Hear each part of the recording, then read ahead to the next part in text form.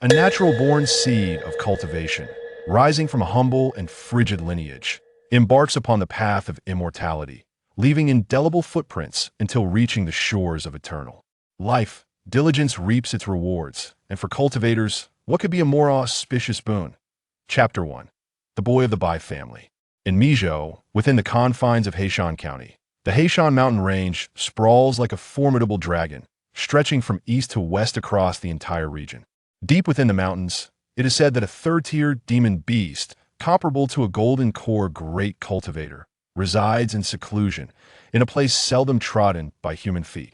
Yet teeming with countless spiritual herbs, the eastern slopes have been fully developed, housing the largest sect in Heishan County, the Qingfeng sect.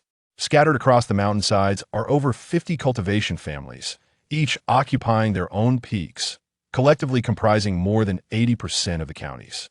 Cultivators. The necessity of spiritual veins for cultivators makes them a rarity outside the Heishan mountain range, where the verdant flora and thriving demon beasts facilitate the gathering of myriad cultivation resources, naturally rendering this area a sanctuary for cultivators over time. Despite the multitude of cultivation families and the presence of a colossal sect like the Qingfeng sect, the vastness of the Heishan mountain range ensures that they do not overcrowd one another. For families with modest requirements for spiritual vein quality, even a small clan of a few dozen members can claim territory spanning 100 miles without objection. Among these numerous cultivation families, the Bai family is renowned for their expertise in spiritual planting. Their ancestors hailed from the distant Yulong sect, a disciple of the inner sect, born into poverty. Although they fortuitously embarked on the path of immortality due to possessing spiritual roots, decades of arduous cultivation left them without the hope of establishing a foundation in pursuit of fortune. They journeyed westward, and by a stroke of divine luck, they discovered a cave-dwelling relic within the Heishan mountain range, guided by a tattered treasure map. There, they uncovered a gift left by a wandering cultivator of yore, most notably a foundational pill coveted by all Qi refinement stage practitioners. With this foundational pill, the Bai family's ancestors successfully established a foundation, securing their position in Heishan County, expanding their lineage, and founding a cultivation family. Now, after several hundred years, the Bai family has flourished, boasting a lineage of over 10,000 members, firmly rooted in Heishan. However, among these thousands, the number of those with spiritual roots recognized as true members of the Bai clan does not exceed 200 typically. Only 1 in 1,000 births results in a spiritual root bearer, and while this ratio is slightly higher among cultivation families, most possess inferior qualities. Often with 5 or 4 spiritual roots, in a family as modest as the Bai's. Each member with a spiritual root is treated as a treasure, while within the Qingfeng sect, 5 spiritual roots are deemed useless, rendering any pursuit of cultivation entirely unnecessary. In the classification of the 5 elements, an individual with all 5 spiritual roots finds the efficiency of refining the world's spiritual energy severely compromised, often resulting in a lifetime of arduous cultivation leading only to the later stages of Qi refinement. Conversely, those endowed with a singular spiritual root are recognized as possessing heavenly roots, enjoying a smooth path up to the golden core stage, with foundational establishment within their grasp. Yet, amidst the population of several million in Heishan County, even the Qingfeng sect's decadal talent recruitment ceremony seldom uncovers a prodigy with heavenly roots. The last occurrence of such a cultivation seed traces back nearly a century. After a complete cycle of 1 week, Zichen felt a steady stream of spiritual energy residing within his dantian, no longer resembling the past months when every effort he exerted in his training seemed futile, like a punctured raft unable to retain a mere handful of water. 1 liter poured in, another liter leaked out. Exactly 100 days have passed since I successfully drew energy into my body. From today onwards, I can finally consider myself a genuine cultivator at the first level of Qi refinement. Even though he had lived 2 lifetimes and possessed a mature mindset, he was still only 9 years old in this life. The ethereal path of immortality, though he had been steeped in it since childhood, felt distant. It was only upon truly becoming a cultivator that Zichen could genuinely believe he had entered a realm where the pursuit of longevity was no longer mere myth. In his previous life, for decades, societal productivity had flourished.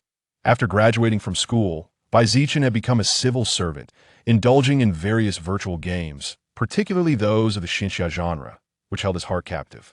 Unexpectedly, after a night spent grinding through dungeons, he found himself inexplicably transported to this world, becoming a distant branch of the Bai family. Zichen's parents were ordinary members of the Bai clan, devoid of spiritual roots, residing in the humble town of Maju at the foot of the mountain. Despite the bleak prospects of an immortal path, their lives were relatively stable, unlike other mortals burdened by heavy taxes and natural disasters. The greatest aspiration of every Bai clan member was for their son to become a cultivator, bringing honor to their family name and elevating their entire household to higher realms. Several village heads in the mundane towns were seated in their positions due to direct descendants having become accomplished cultivators. Tracing back 3 generations, Zichen's branch had never produced a single cultivator, content to live in the town of Shangbai, making a modest living through manual labor. It was not until his father's generation that his eldest brother, Bai Juan, was discovered to possess spiritual roots and was taken to the ancestral home on the mountain. 30 years of relentless cultivation later, with the aptitude of 4 spiritual roots, Bai Juan had only attained the 6th level of qi refinement. Yet in the eyes of the townsfolk in Maju, he was regarded as a remarkable figure, a cultivator. Bai Juan took great care of his nephews and nieces, returning home every few years. When he returned a year ago, he measured the spiritual roots of his young nephew and discovered that Zichen possessed the rare combination of wood, fire, and earth 3 spiritual roots, which brought immense joy to the family. Zichen finally felt a tremendous weight lift from his heart. Throughout the years since his arrival in this world, he had often worried about being a mundane without spiritual roots, destined to toil in the fields for eternity. In the Bai family's tradition, spiritual root tests were typically conducted at the age of 10. However, direct descendants of cultivators often underwent testing at 6 or 7 to avoid affecting their consciousness, allowing them to prepare for cultivation early. Having been identified with the aptitude for 3 spiritual roots, Zichen naturally returned to the Bai family estate alongside his uncle Bai Juan.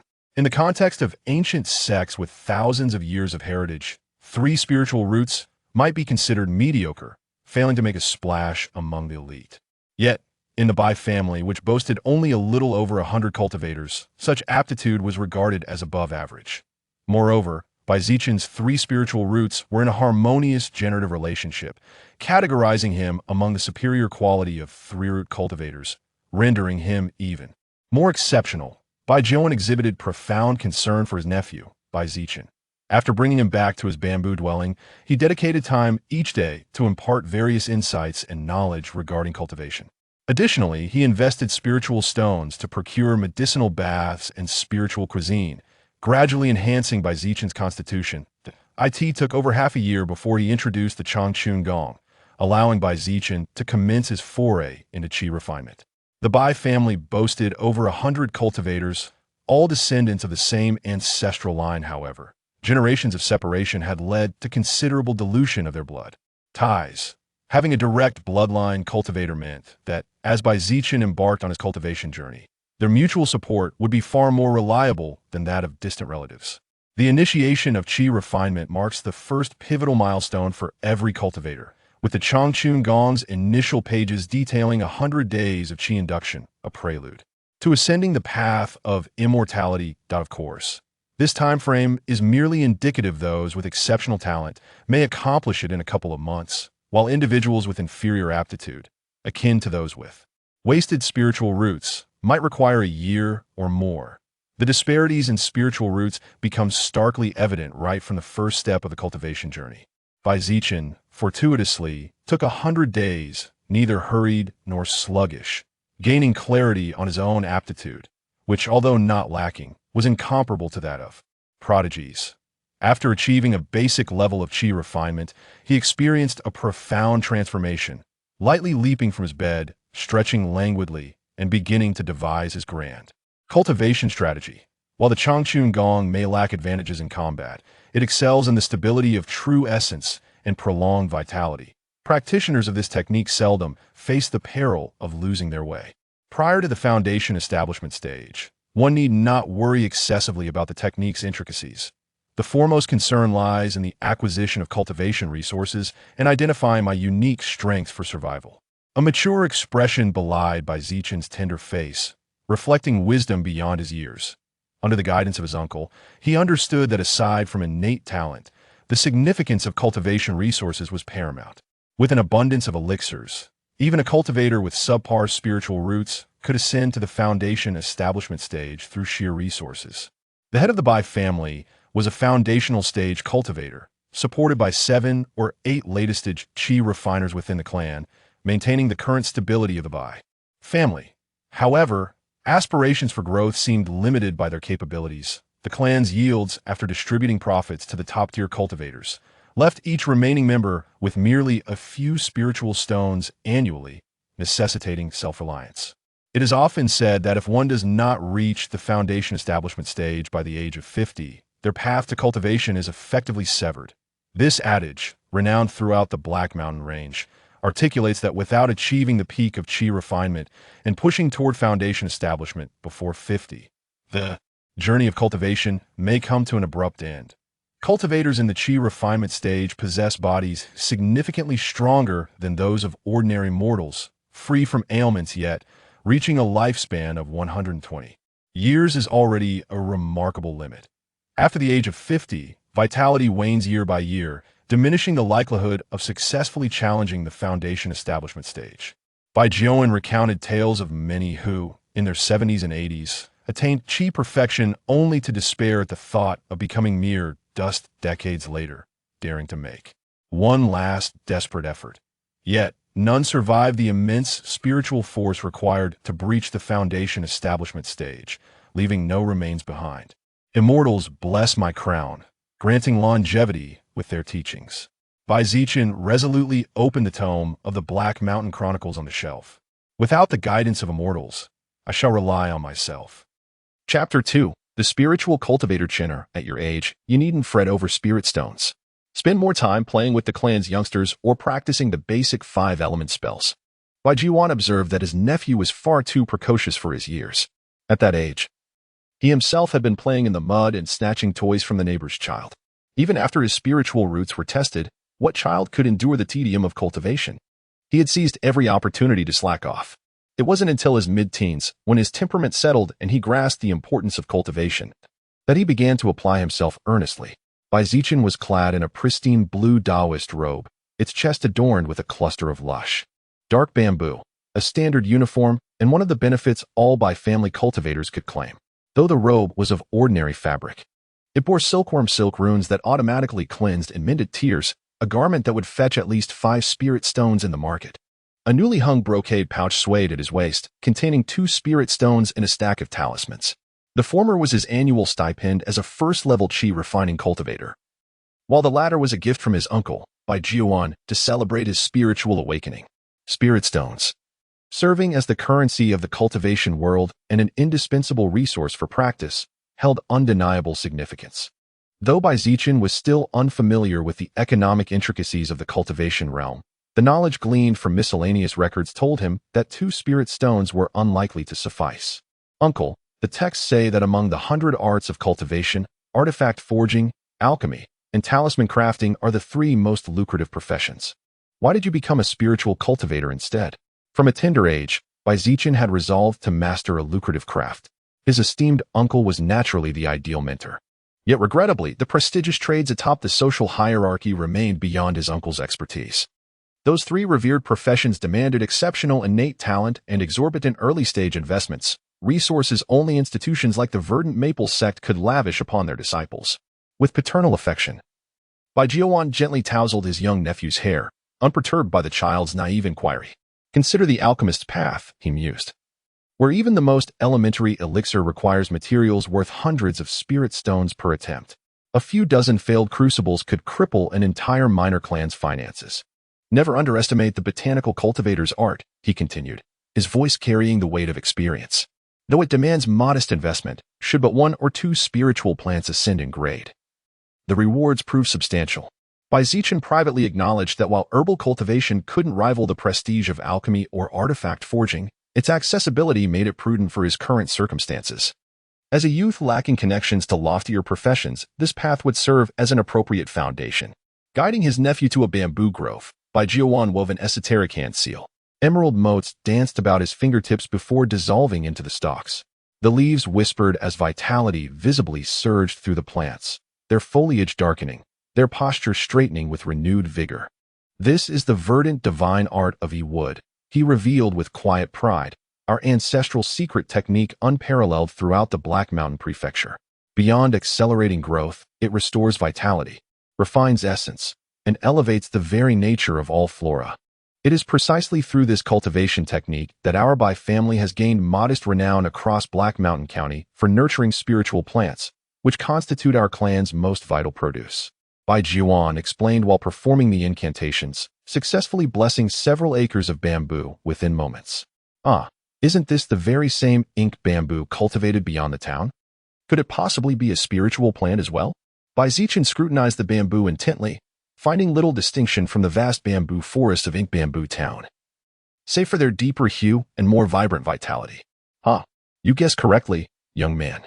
This is indeed ink bamboo, though it remains far from qualifying as a spiritual plant.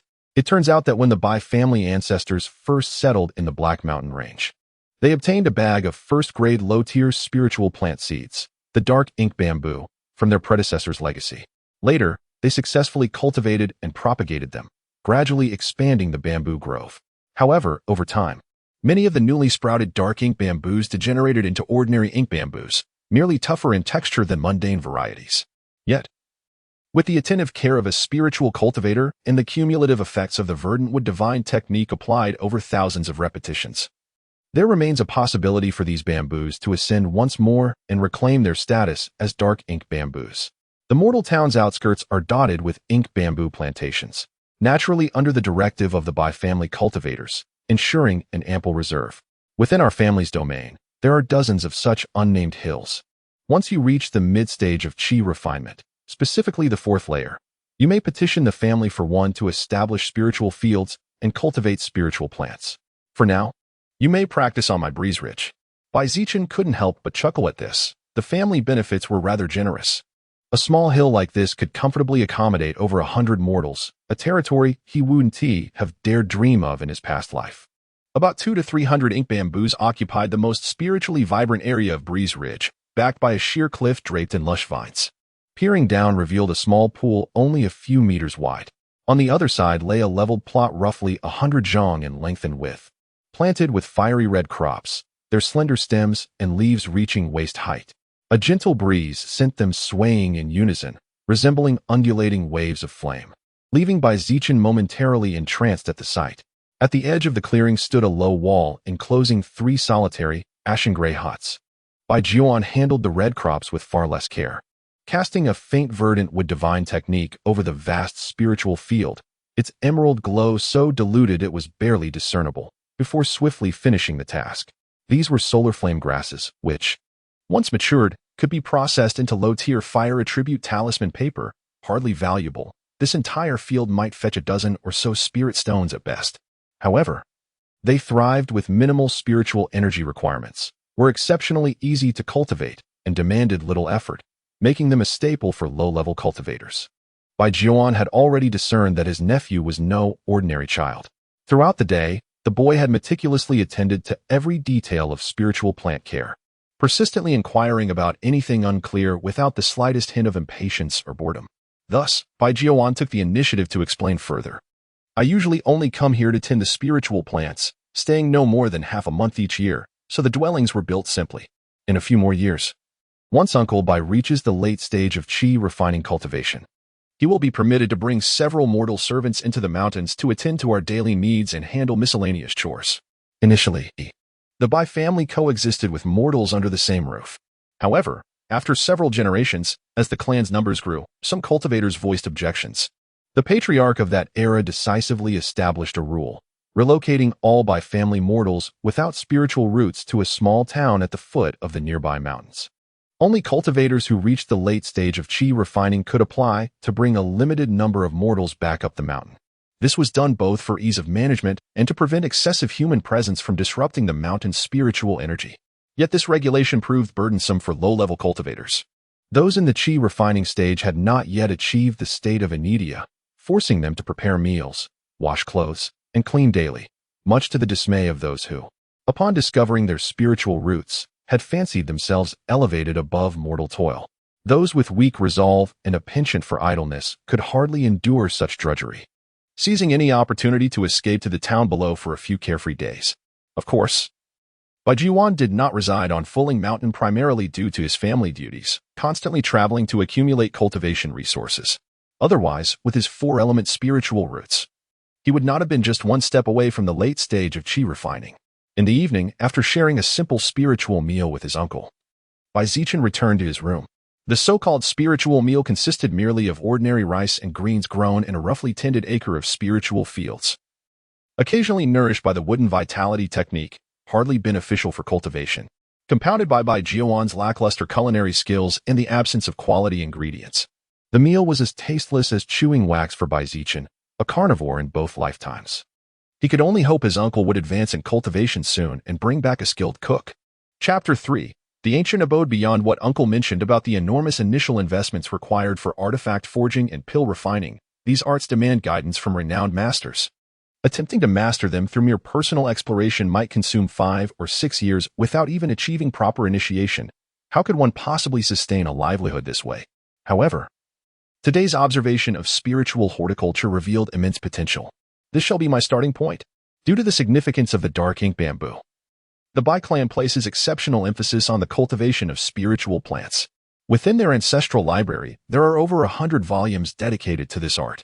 Particularly regarding various spiritual bamboos, they possess comprehensive cultivation techniques, including multiple methods to stimulate their advancement. Once an ordinary ink bamboo evolves into a first-grade, low-tier dark ink bamboo, a single mature specimen can fetch 35 spirit stones. With over a decade of careful nurturing, there exists a minuscule chance for the dark ink bamboo to ascend further, becoming a first-grade, mid-tier spiritual plant, valued at 150 spirit stones per stalk. The reason is simple. Mid-tier dark ink bamboo can be refined into the most basic flying swords, causing its worth to skyrocket. Even though the resulting ink bamboo swords rank among the lowest tier of first-grade flying swords and possess a relatively fragile blade compared to their metallic counterparts, they remain the Bai clan's most sought-after specialty, unrivaled in popularity. Many Bai clan cultivators themselves wield these bamboo swords. After all, the most ordinary flying sword artifact in the market established by the verdant maple sect costs around 500 spirit stones. Among wandering cultivators, even those fortunate enough to reach late-stage qi refinement often hesitate to invest in such an expense. Beyond the first-grade, mid-tier dark ink bamboo, there exists an astronomically rare chance, 1 in 10 million, for this spiritual bamboo to undergo mutation. Yet, across centuries of cultivation, the Bai clan has recorded only a handful of instances. 5 resulted in first-grade, high-tier tortoiseshell bamboo, while 2 evolved into second-grade, mid-tier sacred tone bamboo. Despite generations of Bai clan cultivators tending to these plants, aided by techniques like the verdant divine wood art, documented mutations remain exceedingly scarce. While the first-grade, high-tier tortoiseshell bamboo is noteworthy, second-grade spiritual plants stand in an entirely different realm from their first-grade counterparts. The disparity in value is immeasurable. Moreover, the sacred tone bamboo is an exceptionally rare spiritual bamboo, capable of serving as the primary material for crafting both flying swords and spiritual artifacts. In Bai clan history, one of the 2 mutated sacred tone bamboos was auctioned as the grand finale of a market sale, fetching an astounding 4,000 spirit stones. The other remains enshrined as a family heirloom, carefully nurtured in the most spiritually abundant heart of their ancestral lands. At 2 spirit stones per year, accumulating 4,000 would take a staggering 2 millennia through basic stipends alone. The profession of a spiritual botanist does seem rather lucrative, doesn't it? Before Bai Zichen lay an unrolled scroll, the secret manual for cultivating the verdant divine wood technique. The original text comprised merely several hundred characters accompanied by a few illustrative diagrams. Yet the margins were densely packed with minuscule annotations added by successive generations of Bai family predecessors who had studied this tome. These meticulous commentaries, collectively exceeding 10,000 characters, nearly filled every available blank space. Curiously, though this uniquely miraculous auxiliary technique offered no discernible benefits to cultivation or combat prowess, Its extraordinary advantages in spiritual horticulture became increasingly evident. Over time, numerous neighboring clans developed covetous intentions, employing both overt and covert means in their relentless pursuit to obtain this precious manual. As the saying goes, walls have ears. Through soft means like marriage alliances or hard tactics such as kidnapping and assassination, the secret manual of the verdant divine art of E would inevitably leak out. However, it is said that families who obtained this art, no matter how many members attempted to cultivate it, could not grasp its essence. Some found it impossible to even begin, while others invested vast amounts of time only to discover the art's efficacy fell far short of expectations, utterly failing to replicate the miraculous effect seen in the hands of the Bai family. After much deliberation, it became clear that this unique art could only be mastered by the Bai lineage. Though rare, such phenomena are not unheard of. Legends speak of bloodline arts that can only be cultivated by descendants of their creators. Following this realization, these families adopted conciliatory approaches, treating Bai women as prized treasures, with many seeking marriage alliances or inviting Bai sons to become sons-in-law. Since the verdant divine art of wood was regarded as an extraordinary technique among cultivation families, Bai Zichen naturally wouldn't leave such a treasure trove untouched.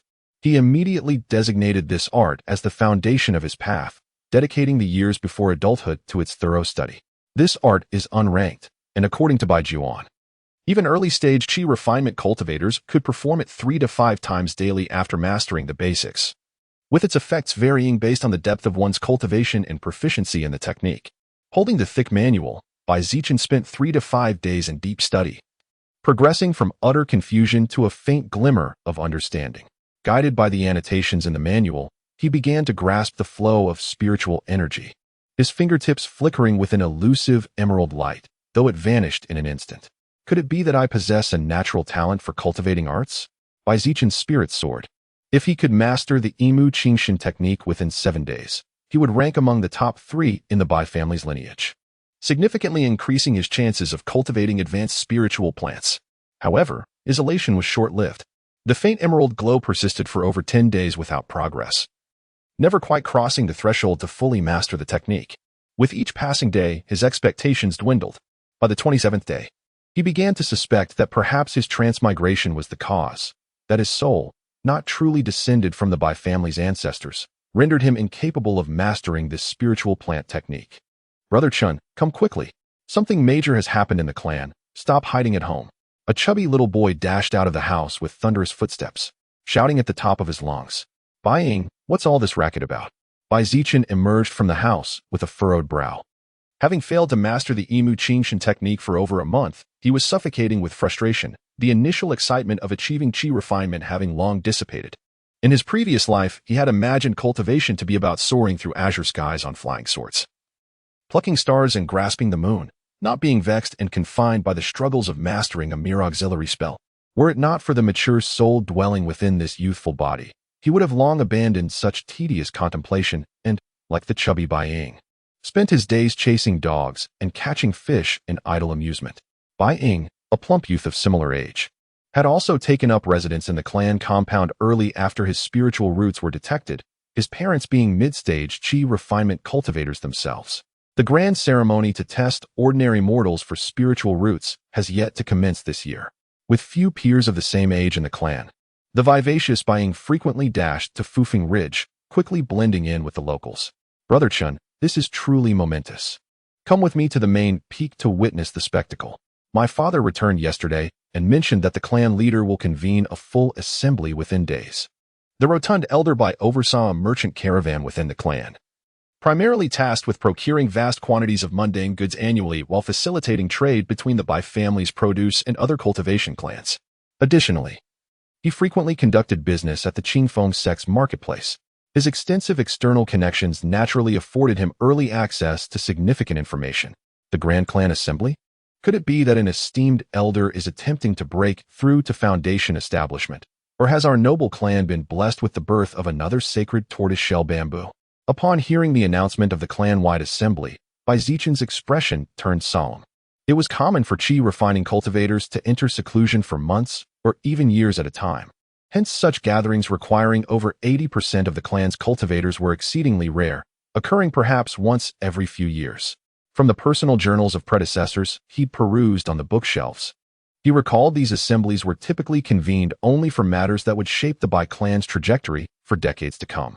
While he speculated two optimistic possibilities, he couldn't dismiss the likelihood that the clan might be facing significant trouble. Neither came the reply. My father mentioned that last month, several rogue cultivators discovered an ancient cave dwelling in the mountains. Judging by the formation arrays, it was left behind by at least a Foundation establishment cultivator, possibly even a Golden Core master. Currently, cultivators from across the Black Mountain Prefecture are flocking there. This could be an extraordinary opportunity. An ancient cave dwelling. Bai Zichen's eyes gleamed with excitement. The Bai family ancestor had managed to establish his foundation cultivation precisely because of resources left behind by a wandering cultivator who passed away centuries ago. Such tales were commonplace in the Black Mountain Range, though 9 out of 10 proved false. However, the fact that a full clan assembly was being convened indicated the family had already verified the authenticity of this discovery. Cultivation techniques, precious artifacts, elixirs. Whenever such incidents occur, they inevitably muddy the waters of Black Mountain County, with countless cultivators battling fiercely, ultimately giving rise to 1 or 2 fortunate souls. Moreover, this time it involves the suspected cave abode of a Golden Core Grandmaster, merely 5 or 6 days' journey from the Bai family's ancestral lands. Regardless of what the Bai family might think, they can no longer remain aloof from this affair. Chapter 4. The 5 Peaks Immortal Deep Within the Grand Hall. The ancestral tablets of the Bai family's venerable forebears, those who had made extraordinary contributions since establishing their foothold in the Black Mountain Range, were solemnly enshrined. 24 thick longevity candles, each as thick as a man's arm, stood on either side, their dim, flickering flames casting an eerie glow upon the tablets. Seated at the center of the hall was the middle-aged man who served as the current patriarch of the Bai family, Bai Xianzhong, a cultivator at the early foundation establishment stage. He had steered the family for 2 decades, his prestige growing ever more formidable. One might say he alone upheld the heavens for the Bai family. Flanking him were 4 men and 1 woman, all at the late Qi refinement stage, the 5 elders who governed various branches of the Bai family's enterprises. Further below, arranged in rows according to their duties and cultivation levels, stood a dense crowd of Bai family cultivators, nearly all those currently residing within the clan's territory. The hall was hushed, the atmosphere heavy with solemnity. Bai Zichen and Bai Ying stood at the very back. Being short in stature, even standing on tiptoe, they could only glimpse the layered shoulders of the adults before them. Uncle seems to be in the second row. His standing within the clan must be decent, Bai Zichen mused. After all, his uncle was but a step away from the late Qi refinement stage. Once he broke through, he would become one of the clan's core combatants. At their age, under normal circumstances, they would never have been permitted to enter this council hall. Only the exceptional nature of this full clan assembly allowed all Bai family cultivators, regardless of age or cultivation level, to attend. Yet their presence was merely symbolic. No matter how all-encompassing the discussion, 2 children in their early teens would never be allowed to interject, nor did anyone pay them any heed. The plump Bai Ying craned his neck excitedly, whispering in a hushed voice, Brother Chun, have you heard? Even the verdant maple sect has confirmed it. It's the cave abode of the 5 Peaks Immortal. If our Bai family can unearth even a treasure or 2 from it, we'll rise to greatness. Who knows? In a few years, there might be a 6th seat among the 5 great cultivation clans. The renowned Taoist master Chun Tage of the 5 Sacred Peaks, hailed 3 centuries ago as the foremost wandering cultivator of Mizhou, was a late-stage Golden Core cultivator on the cusp of breaking through to the nascent Soul Realm. His fame resonated throughout the entire Liang Kingdom. In his twilight years, upon returning to his homeland in the Black Mountain Prefecture, his mere presence cast such a formidable shadow that even the Azure Maple sect found it difficult to breathe freely. Though their Grand Elder was also a Golden Core cultivator, he paled in comparison to Chen Tage, the unrivaled wandering cultivator of Mizhou. Chen Tage's lifebound treasure was a set of 5 massive mountain-shaped artifacts, from which his illustrious title derived. When these 5 peaks were unleashed together, countless cultivators met their demise beneath their crushing weight. However, it appeared that this venerable master left behind no true successor.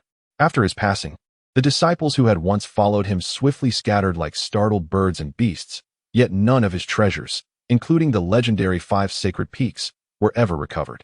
At the time, rumors swirled that the 5 Peaks master had secretly established a genuine treasure vault hidden away from prying eyes. For a century after his death, a fervent treasure-hunting craze swept the land, though it gradually faded with the passage of time. Zichen carefully recalled the records of the Five Peaks Master in the annals of Black Mountain Prefecture, his heart stirring with longing. The matter of the Five Peaks Master's hidden abode ultimately hinged on the stance of the Azure Maple sect. If they were willing to share even a sip of the spoils, it would be a boon. But should they seek to monopolize this opportunity, excluding all other cultivation families, then even if the Bai clan were to exhaust every ounce of their strength, they would likely suffer grievous losses with nothing to show for it. The white-haired yet ruddy-complexioned elder Bai Shoshuan spoke with a voice as resonant as a temple bell. Not only had he achieved the pinnacle of Qi refinement cultivation, but his seniority within the clan was also considerable. "And Hong," he addressed her, "your Jiang Liang hails from the Green Maple sect, where his master serves as an elder in the Talisman Hall. Has he heard any news from within the sect? What exactly are the intentions of those esteemed figures?" In the Black Mountain County, the Verdant Maple sect held absolute authority, monopolizing the finest and most abundant resources, while maintaining a subtle tension with the other cultivation clans. Over the years, however, their fates had become inextricably intertwined. Take the Bai family, for instance. Generation after generation, more than 10 of their descendants had joined the sect. Elder Hong Gu's own husband had once been an inner disciple of the Verdant Maple sect, though not skilled in combat. His mastery of talismanic arts was renowned far and wide, earning him the rank of a first-grade talisman master. Just yesterday, Brother Liang sent word. Several elders of the Verdant Maple sect proposed uniting a few cultivation clans to first encircle and drive away the rogue cultivators from the Five Peaks Immortal's cave, then slowly explore its depths. Among the 5 elders, the only woman was a graceful middle-aged matron, her figure full, a trace of hardship visible at the corners of her eyes. After a moment of contemplation, she spoke slowly. "An opportunity for cooperation is good. Our family contributes considerable resources to the Verdant Maple sect every year and responds promptly to their requests. Surely, we won't be left out this time." "Hard to say," came the reply. "Those 5 clans are formidable. If they truly join forces, even the Verdant Maple sect would find them troublesome. They'll certainly consider their opinions. They'll call the full family meeting. In truth, it was merely the 5 elders discussing among themselves. Occasionally, Bai Xianzhong would interject, and the others would immediately fall silent, listening intently until he finished before resuming their debate. The rest of the clan, regardless of status, dared not speak unless directly addressed by an elder. Zichen lingered at the very back, leaning against a pillar, absorbing every word with fascination. Books alone could never reveal the intricate dynamics between the clans of Black Mountain County, or the many subtleties within his own family, most of which were crucial knowledge for navigating the cultivation world in the future. "Then it's settled," declared Patriarch Bai Xianzhong with finality. "Tomorrow, Hong Gu and Bai Lu will lead a team of clansmen with me to the Five Peaks Immortal's cave. The Grand Elder will oversee clan affairs in our absence. Additionally, the patrols must remain vigilant, increase manpower and frequency. If necessary, employ decisive measures. With rogue cultivators gathering lately, we can't afford reckless bandits setting their sights on the Bai family." With the Patriarch's decree, the Bai family's course of action was set. The departure of one Foundation establishment cultivator, 2 elders, and a team of elite clansmen would undoubtedly leave the Bai family's defenses weakened. Zichen suddenly realized that the clan was not as secure as he had imagined. His original plan of steady, cautious growth might need revision. He was still far too vulnerable. A mere child who had just achieved Qi refining, without a single spell mastered or any means of self-preservation, could easily be threatened by a few armed men. "Chenur, here are 5 Vajra talismans, 5 Fireball talismans, and 5 Fleetfoot talismans. I taught you how to use them last night, remember well." Bai Jiuan ruffled Bai Zichen's hair, his tone grave. "While your uncle is away, don't wander off. Stay safely on Breeze Cliff with Bai Ying's family. Don't return to Windridge for now." "Understood, Uncle." Bai Zichen nodded obediently. As the clan assembly concluded yesterday, Bai Jiuan promptly received the summons to join the 12-member contingent accompanying the clan leader to the Five Peaks Immortals Grotto. A clan's decree cannot be defied, especially when great peril walks hand in hand with greater opportunity. For a cultivator bearing the 4 spiritual roots like himself. With less than a decade before the inevitable decline of vitality at 50 winters, the path to Foundation establishment demanded nothing less than life-risking valor. Yet his heart remained unsettled regarding his young nephew, newly embarked upon the immortal path. Though the Bai ancestral lands centered upon Hanxiu Peak were protected by grand formations, the periphery bore only rudimentary wards and illusionary barriers, True defensive arrays capable of repelling foes existed solely within the main peak's domain. After much deliberation, he entrusted Bai Zichen to the care of Bai Ying's parents, both mid-stage qi refinement cultivators possessing sufficient strength to hold their own against marauders until the patrols arrived. To further ensure his nephew's safety, he pressed upon the youth a veritable trove of talismans. Though it is said the world of cultivation runs cold with transactional relationships, where fellow disciples, clansmen, even Dao companions and masters might betray one another for gain, Bai Zichen perceived in his uncle's actions the warmth of genuine concern. With arrangements made and farewells exchanged, Bai Jiwan departed in haste. Watching his retreating figure, an unexpected weight settled upon Bai Zichen's heart, anxiety for his uncle's uncertain journey, frustration at his own feeble cultivation, and profound unease regarding the Bai clan's fate amidst these turbulent winds. For science such as himself, stripped of the clan's protective mantle, existence would mirror that of the lowliest wandering cultivators, adrift upon fortune's cruel tides, without hearth or home to call their own. Chapter 5. The ethereal sword formation. Both Qingfeng Cliff and Fufeng Ridge possess lower-grade, first-tier spiritual veins, though the former occupies a more compact area. Nestled against the cliff lies a flat expanse of approximately 10 acres, upon which stands a meticulously arranged three-courtyard residence. The estate boasts 5 acres of cultivated spiritual fields, a serene and profound spiritual pond, and several ancient trees with trunks so thick they require an adult's embrace to encircle. The overall ambience exudes a refinement far surpassing that of Fufeng Ridge. The stark contrast between the daily lives of a nuclear family and a solitary bachelor like Bai Jiwan becomes immediately apparent. The Bai Ying household's triple courtyard compound alone contains 4 bedrooms, with an additional row of rear-facing rooms reserved for future mortal servants. A lengthy covered corridor greets visitors upon entry, while the inner courtyard features a shallow pond blanketed with lotus leaves. Occasionally, the glint of silver fish darting through the water catches the eye. These are bitterheart lotuses, came the explanation. Every summer they bear intensely bitter seeds, said to be an auxiliary ingredient for crafting a mind-clearing, heat-dispelling elixir. My mother harvests and dries them, each batch fetching over a dozen spirit stones. And these silver dragon fish in the pond, like those in the outer spiritual pool, were fry my father brought back from the market. Once they grow to 2 feet in length, each is worth 3 spirit stones. I've tasted them once, delicious, and they leave your entire body suffused with warmth. Of all the residents, Bai Pongzi was perhaps the most delighted by Bai Zichen's relocation to Qingfeng Cliff, eagerly giving a comprehensive tour of his home. Clearly, the Bai Ying family's wealth-building methods far surpassed those of Uncle Bai Jiwan. After supper, Bai Zichen retired to the western wing that served as his temporary quarters. Lying in bed, he quietly reflected on recent events before suddenly sitting upright. Opening the pouch at his waist, he emptied its contents, 2 spirit stones, a stack of blank talisman paper, and the 15 lower-grade, first-tier talismans given by Bai Jiwan. The earth and yellow Vajra talismans, once activated, rendered the user impervious to blades and augmented arm strength by several hundred pounds, 5 pieces valued at 10 spirit stones. The fiery red fireball talismans grew uncomfortably hot to hold, capable of summoning molten metal-melting fireballs, 5 pieces worth 12 spirit stones.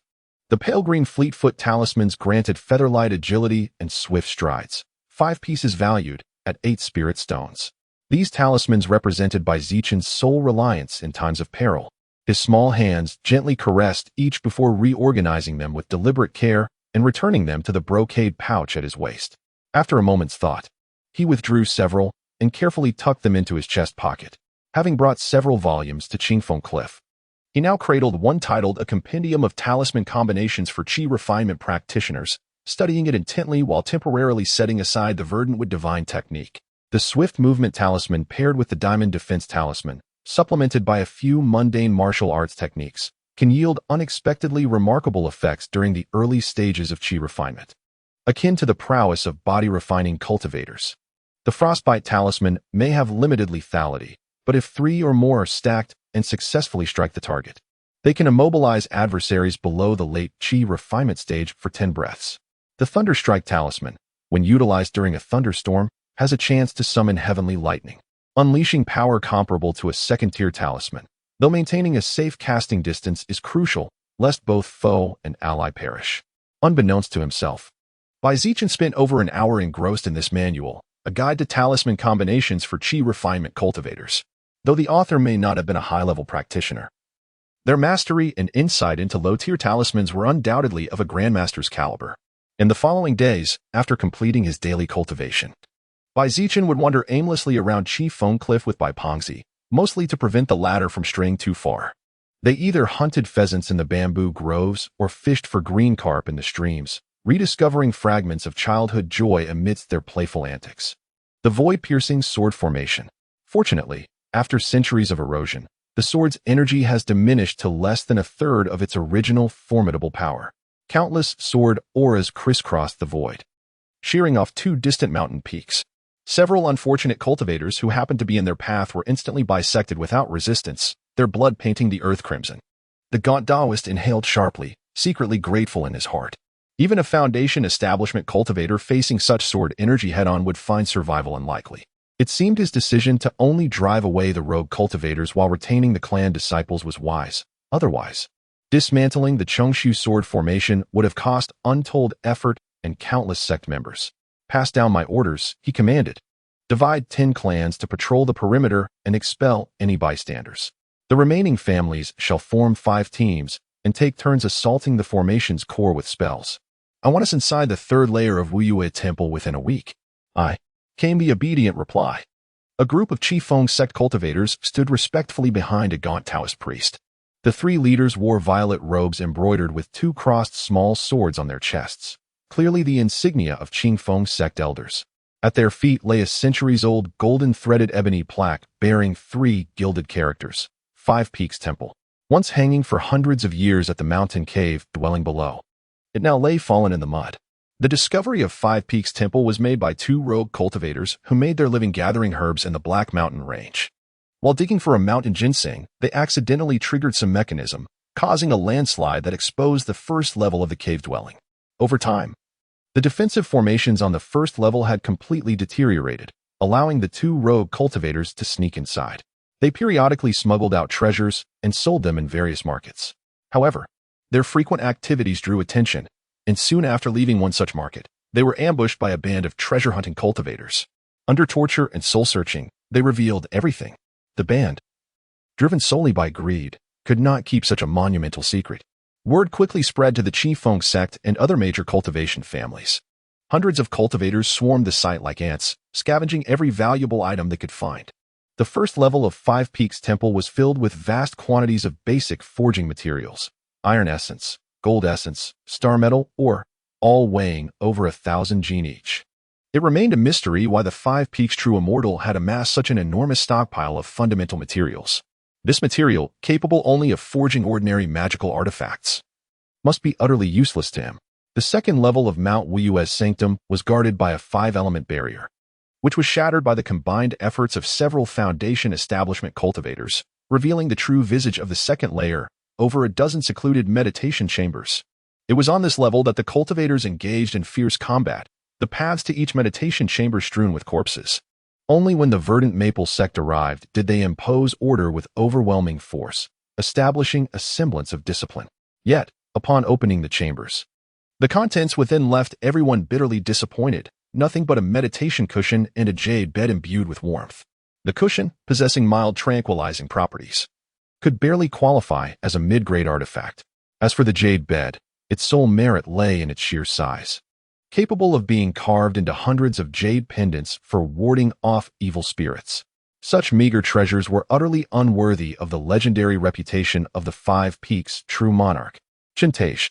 Clearly, the true treasures lay within the sanctum's 3rd level. Patriarch. The verdant maple sect is using us as cannon fodder, sparing their own disciples from the front lines while pushing us forward. This sword formation's might is beyond what ordinary artifacts can withstand. Honggu's face was deathly pale. Her earlier delight at the verdant maple sect's offer of cooperation long vanished.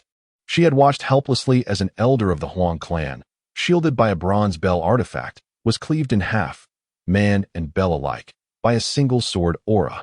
Lead the clan members behind me, all of you, and stay vigilant. If the situation turns dire, withdraw from Mount Wuyue at once. Bai Xianzhong's expression was grave, 5 golden rings spinning before him. Even if we offend the verdant maple sect, we must preserve our lives. If we perish here, the Bai clan's legacy will be plundered by others. The patriarch at the foundation establishment stage, 2 elders, and 12 elite clan members. Such a lineup, if completely annihilated within the Five Peaks sect, would spell catastrophic disaster for the Bai family. Not only would they lose their present, but their future would also be extinguished. Chapter 6. Envisioning the ink bamboo, soared the wheat stalks swayed gently, their heavy heads drooping low. A faint azure glow flickered across the stems, accompanied by a soft rustling sound, invigorating the entire patch of vegetation with renewed vitality. Zichen lightly brushed his fingers together, emerald radiance swirling at his fingertips. After several breaths, he was already panting heavily, feeling utterly drained. Wow, Brother Chen, you're truly remarkable. Mastering the verdant divine art of would so quickly. If my parents found out, they'd surely lecture me again, exclaimed Bai Pengzi. Upon learning of Bai Zichen's success with the verdant divine art, the plump youth had dragged him to the edge of the spirit fields at dawn. Eager to witness the spectacle, Bai Zichen knew his own limitations. It had taken him a full 40 days to grasp the basics of the verdant divine art. A rather sluggish pace by any measure. Unlike other children who dabbled sporadically out of fleeting interest, he had devoted considerable time and effort to his studies. This could only mean his aptitude for this auxiliary art was inherently limited. Still, it was the first spell he had ever mastered. Observing the transformation of the wheat before him after casting, a faint sense of accomplishment warmed his heart. Has the clan leader sent any new updates? He inquired. Not yet. According to my father, the Qingfeng sect has dispatched another team of disciples. Even the hall master of the enforcement hall personally led the expedition with great fanfare. The carefree fatty Bai casually flicked the marbles in his hand while sharing the intelligence he gathered with his sworn brother. Brother Chen, with your exceptional talent, do you intend to join the Qingfeng sect in the future? The verdant maple sect. Upon reading, their disciple recruitment standards are indeed stringent, especially for those of us from cultivation families. Although Bai Zichen was aware that the verdant maple sect, with its vast resources and profound heritage, could offer far superior cultivation techniques and materials compared to what the Bai family could provide, he didn't feel particularly drawn to it. Perhaps it was the sense of unease that came with unfamiliar territory. The sect's environment lacked the comforting familiarity of his own clan, brimming with uncertainties. If only I could reach the 4th level of qi refinement before turning 25, he mused. He had already made a pact with his father. Once he achieved that, he would join the merchant caravans, traveling to different places each month and encountering diverse people. That kind of life seemed far more intriguing to him. The thought of being cooped up in a room, immersed in cultivation for days or even weeks on end, was unbearable. Stretching out on the firewood pile, Bai Zichen squinted his eyes, lost in visions of his future.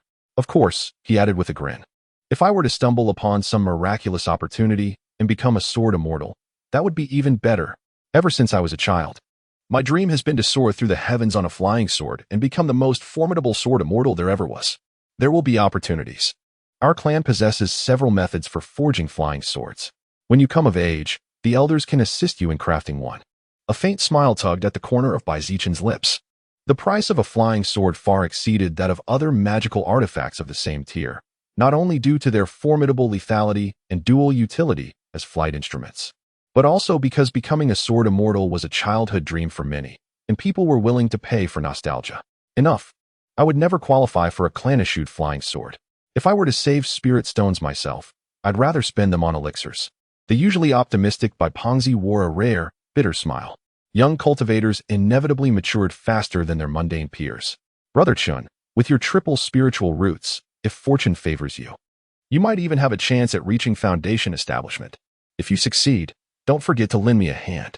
Bai Pengzi possessed the poorest 5-element spiritual roots, which was why he knew that when it came to clan-distributed flying swords, he would never be a priority. This indolent demeanor, showing little enthusiasm for cultivation matters, perhaps stems from the realization that no matter how hard one strives, achieving success on the immortal path remains daunting. Setting sights on foundation establishment seems overly ambitious. Let us first contemplate how long it might take to reach the 2nd level of qi refinement. Bai Zichen likewise reclined upon the firewood pile, half sunken into its soft embrace, finding genuine comfort in its yielding surface. Speaking of flying swords, do you know by what order the clan distributes them? By current cultivation strength or latent potential? Ah, Brother Chun, you've come to the right person with this question. Earlier this year, I pestered my mother relentlessly until I got to the bottom of this matter. The plump fellow's melancholy dissipated as quickly as it had appeared, and soon he was cheerfully showing off his knowledge again.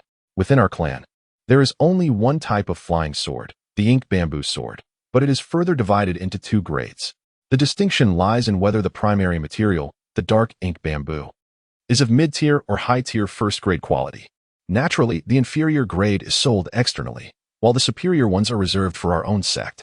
On average, every 5 years, a single ink bamboo sword is squeezed out as a reward for a clan cultivator. According to tradition in recent years, those who receive the flying sword must meet the following criteria. They must be under 30 years of age, show promise of breaking through to the late chi refining stage in the near future, and have made outstanding contributions to the clan. Brother Chun, if you truly have your heart set on the ink bamboo sword, you should start planning for it in the coming years. Even an inferior grade ink bamboo sword sells for 500 spirit stones in the market, while a high grade one would be even more expensive. For an ordinary clan cultivator relying solely on personal savings, it would remain an unattainable dream.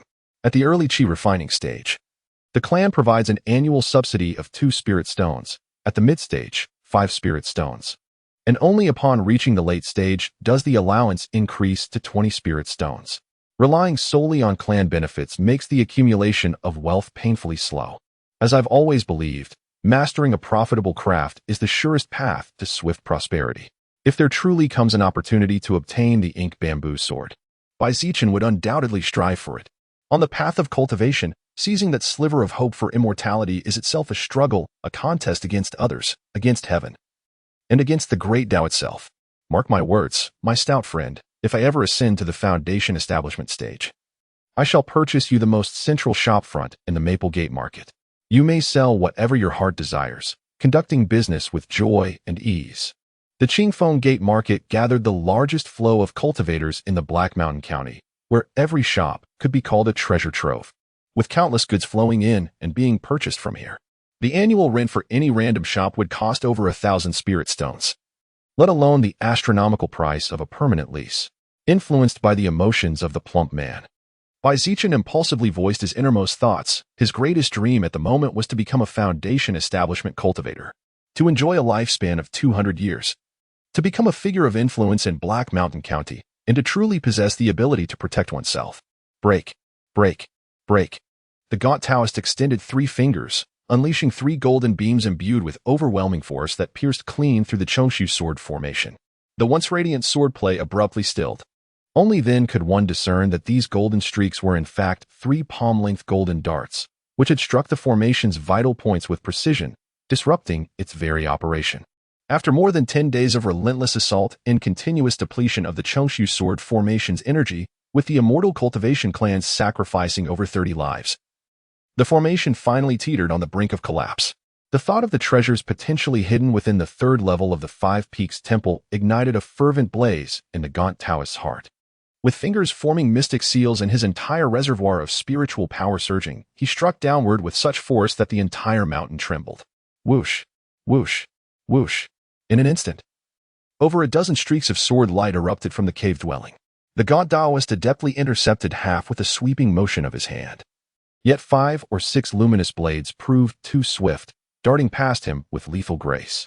This critical moment of breaching the sanctuary demanded the sect's disciples take frontline positions, having replaced the cultivation clan's forces to ensure swift entry. Before the onslaught of radiant blades stood only verdant Maple sect disciples. 2 vanguard disciples fell before registering the danger, their lifeless forms collapsing as the sword lights claimed them. The remaining projectiles threatened to escape further, while the captured blades thrummed violently in the Taoist's grasp, permitting no distraction. Fools! His thunderous rebuke echoed across the battlefield. Must I watch you gape like startled pheasants? Combine your strength to intercept these wayward swords. Should a single blade escape, the Patriarch shall visit upon you torments to pale the netherworld's wrath. The violet-robed elders finally regained their composure, summoning their magical artifacts to engage the dancing sword glows, attempting to suppress and capture them. As the grand formation dissipated, 5 small hills resembling mounds of earth gradually emerged before the crowd, shimmering with metallic luster. Alongside them stood a towering stone stele, exuding an aura of ancient epics. Chapter 7. The Emergence of Bandit Cultivators. How peculiar. Judging by the duration of my initiation, my aptitude for the verdant divine art of what appears rather mediocre. Without 3 to 5 years of meticulous cultivation, one wouldn't expect even the slightest advancement. Yet, why does it seem that today's spell casting exhibits a subtle improvement compared to last week? Is this mere illusion, or have I genuinely progressed? Zichen gazed thoughtfully at the spiritual field before him, only to be roused by the distant call of Pongzi. Deciding to abandon further contemplation, he mused that perhaps he was one of those unconventional geniuses who struggle initially but advance with astonishing speed once enlightenment dawns. Pongzi lumbered over, a shovel slung over his shoulder and a bulky sack of miscellaneous contraptions strapped to his back, making his already rotund figure appear even more cumbersome. Brother Chen, today we're setting traps for golden pheasants behind the cliff. I've brought all the tools, he declared eagerly. Let me tell you, those pheasants are incredibly tender, and their tail feathers are stunningly beautiful. Once we catch them, I'll have my mother turn the feathers into shuttlecocks. They even glow when we kick them at night. In the short time since waking, Pongzi had already mapped out their entire day's agenda.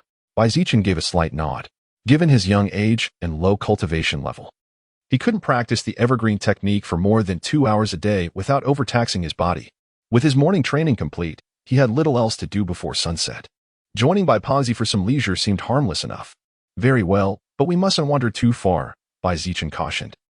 Song explicitly warned us not to stray beyond a mile from Breeze Cliff, or we'll be confined for 3 days straight. Understood. We'll stick to the area behind the cliff. I've already scouted 2 perfect spots for the traps, Pongzi assured him, his tone tinged with deference toward his mother's authority. Last time, that pheasant got away, but with you here this time, Brother Chun, boom. A deafening explosion abruptly silenced the rotund man's incessant chatter. Both individuals instinctively raised their gazes toward the Qingfeng cliff, where the thunderous sound had originated. What could possibly have caused such a disturbance in broad daylight without any lightning? Could it be that some reckless practitioner's failed magical experiment had demolished a nearby structure? Zichen and Ying exchanged bewildered glances, poised to dash home when Zichen abruptly grasped the other's arm, halting their retreat. What's wrong? Ying inquired, sensing the tension. Something's amiss, Zichen murmured, his voice laced with unease. Look over there. His finger trembled slightly as he pointed toward the shadows. Zichen's heart clenched in an instant. His finger trembled as he pointed toward the mountain peak, where thick plumes of ominous black smoke billowed into the sky, resembling a raging inferno. At that very moment, a figure emerged in the distance. Aunt Song, who had hastily descended from the cliff. Gone was her usual composed and dignified demeanor. Her delicate silk robe now bore a gaping tear, and one shoulder hung unnaturally limp by her side, devoid of strength. Inger, Chinguer, run. Flee at once, she cried out, her voice laced with urgency and desperation. Upon spotting the 2 figures, Aunt Song abruptly halted her steps, a resolute glint flashing through her eyes as she turned to stand firm. Run. Make haste to the main peak. Quickly. Mother, what's happening? The pale, plump figure was utterly terrified, fumbling in panic as belongings scattered across the ground while attempting to flee toward Aunt Song's direction. Don't come near me, she admonished sharply. Didn't you hear Mother's instructions to proceed to the main peak? Or do you wish to be confined in the meditation chamber for 3 days without reprieve again? Aunt Song did not even turn her head as she unfurled a crimson veil into the wind, expanding it to cover several square zhang. Chen, my boy, you're sensible. Quickly take Inger and flee. Where do you think you're fleeing? None shall escape. 3 black-clad men with faces veiled in dark scarves charged down from the cliff of breezes. The leader glared at the scene before him and snarled viciously. We had layered protective formations encircling our own territory, yet nearly fell prey to a woman's ambush. Aunt Song struck her chest with great force, spitting a mouthful of vital essence onto the crimson veil. The seemingly delicate piece of gauze ensnared the trio, rendering them momentarily unable to advance. Trouble, it's a bandit cultivator. Zichen's mind buzzed with a sudden daze, never expecting the worst-case scenario he had envisioned to truly unfold. Bandit cultivators had breached the Bai family's territory. Moreover, judging by the situation, this wasn't the work of a few scattered individuals, but rather a large, organized force. The patrols had yet to issue any warning signals, indicating they too must have encountered trouble. After nearly a month of peaceful days, the vigilance of the clan members had inevitably waned, leaving them somewhat unprepared. Though countless thoughts flashed through his mind, Zichen's hands moved without hesitation.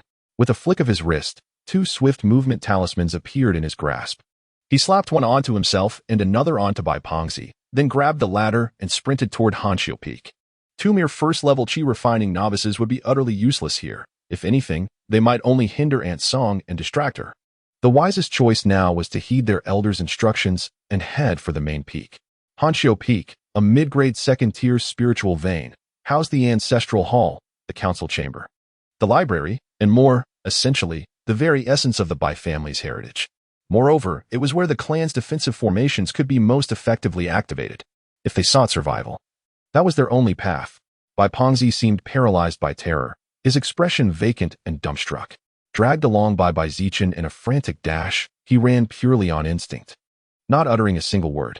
Just as they reached the foot of Qingfeng Cliff, a furious roar echoed from the mountainside. Turning back for a glance, Zichen saw the crimson veil shatter into fragments, scattering like petals in the wind. And Song lay collapsed on the ground, a long weapon impaling her into the earth, her blood swiftly staining the soil beneath. And Song. Zichen let out a silent cry of grief in his heart. This gentle and meticulous elder, who spoke softly and acted with orderly precision, would prepare delicious meals for her family every day. With her husband constantly away on business, she single-handedly managed the household with impeccable care. Yet this seemingly delicate female cultivator had displayed astonishing courage when facing 3 rogue cultivators, standing her ground without retreating to buy precious time for the other 2. Aunt Song, at the 4th level of Qi refining, had risked her life by using her vital essence to power her magical artifact in a desperate struggle. Even so, she had only delayed the 3 assailants for a brief moment before losing her life. This indicated that the attackers were undoubtedly at least mid-stage Qi refining cultivators, possibly even including late-stage practitioners among them. After a fleeting moment of sorrow, Zichen's mind pulsed with pain, yet his thoughts grew sharper. Even with the aid of a swift movement talisman, reaching Hanshio Peak would take the time it took an incense stick to burn. There was a high chance the pursuing rogue cultivators would overtake them, and who knew if they might encounter other bandits along the way. His only advantage lay in his intimate familiarity with the clan's pathways, far superior to these outsider marauders. Zichen had not forgotten the thick smoke rising from the nearby peaks earlier, clearly indicating the presence of more than one band of marauders in the vicinity. This was a meticulously planned and premeditated act of plunder targeting the Bai family. As they came upon a forked gravel path, Zichen swiftly pulled Bai Pengzi into the adjacent labyrinth of ornamental rock formations. Their figures soon vanished amidst the layered artificial hills. Though this detour added several miles to their journey, the winding maze of rockeries was unfamiliar to outsiders, rendering it a far more concealed and secure route. Senior brother, those 2 brats are fleeing swiftly. Shall we pursue and eliminate them? What could those 2 little brats possibly have of value? Of course, we should search the upper rooms first to see if there's anything worthwhile. The leader addressed as senior brother withdrew the halberd artifact from Aunt Song's body, then seemed to recall something. However, he continued, the elder did mention before departure that we should eliminate as many members of these cultivation families as possible. These 2 little brats are yours to handle. They've likely just begun their cultivation journey. Chase them down and cut them down one by one. Then we'll regroup at the designated location. Yes, senior brother. The questioner spoke with resentment, yet clearly dared not disobey the senior brother's command, and could only chase in the direction whereby Zichen and the others had fled. What orders from the elders? It's just that you want one less person to share the spoils from the dead on the mountain. Once I return and refine the 100 Ghost banner, you'll witness its might. You shall be the first soul to adorn its central pennant. Chapter 8. The Bloody Battle at Hanshio Peak. Part 1. The winding paths through the artificial rock formations were originally designed for scenic leisure. Yet the gardens of a cultivation clan inevitably incorporated elements of defensive formations, though not lethal to intruders. Those who took a wrong turn would find themselves circling back in confusion. Zichen and his companion arrived near Hanshio Peak without haste, cautiously observing the main peak to ensure everything appeared normal. Only after spotting clansmen rushing about in urgency did they reveal themselves. Had the raiders adopted the strategy of capturing the leader first, charging straight for Hanshio Peak, they would have walked right into a trap. Hanshio Peak had clearly received the warning and was now under the highest alert. Guards conducted thorough inspections before permitting anyone entry. The protective formation had already been activated, its 4-colored spiritual light shimmering as it enveloped the entire mountain. At this moment, Zichen finally exhaled in relief, his body drenched in sweat as he collapsed from exhaustion. The effects of the swift movement talisman had faded, leaving him utterly drained, his bones aching with a deep, pervasive weariness. Mother. My mother is still at Qifeng Cliff. I must go to Qifeng Cliff. The plump man stumbled as if suddenly snapping back to reality, his eyes bloodshot as he made a desperate dash towards the exit. If you wish to throw your life away, go ahead, I'll only stop you once. But think carefully, do you want Aunt Song's sacrifice to be in vain? Or will you cultivate yourself properly and avenge her? Zichen extended his foot, tripping the plump man, then spoke coldly before resuming his meditation. Even the meager spiritual energy of the first level of chi refining was better than nothing. At the very least, it granted him swifter escape than an ordinary mortal. Chastened by his words, the plump man no longer wallowed in despair. He slumped to the ground, weeping silently. Gradually, more clansmen gathered atop Hanshio Peak, some arriving upon hearing the news, others, like Zichen, narrowly escaping the pursuit of rogue cultivators. Their numbers soon surpassed 70, accompanied by 300 to 400 mortals. The main peak had always housed mortal servants, and many from various branches of the clan had fled to Hanshio Peak with their dependents. Then came another frantic group of clansmen, mere hundreds of feet from safety when their expressions of relief were abruptly severed. A streak of black light swept through them like a scythe through grass, leaving them writhing and wailing on the ground.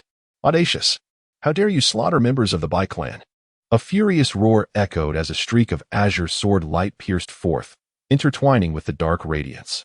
Yet within mere 3 to 5 exchanges, it was overwhelmed and forced to retreat in disarray back into the formation. Shoshuan staggered back several paces, spitting out a mouthful of crimson blood that stained his beard scarlet. His face turned as pale as gilt paper, only gradually regaining its ruddy hue after a long moment. Elder, are you unharmed? Not dead yet. The Grand Elder waved off 2 clansmen who sought to support him, retrieving a jade vial from which he swallowed a pristine white medicinal pill. He then commanded the second Elder to fully activate the 4 symbols formation without sparing any spirit stones, even ordering the retrieval of that chest of mid-grade spirit stones hidden in the treasury. Fourth brother, deploy our men to secure the key intersections. Have all the stored talismans brought out immediately, and those ironwood crossbows from the armory, issue them to the mortal disciples. Should the formation be breached, I swear those demonic scum from the ghost spirit sect shall pay in blood. The elder issued his commands one by one, already preparing for the worst possible outcome. The current predicament marks the most perilous moment in the Bai clan's centuries-long history. With their elite forces absent, they find themselves besieged atop Hanshio Peak. Their adversaries are no ordinary bandits, but rather the ghost spirit sect from a neighboring prefecture, a formidable demonic sect rivaling the Qifeng sect in power. For reasons unknown, the ghost spirit sect has risked igniting an intersect war by covertly infiltrating the Black Mountain Range and launching this lightning assault. The Grand Elder knows full well that a mere Bai clan wouldn't warrant such targeted aggression. Undoubtedly, other cultivation families are facing simultaneous attacks while the entire region's elite forces are lured away by the 5 Peaks Immortals' ancient ruins, leaving their territories vulnerable. Yet this strategy defies logic. If the ghost spirit sect sought to conquer Black Mountain Prefecture, shouldn't they first strike at the Qingfeng sect? What strategic advantage could possibly come from eliminating minor cultivation families? While tending to his wounds, the Grand Elder struggled to comprehend the situation. He could only attribute it to the demonic sect's notorious capriciousness and penchant for senseless violence. Perhaps they sought to annihilate several cultivation families to cement their infamy. The one who had just confronted him had inflicted severe injuries in merely 3 strikes. Despite the Grand Elder being bolstered by the clan's grand formation with an inexhaustible flow of spiritual energy, there was only one explanation: a Foundation Establishment cultivator. Though the Grand Elder had no hope of reaching Foundation Establishment himself, his cultivation at the peak of Qi refinement granted him formidable spiritual power, further amplified by his flying sword. Ordinary late-stage Qi refinement cultivators would fall in a single exchange. By now, all the masked black-clad cultivators had revealed themselves, over 30 in total. While vastly outnumbered by the Bai clan members, their average cultivation far surpassed that of the Bai. More critically, the Grand Elder now recognized 2 adversaries he could not hope to defeat. 2 Foundation Establishment cultivators. The Ghost Spirit sect truly holds our Bai clan in high regard. A bitter taste filled the Grand Elder's mouth, but it swiftly hardened into resolve. He issued commands to his clansmen one by one, then rested his sword across his lap. The legacy of the Bai clan will not end with my generation. Zichen was grouped with the ordinary clansmen, handed an ironwood crossbow engraved with a small acceleration array. Beside him lay crates of steel-tipped bolts, each arrowhead inscribed with penetration runes, scattered across the ground as if they cost nothing. These specially crafted ironwood crossbows and enchanted bolts, when used in coordinated volleys, posed a significant threat to mid-stage Qi refinement cultivators. However, Late-stage Qi refinement practitioners had little to fear. Their abundant spiritual energy allowed them to effortlessly deflect the bolts with a mere wave of their hand. And most were equipped with defensive artifacts. No matter how enhanced, these bolts remain mundane weapons, unranked in the hierarchy of cultivation tools. Incapable of breaching protective magic, no matter their numbers. Standing atop a raised platform, Zichen surveyed the distant plumes of smoke rising across the land. The mortal clansmen beside him, though trained, trembled with an instinctive dread of cultivators. Even the Bai family's own cultivators fared little better. Many, inexperienced in combat, were paralyzed by fear, their steps retreating further and further back. This once secure and prosperous clan stronghold, like a fragile soap bubble, had been effortlessly burst by the raiding cultivators. The county annals recorded those renowned immortal cultivation clans that rose and fell over centuries, their lineages severed and descendants perished. Perhaps they encountered scenes like today. The bandit cultivators gathered together, driving formation flags into the ground before swiftly dispersing in an unusual formation. In the blink of an eye, the skies above Hanshio Peak darkened abruptly. Why has it suddenly turned so bitterly cold? A florist beside Zichen shuddered as the sky darkened and the temperature in the air dropped noticeably. Eerie wails began to drift through the air, accompanied by flickering will-o'-the-wisps. Beneath Hanshio Peak, where the raider cultivators had planted their formation banners, grotesque ghostly heads emerged, charging toward the mountain's protective barrier. The mournful cries of countless spirits, the dense phosphorescent flames, and the ghastly emerald glow instantly transformed the surroundings into a scene reminiscent of the underworld. This was bad. It was the dreaded night parade of 100 demons. The elder's expression shifted abruptly, clearly recognizing the opponent's technique. Second brother. For symbols transformation, ascend the vermilion bird. Chapter 9. The Bloody Battle at Hanshio Peak. Part 2. Ghastly spectral heads surged toward the four symbols' heavenly formation, shrouded in sinister winds and baleful auras, advancing relentlessly in endless waves. In an instant, the formation trembled under the assault. A flash of crimson light erupted as a massive vermilion phoenix, spanning several zhang in wingspan, soared from the heart of the formation. The moment it appeared, the surrounding temperature spiked violently, and fire-attributed spiritual energy surged toward it in a frenzied torrent. Guided by the formation master's command, the phoenix circled once in midair before drawing a deep breath, its form swelling further as it absorbed the raging flames. Then, with a piercing cry, it plunged into the densest cluster of specters. The weaker, more insubstantial wraiths disintegrated into wisps of smoke upon contact. Yet their numbers were overwhelming. No sooner had one wave been annihilated than another closed in. With every beat of its wings, the phoenix scattered countless embers that clung to the specters like oil to fire, igniting them in roaring conflagrations. Yet with each assault, the phoenix's radiance visibly dimmed. At this rate, the fire-attributed energy would be exhausted long before the spectral horde was vanquished. This night parade of 100 demons was a diminished variant of the core formation-level spell wailing of 10,000 ghosts, conjured by 2 Foundation establishment cultivators and dozens of Qi refinement disciples wielding formation banners. The summoned specters far exceeded a mere 100. A blinding white light flashed as a white tiger lunged forth, its killing intent soaring to the heavens.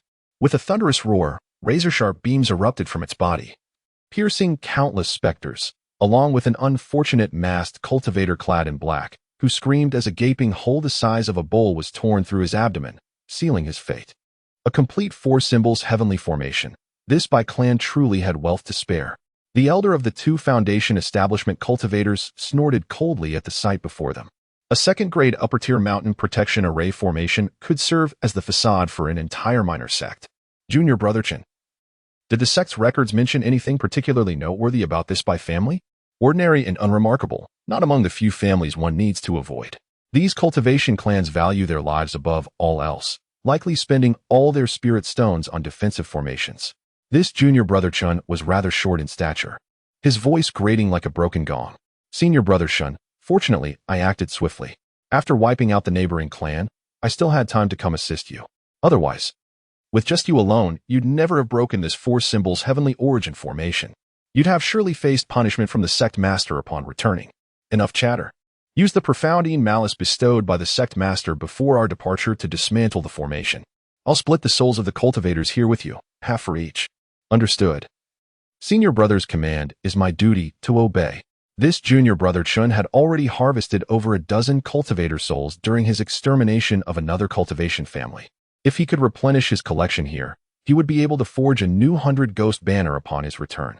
Demonic cultivators often advance their spells and treasures through slaughter. Once initiated, their progress is swift and formidable. Yet perhaps such methods are frowned upon by the heavenly Tao. For demonic practitioners face bottlenecks several times more arduous than their righteous counterparts, and are far more susceptible to inner demons, making the true path of the great Tao exceedingly difficult to tread. It is precisely these myriad constraints that have allowed the righteous factions of Liang country's cultivation world to maintain their dominance over the demonic path. Although the Four Symbols Heavenly Origin Array was formidable, the two Ghost Spirit Sect Foundation establishment cultivators regarded it with disdain. Had a cultivator of equal rank been presiding over the formation, they would have retreated without hesitation. But against a group of mere chi refining cultivators, they were nothing more than clay chickens and pottery dogs. Were it not for their fear of prolonged complications, they possessed at least 5 or 6 methods to effortlessly dismantle the formation. Each of them retrieved a jade vial, and with a flick of their fingers, 2 streams of pitch-black, refined malice chi surged forth, coiling around the array banners. Instantly, the spectral heads seemed invigorated as if nourished by supreme elixirs, their vigor multiplying. The leading specters, their ghostly visages now bearing distinct facial features, rapidly solidified from their previously mist-like forms, even manifesting weapons of various styles in their grasp. These 2 strands of profound malice chi had been condensed by a core formation demonic cultivator through an esoteric demonic technique, equivalent to the refined essence of a core formation expert's mana. They held immense efficacy for several of the Ghost Spirit Sect's demonic arts.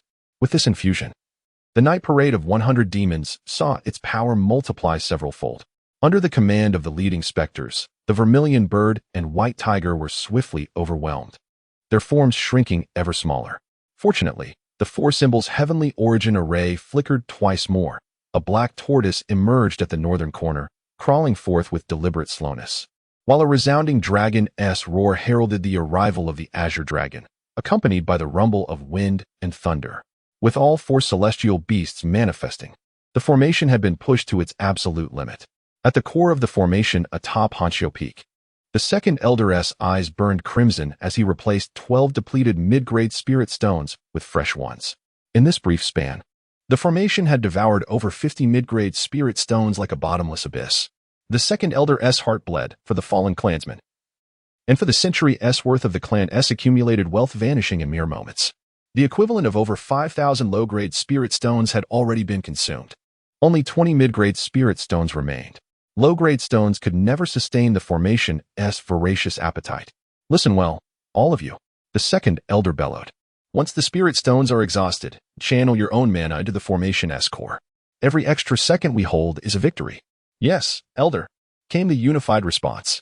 Zichen's palm gripping the ironwood crossbow was slick with sweat. For the first time, he witnessed the dazzling yet perilous combat between immortal cultivators. Whether the mountain-protecting formation could truly safeguard the misty peak remained uncertain, his emotions undulating like a roller coaster with each shift in the battle's tide. It seemed the defense might hold. The vermilion bird exploded in a blaze of glory, while the white tiger dispersed into shimmering stardust. The black tortoise crumbled with a thunderous roar, scattering debris across the ground, leaving only the azure dragon radiating piercing brilliance as it shattered dozens of spectral banners before gradually fading away. With the destruction of the banners, the remaining ghostly apparitions lost their source of power, instantly becoming faint and translucent. Sunlight pierced through the dark clouds, dissolving them like melting snow into wisps of azure smoke. Before Zichen could even rejoice in the effectiveness of his formation, the spectral shadows descended once more, this time accompanied by towering banners that blotted out the sky. The Four Symbols celestial formation lasted mere breaths before cracks began to spiderweb across its surface, fragile as an eggshell, until finally, with a resounding collapse, it shattered completely. The formation has been broken, Zichen uttered with difficulty, the sensation of plummeting from heaven to hell in an instant overwhelming him. Without the barrier of the Four Symbols heavenly formation, the foul stench and howling winds immediately surged in, threatening to drag the last vestige of purity within the Bai family's ancestral grounds into the abyss. The banner of 100 ghosts. The Grand Elder rose to his feet with gritted teeth. Though the formation had been shattered, It did not crush his spirit nor resign him to await death. All shall proceed according to plan, he commanded, gazing at the masked black-robed cultivators charging towards them. Zichen fiercely bit his own tongue and bellowed at the top of his voice. Everyone, loose the crossbow bolts. Upon the elevated platform, a handful of crossbow bolts were loosed haphazardly at first, yet swiftly multiplied into hundreds of simultaneous shots. A relentless downpour of arrows sealed off a small expanse of space. The two masked cultivators who had charged ahead most fiercely were instantly transformed into human pincushions, perishing without so much as a whimper. The second rank of veiled adepts, granted precious moments to react, fared better. Only one among them suffered 2 grievous wounds. Crimson blossoms erupting as he tumbled aside, rendered combat ineffective, while the others emerged unscathed. Reload crossbows. The used ironwood crossbow was discarded without hesitation, as he swiftly picked up a freshly loaded one from the ground. With practiced precision, another volley of bolts was unleashed. Yet, amidst the chaos, a burly masked cultivator brandished a shield as massive as a door plank. Raising it before him, countless arrows clattered against its surface with metallic pings, failing to leave even the faintest scratch. All mundane disciples, retreat to the rear mountains. Cultivators, into the storeroom. Now? Came the urgent command. Zichen discarded the ironwood crossbow in his hand and desperately sprinted toward the warehouse, the final contingency plan previously arranged by the Grand Elder. Within moments, Hanshio Peak had already become a scene of devastating carnage. The Bai family cultivators, inferior to the sect disciples in combat experience, cultivation techniques, and magical artifacts, often required 3 or 4 individuals to contend with a single adversary. As for the mortal clansmen, a single fireball spell could reduce over a dozen to charred remains. A faint breeze swept across Hanshio Peak, carrying the metallic tang of blood that permeated the entire summit. The clashing of magical artifacts intertwined with shouts, curses, and desperate cries. As lives were extinguished with every passing moment, littered across the ground were severed limbs and mutilated corpses, some belonging to the black-clad, masked assailants, but far more to the Bai family, perhaps due to his youth and inconspicuousness. Zichen managed to slip through the chaos and dash into the warehouse hidden deep within the bamboo grove. Inside, over a dozen clansmen had already taken refuge. While the second elder and others lay unconscious on the ground, their spiritual energy drained from fueling the protective formation. My life. Is it truly to be safeguarded by nothing more than this single stone door? Chapter 10. The Bloody Battle at Hanshio Peak, Part 3. Ah, old man. You choose to stay instead of fleeing? Do you truly believe you alone can hinder us? With a raspy voice, junior disciple eyed the Grand Elder curiously. His 100-ghost banner fully unfurled, enveloping the entire misty peaks. Not even a single bird could escape. Interference? Of course not. I remain here solely to exact vengeance upon you, to avenge the fallen members of my kin. The elder swallowed a sinister crimson pill in one gulp, his entire body radiating an eerie red glow as his aura surged continuously. Despite having already reached the pinnacle of chi refining realm where no further advancement seemed possible, his power grew moment by moment, the pressure he exuded now verging on that of a foundation establishment cultivator. The bloodburn pill? The Bai family indeed possesses some hidden treasures, continuously surprising me. Senior brother Shun's face darkened, first startled, then quickly twisted into a sinister expression. Don't think that the blood-burning pill can grant you temporary foundation establishment level power. It lasts merely the duration of an incense stick before your chi and blood reverse, leaving not even a corpse behind, even if you were a genuine foundation establishment cultivator. How could a mere clan disciple like you hope to rival a sect disciple like me? Senior brother Shin, leave this one to me. A single incense stick's worth of time is more than enough to deal with him. I happen to be in need of a flying sword. Though the old man's weapon is hardly top tier, it will suffice for now. Very well, but remember, any other treasures we uncover in this family vault afterward will no longer be yours to claim. The 2 ghost spirit sect cultivators casually discussed the fate of the Grand Elder and the Bai clan members with an air of indifference, yet their hands remained vigilant. Concealed within the 100-ghost banner and a mass of dark clouds, they maintained a distance of several dozen zhang, their earlier arrogance nowhere to be seen. The blood-burning pill is a peculiar second-tier elixir, crafted from the core of a second-tier demon beast and refined with the essence blood of several other demonic creatures. Its effect is straightforward. When consumed by a chi-refining cultivator at the peak of their realm, they instantly gain the mana of an early-stage foundation establishment cultivator for the duration of an incense stick burn. The price, however, is their life. The alchemist who devised this formula originally sought to create a pill that would forcibly elevate one's cultivation by draining vitality, with the intended cost being mere exhaustion for several months. It was meant to allow the user a fleeting experience of a foundation establishment cultivator's mana circulation, potentially aiding in their breakthrough. Yet, upon completion, the side effects proved too severe and the cost of production too steep. After several failed attempts to refine the formula, the alchemist abandoned it entirely. Thus, blood-burning pills are exceedingly rare in circulation. With just one blood-burning pill, I truly cannot overcome you all. But when the clan faces annihilation, what use is there in hoarding trump cards? The Grand Elder murmured to himself, as though steeling his resolve. Thousand Bamboo Formation, rise. Upon the verdant slopes of Hanshio Peak, countless ink-black bamboos flourished in luxuriant abundance, forming undulating waves of emerald foliage.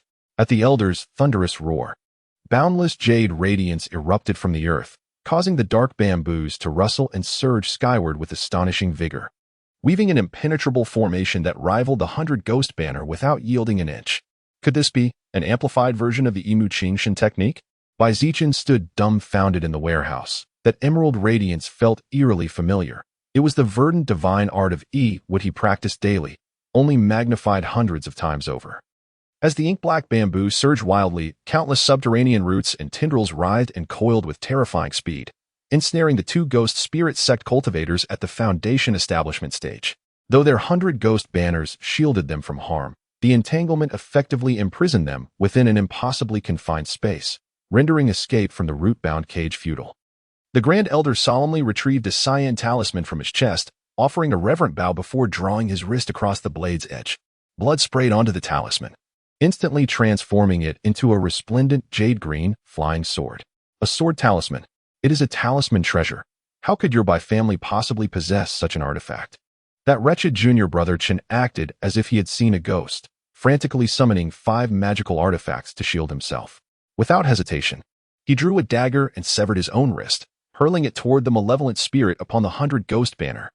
The demonic entity devoured the severed limb in 2 savage bites before crawling out from the banner and attaching itself to his body, morphing into a sinister suit of black armor. Impossible. The most accomplished ancestor of the Bai family barely reached late-stage Foundation establishment, and there were never any records of them having close ties with a Golden Core patriarch. How could they possibly possess a talisman treasure? Senior Brother Shin could scarcely believe his eyes. He hastily slapped 3 defensive talismans onto his body and summoned a massive bronze bell to shield himself above. Treasure talismans were extraordinary artifacts, forged only when Golden Core cultivators willingly sacrificed a portion of their own life-bound magic treasures, sealing fragments of their power within inscribed talismans. Typically, only those nearing the end of their lifespan would undertake such a sacrifice, bequeathing these precious talismans to their most cherished disciples or descendants. The might of a treasure talisman rivaled that of an actual magic treasure.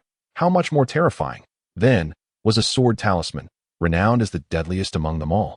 The Grand Elder gripped the jade-green flying sword, merging his very being with the blade. In but a thought, he transformed into a streak of azure light, circling the cultivator surnamed Shun 3 times. No protective spell or talisman could withstand such an assault. They tore apart like paper before an unstoppable edge. Even the bronze bell, a formidable magical artifact, clattered to the ground by the 3rd pass, split cleanly in 2 with a mirror-smooth cut. Fellow Taoist, spare me. I am from the Soul Hall of the Ghost Spirit Sect. Before the words could fully leave his lips, the cultivator surnamed Shin was already cleaved apart, body and soul extinguished in an instant. The azure radiance dissipated, revealing the Grand Elder once more. He coughed up another mouthful of blood, swaying unsteadily. Even with the unnatural boost of the blood-burn elixir, wielding the sword talisman had pushed him to his limits. To merge with the blade and slay his foe in 3 breaths, such was the price of overwhelming power. Time was running short. A few more must fall. The Elder cast a glance at the broken Gong Qian, whose surname made him break into a cold sweat. With a flash of cyan light, the Elder swung his sword, shattering a pair of bells and a flying dagger before cleaving through 2 tridents, only to be blocked by black armor. Seizing this brief respite, the surnamed Qin disciple produced a ghastly green treasure pearl, activating it before him to erect yet another barrier. The cyan light swirled and abruptly veered toward the surrounding Ghost Spirit Sect Qi condensation disciples. This sword talisman had been passed down by the White family ancestors. used only once in centuries. Yet it had slaughtered every witness, ensuring no word of the White family's talismanic treasure ever spread beyond. However, by the time the sword talisman reached the hands of the Bai family ancestors, it had already been used multiple times, leaving only one final opportunity for its use. Today, upon activating the talisman, the Grand Elder, serving as the sword wielder, could distinctly sense that the talisman's power was on the verge of depletion at any moment. Thus, there was no time to waste on the troublesome junior brother Chen. Whoosh, whoosh, whoosh. 3 late-stage Qi refinement cultivators from the Ghost Spirit sect were singled out by the Grand Elder, regardless of their defensive artifacts. All were obliterated by a sweep of azure radiance, their souls scattered to the winds. As the azure light receded, the jade-green flying sword reverted into a cyan talisman, igniting spontaneously without wind. Having exhausted all its formidable power, the sword talisman fulfilled its destined purpose. What satisfaction! To trade my life for a Ghost Spirit Sect Foundation establishment cultivator. Even my ancestors in the underworld couldn't fault me for squandering such a sword talisman. The Grand Elder collapsed to the ground, laughing heartily at the heavens before straining to turn his stiffened head, his gaze sweeping across the surroundings as if to etch the beauty of Hanxiu Peak into his memory. Thud. The blood-burning pill's duration expired, and the Grand Elder's body swelled before exploding into a crimson mist, leaving not even bones behind. Damn those Bai clan cultivators! I shall gather every last one of their souls, refine them slowly in demonic flames for 49 days, then bind them to the 100-ghost banner, condemned to eternal torment, never to reincarnate. The junior disciple surnamed Chen finally broke free from the root cage, his eyes blazing with fury as he surveyed the carnage strewn across the ground. Blood still dripped from his severed wrist, each crimson drop a testament to his wrath. Chapter 11. The Might of a True Cultivator. The warehouse where the Bai clan cultivators made their final stand was originally an ordinary stone structure, now enveloped in layers of mystical black bamboo. Magical artifacts striking its surface merely caused the bamboo grove to sway gently. This spiritual vegetation had been designed with this very purpose before being planted, when the critical moment arrived. A secret technique could be activated to unleash the full essence of the plants, shielding the central stone building. Judging by the scale of these spiritual plants, this must have been a scheme laid out over a century ago. The Bai clan truly exemplified foresight, preparing meticulously for the worst possible scenario. Beneath the mask, junior brother Chen's countenance was grim. He had calculated that it would take at least 3 to 5 days for the essence of vegetation to gradually dissipate, a delay he could ill afford. In truth, they had already squandered far too much time at the Bai residence. Each passing moment exponentially multiplied their peril. The verdant maple sect had dominated Black Mountain County for nearly a millennium, weathering both glory and decline, yet never truly relinquishing control over its domain. It had consistently repelled invading sects seeking to encroach upon its territory. In recent years, clashes with the Ghost Spirit sect had ended in stalemates, a testament to its formidable strength. Quickly, set up the Blood Malevolence formation. Pour the heart blood of these children born under the Yin year, Yin month, and Yin day into the earth according to the formation's nodal points. The rest of you, dig 3 9-meter pits before the stone house, and empty these 3 vials of subterranean miasma into them. Once all is prepared, I shall activate the array to defile this spiritual vein and summon the Ghost King. Let us see what tricks the Bai cultivators have left. Once the Blood Fiend Grand Formation is completed, the entire spiritual vein will be saturated with malevolent energy. The Ghost King will descend upon the world, transforming the entire Hanxiu Peak into a realm of specters. Even after 100 years, this land will remain a desolate wasteland, utterly uninhabitable, let alone serving as a sacred cultivation site where spiritual veins converge. Junior disciple Chun handed over the materials one by one to the remaining Ghost Spirit sect disciples, all of whom obeyed without question. Demonic cultivators revere strength above all else. The hierarchy among them is akin to that of master and servant. Even if they were not originally affiliated, none dared to voice dissent when commanded. He was willing to shoulder immense risks, staying behind to breach the Bai family's stonehouse, not out of any desire to avenge senior disciple Shin or the other fallen sect members. Demonic cultivators are cold and ruthless. Today you kill me, tomorrow I kill another. Life and death are fated. Who has time for endless vengeance? Moreover, any cultivator who has reached the foundation establishment stage is no fool driven by impulse. The notion of annihilating the Bai family in a fit of rage would never even cross his mind. The truth was, The Bai family's relentless array of methods had not only instilled caution in junior disciple Chen but also ignited his greed. If they even possessed talismanic treasures, precious artifacts typically reserved for core formation experts, what else might lie hidden in their vaults? Perhaps the techniques of a core formation master, miraculous elixirs, or even genuine magic treasures. Though 4 exquisite magical artifacts were just shattered by the sword talisman, as long as I can retrieve even one spiritual artifact, the loss would be worthwhile. If by chance I discover a treasure, whether trading it for spirit stones or presenting it to the sect leader in exchange for cultivation-enhancing elixirs, either would suffice to advance my cultivation to the late foundation establishment stage. Even as a foundation establishment cultivator of the Ghost Spirit sect, one remains but a high-ranking laborer in the eyes of core formation masters. The sect's entire resources revolve around the few patriarchs above, with not a single drop trickling down. Yet for this sliver of opportunity, junior brother Chen's eyes burned with greed, worth risking everything for a gamble. Zichen felt that even a lifetime in his previous existence could not compare to the tumultuous events of this single day. First, rogue cultivators appeared and murdered Song. Then he learned these marauders were actually disciples from a sect called the Ghost Spirit sect, temporarily thwarted by the 4 symbols heavenly formation. But soon, hordes of malevolent spectral heads breached the defenses, nearly annihilating the entire clan, until the Grand Elder, in a critical moment, unleashed a talismanic treasure to slay a foundation establishment cultivator against all odds. An ordinary storage room had now become their final stronghold, encircled by layers of mystical black bamboo. Yet, peering outward, their vision remained unobstructed, revealing the Ghost Spirit sect disciples still scurrying about, devising some sinister scheme. 4th Elder, Zichen asked urgently, "Does our clan possess any remaining treasures capable of vanquishing these foes?" The crowd stubbornly refused to disperse, and I surmised they must have some scheme to deal with our warehouse. At present, only a handful of the Bai family's cultivators remained standing unharmed within the storeroom. Zichen approached the 4th Elder to inquire, for passive waiting was never his style. The 4th Elder wore a bitter expression. As the family's foremost expert in spiritual plant techniques, he was utterly inept at combat and had been thrown into disarray by today's upheaval. "I do possess one thunderbolt seed," he admitted, infused with a single strike of Violet Mansion divine lightning. Once unleashed, everything within a 100-meter radius will be reduced to dust. Even foundation establishment cultivators would be no exception, perhaps driven by nervous tension. He even divulged such a family secret to Zichen. Zichen's initial elation quickly gave way to suspicion. "Elder, surely this thunderbolt seed can be detonated remotely. No? Why not hurl it at them now and deliver a decisive blow? I don't see anyone paying attention to us. We could wipe out most of these villains in one strike." "Impossible." The 4th Elder shook his head. "My cultivation isn't sufficient. I can only activate it while holding it in my hand."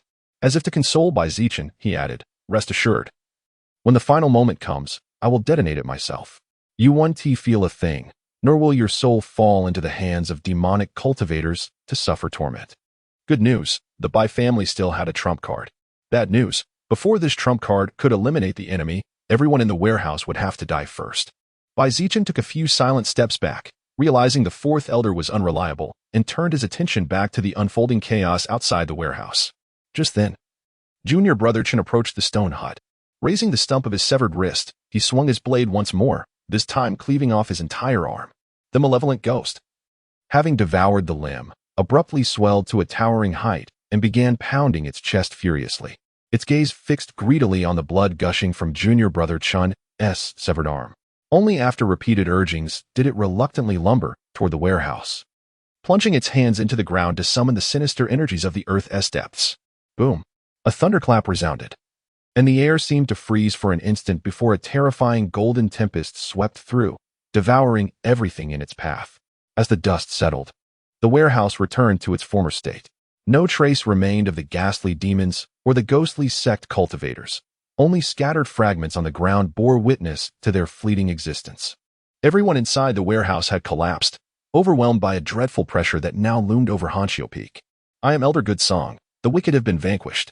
Attend to the wounded, for disciples of the Maple sect shall soon arrive to render aid."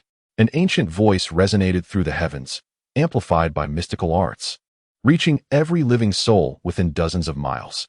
Moments later, the oppressive pressure dissipated, and people slowly helped each other rise from the ground. "Have we been saved?" Zichen could scarcely believe his eyes, as if fortune had descended upon him in the most serendipitous manner. It was none other than the revered Master Guzong of the Qingfeng sect, who had been in secluded meditation all this while. We are saved. Indeed, we are undoubtedly saved. Tears of turbid sorrow streamed down the fourth elder's weathered cheeks. The Bai clan had sacrificed far too much awaiting this pivotal moment. As he voluntarily relinquished the verdant blessings of the Imu Qing divine art, the mystical black bamboos withered with alarming swiftness. Their emerald leaves cascaded to the earth like a melancholy rain, while desiccated branches collapsed in parched disarray. From within the ravaged storehouse emerged the Bai survivors, their gaunt figures bearing witness to the apocalyptic devastation of their ancestral lands. Many fell to their knees, their anguished wails piercing the smoke-choked air as they beheld the ruins of their once glorious heritage. Chapter 12. The Five Fireballs Sect. The Grand Hall of Hanqiu Peak, originally a solemn site for ancestral rites and clan deliberations, was now strewn with the wounded. Preliminary counts revealed over 50 Bai family cultivators had perished, with more than 30 missing, their fates unknown. The remaining clansmen bore injuries, many grievous, like the second elder and several others who had collapsed from exhaustion after channeling the formation's power, their foundations irreparably damaged. Even if their wounds healed, their cultivation paths would likely stagnate. For the Bai family, whose numbers barely surpassed 200, this was a devastating blow. As for their mortal kin, casualties numbered in the hundreds, too many to tally at once. Bai Pengzi counted himself fortunate. Dazed, he had fled with the crowd, only for his left leg to be crushed by a boulder summoned by a falling talisman before he reached the storeroom. Now swathed in bandages, he lay groaning on the floor, a single fasting pill shoved into his mouth, just enough to stave off starvation. Bai Zichen, one of the few unscathed, found himself darting about on endless errands, fetching healing elixirs, tending to the injured. Amid the chaos, he stole a moment to stretch and noticed a group of young cultivators ascending Hanqiu Peak. The fourth elder had already stepped forward to greet them. Disciples of the verdant maple sect, no wonder they stood out. Their bearing alone set them apart from the Bai clansmen, their confidence stark against the post-calamity gloom of Hanqiu Peak. Their arrival, however, brought palpable relief. Though Elder Guzong had annihilated the visible remnants of the ghost spirit sect, fear still gnawed at the survivors. What if more lurked in the shadows? The 8 verdant maple envoys, all at least mid-stage Qi refinement, explained that their sect had dispatched over 20 such teams across the region. 6 Foundation establishment elders roamed as reinforcements, with Elder Guzong himself anchoring the effort. Not a single ghost spirit fiend would escape Black Mountain Prefecture. After 2 days of labor on Hanqiu Peak, Bai Zichen had grown familiar to the Bai clansmen. With so few promising cultivators left, they treated him with particular care, answering his questions without reserve. Today, a spirit pigeon delivered word. The excavation of Elder Wu Yue's grotto was complete, and the scattered cultivators were returning. The verdant maple team, too, would soon depart. Tasked by the fourth elder, Bai Zichen descended to summon mortal cooks for a farewell feast. The path of cultivation is paved with bones. Truer words were never spoken. My priority now is diligent practice, aiming for foundation establishment. No, best set a realistic short-term goal, Qi refinement as 4th layer, with triple spiritual roots. A decade should suffice. Without elixirs to accelerate cultivation progress, relying solely on one's own efforts to refine spiritual energy, it typically takes an average of 6 years for a 3 spiritual roots cultivator to reach the 3rd level of Qi refinement. Breaking through from the early Qi refining stage to the mid-stage presents a minor bottleneck. For the swift, it may take mere months to overcome. For the slower, particularly those of inferior aptitude, even after reaching the peak of the 3rd Qi refining layer, they might stagnate for 7 or 8 years. After careful consideration, Bai Zichen set himself a conservative goal of 10 months, with an ambitious target of 8. Moreover, mastering spells is indispensable. Relying solely on the Imu Green God technique is far from sufficient. In this world where the strong prey on the weak, lacking means of self-defense would likely deny one the very opportunity to cultivate in peace. With a light step, Bai Zichen leaped down from a mossy boulder. The Hanqiu Peak had been roughly cleared, and the Qi Feng Huayu technique had swept through twice, leaving only faint traces of blood in the air. Yet upon closer inspection, signs of battle remained. Charred giant trees, shattered corridors, and the uneven ground scarred by spell impacts. It was unclear how many families in the Black Mountain Range had met the same fate as the Bai clan. But if all assaults were of this intensity, Apart from the so-called upper five families, the other cultivation clans likely lacked the means to resist, ensuring even more tragic outcomes. For the Ghost Spirit sect to infiltrate the Black Mountain Range with such numbers, at such cost, was their purpose merely to slaughter a few cultivation families? Is there some clandestine scheme afoot that could deal a devastating blow to the Azure Maple sect? Zichen sighed deeply, realizing that the Black Mountain Range would no longer be a place of tranquility. Unlike the past competitions and resource disputes between cultivation clans, where the overarching presence of the Qingfeng sect maintained order and enforced rules, things were about to descend into chaos. Acts like murder for treasure or exterminating entire bloodlines, once discovered, would provoke collective retaliation and joint warrants, at least on the surface. But with the arrival of the Ghost Spirit sect, this serpent slithering into Black Mountain Prefecture, the waters would soon turn murky. Once disorder erupted, the rogue cultivators, outnumbering clan disciples by hundreds, would become impossible to control. It was inevitable that bandit cultivators would emerge endlessly across the Black Mountain Range. How is Uncle faring? His reply letter had been vague. Well, once this matter is settled, I'll just seclude myself on Hanshio Peak and never leave. Zichen's eyes twitched as he strode forward without pause, yet he could swear he glimpsed a flash of black fabric peeking from behind the artificial rockery. The Bai family's ceremonial robes were of azure hue. This particular shade of black could only belong to those Ghost Spirit sect cultivators from 3 days prior. Could it be the corpse of a fallen sect member, still concealed here and undiscovered?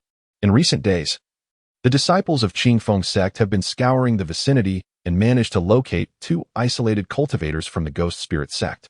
Under the collective assault of the group, they were effortlessly dispatched. Could there still be one who slipped through the net? Zichen feigned composure, maintaining a steady pace for several dozen steps before abruptly veering off toward another section of the stone forest. Heading back toward the mountaintop to inform the 4th elder and have Qingfeng sect disciples eliminate the demonic presence. As a mere novice who had just begun refining qi, he saw no reason to play the hero. Little brat, if I were you, I'd obediently stay right where you are. Otherwise, this lord will carve a few holes in your body and pull out your intestines for a midnight snack. Zichen slammed on the brakes abruptly as a skeletal finger whistled past and embedded itself into the ground before him. A chilling sensation cascaded over his head like a basin of icy water being poured. With hands tucked into his sleeves, he slowly turned around to find the Ghost Spirit sect cultivator standing up, his face paler than a specter. A gaping hole pierced clean through his chest by some unknown force. The Ghost Spirit sect disciple himself was filled with unease. That day, though he had been at the very edge of the battlefield, merely grazed by the residual shockwaves of the divine thunder, a massive chunk of his flesh had been vaporized. Hiding among the rock formations for days, his wounds showed no sign of healing, and he had slipped into a semi-conscious stupor.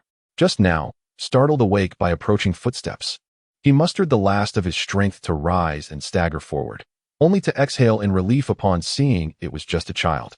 Children are easy to intimidate. I'll make this brat lead me out of Hanshio Peak first.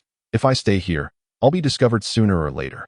Once we reach the foot of the mountain, I'll dispose of him, toss the body into a ravine that should buy me enough time to flee dozens of miles away. Suppressing the overwhelming weakness that racked his body, so severe he doubted he could even summon his bone claws, the gravely injured cultivator forced his voice into a chilling, menacing tone. Brat, take 5 steps forward. Boom, boom, boom, boom, boom. A fireball erupted, blasting into the chest of the Ghost Spirit sect cultivator, sending him reeling backward. Then, for more fireballs rose in succession, and after the chain of explosions, half of his body was obliterated, the lower half charred to ashes. Zichen unleashed all 5 fire talismans in one breath, incinerating this outwardly formidable but inwardly weak Ghost Spirit sect cultivator beyond any hope of revival, exhaling deeply in relief. He had gambled on the fact that his opponent was merely bluffing, lacking the silent confidence to subdue him effortlessly. Otherwise, why resort to threats when direct capture would suffice? As it turned out, Zichen's gamble paid off, sending his adversary to the afterlife with 5 fiery farewells. Chapter 13. No Windfall. No fortune upon the verdant slopes of Hanshio Peak. A grand reconstruction was underway. 1,000 laborers from the mountain town below had been summoned to dismantle the ruined structures, while century-old timber was hauled up the summit to rebuild the Hall of Transmission, the armament pavilion, and other vital edifices. Meanwhile, along the abundant spiritual veins of the mountain, secluded caves were meticulously carved into the terrain, each facing an auspicious direction. These chambers were designed with a master bedroom, a cultivation room, and a storage space, luxuries befitting a cultivator-esque dwelling. In recent days, scattered clansmen who had gone missing began to return. Those who had hidden in the shadows when the ghost spirit sect launched their ambush, fortunate enough to evade slaughter. The clan leader and his retinue arrived, weary and diminished, for of their kin had perished at Wuyue Temple, among them an elder. For 10 relentless days, hundreds of cultivators had besieged the temple's third tier, leaving nearly 100 dead in their wake. At the most perilous moment, the Chongshu sword formation had erupted in a storm of lethal blades. Had the clan leader not sacrificed a spiritual artifact to shield their flank from the Bai family's onslaught, even fewer would have returned alive to Hanshio Peak. There was no time for mourning. After brief deliberation with the 3 surviving elders, the clan leader acknowledged their grievous losses. Scattered residences now posed too great a risk, and their dwindling numbers made it impossible to maintain their current territories. Thus, they resolved to consolidate their defenses, gathering all remaining clansmen near Hanshio Peak. Hence the laborers carving caves and raising courtyards. Chen-er, it is a relief you remain unharmed. May this ordeal pave your path to smoother cultivation. Bai Jiuan's face bore new traces of hardship. The dangers at Wuyue Temple had been no less than those left behind.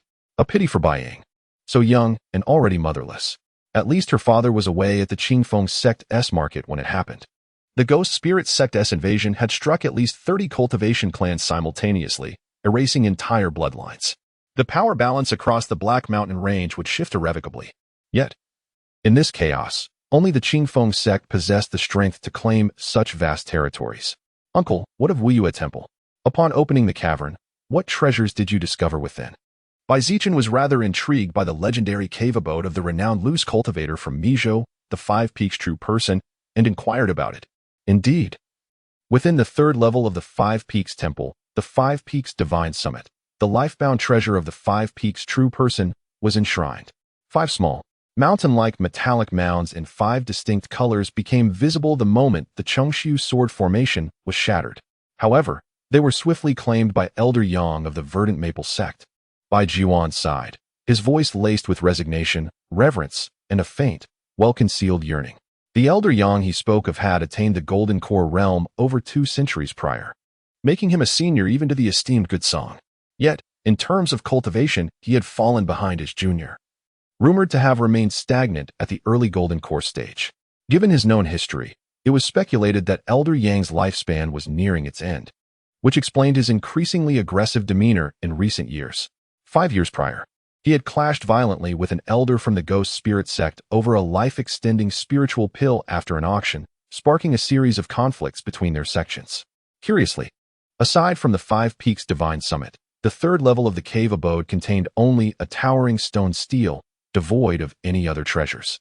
However, according to the Foundation Establishment Senior from the Green Maple sect who escorted us back, this concerns a certain opportunity that might bestow blessings upon the younger generation of cultivators from our immortal cultivation families. Chinner, you're just at the right age. If this opportunity truly comes your way, it would be an immense boon for you. Bai Zichen felt greatly intrigued by this so-called opportunity, though his uncle had merely heard of it from others. The true details were known only to the higher echelons of the Green Maple sect. By the way, uncle, could you take a look at this for me? Is this the rumored storage pouch? I've examined it over and over, but can't seem to open it no matter what I try. A small, ashen-gray pouch landed on the table. It was found by Bai Zichen on the corpse of a severely wounded Ghost Spirit sect cultivator he had slain that day. Its design and craftsmanship were identical to the storage bags described in books. However, no matter how much spiritual energy he channeled into it, the pouch remained unresponsive, as if swallowed by quicksand. This was not something he could openly inquire about.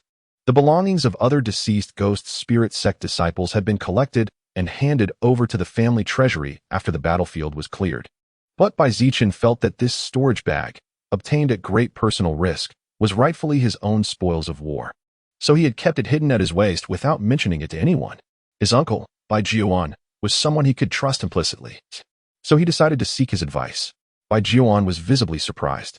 With a sweep of his palm over the pouch, a faint, obscure glow flickered. "This is the lowest tier storage bag," he remarked. "Where did you obtain this, Chiner?" Bai Zichen recounted the events of his descent from the mountain that day, causing Bai Jiuan to shudder with retrospective fear. By sheer fortune, that man was already incapacitated, Otherwise, a single spell could have claimed your life. Bai Juan handed the storage pouch back to him, gesturing for him to attempt opening it himself. The pouch bore the imprint of its original owner, preventing others from accessing it directly. However, by channeling one's own spiritual energy to overwrite the existing imprint, it could be claimed, though Bai Zichen's cultivation was still too feeble to achieve this. Even the lowest-grade storage pouches, though limited in capacity, offer considerable convenience. In the market, the cheapest second-hand ones sell for at least 80 spirit stones. Even if this pouch were empty, you'd still have made a modest gain. This time, when Bai Zichen infused his spiritual energy, the pouch yielded effortlessly, accepting his imprint. Inside, a 3-foot cubic space held 3 jade vials, several sets of spare robes, over 30 spirit stones, and a single jade slip. Dumping the contents onto the wooden table, he surveyed the scattered trove with a single, triumphant thought. This time, I've struck gold. These 2 vials contain qi-nourishing pills, 12 in total, effective for cultivators below the 6th level of qi refinement. They can significantly accelerate cultivation speed and aid in refining spiritual energy. I've consumed a few myself in the past, so the pills should be safe. However, Chinner, your current cultivation level is still too low. It would be best to take them in a couple of years. These 2 vials alone could save you at least 3 years of arduous cultivation. Bai Jiuan set down the first 2 jade vials, then frowned at the third one containing a crimson pill. This blood-red pill emitted a pungent, metallic odor. Just a single whiff of it induced dizziness and vertigo, likely a unique elixir of the ghost spirit sect, unknown to outsiders. Let's leave this one aside for now. I'll consult a friend well-versed in alchemy when I have the chance. It's better to avoid recklessly consuming unknown substances and risking complications. Bai Zichen understood this was for his own good and had no objections. The elixirs carried by demonic cultivators, without knowing their exact ingredients. Who could tell if they were miraculous panaceas or deadly poisons? As for the jade slips, they were a hallmark of sect disciples. Typically, rogue cultivators and those from family lineages recorded their inherited techniques on paper, seldom resorting to jade slips. However, jade slips not only facilitated the transmission of knowledge, but also preserved the divine intent of certain esoteric techniques, something only jade slips could achieve. The drawback was their slightly higher cost. After examining them, Bai Juan informed him that it was a peculiar manual detailing how to integrate the bloodline of demonic beasts into a cultivator's body to attain formidable physical prowess. Not only was the cultivation process fraught with peril, but it also required the corresponding essence blood of the demonic beast as a prerequisite. It was merely a collector's item, utterly worthless to them. "Uncle, why don't you take the storage pouch? I rarely leave the family and have no use for it," Bai Zichen suggested after a moment's thought. Offering the pouch, if he recalled correctly, his uncle hadn't yet acquired one, as his limited spirit stones were all exchanged for cultivation resources, leaving no spare funds for such luxuries. "Keep it for yourself." How could Bai Jiwan take his own nephew's belongings? His uncle replied sternly. "Moreover, on our return, the clan leader mentioned that our expedition to Wiyue Temple would be recorded as a merit for all 9 of us. Each will be rewarded with a barrier-breaking pill. Once I break through to the late Qi refinement stage, the family will naturally issue a storage pouch. Upon reaching late Qi refinement, one's status within the Bai family would elevate significantly, marking them as a candidate for elderhood. Annual spirit stone allowances and resource allocations would see substantial increases.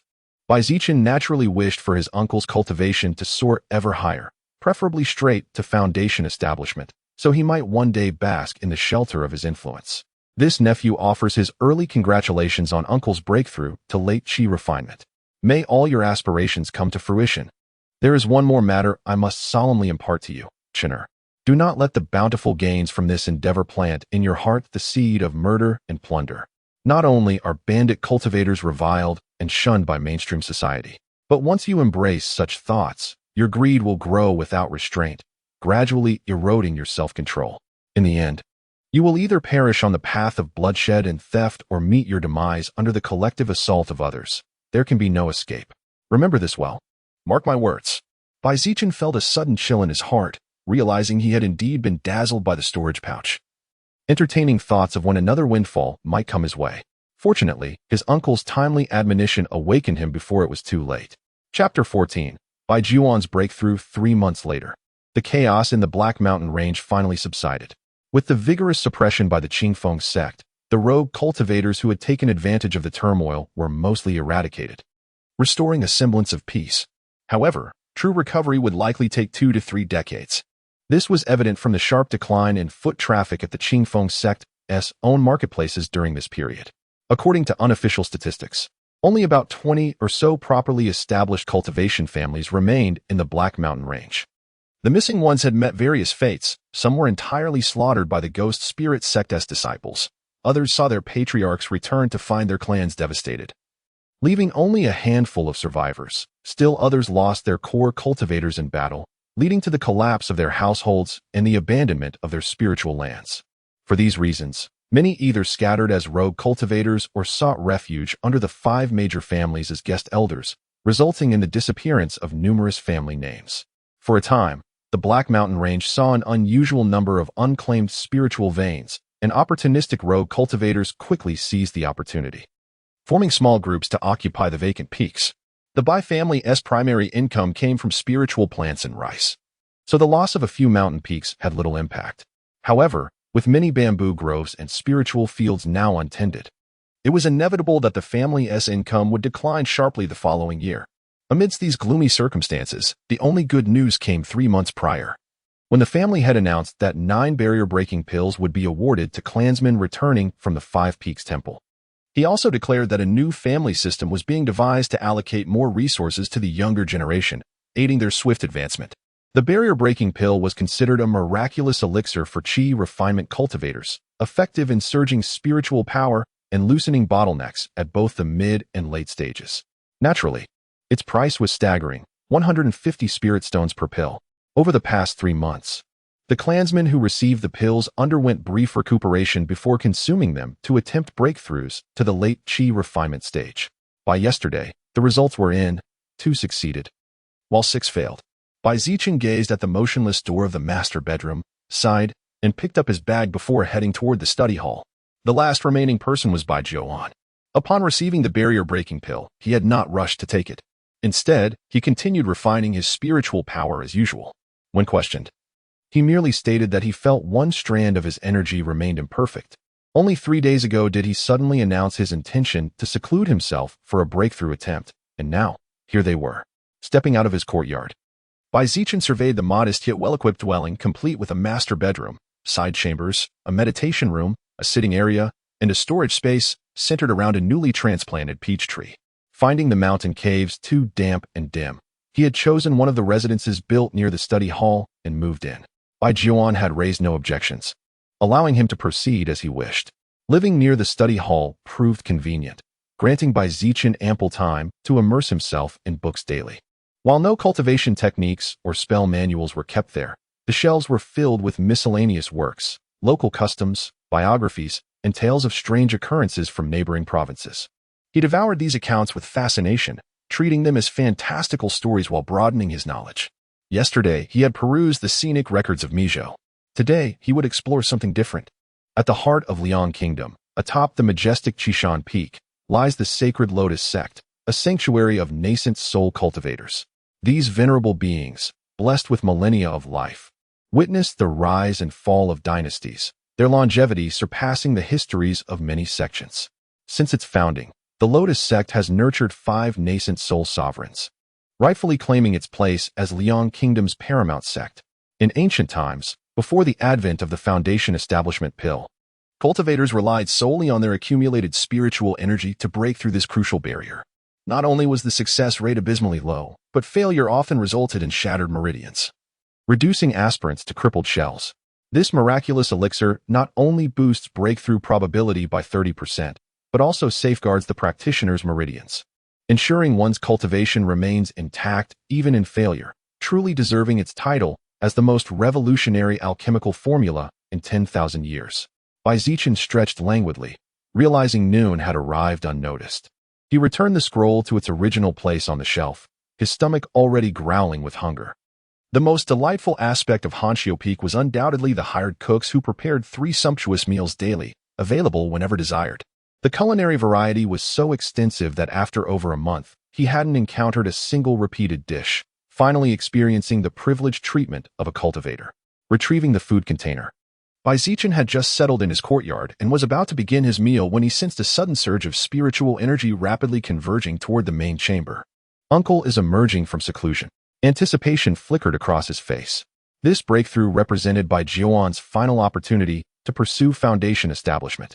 Failure would leave insufficient time. A mere 8 years to advance from the 6th level of qi refining to its pinnacle was implausible, and the clan would hardly invest further resources in a lost cause. With a creak, the door swung open, and Jiuan strode forth, his typically composed countenance betraying irrepressible joy. Understanding dawned on Zichen, who clasped his hands in salute. Congratulations, uncle, on attaining the late stage of qi refining. The path to foundation establishment now lies within reach. Fresh from his breakthrough, Jiuan exuded an imposing aura, his steps vigorous and assured. Foundation establishment remains a distant dream, but at least our circumstances will improve henceforth. With your superior aptitude, nephew, I shall dedicate myself to accumulating clan contributions. Together, we may procure a foundation establishment treasure, who knows? You might achieve the breakthrough in one glorious attempt. The foundation establishment pill represents the ultimate aspiration for all qi refining cultivators, yet within the entire Black Mountain Prefecture. Only the verdant maple sect possesses the capability to refine it. Exceedingly rare and prohibitively expensive, this elixir remains beyond the reach of most. A more accessible alternative lies in the various foundation establishment spiritual materials, which can enhance one's chances of breaking through by 10 to 15%. Though still valued at several thousand spirit stones, this sum is not entirely unattainable for 2 late-stage qi refining cultivators willing to toil for decades. Jiuan harbored precisely this intention, sacrificing the remainder of his life to labor for Zichen in exchange for a sliver of hope toward foundation establishment. This mirrors the plight of many qi refining families, where generations toil to accumulate resources for a single prodigious descendant. Gray-haired elders still laboriously gather cultivation materials, their entire lineage hinging on this gamble. Success would elevate them to the status of a foundation establishment family, akin to a carp leaping through the dragon gate. Failure, however, would reduce them to their former state, squandering decades of familial accumulation in an instant. Deeply moved, Zichen had never imagined his uncle nurtured such selfless devotion. The very same day, Jiuan reported his advancement to the late stage of qi refining. Upon receiving the news, the Bai family dispatched none other than Patriarch Xianzhong himself to receive him the following day, bestowing upon him the privileges reserved for late-stage qi refining clansmen. A low-tier storage pouch, with an annual stipend of 20 spirit stones, was distributed in full this year despite the year being only halfway through. Additionally, one may visit the artifact hall to select a mid-grade magical tool free of charge. Moreover, under the newly updated clan policy, those who break through to the late qi refining stage before the age of 50 will be rewarded with an additional purple ginseng pill. The purple ginseng pill is already considered a top-tier first-grade spiritual elixir, one of the rare few that can still enhance cultivation progress even for those in the late qi refining stage. This measure naturally serves to inspire all clan members who have not yet reached the limit of their vitality, urging them not to abandon hope, but to continue advancing their cultivation and strive toward foundation establishment. After all, for the Bai clan to truly endure and prosper, foundation establishment cultivators are the fundamental cornerstone. Chapter 15. The legacy stone steel. The seasons turned, and 2 fleeting years slipped by like sand through fingers. Within the quiet chamber, Zichen slowly withdrew from his meditation. The potency of the qi replenishing pill is still too overwhelming for me. It takes a full week to fully refine, and some of its medicinal essence is inevitably wasted in the process. Ideally, one should reach the 3rd level of qi refinement before consuming such a pill to perfectly harness its effects. But time waits for no man. To secure that coveted spot with absolute certainty, he needed to reach the 3rd level of qi refinement, surpassing his peers in cultivation. Zichen had grown noticeably taller, though his frame remained slender. 2 months prior, after breaking through to the 2nd level of qi refinement, he had taken his first qi replenishing pill. Now, he had just finished refining the 2nd. Each pill was equivalent to 3 months of arduous cultivation. If he could take them continuously, he was confident he could reach the 3rd level within half a year. Such was the advantage of abundant cultivation resources, the sheer power of pill-assisted advancement.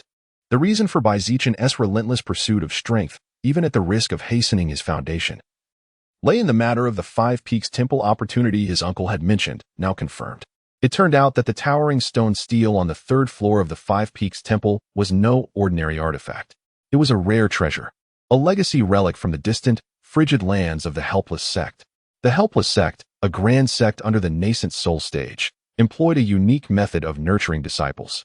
They inscribed vast arrays of cultivation techniques and esoteric spells onto these legacy steels, which would then evaluate each disciple who stood before them. Based on their assessment, the steel would bestow different cultivation methods. No one knew how such a relic from the distant Helpless Sect had ended up within the Five Peaks True Person's cave abode. However, after examination by the experts of the Verdant Maple Sect, it was determined that the steel remained functional, capable of at least 500 more transmissions before its energy was exhausted and it turned to mere stone. After internal deliberation, or rather, the decision of the two Golden Core True Persons, the Verdant Maple Sect resolved to allocate a portion of the opportunities to the cultivation families of the Black Mountain Range. Whether as a gesture of goodwill or a reward for their contributions in establishing the cave abode, this move was met with fervent approval from the families, who praised the Verdant Maple Sect's wisdom and proclaimed their ancestors' imminent ascension to nascent soul. According to the agreement, 15 families were selected, each granted 2 spots, one of which belonged to the Bai family. The requirements of the legacy steel were simple. Any cultivator under the age of 20 could attempt the trial. Rewards would vary based on the evaluation, likely determined by spiritual root aptitude and cultivation level. Thus, Zichen had thrown himself into relentless training, all for the sake of securing one of these precious spots. With only a year left before the legacy steel's opening, he could not afford to miss this opportunity. Originally, Zichen had been confident in securing a spot. Among his peers in the family, few matched his potential, and those who surpassed him in cultivation were already nearing 20. In terms of latent talent, he still held the advantage. The spot was practically his. But as the saying goes, after great calamity comes great fortune. At the Spirit Awakening ceremony 2 years prior, 6 Bai clansmen with spiritual roots had been discovered in a single stroke, injecting fresh vitality into the family's dwindling numbers. Most crucially, among them was a pair of siblings from a remote village, both possessing dual spiritual roots. Even the clan leader Bai Xianzhong was startled and personally conducted another spiritual root examination for the two. Possessing dual spiritual roots meant that reaching the peak of qi refining was merely a matter of time, barring any untimely demise. There was even a slim chance, though only a chance, of breaking through to foundation establishment. Apart from those with heavenly spiritual roots, who would dare claim they could establish a foundation without external aid or foundation establishment pills? The siblings lived up to expectations, studying under Elder Honggu. The elder sister, Bai Ling, had already broken through to the second level of qi refining at the beginning of the year, while the younger brother, Bai Wei, though 2 years her junior, was rumored to have recently found his own breakthrough opportunity. This situation unsettled Zichen, shattering his composed demeanor. With similar cultivation levels and ages, the elders would naturally allocate the coveted spots to the dual spiritual root disciples. Hence, he conceived the idea of surpassing them through sheer cultivation prowess. Brother Chen, you've finally emerged from seclusion. I've been waiting nearly half an hour.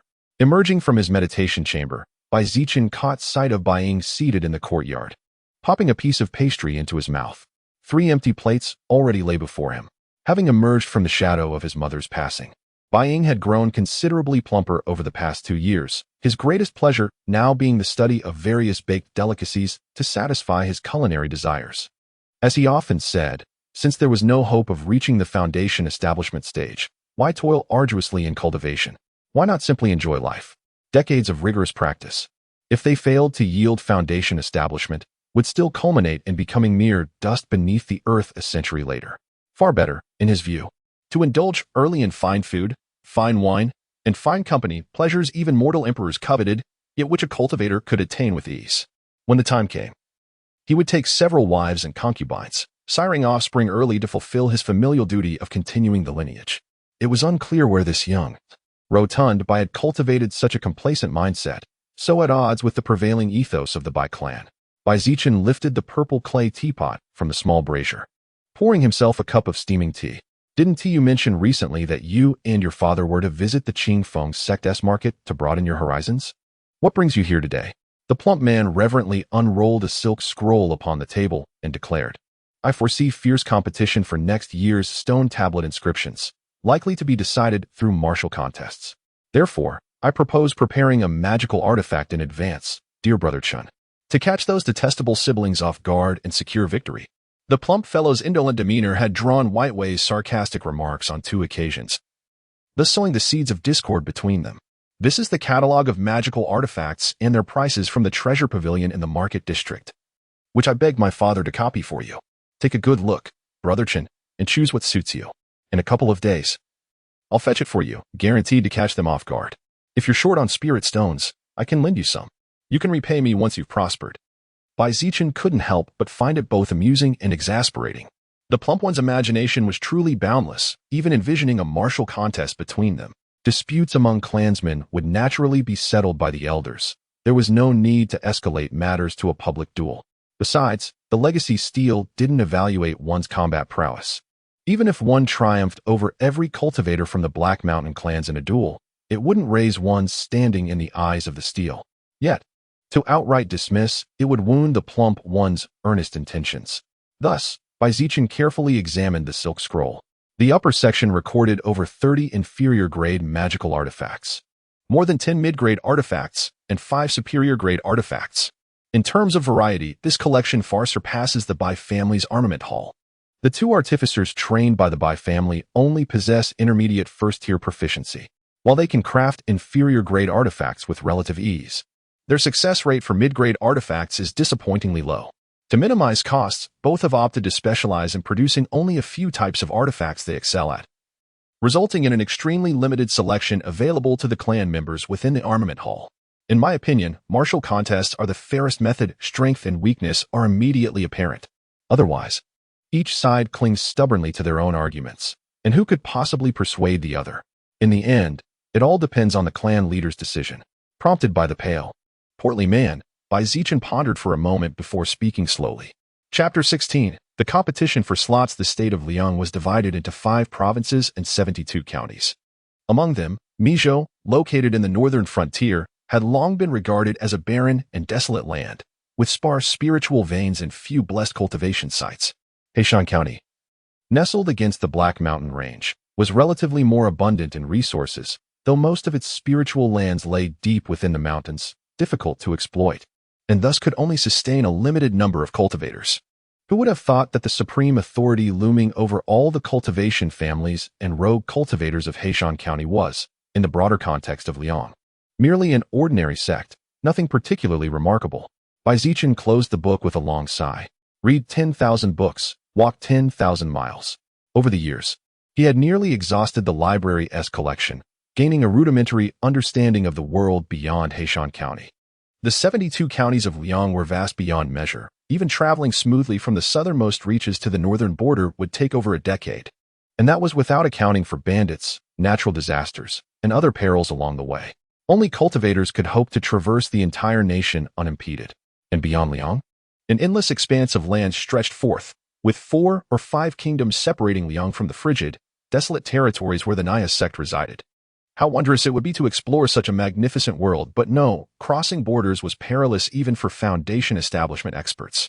Only those at the Golden Core level could truly ensure their safety.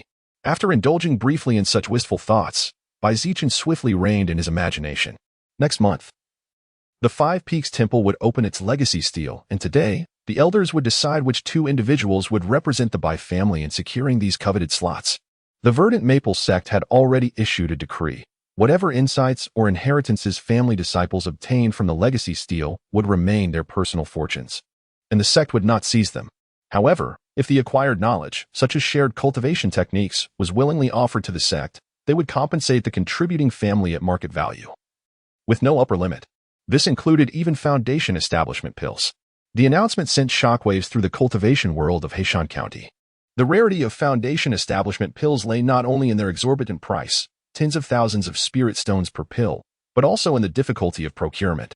The Verdant Maple sect monopolized the necessary alchemical ingredients, and even if one managed to gather materials from other counties, finding a qualified alchemist was another matter entirely. Many second-tier alchemists lacked experience in refining Foundation establishment pills, who would dare entrust tens of thousands of spirit stones worth of rare ingredients to an untested hand. As for purchasing or commissioning pills from other counties, the risks and uncertainties only multiplied. A single Foundation establishment pill was enough to turn even the most benevolent, reputable righteous cultivators into ruthless bandits, willing to stop at nothing. There was precedent. At the height of the Zhang family's power, one of the 5 great families, they boasted 3 foundation establishment experts and over 1,000 clansmen, their influence unrivaled. Yet, in their pursuit of a foundation establishment pill for a prodigious clansman, 2 of their experts personally attended an auction in another county. They succeeded in securing the pill, but on their return, word leaked. A band of ruthless cultivators ambushed them. One Zhang elder perished, the other was gravely wounded, and the pill was lost. The family never recovered from the blow, plummeting to the bottom of the 5 great families. Thus, the opportunity to comprehend the heritage steal has become even more coveted, transcending from a personal stroke of fortune for participants to a matter of paramount importance for entire clans. Last week, the clan posted a notice, urging all eligible cultivators to submit their applications. Virtually every clan member under the age of 20 seized this chance, submitting their names in hopes of being selected. However, after a rigorous screening process by the elders, only 4 names remained on the list. Zichen strode resolutely toward the clan hall, determined to secure this opportunity for himself. In recent years, the clan had not appointed any new elders, leaving the authority still in the hands of 3. The former second elder, now the grand elder, was a mid-tier first-grade formation master at the 9th level of chi refining. The former 4th elder, now the second elder, was a high-tier first-grade spirit botanist also at the 9th level of chi refining. Lastly, Elder Honggu, a high-tier first-grade talisman master at the 8th level of chi refining, held the 3rd position. Apart from the 3 elders, several clan members in the late stages of chi refining stood in the hall, with Bai Jiawan positioned inconspicuously on the right. These individuals represented the backbone of the Bai clan beyond the elders, and their presence underscored the gravity of the heritage steal matter, which bore significant implications for the clan's future. Ultimately, however, the decision rested with the 3 elders. As the clan leader, Bai Xianzhong was in seclusion, refining a critical spell. Aside from the unsurprising selections of Bai Ling and Bai Wei, the siblings, the other candidate who made the cut alongside Bai Zichen was a clansman named Bai Chongwu. At 19, Bai Chongwu was mere months away from exceeding the age limit of 20, and his cultivation at the 4th level of chi refining was his strongest qualification for standing there. Since everyone is present, let us deliberate and settle this matter, the Grand Elder declared. The Grand Elder, who had once defended Hanxiu Peak to the brink of exhaustion during the 4 Symbols Heavenly Formation's activation, had suffered irreversible damage to his foundation. With his advanced age and no hope of reaching foundation establishment, he had devoted himself entirely to formations, aspiring to attain the rank of a high-tier first-grade formation master before his passing, a final testament to his lifelong dedication. Yet, his relentless study of formations had visibly drained his vitality. Among the myriad arts of cultivation, formations demanded the highest innate talent. Without it, no amount of time invested would yield mastery. After all, the deployment of formations involved the manipulation of spiritual sense, a domain reserved for foundation establishment experts. The toll it took on a chi refining cultivator's mind was self-evident. Naturally, the 2 slots should go to Bai Ling and Bai Wei, the Grand Elder continued. With their dual spiritual roots and exceptional intellect, Bai Ling has already reached the 3rd level of chi refining at such a tender age, while Bai Wei has attained the 2nd level. Moreover, as siblings, their synergy in battle would amplify their prowess. Since their arrival in the clan territory, Bai Ling and Bai Wei had been nurtured under Elder Honggu's meticulous guidance, and she had long regarded them as her successors. No one could dispute their nomination, for their talents were indeed extraordinary, though their rapid progress in just a few years likely owed much to Elder Honggu's discreet provision of elixirs, without which even dual spiritual roots would not have advanced so swiftly. Indeed, Bai Ling and Bai Wei are outstanding choices. What do the rest of you think? The elderly man felt that Bai Zichen was also a promising child, having already reached the 3rd level of chi refinement half a year ago. Moreover, back on Hanxiu Peak, he displayed remarkable composure and competence, truly a promising talent. Squinting his eyes like a true farmer, the 2nd elder suddenly spoke up and nominated Bai Zichen. The Grand Elder showed a flicker of interest. The bloody battle at Hanxiu Peak was an indelible scar for every Bai clansman who had participated, a child who endured the family's calamity, not an easy path. A trace of surprise flashed in Bai Zichen's eyes. He hadn't expected the 2nd elder to openly support him. Could it be because of that brief encounter in the storeroom years ago? But when he noticed Bai Jiawan's gaze shifting away from the 2nd elder, realization dawned on him. So, it was Uncle S doing. I never knew he was this close to the 2nd elder. Following the elder's lead, Several late-stage Qi refinement seniors voiced their opinions, most supported by Ling and Bai Wei, while only one or two backed by Zichen. The most pitiable was by Chong Wu, utterly forgotten. Not a single mention of his name. His face flushed with humiliation, alternating between pale and ashen. Everyone in the hall understood, had the other three reached by Chong Wu's age. Achieving the fourth layer of Qi refinement would have been effortless. His slight advantage in cultivation couldn't compensate for the glaring weakness of his advanced years. The tide gradually turned in favor of Bai Ling and Bai Wei, largely because Elder Honggu shrewdly tied their fates together, framing them as a united front. Otherwise, Bai Wei, the same age as Bai Zichen, merely held an edge in spiritual roots but lagged behind by one cultivation layer, making their strengths and weaknesses balanced. Since the discussion has reached its conclusion, I believe the matter of the inheritance steal is settled. Elder Honggu seized the moment, rising to reclaim authority. Bai Zichen, you are still young. Return and focus on your cultivation. There will be other opportunities in the future. Chapter 17. The fourth level of Qi refinement. Esteemed elders and seniors, I humbly submit that I am deserving of one of the 5 Peaks Temple quotas this time. Noticing Elder Honggu mentioning him, Bai Zichen strode forward confidently from the hall, taking 2 purposeful steps. To expect him to yield and withdraw voluntarily? Preposterous. The Qingfeng sect has established the rule that the heritage steal only opens once every decade. There will be no next opportunity. By then, I would have already exceeded the age limit. One misstep leads to complete loss. From now on, all opportunities and resource allocations within the clan will be dominated by Bai Ling and Bai Wei, the sister-brother duo. With the Bai family's limited foundation, they absolutely cannot afford to nurture 3 potential foundation establishment candidates within a single generation. When that time comes, I shall inevitably become the one abandoned. Maintaining a low profile and cultivating discreetly may be feasible, yet if one refrains from striving in all matters and constantly yields to others, they lose the fundamental essence of a cultivator, boldly advancing and contending with fate. How then can one progress on the path of the great Tao? I have already reached the 4th level of Qi refinement, Bai Zichen declared calmly, his entire aura surging with spiritual energy, astonishing the entire assembly. Previously standing meekly at the foot of the main hall steps, unnoticed by the elders whose attention was elsewhere, no one had detected Bai Zichen's breakthrough to the 4th level. Now, scorching gazes converged upon him. The unmistakable fluctuations of 4th level Qi refinement left no room for doubt. How is this possible? Elder Honggu was momentarily speechless, taking a few disbelieving steps forward as her phoenix-like eyes fixed upon him, seeking to penetrate the truth. Indeed, it was all too swift. Could it be the result of daily consumption of miraculous elixirs, the path of pill indulgence? Oldzwa, have you lost your mind? Even if this lad possesses such an abundance of spirit stones, how could a mere early-stage Qi refining cultivator withstand the potency of medicinal pills? Consuming 1 per month would already be pushing the limit. Several late-stage Qi refining seniors whispered among themselves, exchanging hushed words, utterly baffled by what they witnessed.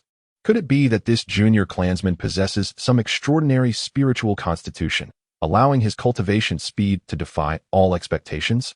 I have broken through to the 3rd level of Qi refining, albeit with the aid of 2 Qi replenishing pills. Yet even with monthly medicinal assistance, his breakthrough past the bottleneck to the mid-stage of Qi refining seems astonishingly swift. Bai Ling's exquisite eyes shimmered with curiosity. Her delicate features were framed by skin as pale as freshly fallen snow, while the standard sect robes could scarcely conceal the graceful curves beginning to blossom beneath them. He appears 2 years my junior. Such cultivation speed. Perhaps only the true prodigies of the verdant maple sect could match this pace. Bai Wei stood beside his elder sister, seething with frustration, utterly perplexed by the vast disparity in their cultivation levels. As for Bai Chongwu, he had come to terms with it, observing his younger clansmen with keen interest. After all, regardless of the arrangement, this opportunity had nothing to do with him. He recalled being trapped at the 3rd level of Qi refinement for 2 whole years, painstakingly honing and accumulating spiritual energy before finally breaking through the bottleneck. He couldn't help but wonder, how had this young clansman cultivated so effortlessly? Had he never experienced that suffocating sense of stagnation? That desperate struggle where progress seemed impossible no matter how hard one tried? When the gap between oneself and another was too vast, envy could hardly take root. Instead, there was an odd sense of relief. Losing to such a prodigy was no disgrace. What a remarkable lad. We have all misjudged the situation, quietly and unexpectedly. They have created quite a sensational event. The second elder slapped his thigh in agreement, even casting aside his ever-present brass pipe. Since that's the case, there's no need for further discussion. Bai Zichen undoubtedly deserves this position, though Bai Ling and Bai Wei are siblings with dual spiritual roots. Aunt Hong, surely you comprehend the significance of a 12-year-old reaching mid-stage qi refinement. Even our clan leader hadn't attained such cultivation at that age. I cast my vote for Bai Zichen. As for the siblings, let the elder sister with higher cultivation go. The Grand Elder interrupted Elder Hong's hesitation and made the final decision. On the surface, the fourth layer of qi refinement seems merely a step away from the third, but as the first major hurdle among the 3 stages of qi refinement, it has confounded countless cultivators. These fledgling practitioners, inexperienced in facing bottlenecks, wander aimlessly like headless flies outside the barrier, utterly helpless. This bottleneck period can last anywhere from a few months to 4 or 5 years. Bai Zichen's current age and cultivation level prove one thing. He encountered no obstacle whatsoever in breaking through to mid-stage qi refinement, surging forward in one breath. Otherwise, having only reached the 3rd layer half a year ago, even the slightest delay would have rendered it impossible. As long as Bai Zichen's cultivation speed does not falter significantly, he might even achieve great perfection of qi refinement before the age of 30. That would leave him a full 20 years to accumulate resources, strengthen his foundation, and prepare for the breakthrough to foundation establishment. Bai Zichen, Bai Ling. Once the 2 names were finalized, carrier pigeons were dispatched to inform the Qifeng sect, awaiting only next month's gathering at the 5 Peaks Temple where young talents would convene to study the legacy stone tablets together. Our clan has finally produced a true prodigy. Make sure to distinguish yourself at the 5 Peaks Temple and don't let the Qingfeng sect or the Shangwu family outshine you. Exiting the Grand Hall, Bai Chengwu approached with an air of familiarity, engaging in warm conversation as though they had been lifelong acquaintances rather than having just met that day. Though unworthy, this elder brother happens to know a thing or two about the renowned young talents from Black Mountain. Allow me to properly introduce them to Brother Chen later, lest you find yourself at a loss when encountering them. Bootlicker. Bai Wei trailed behind the 2 individuals, witnessing the scene before letting out a disdainful whisper. What did you just say? Bai Chengwu's face flushed crimson, for indeed he harbored intentions to ingratiate himself with Bai Zichen, at the very least, to forge a favorable connection. Anyone could discern that upon their return from Wuyue Temple, Bai Zichen and Bai Ling would undoubtedly be earmarked as the family's focal cultivation talents. This did not imply an immediate deluge of resources at their disposal, but rather the continuous orchestration of opportunities to facilitate their accumulation of familial merits, accompanied by a meticulously charted cultivation trajectory. Presently, Bai Zichen had yet to ascend to prominence, rendering this the opportune moment for strategic investment, allowing one to secure a position by his side. Yet, having his motives so blatantly exposed by the juvenile Bai Wei left Bai Chengwu's pride wounded, nearly provoking him into a physical altercation with his clansmen.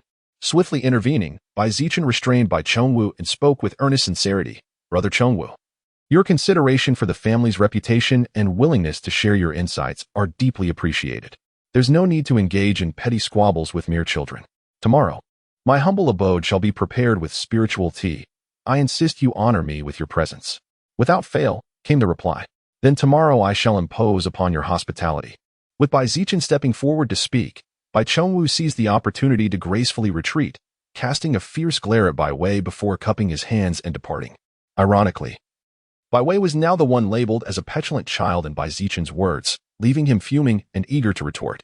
However, upon noticing the elders emerging, he could only swallow his indignation in silence. Bai Zichen, was it? You've done well, keep it up. Truly worthy of being Zhouan's nephew. Composed enough to conceal even the news of advancing to the 4th level of qi refinement. The future of the Bai family rests upon the shoulders of young talents like you. Indeed, it won't be long before Bai Zichen's cultivation reaches our level. Oldswood, don't spout nonsense, you'll spoil the child. While the 2 elders and several other senior qi refining cultivators offered encouragement and goodwill, only Elder Honggu maintained a stern expression. She summoned Bailing and Bai Wei before storming off in anger. Bai Zichen remained unfazed. After all, he wasn't spirit stones that could please everyone. Chinner, when did you break through? How come even I wasn't aware? On the way home, Bai Jiuan scrutinized his nephew with profound contemplation.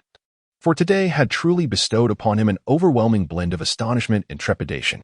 As a member aligned with the 2nd elder's faction within the clan, he had previously orchestrated discreet communications and rallied several familiar late-stage Qi refinement clansmen to his cause. Yet, an undercurrent of uncertainty lingered in his heart regarding his ability to outmaneuver the formidable sibling duo. Bai Jiuan, a cultivator burdened with the 4 spiritual roots, understood all too keenly the Herculean efforts and manifold sacrifices required to ascend to his current station, shackled as he was by the limitations of his spiritual endowment. When other conditions stood comparable, the superiority of twin spiritual roots loomed overwhelmingly vast, even within the esteemed verdant maple sect. Disciples graced with such dual roots commanded preferential treatment and reverential regard. After all, a full century had elapsed since the sect last welcomed a prodigy bearing the coveted heavenly spiritual roots. Not only you, dear uncle, but even I myself scarcely anticipated such serendipitous smoothness in achieving this breakthrough. Chapter 18. Speculations on Spiritual Physique by Zichen.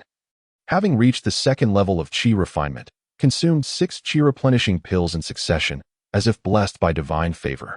Within a mere year, he successfully ascended to the 3rd level. Though his spiritual energy was entirely derived from elixirs rather than cultivated through meditation, rendering his foundation somewhat unstable, his cultivation had undeniably advanced. This was an inevitable flaw of relying on medicinal aids, a well-documented phenomenon. The solution was simple. Once his cultivation progressed sufficiently, he could refine and purify his spiritual energy at leisure. After all, so long as one's realm advanced, all else was trivial. Thus, without hesitation, Bai Zichen pressed onward. In the final months, he refined 4 more Qi replenishing pills and, a week prior, touched the peak of the 3rd level. The difficulty of breaking through to the mid-stage of Qi refinement was no secret to him. A single pill would not suffice to overcome this barrier. So he adopted a tranquil mindset, allowing nature to take its course. Then, 2 nights ago, as he admired the moon in his courtyard, the evergreen art suddenly stirred within him, its energy restless, as if yearning to shatter its confines and ascend to a new realm. Without even retreating to his meditation chamber, he sat cross-legged right there in the courtyard. To his astonishment, as soon as he guided his energy according to the 4th layer of the evergreen art, the bottleneck dissolved effortlessly, as though it had never existed. No, it could hardly even be called a bottleneck. Just like his breakthrough to the 2nd level, it had been absurdly simple. To an outsider, Bai Zichen's words might sound evasive, as though he concealed some crucial secret. But Bai Jiuan trusted his nephew implicitly. Besides, prodigies existed, those for whom cultivation flowed like water. Where others saw insurmountable cliffs, they saw only smooth roads. If pressed for an explanation, Bai Zichen could offer none. In any case, it was a blessing, and there was no need to dwell on it. The world of cultivation was vast and mysterious. Even golden core cultivators did not claim omniscience. Perhaps, Chen'er, you possess a latent spiritual physique, Bai Jiuan mused. One that remains invisible to the eye but grants immense advantages under certain conditions. Spiritual physiques were rare, extraordinary talents that bestowed unparalleled prowess in specific aspects. For instance, the great solar flame body allowed its bearer to master fire-based techniques and spells with near equal ease to a heavenly spiritual root cultivator. Moreover, they could comprehend fire-based divine abilities prematurely, their combat prowess so formidable that challenging those above their realm was routine. A millennium ago, the verdant maple sect had produced a golden core elder who possessed the great solar flame body, carving out a legendary reputation with its power. Bai Zichen privately suspected that he, too, might harbor some imperceptible gift, otherwise, his circumstances defied explanation. However, Bai Jiuan cautioned, you must moderate your reliance on elixirs henceforth. Overindulgence is perilous. Firstly, cultivation built upon pills is like a house of cards, easily toppled. Secondly, all medicines carry traces of toxicity. A single pill may seem harmless, but accumulated over years, the latent poison could erupt catastrophically. This was wisdom Bai Jiuan had only grasped in recent years. In his youth, constrained by limited knowledge, he had consumed any pill at hand without a second thought. But his nephew was different, his future boundless. Preparations must be made in advance. Foundation building is the harmonious sublimation of essence, energy, and spirit. None can be neglected. When the moment comes to break through to foundation building, the eruption of pill toxins may render your physical form imperfect, leaving flaws that lead to failure in establishing the foundation. The same principle applies to those over 50, whose waning vitality can no longer withstand the profound purification brought by the sublimation of spiritual power during the breakthrough. These are lessons written in blood by generations of the Bai ancestors. Understood. I shall take heed from now on. Zichen shuddered inwardly, committing this to memory. He had indeed considered accumulating spirit stones to have Bai Pengzi purchase additional chi-replenishing pills from the market. Such esoteric knowledge and techniques are typically confined to sect circles, fragmented by the time they reach cultivation families, who must glean fragments from the experiences of their elders' repeated attempts at foundation building. Yet even this scattered wisdom far surpasses the plight of rogue cultivators. Where would a rogue cultivator find guidance on foundation building? Even if by some stroke of fortune one obtained a foundation establishment pill, the pitfalls and traps along the way would reduce their chances of success to nearly nothing. The following month, Zichen eased his mind, experiencing the most relaxed period in 3 years. He introduced Bai Chongwu and Bai Pengzi to each other and, through Bai Chongwu's connections, attended 2 gatherings of the family's younger cultivators. He also finished reading the meticulously compiled Black Mountain's Elite Figures by Bai Chongwu, which, truth be told, was remarkably detailed.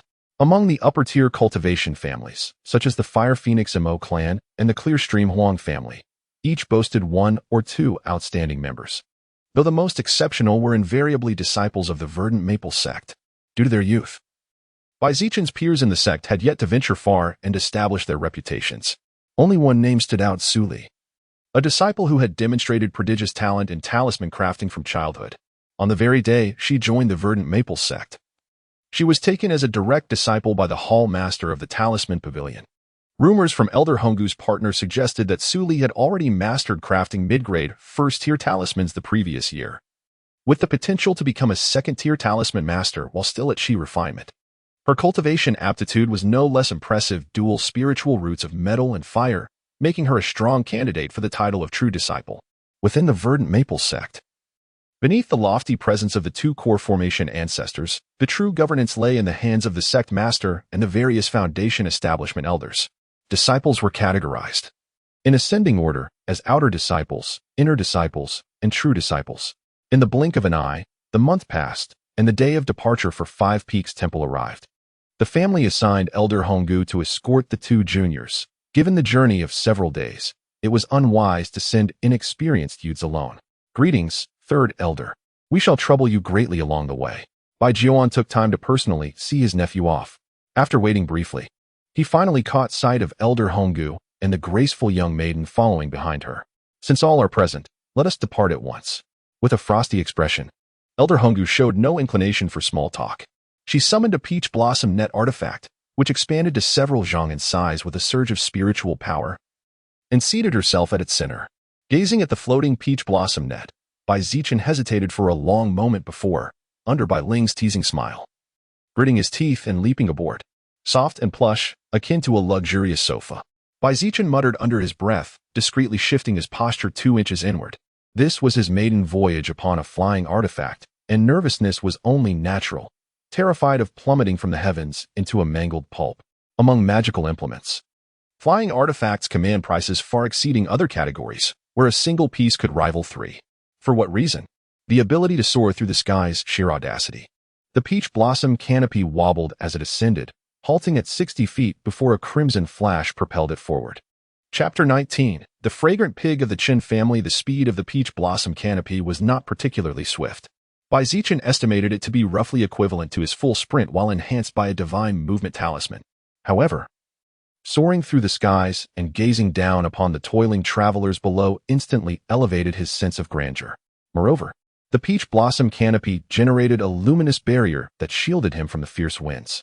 Once the initial tension faded, the journey became rather pleasant. Once I have enough spirit stones, I should purchase a flying artifact myself. It truly is convenient for travel, Bai Zichen mused, making a mental note to have Bai Ying inquire about prices in the market later, whether for routine travel or critical escapes. The advantages of a flying artifact were undeniable, not to mention the added prestige it conferred. Just imagine, while other cultivators still trudged along on foot, he could leisurely summon his flying artifact and glide away on the clouds, effortlessly distinguishing himself from the common rabble. No, never mind. With my meager savings, there is no point pretending to be wealthy. Resources should be spent wisely. His thoughts circled back to the pitiful pile of spirit stones in his storage pouch, snapping him back to cold reality. Over the years, he had barely accumulated 50 spirit stones, and even that was largely thanks to a stroke of luck. If he truly wished to acquire a flying artifact, he would have to borrow heavily from his family. The journey, which would have taken 3 days on foot, was completed in just a day and a half with the peach blossom canopy. What was once a desolate wilderness had been transformed by the development of the Five Peaks Temple. The verdant maple sect had even established a villa here, clearing out the nearby demonic beasts. By the time the Bai family arrived, the villa was already bustling. Most of the other cultivation families had already gathered, forming small circles as they engaged in conversation. For this occasion, the verdant maple sect had generously opened 50 slots for the inheritance Steel's enlightenment, 2 for each of the 15 cultivation families, and 20 for the sect's disciples. Whether this was a one-time gesture or the beginning of a tradition remained to be seen. Aunt Hong stowed away the peach blossom canopy and presented a jade pendant to the verdant maple sect disciple at the entrance to verify her identity. After scanning the courtyard, she strode decisively toward a particular corner. Even among cultivation families, hierarchies existed. The top 5 families, each boasting multiple foundation establishment experts, some even with ties to core formation ancestors, stood far above the rest. Take the Huang family of Clearstream, for instance. Their ancestor had once been the last disciple of a core formation master, inheriting a third-grade formation that now served as their family's foundation. With a foundation establishment cultivator at the helm, they could even withstand a core formation expert's assault, albeit briefly. Elder Sister Hong, you're late. You'll have to drink 3 cups as punishment at the welcoming banquet. A delicate female cultivator at the center of the group called out with a smile. Little Sister Chin, it's been a while.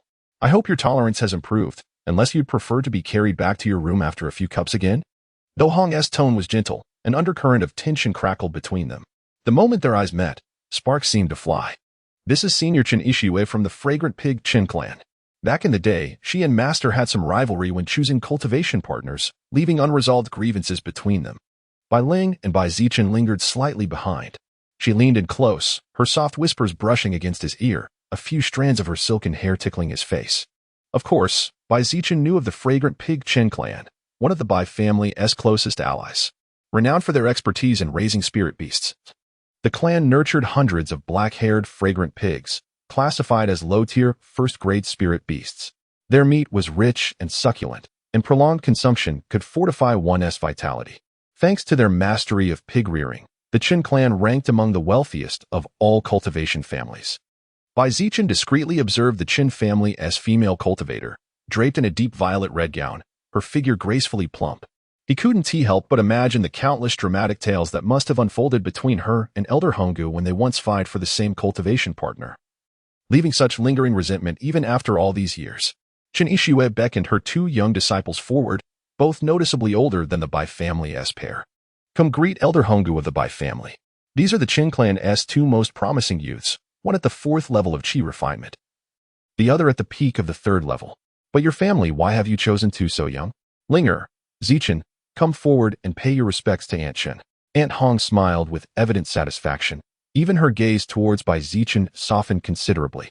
My rather unpromising disciple, Bai Ling, has just reached the age of 15, possessing dual spiritual roots. I've long heard the Bai family has produced a pair of siblings with dual spiritual roots. Even our clan leader is quite envious. Chin Ishue's eyes shimmered as her gaze shifted to the other figure. Then this must be the younger brother among the dual-rooted siblings. A faint trace of embarrassment flickered across Hong Gu's face as she continued. Sister Ishue has indeed noticed. My remaining disciple was unfortunately unqualified for selection this time. This is our Bai family's prodigy, Bai Zichen, a 12-year-old at the 4th level of Qi refinement. Truly remarkable. Not only Chin Ishue, but even the cultivators from both families who had been watching on the sidelines sprang to their feet, their eyes gleaming with spiritual light as they scrutinized Bai Zichen from head to toe. The Bai family has actually produced such a promising seedling for cultivation. With potential to establish his foundation, your lineage shall have worthy successors. The aged elder of the Fong family spoke with a mixture of flattery and envy. His gaze so unsettling it seemed he might whisk Bai Zichen back to the Fong household at any moment.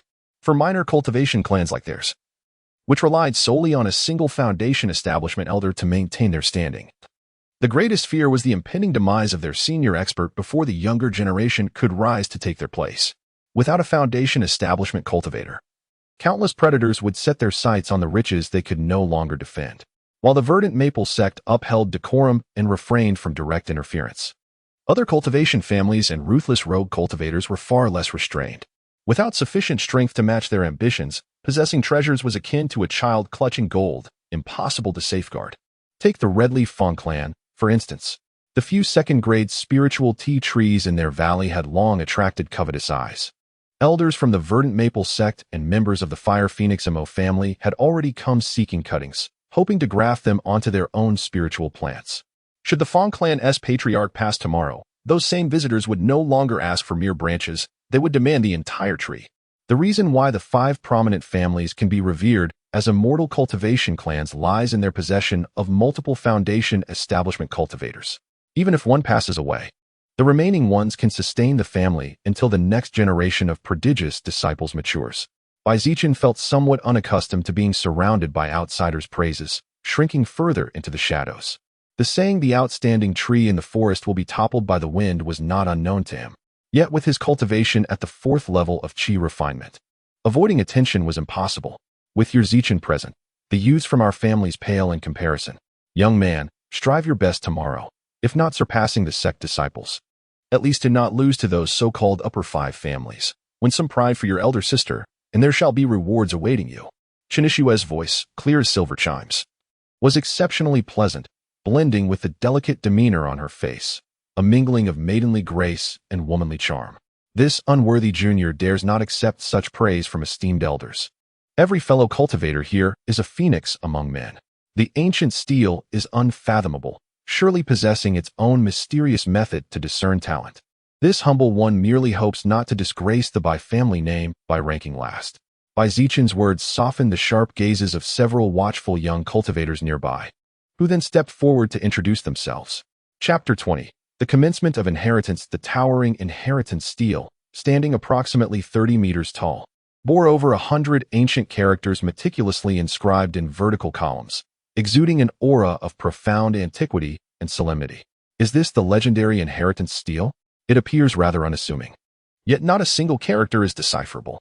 At the break of dawn, under the guidance of the Chi Feng sect cultivators, Zichen arrived at the 3rd level of Wiyue Temple alongside numerous clan disciples, where this majestic stele immediately commanded their attention. When the ancient cave abode was first breached, the Chi Feng sect initially mistook the stele for an enigmatic treasure beyond refinement. It was only after extensive research and cross-referencing by Elder Yang that its true identity as the inheritance stele of the Nihas sect was confirmed. The origins of how the Wuyue patriarch acquired this artifact remain shrouded in mystery. Such steles, integral to the Nihas sect's legacy, were never permitted to circulate beyond their ranks, leaving the broader cultivation world with scant knowledge of their nature. In his pursuit of understanding, Elder Yang journeyed to Lingzhou, consulting the celestial diviners of the Tianji Pavilion. There, he learned that the cryptic script adorning the stele was an archaic form known as floral avian seal script, long abandoned by the passage of time. The inscription itself, however, was merely a ceremonial ode to the heavens, a sacred hymn devoid of any cultivation techniques. After the span of an incense stick's burn, once all the cultivation clans had assembled, a procession of youthful disciples strode forth, halting at the forefront with an air of unspoken supremacy. Disciples of the Chi Feng sect. Their arrogance remains as unyielding as ever, Zichen mused silently. Their demeanor was unparalleled within the Black Mountains. Even the scions of prominent cultivation families lacked such unbridled haughtiness. Esteemed guests, declared the middle-aged man at the podium, his rugged features and sun-darkened skin marking him as Peng Chong, elder of the Chi Feng sect's artifact refining hall and overseer of this event. Today, our sect shares this inheritance stele with all clans, hoping to foster mutual advancement and prosperity within the Black Mountains cultivation realm. This generosity stems from the benevolence of our 2 revered ancestors. Treasure this rare opportunity and do not squander it.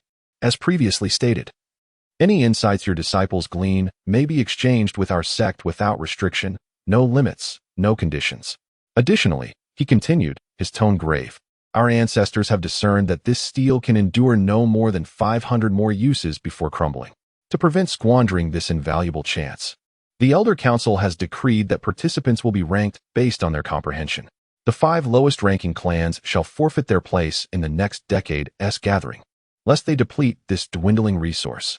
As Elder Peng announced the news, the cultivation clans below the stage exchanged uneasy glances, each sensing the impending crisis. Eliminating 5 out of 15 families was no small proportion. Losing the opportunity to comprehend the heritage steel would not only deprive them of this rare chance, but also mark their expulsion from the elite circle of cultivation clans. Over time, such perception could solidify, potentially leading to genuine exclusion. The leading elders of each clan hastily instructed their juniors with grave expressions, yet none dared openly question the outcome. The verdant maple sect reigned supreme over Black Mountain. Even if they withheld all opportunities, what could these cultivation clans possibly do? You've all heard it. We must secure a place within the top 10. As long as it's accomplished. Upon my return, I shall petition for each of you to receive 500 points of familial contribution. Honggu's voice abruptly resonated within by Zichen and by Ling's minds, a manifestation of the sound transmission secret technique.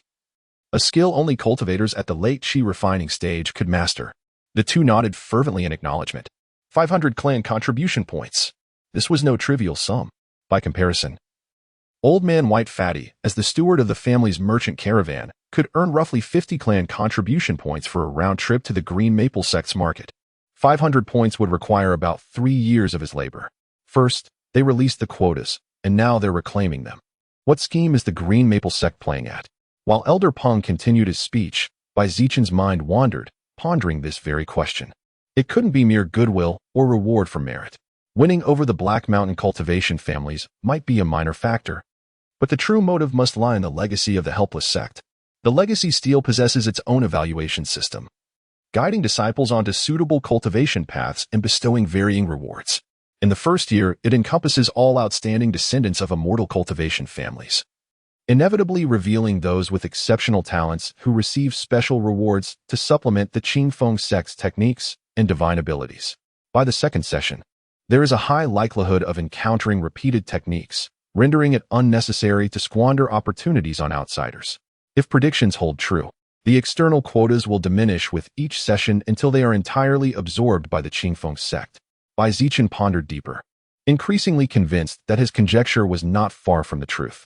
A faint sense of relief washed over him, fortunate to have participated in the inaugural session, where quotas remained relatively generous. Lost in contemplation, the enlightenment of the legacy steel had officially commenced. The steel was divided into 5 facets, allowing 5 individuals to simultaneously stand before it and receive enlightenment. The first group of 5 nervously approached the monument, placing their palms upon its surface.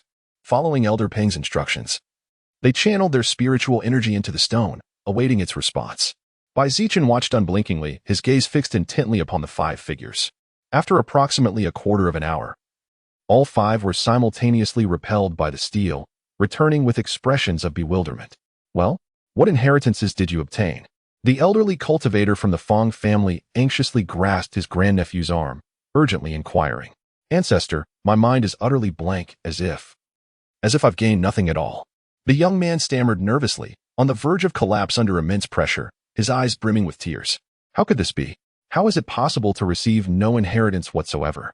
The elder of the Fong family let out an incredulous roar. The crowd erupted in shocked murmurs. Previously, merely standing before the inheritance steel had always granted some form of legacy, with only differences in quality. Never had there been a case where one received nothing at all. Could your method be flawed? Or perhaps the inheritance has been imprinted deep within your consciousness and has yet to surface. Silence. It has long been said that granting opportunities to those of inferior aptitude is but a squandering of resources. Elder Peng, seeing the aged cultivator from the Fong family still clamoring, rebuked angrily, continue with your raucous noise, and I shall revoke another of your family's quotas this very instant. In the first round of enlightenment, among the 5 participants, only the young man from the Fong family failed to gain any insights, while the other 4 received their respective inheritances. Judging by their barely concealed expressions of joy, it was evident their harvests were substantial. Subsequently, the second round of comprehension commenced, with another 5 stepping forward. This time, the outcome was even more dismal. 2 of them failed to grasp any enlightenment, their faces ashen with defeat, shoulders slumped in dejection. The venerable elder of the Fong family finally regained some vitality. The second disciple of the Fong family lived up to expectations and successfully obtained the inheritance. Exhaling a sigh of relief. Elder, it's a body refinement technique divided into 9 levels, capable of cultivation up to the late foundation establishment stage. Upon reaching minor mastery, one can condense a baleful physique and enhance the probability of foundation establishment.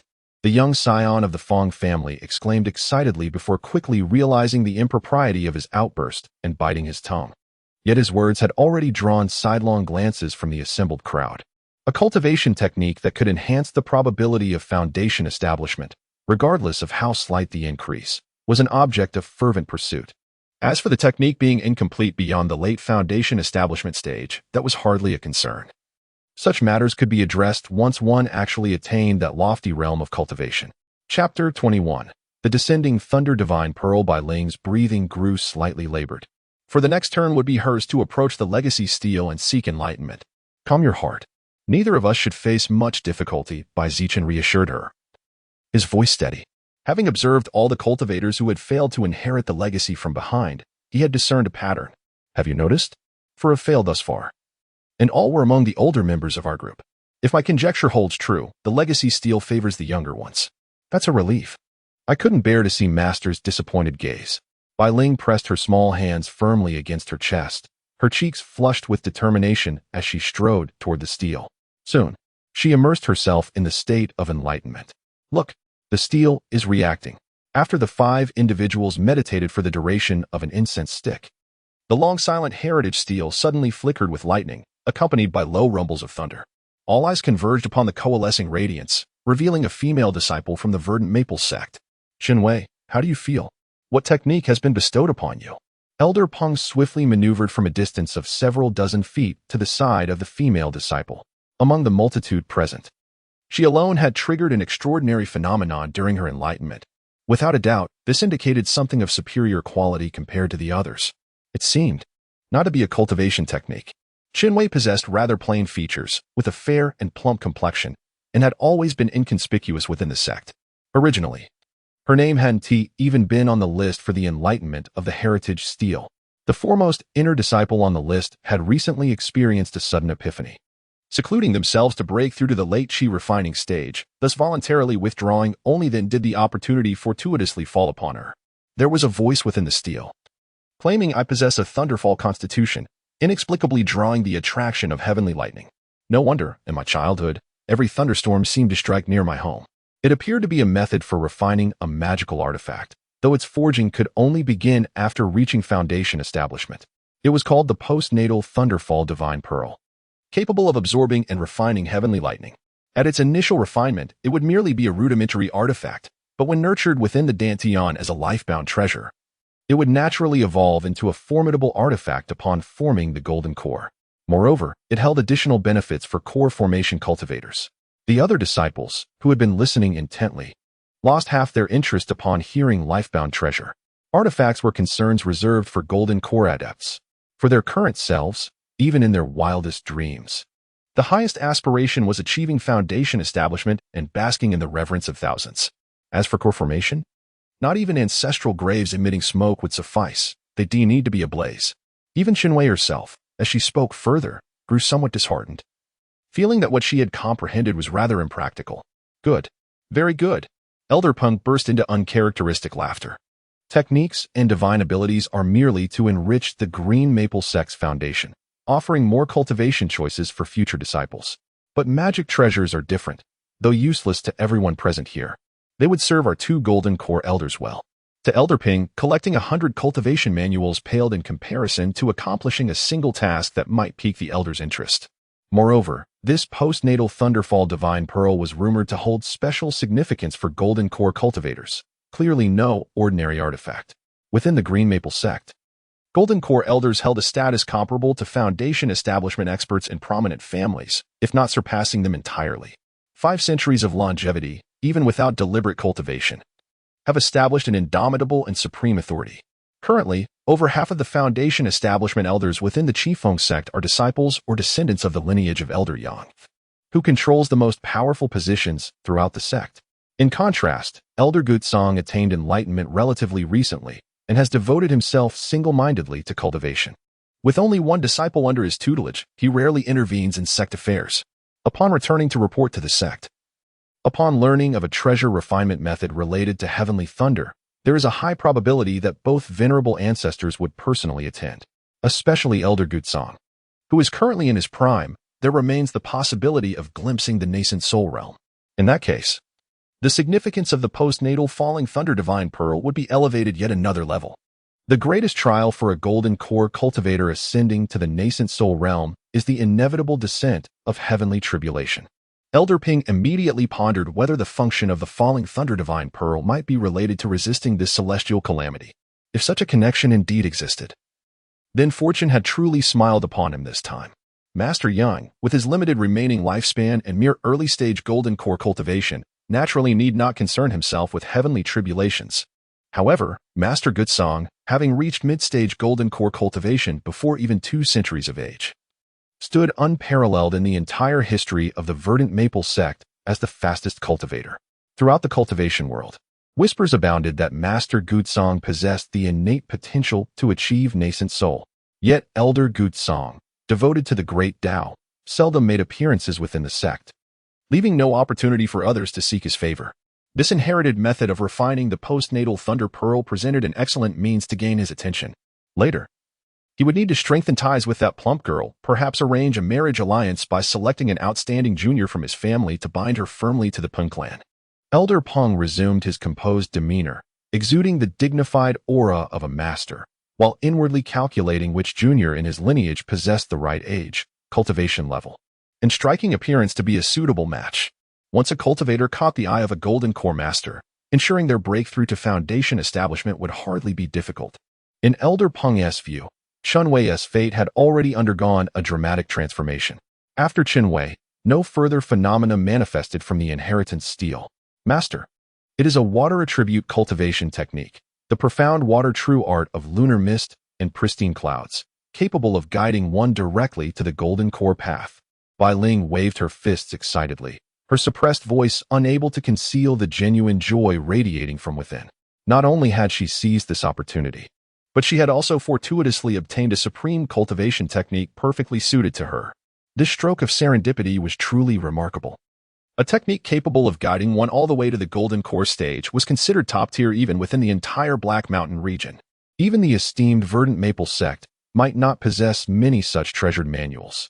Bai Ling possessed dual spiritual roots of water and earth, previously cultivating her clan's blackwater art. Transitioning to this newly acquired primordial impure cloud mystic water true method was an impeccable fit in every conceivable aspect. The primordial impure cloud mystic water true method utterly eclipsed the blackwater art, save for one advantage. The latter had been refined by countless cultivators over generations, leaving behind a wealth of experiential knowledge that significantly reduced the difficulty of cultivation.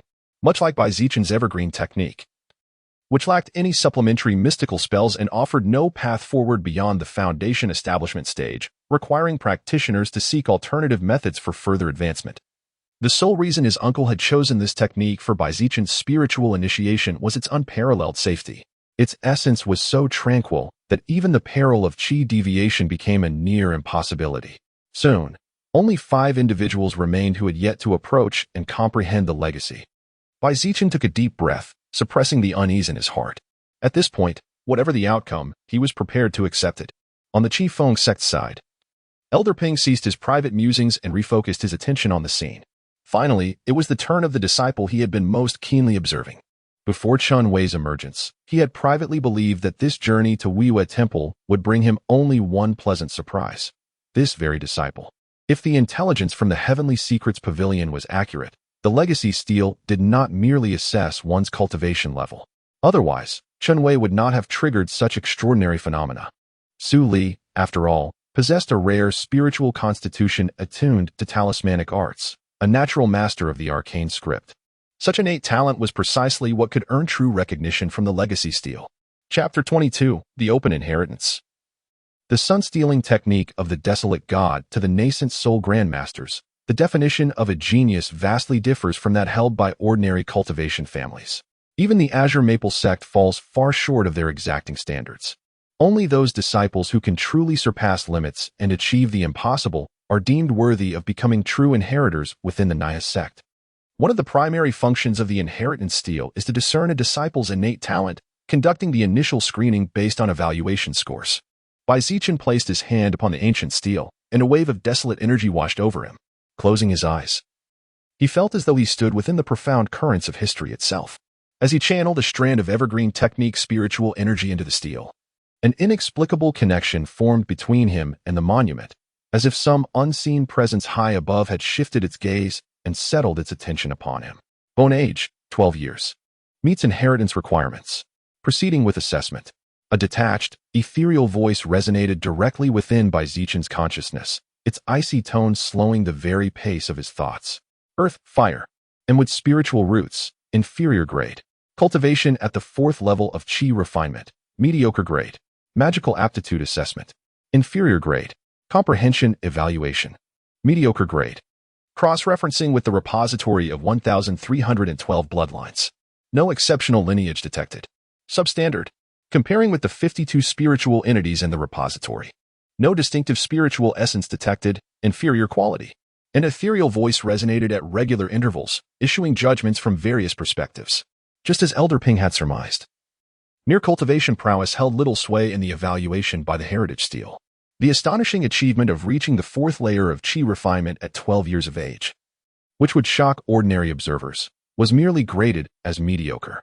Bai Zichen's consciousness grew hazy as the celestial voice gradually faded. Just as the connection between his body and the heritage stele was about to sever, it abruptly resounded once more. Cultivation speed inconsistent with spiritual roots.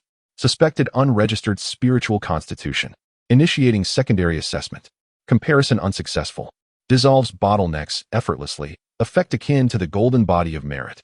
May be classified as a previously undiscovered unique spiritual constitution.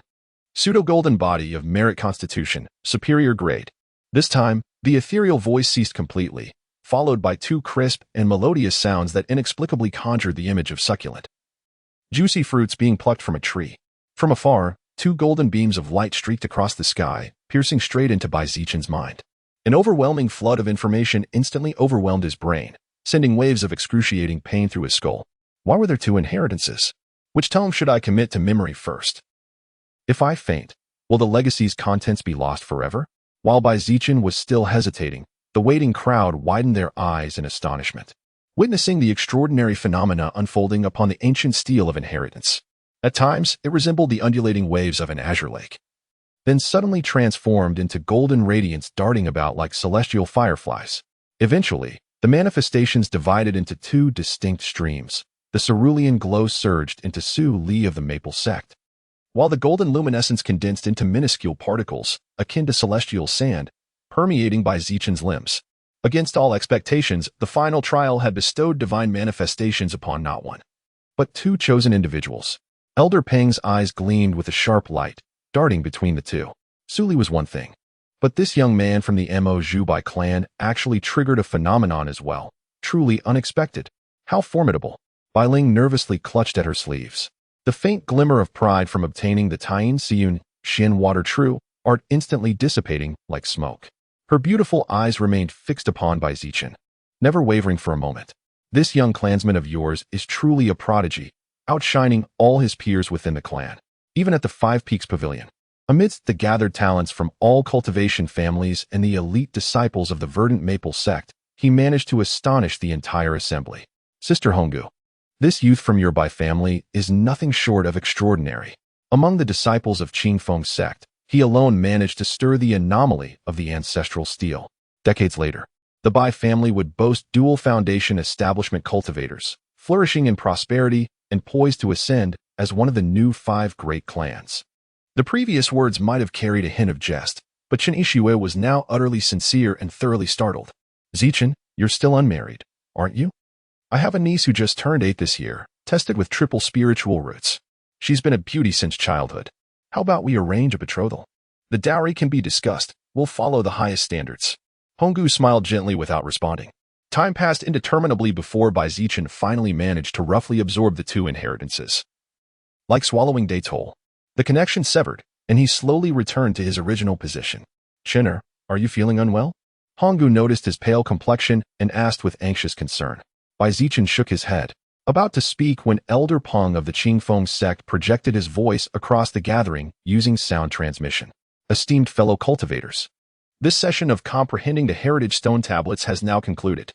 You may transcribe the insights you've gained onto jade slips and submit them to the Qifeng sect within a week.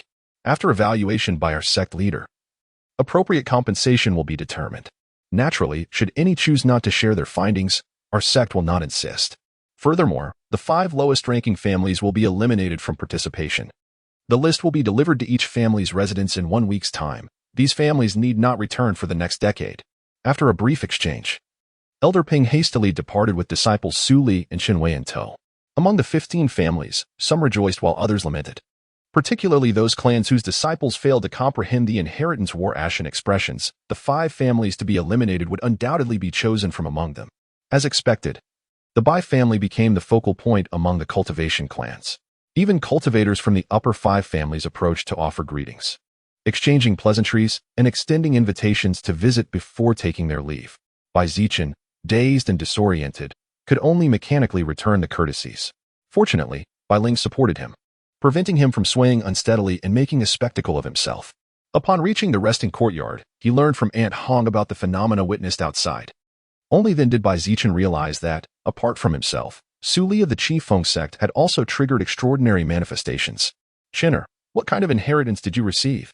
A rather peculiar supplementary cultivation technique, one that extends longevity, yet its true purpose is to burn away one's lifespan. Bai Zichen rubbed his temples vigorously, aware that from an outsider's perspective, it wouldn't be apparent he had actually received 2 inheritances. He resolved to conceal one of them. Causing unusual phenomena was one thing after all. Others had done the same, but while everyone else had only obtained a single inheritance, he had directly acquired 2. If word got out, it would stir up unnecessary turbulence.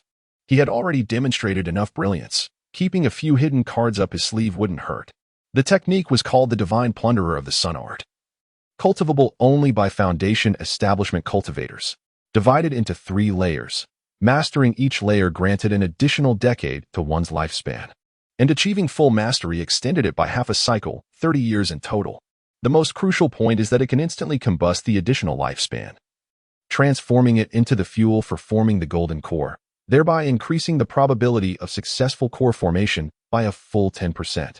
Hong Gu and Bai Ling listened in utter astonishment, for such esoteric techniques were unheard of among the Bai family cultivators. In other words, an ordinary Foundation Establishment cultivator practicing the Desolate God's sun-stealing technique could extend their lifespan by 30 years. For those at the peak of Foundation Establishment, the allure lay in the additional 10% probability of forming a golden core. Any spiritual artifact related to golden core formation commanded astronomical prices. This truth could be glimpsed even from the value of Foundation Establishment pills. Undoubtedly, were this technique presented to the Verdant Maple sect, it would be treasured like priceless jade by their Foundation Establishment cultivators.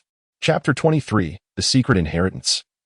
Divine forging art. A sleek, spindle-shaped airship sliced through the clouds, the scenery on either side blurring into indistinct streaks as it raced past. Only after the vessel had traversed 2 mountain peaks did the thunderous sonic boom follow, leaving a stark white trail across the sky. Elder, senior brother Su seems unable to hold on. His breathing has grown frighteningly faint. Qin Wei's voice trembled with urgency, on the verge of tears.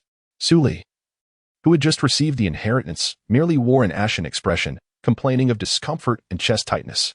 Yet barely half an hour aboard the flying vessel, he gradually lost consciousness, his eyes rolling back. This humble elder's void glow skiff is but a low-grade spiritual artifact, the old man declared. We shall reach the mountain gates within half a day at most. Combined with the musk life-preserving pill I've administered, the boy won't perish in this brief span. As for whether there will be any lasting consequences, that depends entirely on his fortune and destiny. As per tradition, the grand event organized by the Qifeng sect concluded with several banquets, serving as a stage for subtle maneuvers to win over and divide the cultivation families. Particularly targeting those 5 prominent cultivation clans, there exists an unspoken limit to their expansion. Cross it, and countermeasures swiftly follow. Tactics range from marginalization and suppression to pitting families against each other, even covertly eliminating their elite forces. This gathering at the Heritage Steel assembled the most exceptional young talents from the Black Mountain cultivation families. Elder Peng had long had a few promising disciples, intending to extend invitations during the banquets, hoping to draw them into the Qifeng sect's fold. The boundary between the sect and cultivation families isn't rigid. Qifeng occasionally absorbs fresh talent from these lineages. Elder Ping abruptly ended the Heritage Steel enlightenment upon noticing Su Li's unstable condition after receiving the inheritance, leaving the other disciples under the care of 4 late-stage Qi refinement stewards to return leisurely. he personally escorted Su Li and Chun Wei aboard the Void Glider, hastening back at full speed. His urgency stemmed not only from Su Li being among the top 3 geniuses of this year's inner disciples, but also because he was the direct disciple of the Talisman Hall's master. This senior brother, a mid-stage Foundation establishment cultivator and a second-grade high-tier Talisman master, was notoriously protective of his disciples. Should any mishap befall Su Li, Elder Pin would face undue blame, inviting unnecessary trouble. Thus, he deigned to act as a mere charioteer, though his demeanor remained far from gracious. Especially after sacrificing a precious life-preserving musk pill, capable of sustaining even a dying soul for an entire day. 4th tier, a 4th-tier Talisman Master's legacy. After a prolonged silence, Su Li finally regained some composure, murmuring faintly, "What did you say?" "A 4th-tier Talisman Master's legacy. Have you obtained such an inheritance from the ancient steel?" Elder Peng materialized before Su Li in the blink of an eye, bombarding him with rapid-fire questions, his eyes burning crimson with intensity. 4th-tier Talisman Mastery corresponds to the nascent soul realm in cultivation. Though talismanic arts rank merely as middling among the 100 crafts of immortal cultivation, not occupying the prestigious upper echelons like formation arrays, alchemy, or artifact forging, it remains an extraordinary achievement. Indeed, a complete legacy of a 4th-tier Talisman Master, with several inscription techniques I've never witnessed before. Su Li managed to nod with great difficulty, his words punctuated by labored gasps. Veins throbbed visibly at his temples as beads of sweat cascaded down his face like rolling pearls. Elder Peng remained silent for a long moment, his expression complex and inscrutable. After what seemed an eternity, he finally composed himself somewhat and spoke. "Your master would be overjoyed beyond measure to know of this. With such an inheritance, dedicated study for decades might well open the gates of 3rd-tier Talisman Mastery to him. The 4th-tier inheritance is as vast and profound as the ocean itself. No wonder it nearly overwhelmed your consciousness. Rest now, and do not dwell upon the contents of the inheritance. In time, all shall gradually reveal itself to you. Young man, fortune has truly smiled upon you. Through this ordeal, your spiritual essence has been tempered and consolidated. The ease with which divine consciousness comes to you now will reveal its benefits when you lay your foundation." Elder Peng, seemingly somewhat agitated, poured forth this torrent of words before turning back to the prow of the Mingkong boat to resume controlling this inferior spiritual artifact. To temper and refine through hammering, thereby strengthening divine consciousness. Such a method exists to expand one's spiritual awareness, even allowing early mastery during the chi refining stage. Upon the peach blossom cushion, by Zichen, feeling significantly better, began to extract the hidden legacy content. Merely the introductory exposition of the technique startled him. The power of spiritual consciousness is universally acknowledged within the realm of cultivation as the exclusive domain of Foundation establishment cultivators, at least. Such is the consensus within the Black Mountain Prefecture. The very emergence of spiritual consciousness constitutes the most critical barrier in the Foundation establishment trial, where 90% of failed cultivators stumble. This particular technique, named the art of divine forging, specializes in the path of spiritual consciousness, enabling its practitioner to wield a spiritual sense several times more potent than their peers. For chi refinement cultivators, the outcome depends on innate talent. Ordinary practitioners may only reduce the difficulty of the spiritual consciousness barrier during Foundation establishment, while those of exceptional aptitude may even develop spiritual consciousness during the chi refinement stage, unlocking its myriad wonders ahead of time. Techniques dedicated to refining spiritual consciousness had never been mentioned before, neither in prefecture records nor in biographies. It was highly likely a unique inheritance of Vinaya sect, entirely absent within the Qingfeng sect. The two legacies were indeed far too conspicuous, especially something as singular as the art of divine forging. Thus, Bai Zichen resolved to surrender the sun-stealing technique of the wild god while secretly retaining the art of divine forging for his own cultivation. Once the commotion surrounding the legacy steal subsided in a few years, the anomaly he had triggered would fade from memory. He vowed not to breathe a single word about the art of divine forging until he possessed genuine self-preservation strength. Who could predict how the two golden core true lords of the Qingfeng sect would regard a prodigious talent emerging within their domain? A mere whim from them could bring utter ruin upon the entire Bai family. Moreover, circumstances had shifted. The decade-long plan he had initially devised now seemed overly conservative. 5 years, that would suffice to reach the peak of the 6th layer of chi refinement, depending on the time required to break through to the late chi refinement stage. He would then formulate a new strategy. Before the age of 30, he must attempt foundation establishment at least once. Even if he failed, there would still be ample time to recuperate, gather strength, and make a second attempt. Peach Blossom sat idly, her heart brimming with impatience yet unable to commence the cultivation of the divine forging art mid-flight. She could only count the days on her fingers, meticulously planning the coming years. Still young, her family would assign no tasks before she turned 18, leaving all her time free for cultivation.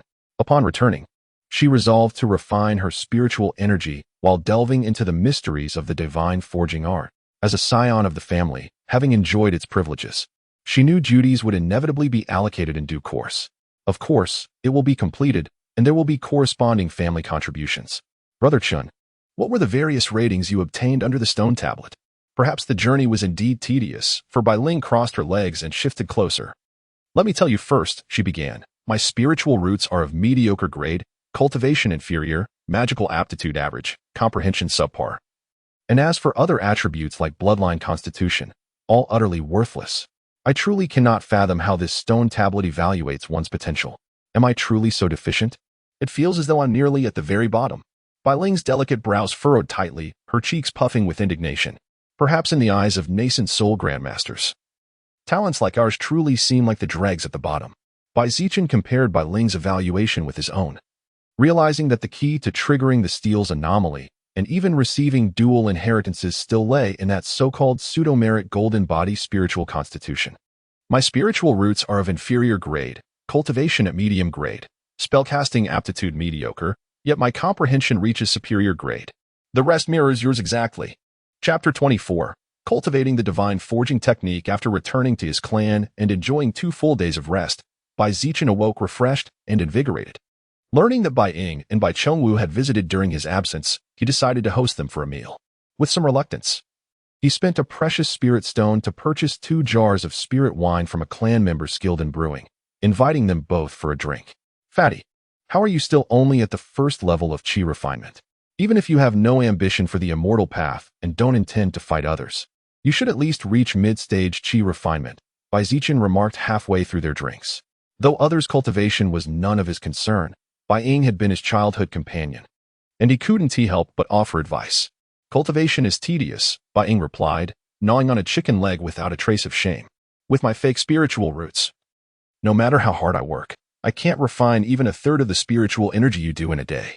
Besides, I have you and Chengwu to rely on. Once your cultivation advances in a few years, who in the clan would dare bully me? Bai Ying, Zichen is right. Bai Chengwu interjected, setting down his wine cup with a serious expression. Even if we can protect you for now, when you travel for trade, being only at the first level of chi refinement 1T earn you respect even from mortal martial artists.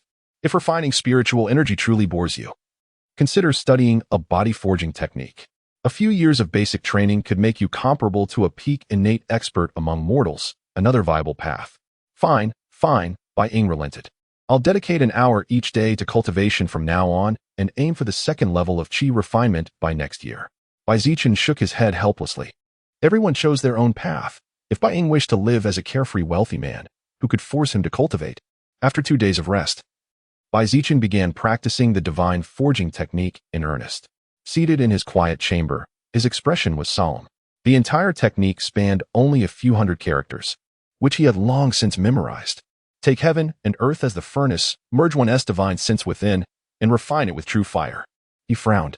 Every word makes sense alone, but together, they're utterly perplexing. The first step, visualizing the cosmic furnace within his consciousness, proved an immediate failure. No matter how deeply he meditated, the image collapsed into fragments once it reached a third of completion. Moreover, the technique drained his mental energy alarmingly. After just 2 attempts, Bai Zichen felt utterly exhausted. Biting his tongue to stay awake, he prepared for another attempt, only for overwhelming drowsiness to crash over him. His head drooped, and he fell into a deep slumber. When he awoke, ravenous, it was already dawn the next day. I slept an entire day. This divine forging technique is unnervingly peculiar. Bai Zichen shook his head, still feeling heavy and sluggish.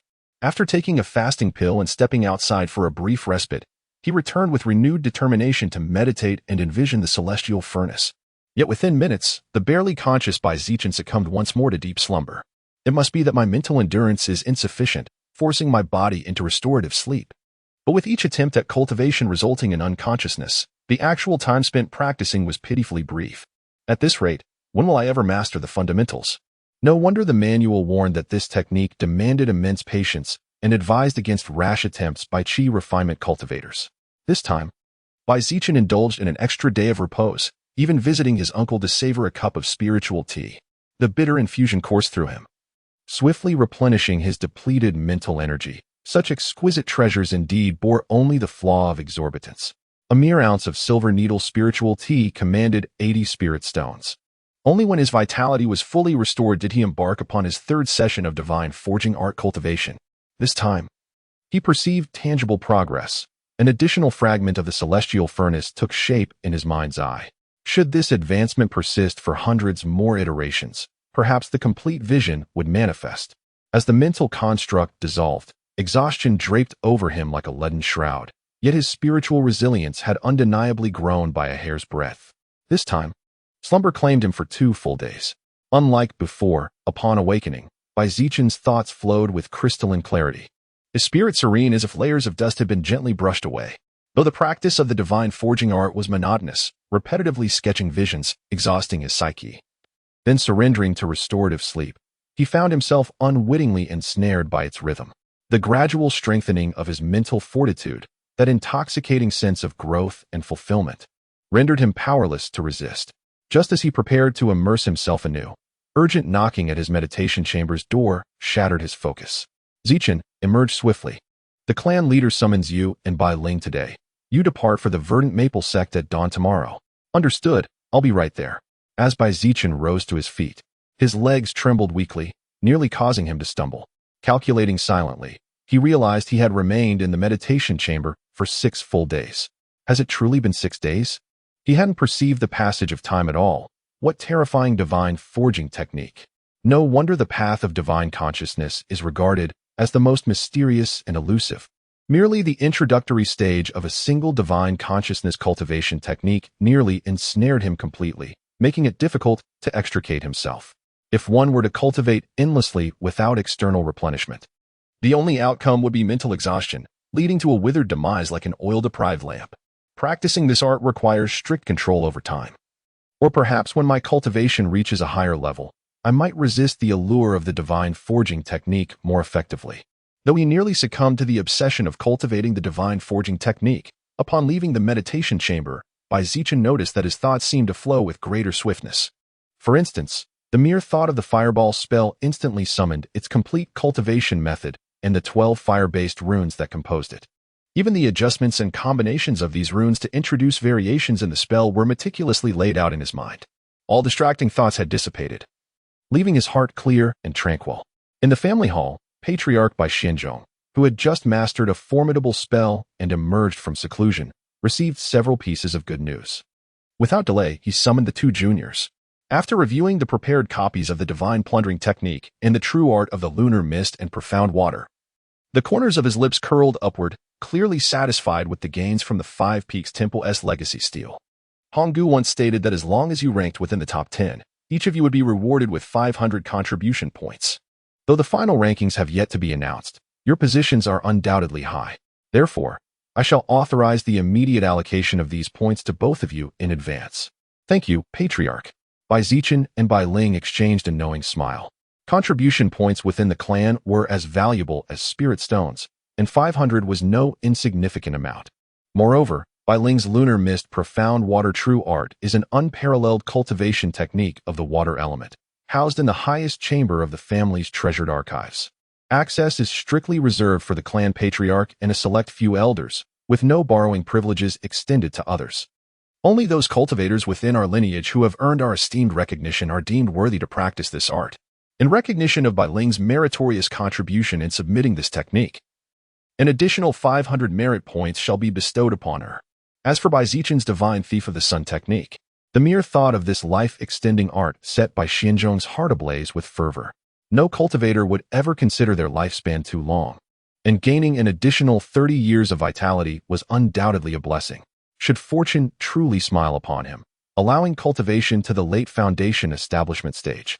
Possessing the divine Thief of the Sun technique would be akin to wielding an extra golden core spiritual treasure compared to other practitioners. Chapter 25. The Verdant Maple Sect 4 by Xinzhong personally.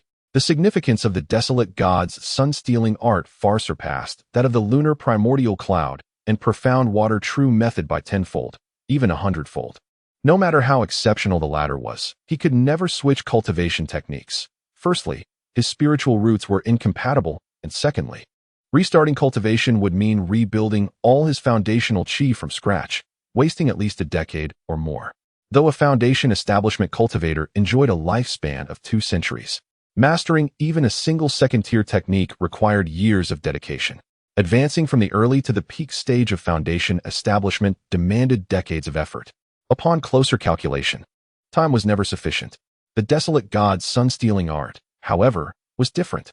Bai Xinzhong had skimmed through it. Its cultivation difficulty was not excessive.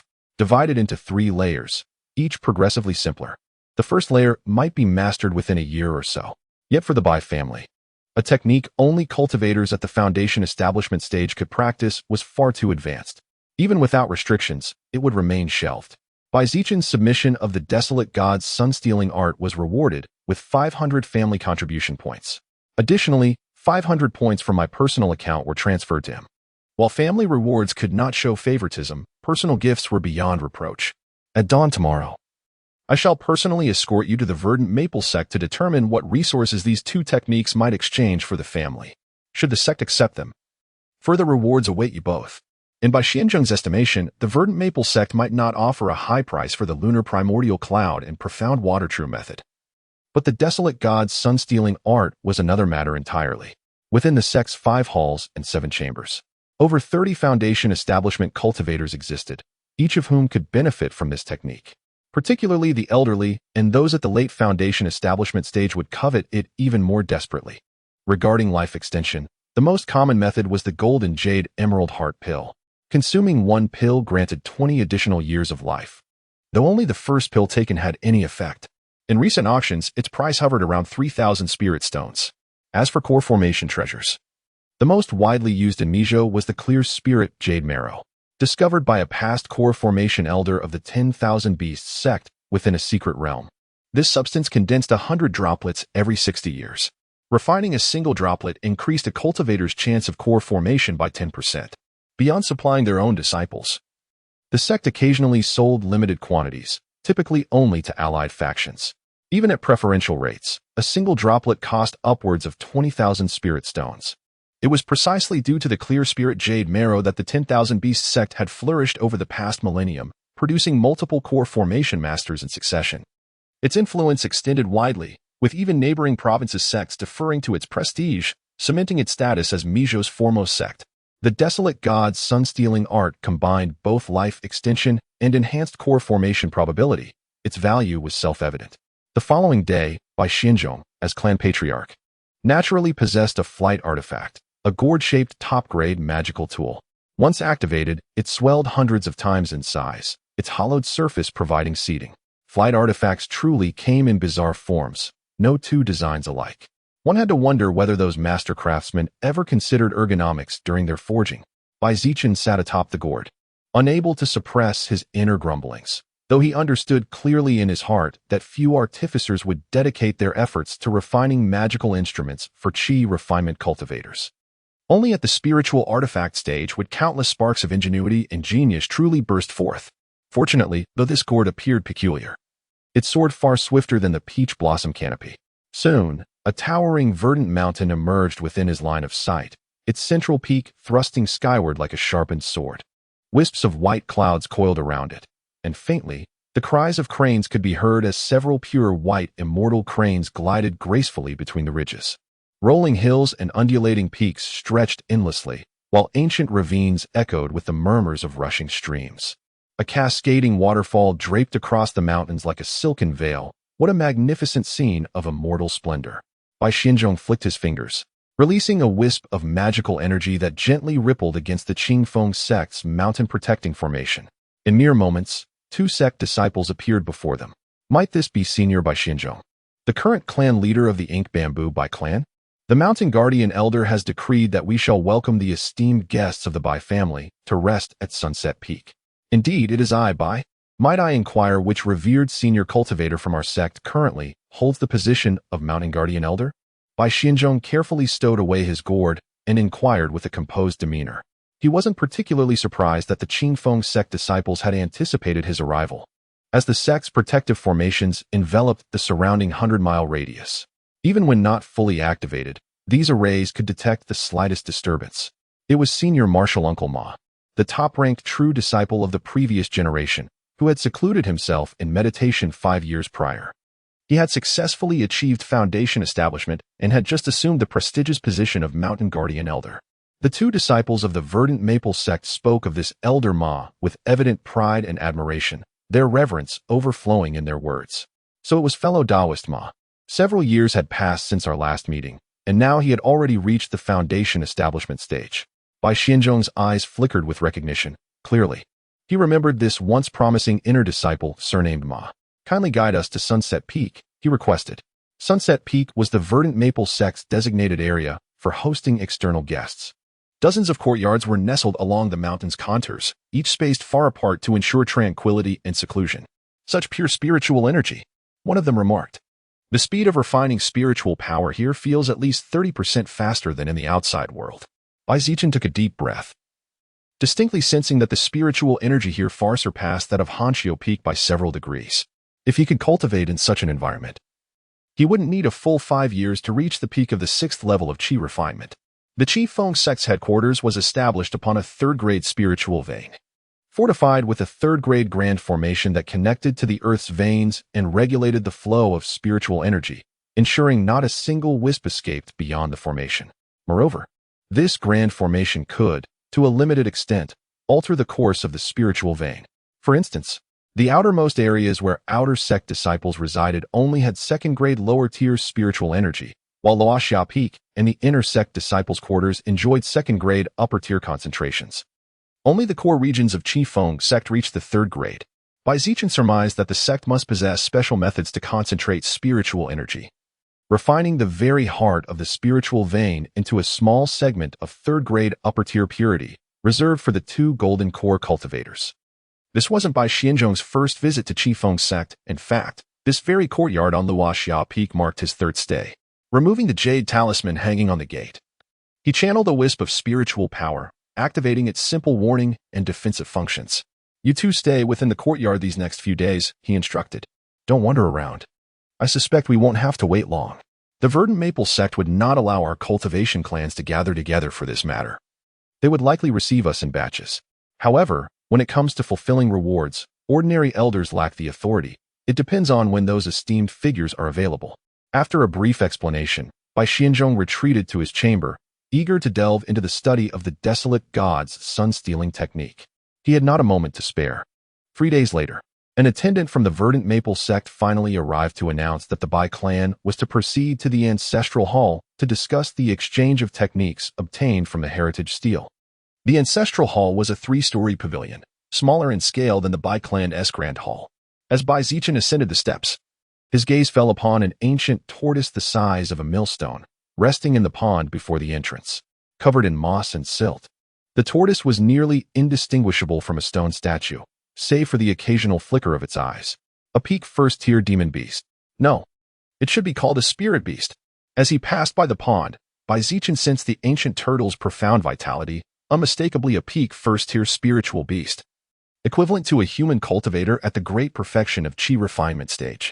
Creatures that roam freely amidst mountains and rivers are known as demonic beasts, while those tamed by cultivators and bound by contracts are referred to as spiritual beasts. Chapter 26. Appraising the cultivation method in the ancestral hall. 3 figures sat in positions of honor. The middle-aged man at the center wore loose robes with wide sleeves, exuding an air of natural authority that spoke of long-held power. To his right reclined an elderly man with silver hair, a true elder, his body emanating a heavy medicinal scent. Despite his foundation establishment cultivation, he could not stave off the decay of age, and an aura of mortality clung to him. To the left sat Elder Ping Chong, who had presided over the matter of the 5 Peaks Temple's inheritance steel. Yet among the 3 in the ancestral hall, his status was clearly the lowest. He sat stiffly in his chair, his back rigid, none of his former arrogance visible. When Bai Xianzhong led by Zichen and Bai Ling into the hall and saw the three figures, his heart trembled. He immediately bowed in reverence as a junior.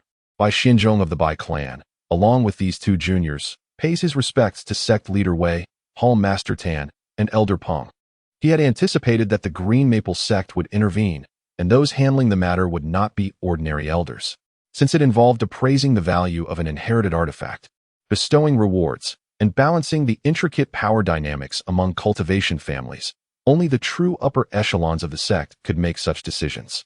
Yet, he never expected that the Green Maple sect's leader, Wei Dao, and the master of the Alchemy Hall, Tan Shankong, would personally attend.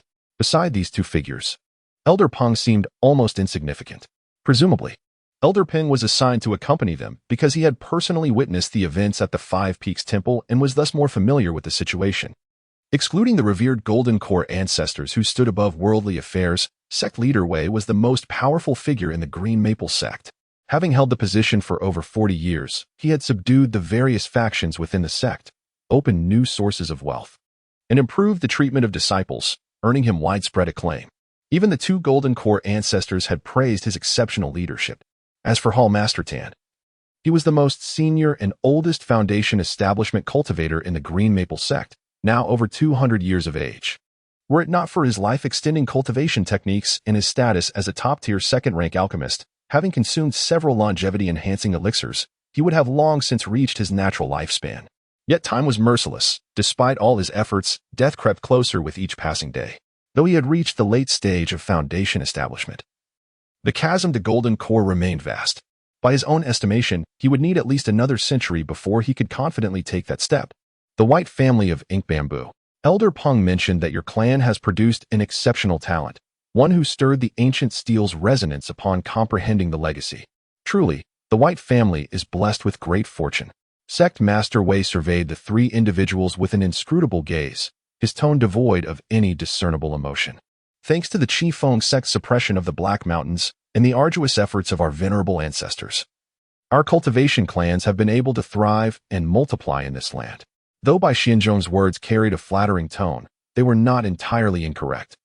Had it not been for the Qifeng sect's patriarchs establishing their Taoist sanctuary within the Black Mountains and slaying several third-tier demonic beasts, there would have been no room for these cultivation families or countless wandering cultivators to survive. The Black Mountain Prefecture was inherently scarce in spiritual veins. If they did not wrest resources from the jaws of demonic beasts, the only alternatives would be to abandon the prefecture altogether or engage in ruthless infighting among cultivators over the meager resources available. These two juniors have each obtained a legacy inheritance, which they now present as tribute to the esteemed sect. We humbly request Sect Master Wei to examine them and determine whether they meet the discerning standards of the Qingfeng sect. Bai Xianzhong presented two jade slips he had prepared in advance, each inscribed with a legacy cultivation technique, the Lunar Essence Cloud and Profound Water True Art, leading directly to the Golden Core stage. Impressive. During the Qi refining phase, it naturally includes 3 spells, and upon reaching Foundation establishment, one can comprehend an innate spell, the Lunar Substitution Method. Even after forming the Golden Core, one could cultivate up to the late Golden Core stage with this technique. Sect leader Wei took one of the jade slips, and with a sweep of his divine sense, the entire technique imprinted itself upon his mind. Given his profound cultivation, his foresight allowed him to discern the merits and flaws of the technique without needing to practice it. A remarkable water-based technique. Within our verdant maple sect, there truly isn't a water-based method that can rival it. A pity, however, that the requirements for the practitioner's aptitude are rather stringent. This must be the legacy that young lady obtained. With dual spiritual roots and this technique, her future prospects are promising. Senior Brother Tan, with your vast experience, please examine it as well. Elder Tan, the Hall Master, slowly extended an arm, withered like deadwood, devoid of flesh and blood. With a mere gesture, the jade slip flew into his grasp. It may be admitted into the Legacy Hall. As for the rest, sect leader may decide. After uttering these few words, Elder Tan fell silent once more, as if immersed in deep meditation. Since Senior Brother Tan also agrees, let us value it at 2,000 contribution points. This time, we have acquired a considerable amount of precious resources. Clan leader Bai may peruse them later and exchange according to his needs. Sect leader Wei offered a brief explanation. Of course, presenting a technique to the verdant maple sect was not akin to haggling in an external trade. This was a path granted by the sect, and the value they assigned was naturally absolute. Sect leader Wei acts with fairness and impartiality. We naturally have no objections. Before seeing the exchange list, Bai Xianzhong had no understanding of the so-called contribution points worth, completely unaware whether this figure was high or low. Wei Dao drew the other jade slip into his hand and smiled before even examining it. Among our sect's 2 disciples who triggered celestial phenomena, one obtained the legacy of a 4th-rank talisman master, while the other acquired a method for refining a unique magical treasure. I am quite curious about the legacy your Bai clan's prodigy has received. As a prestigious sect, the Verdant Maple sect naturally had no qualms about publicly disclosing the inheritances obtained by its disciples. Unlike reclusive cultivation clans who hoarded their secrets in fear of attracting covetous gazes, the primordial deity's sun-stealing technique, such an imposing name, extending one's lifespan by 30 years, now that was intriguing. By burning one's own longevity, one could transform it into materials for core formation, with effects comparable to a genuine core formation spiritual treasure. The usually composed and unflappable sect leader Wei was so startled that he nearly rose from his seat, murmuring to himself as he once again scanned the contents of the jade slip with his spiritual sense. Senior Brother Tan, take a careful look at this cultivation technique, Wei Dao said, his expression turning grave, his gaze towards Bai Zichen becoming inscrutable.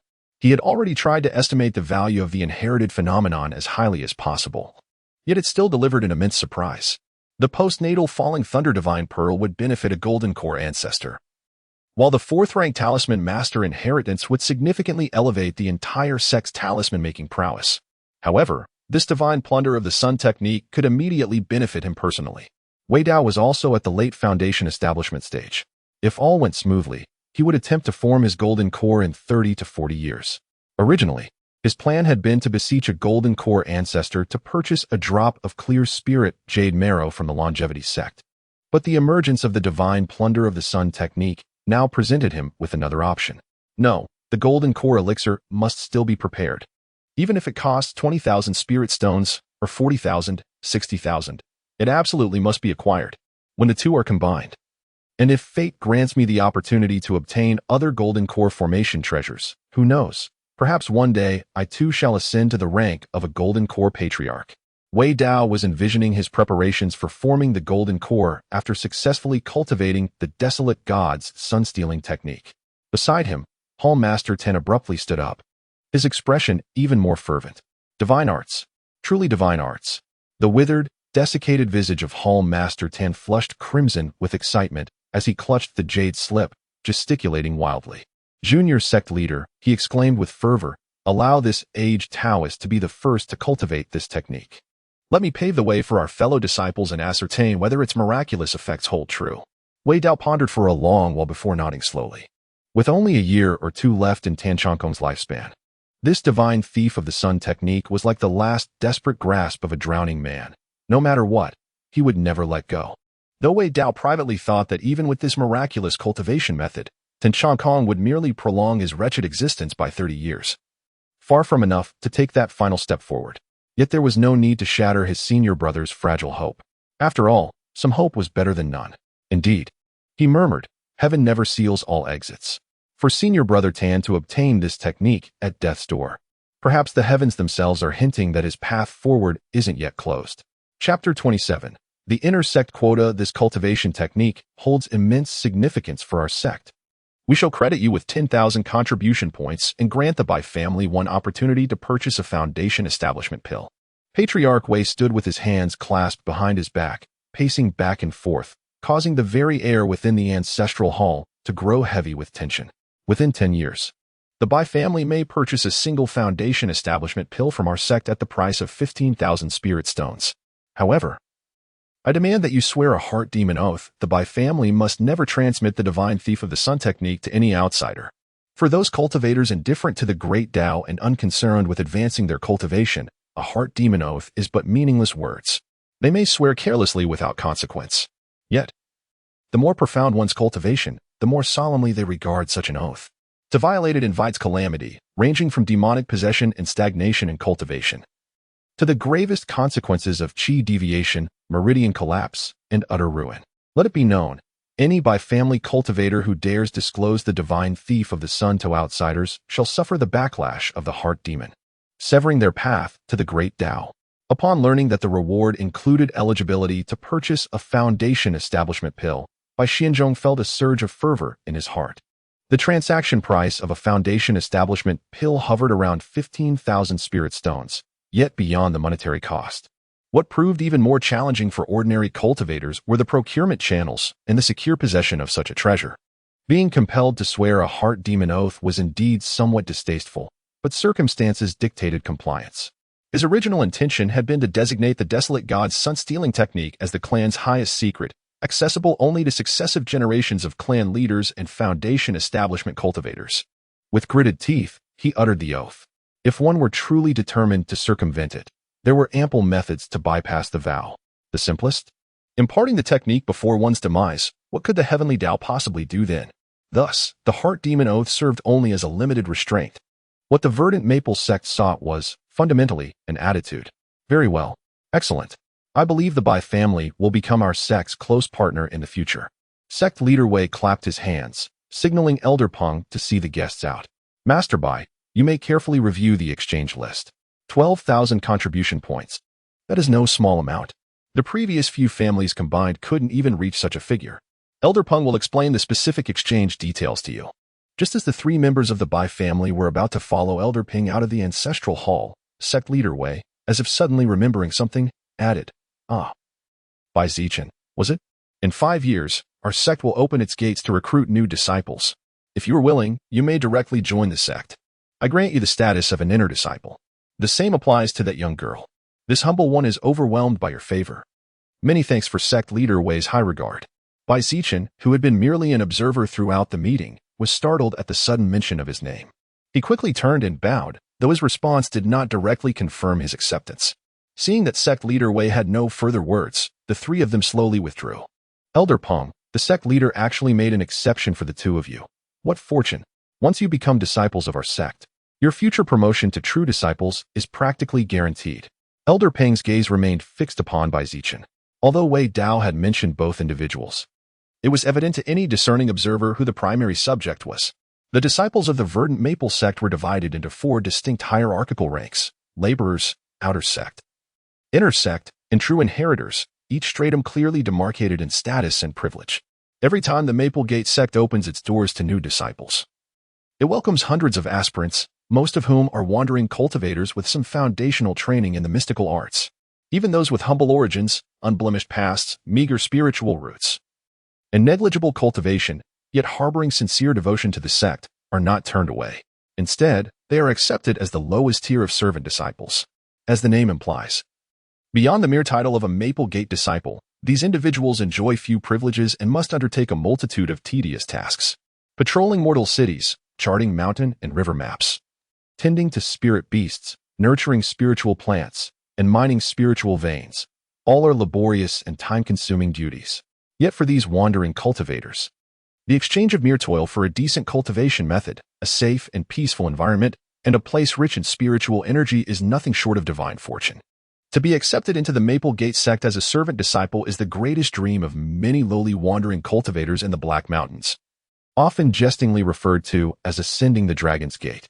As for outer sect disciples, they are typically children with superior spiritual roots, untouched by cultivation, blank slates awaiting guidance.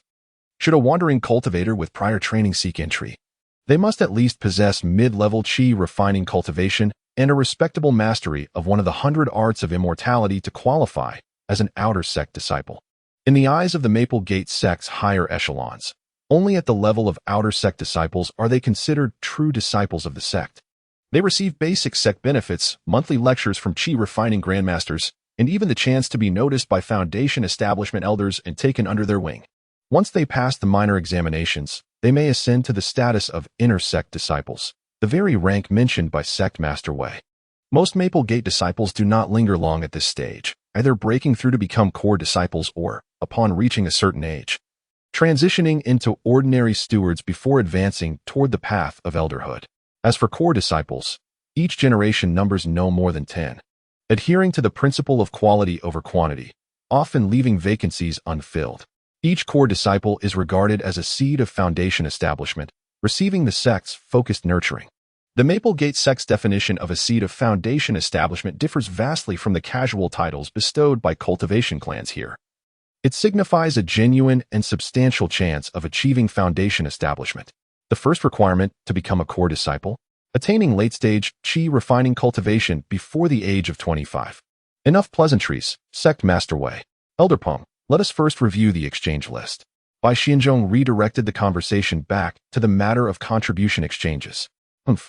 Failing to receive a positive response, Elder Ping let out a displeased snort and unfurled a lengthy scroll. Listed in orderly rows were the treasures the Green Maple sect had made available for exchange.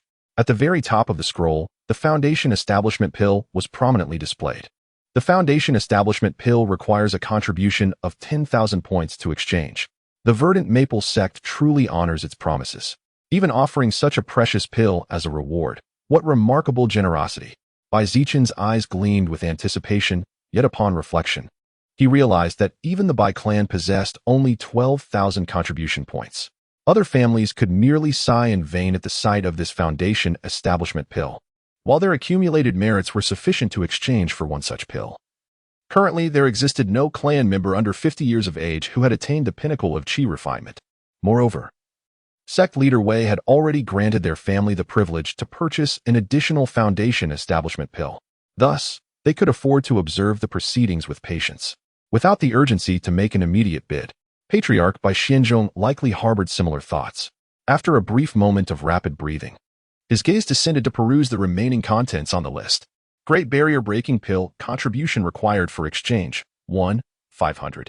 An enhanced version of the Barrier Breaking Pill, intended for Foundation Establishment cultivators, offering moderate assistance in overcoming bottlenecks at the early stage.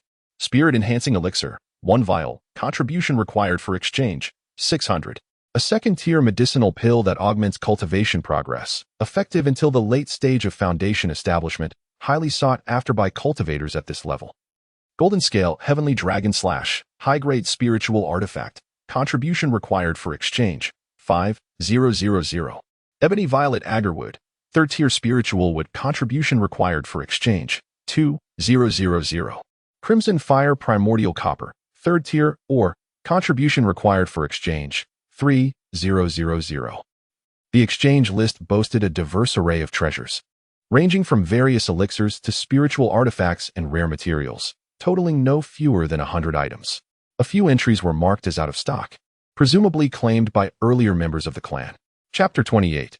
Exchange list. By Xianzhong's gaze shifted back and forth, remaining silent for a long while. Chen Erlinger, you are the most outstanding talents of our clan. Share your thoughts. What treasures should we exchange for? As the esteemed patriarch of the Bai clan, it was rather unexpected to see him soliciting opinions from two juniors on such a matter. Elder Ping, standing nearby, revealed an inscrutable smile, quietly observing this unfolding scene.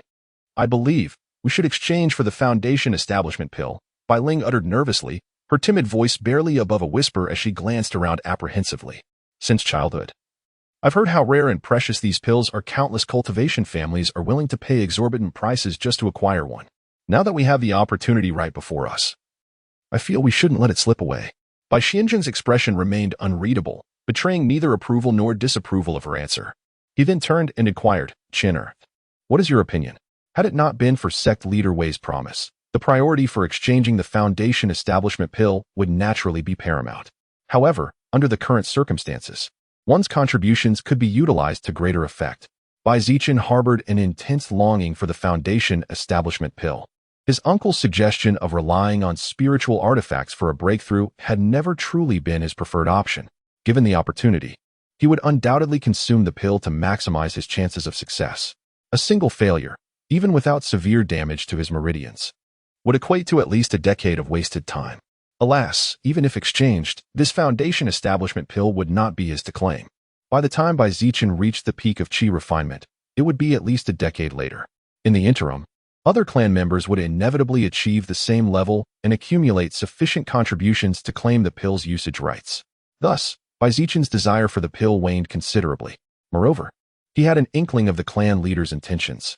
None of the elders under 50 years of age within the clan had yet attained the peak of chi refinement. Even if the pill were exchanged, it would merely lie dormant in the clan's treasury, rendering such a substantial contribution utterly wasted, devoid of its intended purpose. Furthermore, the Foundation establishment pill was an object of immense value. Storing it within the clan only invited peril, potentially attracting audacious pillagers. Zichen enumerated the reasons against exchanging for the pill one by one. After all, sect leader Wei had promised their family the privilege of purchasing a Foundation establishment pill within the next decade. Why not wait until the actual need arose before gathering the necessary spirit stones? As for what to exchange now, the answer was clear: treasures that were difficult to procure externally, yet could yield immediate and tangible benefits. Take, for instance, the golden scale heavenly dragon slash. According to its description, it was the masterpiece of a second-grade high-tier refining master, crafted from 108 scales of a second-grade demonic serpent. Supplemented with an ounce of Western true gold, it was a formidable weapon of war. Moreover, due to the serpent's trace of dragon bloodline, when fully activated, the scales could coalesce into the phantom of a golden dragon. With this superior-grade spiritual artifact, the clan leader's strength would surge dramatically. Should they encounter the ghost spirit sect disciples again, as they had years prior, he would be far better equipped to protect the clan. Since none of the treasures on the exchange list were of any use to Zichen, he simply tailored all his recommendations to suit Xianzhong's needs. There are also second-grade elixirs, such as the Great Barrier-Breaking Pill and Spirit-Enhancing Pill, which are generally unavailable in the market. This is an excellent opportunity to exchange for more of them. As for the remaining contribution points, let's exchange them for those 3 strands of pure Yang Gang Qi. Xianzhong listened with great patience to Zichen's lengthy discourse, revealing a gratified smile. I never imagined, Chinner, that aside from your outstanding talent, your approach to handling matters is also remarkable. This theory of idleness equates to waste. Did you conceive it yourself? It truly holds considerable merit. Elder Ping, I shall exchange for the golden scale heavenly dragon slash and 3 strands of pure Yang astral Qi. Convert the remaining contribution points into second-tier elixirs, procuring a variety of each. Xianzhong essentially adopted Zichen's suggestions wholesale, utilizing the last few hundred contribution points to acquire several second-tier talismans, leaving nothing unused. The pure Yang astral Qi stands as one of the foundational spiritual treasures. A former Golden Core patriarch of the Verdant Maple sect once discovered an earthly Yin vein within the Black Mountains. Through profound mystical means, he relocated it back to the sect's mountain gate and infused it with an exotic flame to refine the Yin energy. Every decade, a strand of pure Yang astral Qi is formed, emerging from a specially preserved vent and collected by the sect's disciples. Only after undergoing a purification process by Foundation establishment cultivators does it finally take shape. This pure Yang astral Qi can temper the physical body, expelling impurities. And as a foundational spiritual treasure, it enhances the probability of successful Foundation establishment by 10%. Regrettably, foundational spiritual treasures and Foundation establishment pills are mutually exclusive and cannot be consumed simultaneously. Even without exchanging for a Foundation establishment pill, obtaining 3 strands of pure Yang astral Qi is still highly beneficial. Truth be told, the vast majority of Qi refinement great perfection cultivators, when attempting Foundation establishment, can at most prepare a single foundational spiritual treasure. Take Uncle Bai Juan. For instance, his original aspiration was to pool the efforts of 2 generations to exchange for 1 foundational spiritual treasure, thereby securing a sliver of hope for Zichen's Foundation establishment. Once all treasures were exchanged, Elder Peng rolled up the scroll without ceremony, summoning a passing steward to escort the 3 family members beyond the sect gates. I mentioned earlier that additional rewards would be granted based on the Verdant Maple sect's evaluation of your performance. Accordingly, Linger shall receive an additional 200 family contribution points. And Chinner, 1,000. Upon your return, present my written decree to select useful items from the family treasury. Seated atop the giant gourd on their journey home, Patriarch Xianzhong fulfilled his earlier promise with evident satisfaction. Zichen calculated that without having undertaken a single family mission, he now possessed 2,000 family contribution points. Truly, he had become the wealthiest among the younger generation of the Bai family. There are a few more matters to address while we're gathered here. After returning, I shall enter seclusion for cultivation. Regarding joining the Qingfeng sect, take your time to consider it carefully upon your return. Do not let familial opinions sway you. If you can truly establish yourselves within the Qingfeng sect and become true disciples, it would bring immeasurable benefits to the Bai family. However, should you fail, it would be like sailing against the current. Even retreating to the freedom of a family cultivator would become impossible. You still have 5 years to decide. There's no need to rush. Weigh your options thoroughly. Bai Xianzheng swept his gaze across the two of them, his tone deepening with solemnity. As for the matter concerning the qualification to purchase Foundation establishment pills, both of you must keep it strictly confidential upon your return. I do not wish to hear any rumors regarding this task circulating within the clan once I emerge from seclusion. A decade hence, I shall reclaim this Foundation establishment pill. Chinner, the Foundation establishment pill has been reserved for you, hence I shall keep it unclaimed for 2 years. During this period, you shall hold the foremost priority to exchange for it. However, should you fail to meet the requirements after these 2 years, I shall naturally select another worthy clansman. This, you must understand clearly. Bai Zichen took a deep breath, inexplicably feeling a weighty pressure settle upon him. This junior has taken the family head's instructions to heart. Behind him, Bai Ling clenched her fists, her delicate face hardening with determination as she silently steeled herself. Just because I lag behind now does not mean I cannot contend for this Foundation establishment pill 12 years hence. Chapter 29. Cultivation of Divine Consciousness. The passage of time is marked by the changing seasons. In the stillness of his meditation chamber, Bai Zichen could perceive with astonishing clarity the minutest details 10 zhang away. The crawling of insects, the fluttering of butterflies alighting upon flower stamens. These images were vividly projected into his mind, as though witnessed firsthand. Only when a faint weariness crept in did he withdraw his divine consciousness. Truly, the mysteries of divine consciousness are profound. These 3 years of relentless dedication to the art of soul forging have not been in vain. Through countless cycles of deep meditation and unconscious slumber, Bai Zichen recently succeeded in fully delineating the celestial furnace within his sea of consciousness. With the formation of the celestial furnace, apertures seemed to open within his mind, and divine consciousness spontaneously emerged. Photographic memory and introspection of one's own body were but the most rudimentary functions. Within a radius of 10 zhang, even the slightest rustle of grass or the subtlest movement of wind could not escape his perception. Moreover, he could discern the cultivation levels of any practitioner below the peak of qi refinement with but a single sweep of his divine consciousness. Most crucially, among the 3 barriers of essence, energy, and spirit required for Foundation establishment, the most formidable hurdle, divine consciousness, had already been overcome. The difficulty of achieving Foundation establishment was thus halved. From this point onward, he would continue refining and strengthening his divine consciousness, using the image of the celestial furnace within his sea of consciousness as the foundation. Bai Zichen deactivated the protective barriers and pushed open the door of his meditation chamber.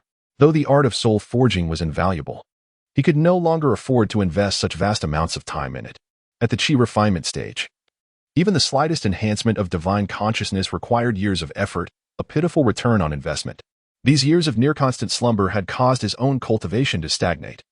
In the coming days, he would exchange for a fresh batch of elixirs to compensate for the lost progress. Over the past 3 years, Bai Zichen had consumed only the 4 remaining qi-replenishing pills from his previous stock, advancing to the 5th level of qi refinement. This confirmed that his suspected unique constitution was only advantageous in overcoming bottlenecks. Without the aid of elixirs, his cultivation speed reverted to the ordinary pace of a practitioner with triple spiritual roots. Fortunately, this issue was easily remedied. Given his current contributions to the Bai family, he had access to sufficient resources to support his cultivation all the way to the peak of qi refinement. Bai Pengzi had accompanied his father on a merchant caravan, while Chongwu had been assigned a family task of collecting flower nectar the previous month and had likely not yet returned. With little else to occupy him, Bai Zichen decided to visit the family treasury. He was beginning to understand why it was said that cultivators were inherently detached by nature. Even among qi refinement practitioners who still harbored aspirations for the path of immortality, it was common for clansmen and friends to go months or even years without meeting. As one's cultivation deepened, separations could stretch into decades. Indeed, aside from immediate family, it was exceedingly rare for cultivators to form deep emotional bonds with outsiders. The Bai family treasury was situated in the deepest recesses of Hanxiu Peak. Bai Zichen's last visit had been 6 years prior, during the invasion of the Ghost Spirit sect. When the clansmen had sought refuge within its walls and narrowly escaped death, gazing upon the unadorned stone structure, Bai Zichen's thoughts drifted back to that day of brutal slaughter. When corpses had littered the ground, it was then that the veneer of the cultivation world had been torn away, revealing the cruelty and bloodshed that lay beneath. Without the means to protect one's path, how could one hope to attain the great Tao of immortality? Before the treasury, a ruddy-cheeked elder reclined on a bamboo chair. engrossed in a leisurely tome, his head swaying slightly as he read. "Greetings, Elder," Zichen said with a respectful bow. "This junior, Zichen, has come today to exchange for cultivation resources." Zichen's divine sense swept over, revealing that the elderly man had actually reached the 9th level of chi refinement, comparable in cultivation to several elders. However, the flow of his spiritual energy was sluggish and labored, likely due to irreversible damage to his meridians that hindered the proper circulation of his cultivation techniques. "So you are Zichen? Over the years, your name has become almost tiresomely familiar to my ears, yet this is our first meeting." The elder cast aside the scroll and regarded him with keen interest. The 5th level of chi refining, not an insignificant cultivation by any means, yet considering your former brilliance, progress has been somewhat sluggish. However, your composure is remarkable. Despite the abundant familial contributions bestowed upon you, you've never once come to claim them. That Ling girl exchanged all her merits for breakthrough elixirs and chi replenishing pills, and I heard she reached the peak of the 5th level months ago. Some in the clan have begun whispering that your initial success was mere fleeting fortune, that the innate disparity in spiritual roots cannot be bridged by mere serendipity. Zichen offered a bitter smile. It wasn't composure that held him back, but rather the shackles of the divine forging art. 20 days each month were consumed by profound slumber to restore his spirit. Even had he wished to refine elixirs, time would not permit it. Temporary disparities in speed matter little. Let us see who first breaks through to the late stage of chi refining. Regarding the bottleneck to advanced cultivation, Zichen maintained steadfast confidence in his suspected spiritual constitution. Even the heritage steel of the unfathomable sect had bestowed upon it a superior evaluation. Magnificent ambition. "Take your family token and follow me inside." The elder retrieved his own family token, channeled a surge of spiritual energy into it, and the outer barrier of the treasury dissolved, revealing a passage just tall enough for a person. Zichen likewise drew his own identity token from his storage pouch, infused it with energy, and a faint glow emanated, granting him seamless entry into the treasury. "The family head has decreed that you and Ling may take anything within this treasury without restriction, so long as you can afford the required family contribution," the elder declared. Sweeping his hands wide, shelves upon shelves slid open automatically, revealing a dazzling array of treasures. With clear intent, Zichen strode directly toward the 2 rows of cabinets labeled elixirs. Chi replenishing pills, purple ginseng pills, barrier-breaking pills, heart-cleansing pills, blood-activating pills. The clan's selection of elixirs was indeed limited. Many had to be procured from the Azure Maple sect's market, as the family lacked the means to refine them independently. "Elder, I shall take 10 vials of chi replenishing pills, 5 vials of purple ginseng pills, and 2 vials of blood-activating pills," Zichen swiftly decided. The chi replenishing pills and purple ginseng pills were for enhancing cultivation during the mid and late stages of chi refinement, while the blood-activating pills were primarily for body refiners, fortifying vitality and tempering the physical form. As for the barrier-breaking pills, he dismissed them without a second thought. A mere bottleneck at the late stage of chi refinement. Did he truly need elixirs to overcome such a trifling obstacle? "Do you not require a vial of barrier-breaking elixir?" The elderly man furrowed his brows slightly with a hint of bewilderment. "As you wish. In any case, the storehouse always keeps several bottles of barrier-breaking pills in reserve. After consuming 10 bottles of chi replenishing pills, you'll likely reach your limit. Any further intake would rapidly diminish in efficacy. As for these purple ginseng pills, are you certain it's not too early to exchange for them? Even stored in jade vials, their medicinal potency lasts at most a decade. Kindly settle the contribution points, Elder," Zichen replied with a serene smile, offering no further explanation. "Ah, have it your way." The old man sighed wistfully. "Had I possessed such abundant family contribution points in my youth, perhaps I too could have indulged in such whims. No need to exchange just 1 or 2 each time. Who else would take 10 bottles at once like you? You're practically clearing out the entire warehouse stock." The chi replenishing pills cost 100 contribution points per bottle, the blood-activating elixirs 50, and the purple ginseng pills 200, totaling 100 contribution points. After deduction, you have 400 points remaining. The elder took Zichen's family token, swiped it, and the glowing digits flickered before settling at 400. Simultaneously, he recorded the transaction details onto a jade slip, ensuring both sides matched. Zichen, thoroughly satisfied, stowed the numerous medicinal vials into his storage pouch. Gazing at the now considerably emptier pill counter, he felt the exhilaration of clearing out a shopping cart. "Elder, May I inquire how many contribution points are required to exchange for an ink bamboo sword? Before leaving the warehouse, Zichen cast a glance at the flying sword counter and inquired with curiosity. Chapter 30. Family Mission. You've come to the right place. All magical artifacts are cataloged in the refining hall, with the exception of flying swords, which are stored in the armory. Given the limited skills of our clan's few refiners, the family head would never entrust the spiritual bamboo to them. Each time, we seek the assistance of a trusted second-tier refiner. The elder waved his hand, and 3 emerald green flying swords swiftly flew over, circling in a triangular formation. Though crafted from spiritual plants, their edges gleamed with lethal sharpness, exuding an aura of chilling menace. Even standing nearby, one could feel an icy sting. Truly the paramount weapon of slaughter, unrivaled among its peers. Exchanging for a single ink bamboo sword requires 500 family contribution points. However, with your talent, it won't be long before the clan bestows one upon you. There's no need to spend your points now. Thank you for your guidance, Elder. I was merely curious. Zichen cast a lingering glance at the ink bamboo sword. For a fleeting moment, he was tempted to return 2 bottles of pills in exchange for the sword. But reason prevailed, though the sword was magnificent. The purple ginseng pills would benefit not only himself, but also his uncle. They were not to be forsaken. His uncle, Jiuan, constrained by his spiritual roots, had barely reached the 8th level of chi refinement despite being renowned in the clan for his relentless cultivation. The critical point was his age, 48. With only 2 years left before reaching the pivotal age of 50.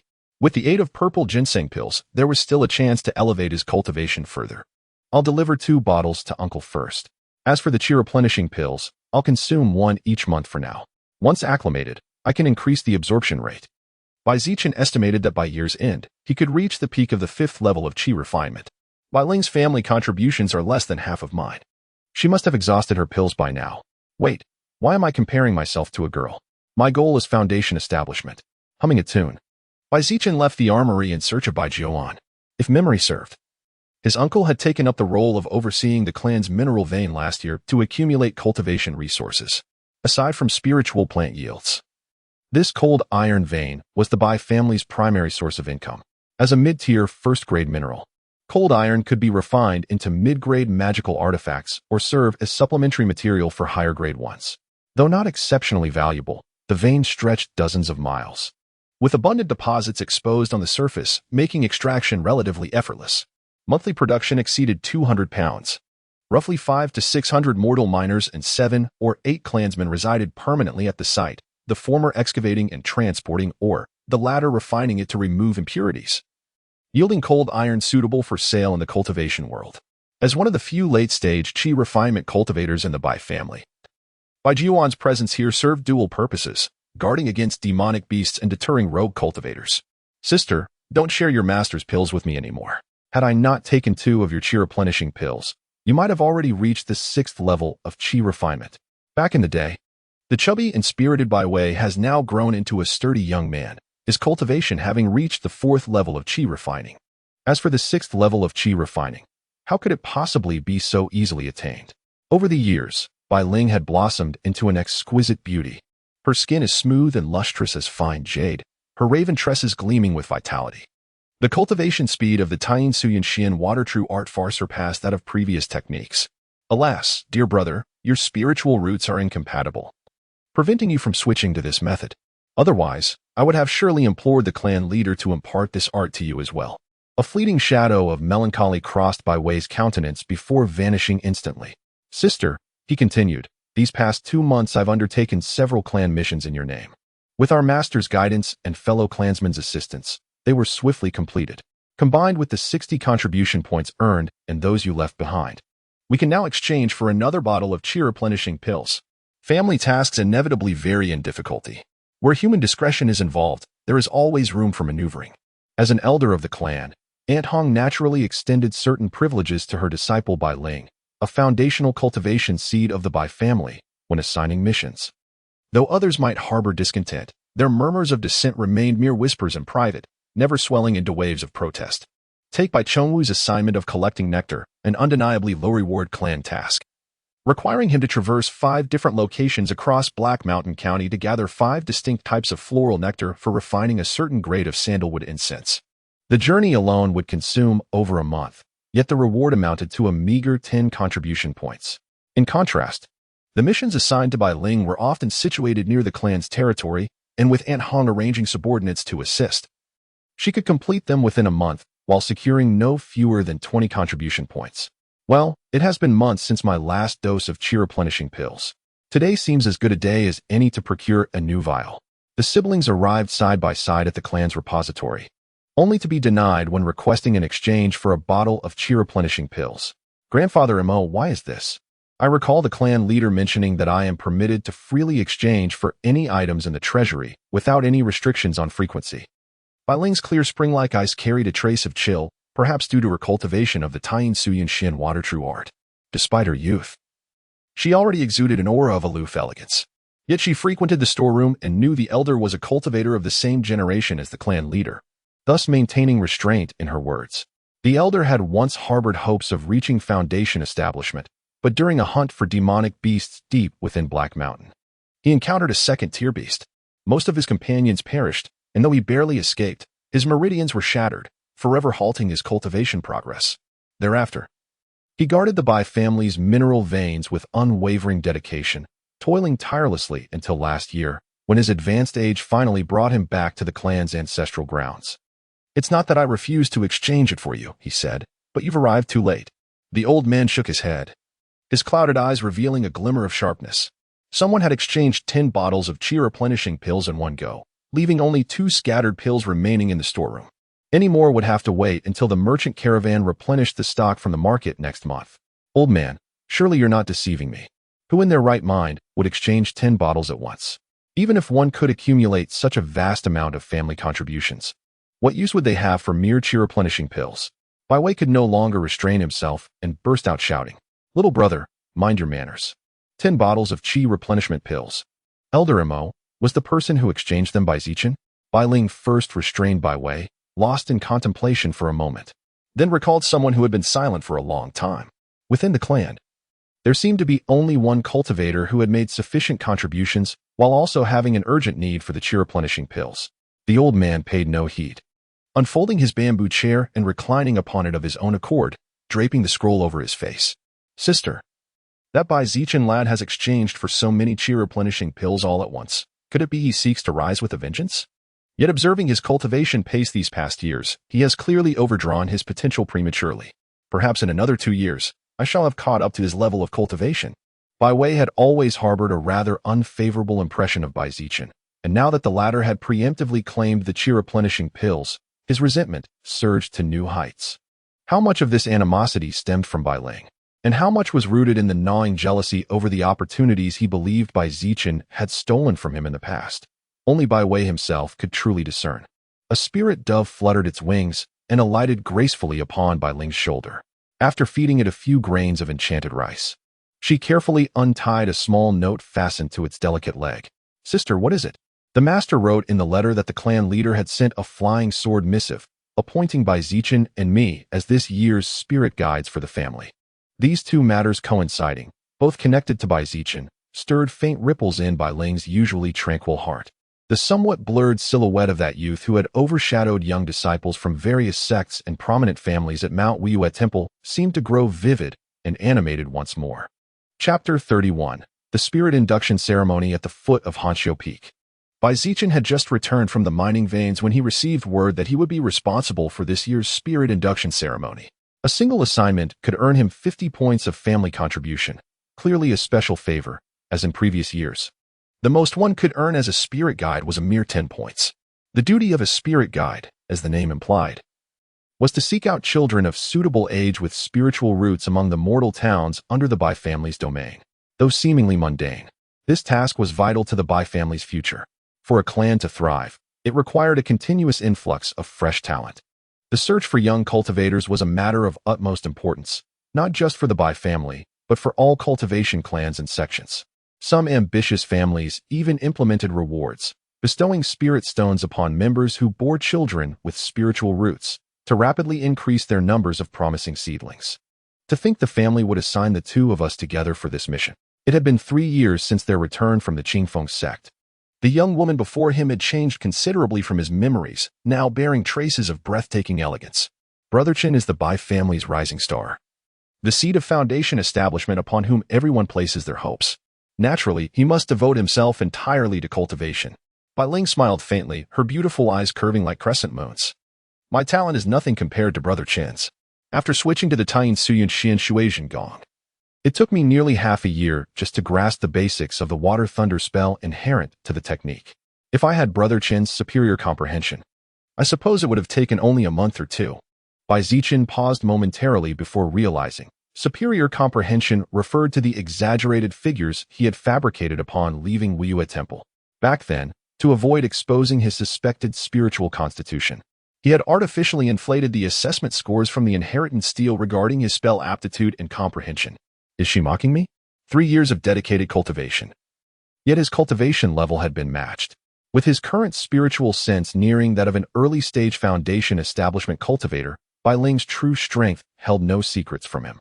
The depth of her spiritual energy far surpassed that of other clan members at her level, likely an effect of the Taiyin Siun Xian Shuizhen Gong. A dazzling spiritual glow emanated from her chest, suggesting she wore a formidable magical artifact. The spirit induction ceremony lasts only 3 days. Which town shall we visit first? The Bai family's tens of thousands of commoners primarily congregate in 3 locations: Upper Bai Town, Lower Bai Town, and Tiger Head Town.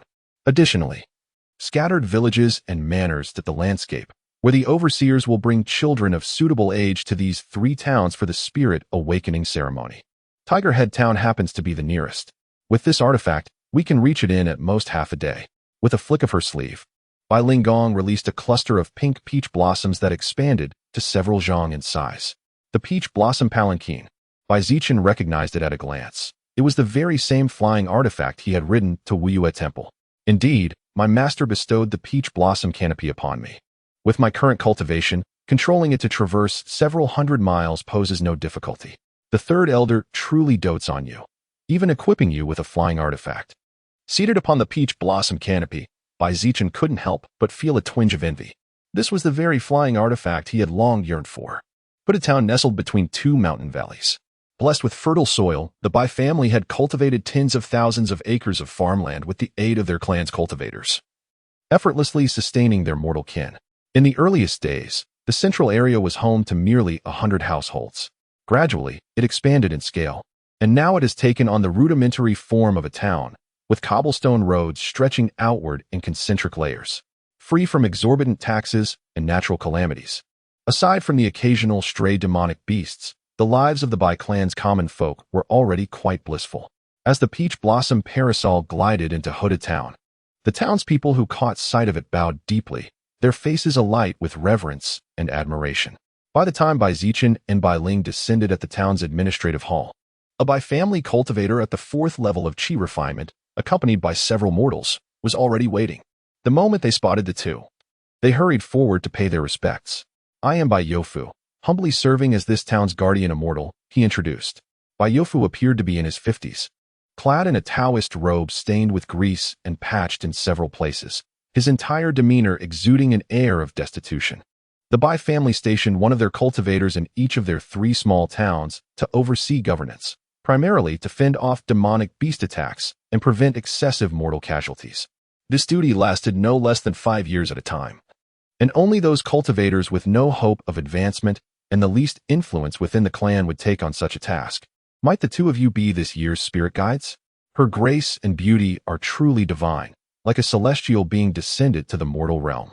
Bai Ling had no patience for the sycophantic flattery. With an air of effortless grace, she produced the family insignia to verify her identity and glided toward the square arranged before the town hall. The space was already densely packed with a sea of over 1,000 spectators, all gathered in anticipation, hoping to witness whether this year would produce any fortunate souls destined to ascend beyond the mortal realm. Since everyone is present, let us proceed swiftly with the aptitude trials for the eligible children. We still have 2 more towns to visit, she declared coolly. Hanging back a step, Bai Zichen extended a courtesy to Bai Youfu. Esteemed cousin, why not join us in awaiting the results? Let us see how many promising seedlings of cultivation our Tiger Head town can contribute to the family this year. Excellent, excellent, came the eager reply. May I inquire as to how one should address this young master, to possess such cultivation at such a tender age? It truly puts my decades of training to shame, as though all my years of practice were wasted on trivial pursuits. Baiyofu hurried to follow, bowing his head in deference. At such a young age, already at the 5th level of chi refinement and capable of wielding a flying magical instrument. Clearly, this was the most valued and promising disciple of the clan. The next time they met, he might well have ascended to the status of an elder. With a single word capable of determining Baiyofu's fate, how could he not seize the opportunity to ingratiate himself? The mayor of Hooded Town was a portly middle-aged man, clad in fine silks, who gestured for a line of children to step forward one by one. Pay respects to the immortal masters. Over 30 nervous children kowtowed vigorously toward the immortals seated at the center of the square.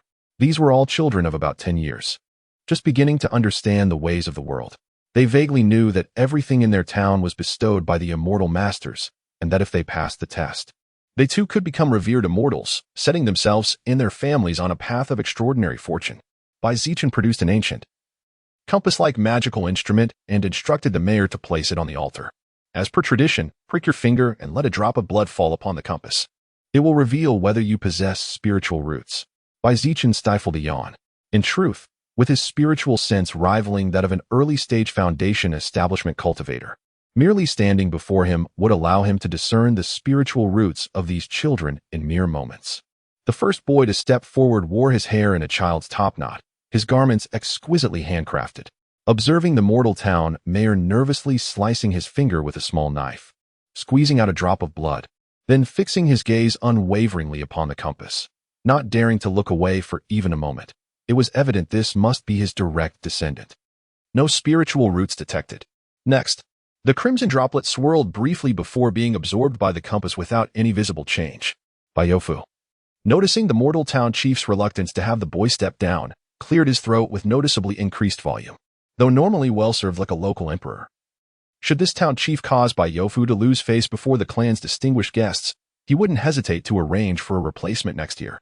Chapter 32. The Sect's Forbidden Line. After testing over a dozen children without eliciting even a flicker from the compass, Zichen remained unperturbed compared to the nervous Baiyofu and the mortal town mayor. The likelihood of mortals possessing spiritual roots was inherently low, even among the Bai clan, a family of cultivators whose mortal ancestors could trace lineage back several generations to practitioners. The ratio remained roughly 1 in 100.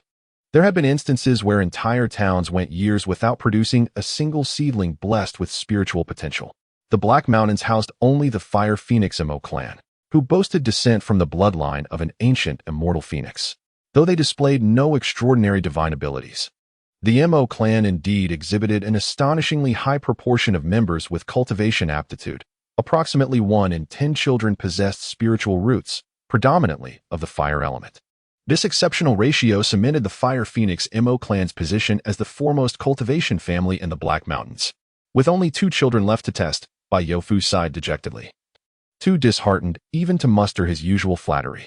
The number of spiritual seedlings directly impacted their evaluation as guardian immortals. Falling short would significantly diminish their familial contributions.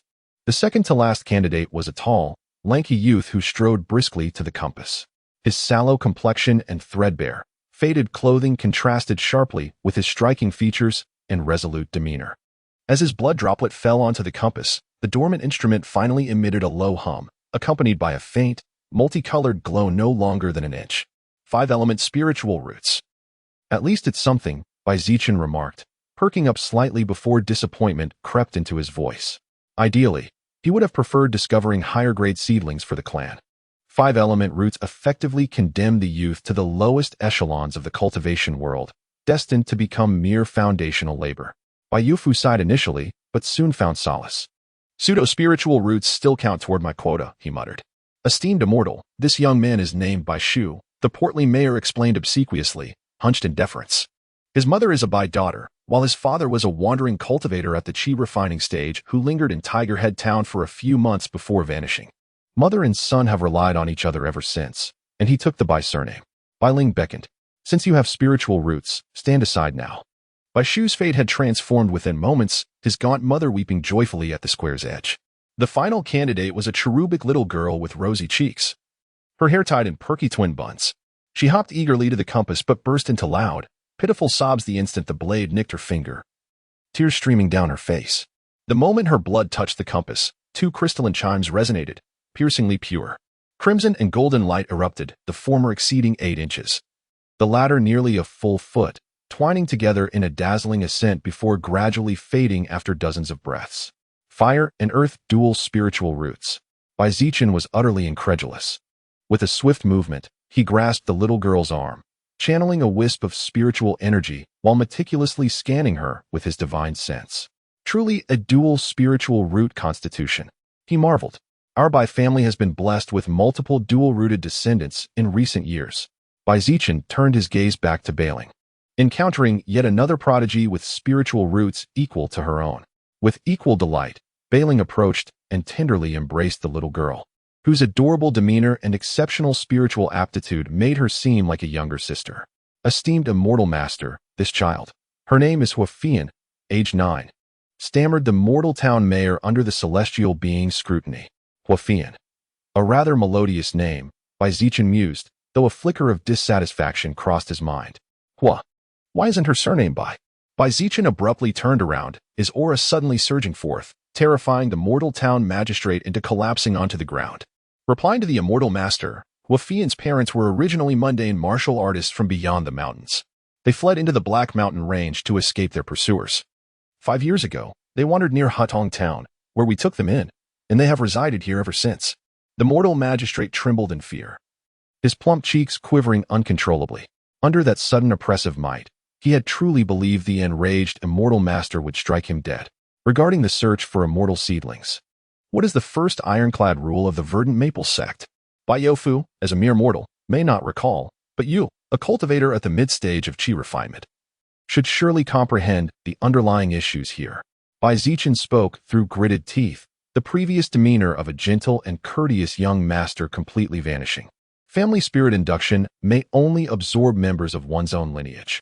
No means of luring or deceiving seedlings from other families shall be employed. In mortal cities, all those with spiritual roots are reserved disciples of our Qingfeng sect and must not be taken as family seedlings. Violators shall have their lineage severed and face execution without mercy. Bai Yofu trembled uncontrollably, his entire body collapsing into the chair as if his bones had been extracted. You knew perfectly well, yet dared to allow someone with no blood relation to the Bai family into our ancestral summoning ritual. Are you trying to bring calamity upon the Bai household? The aristocratic cultivation clans could only seek those with spiritual roots within their own bloodline descendants, forbidden from overstepping boundaries or extending their reach beyond the Black Mountains into the mortal cities. The 12 cities of Black Mountain County, with their nearly 10 million common inhabitants, were the very foundation that allowed the verdant maple sect to be selective about their disciples' aptitudes. With such an immense population base, a considerable number of prodigious cultivators emerged each year. Thus, the verdant maple sect had repeatedly issued strict decrees, prohibiting anyone from setting their sights upon the mortal populace.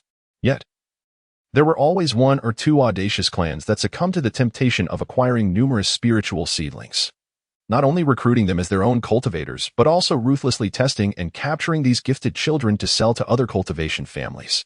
Of course, their final fate was invariably tragic. Beyond the few stolen children, entire households were slaughtered without mercy, their heads rolling in blood. The reason Zichen's actions stirred such an uproar was precisely because these cultivation clans, through their bloody lessons, had taught future generations that the theft of spiritual seedlings was an act the verdant maple sect would never tolerate. For if left unchecked, it would be tantamount to undermining the very foundation of the verdant maple sect. Therefore, once it is discovered that a cultivation clan engages in such behavior, they will face merciless and thunderous retribution.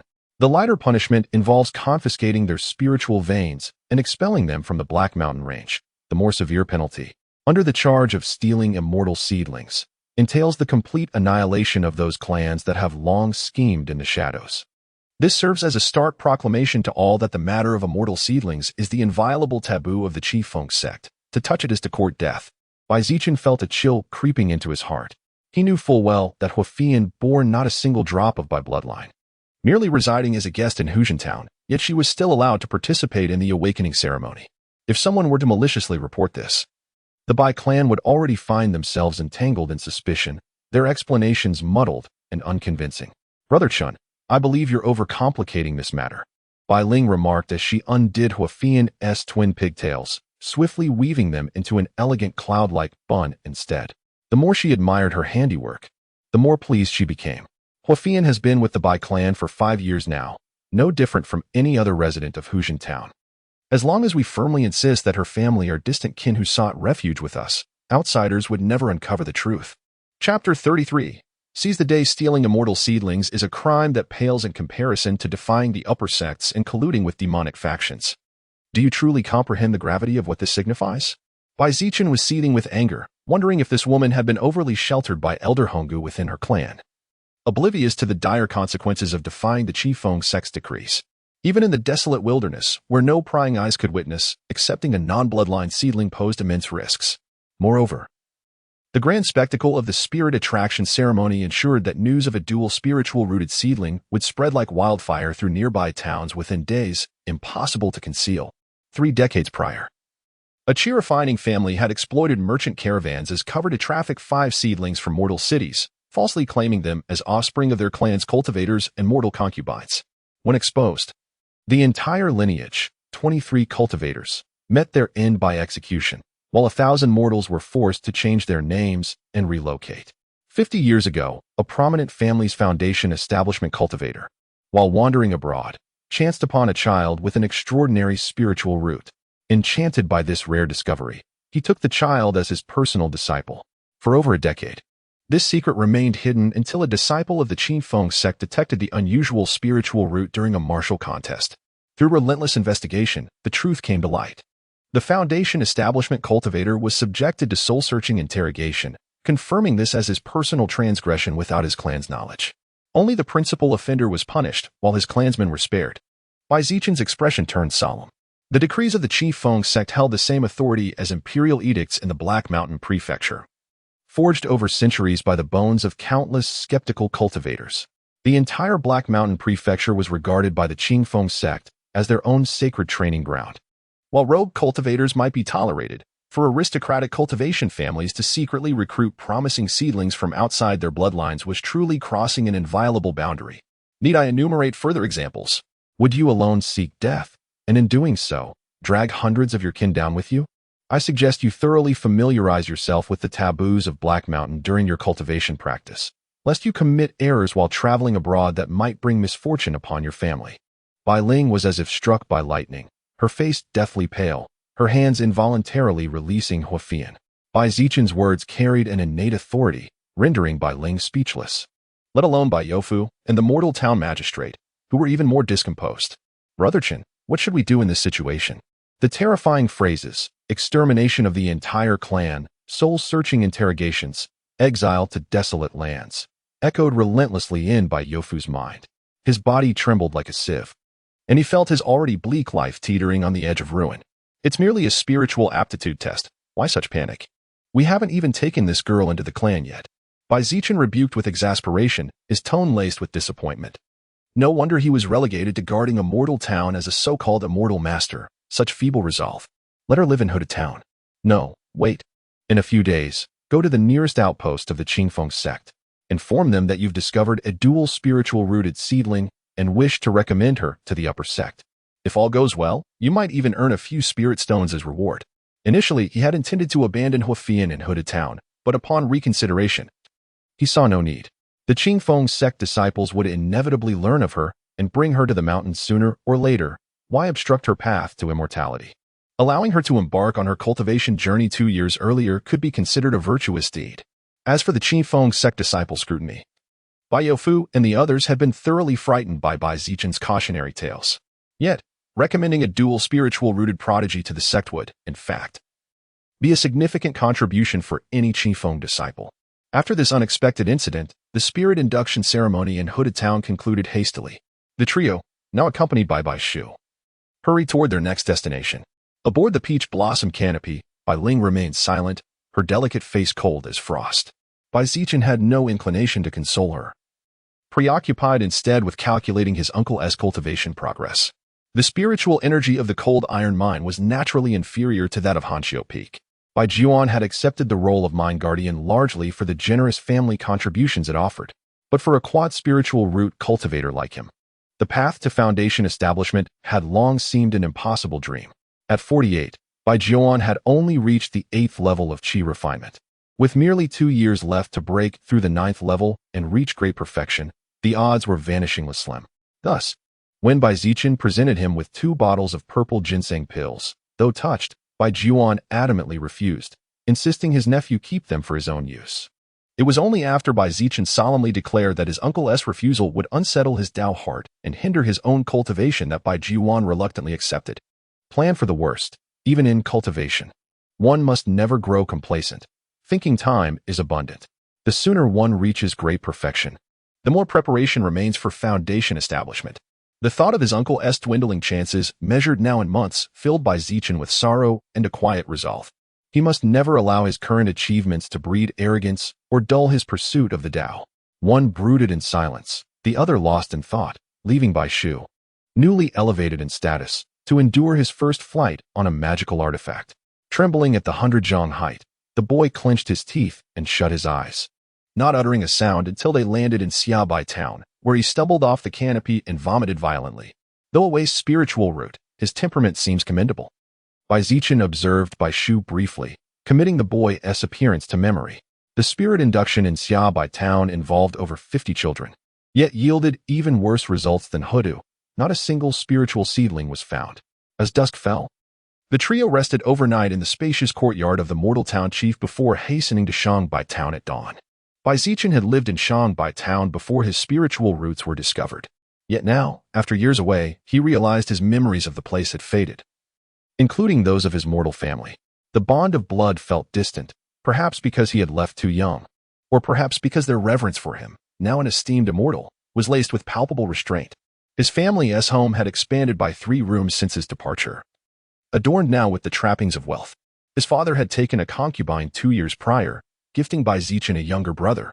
The induction in Xiaobai town fared slightly better, uncovering a quad spiritual root seedling, though the boy was nearly 14. Having missed the previous ceremony due to a sudden illness that left him bedridden.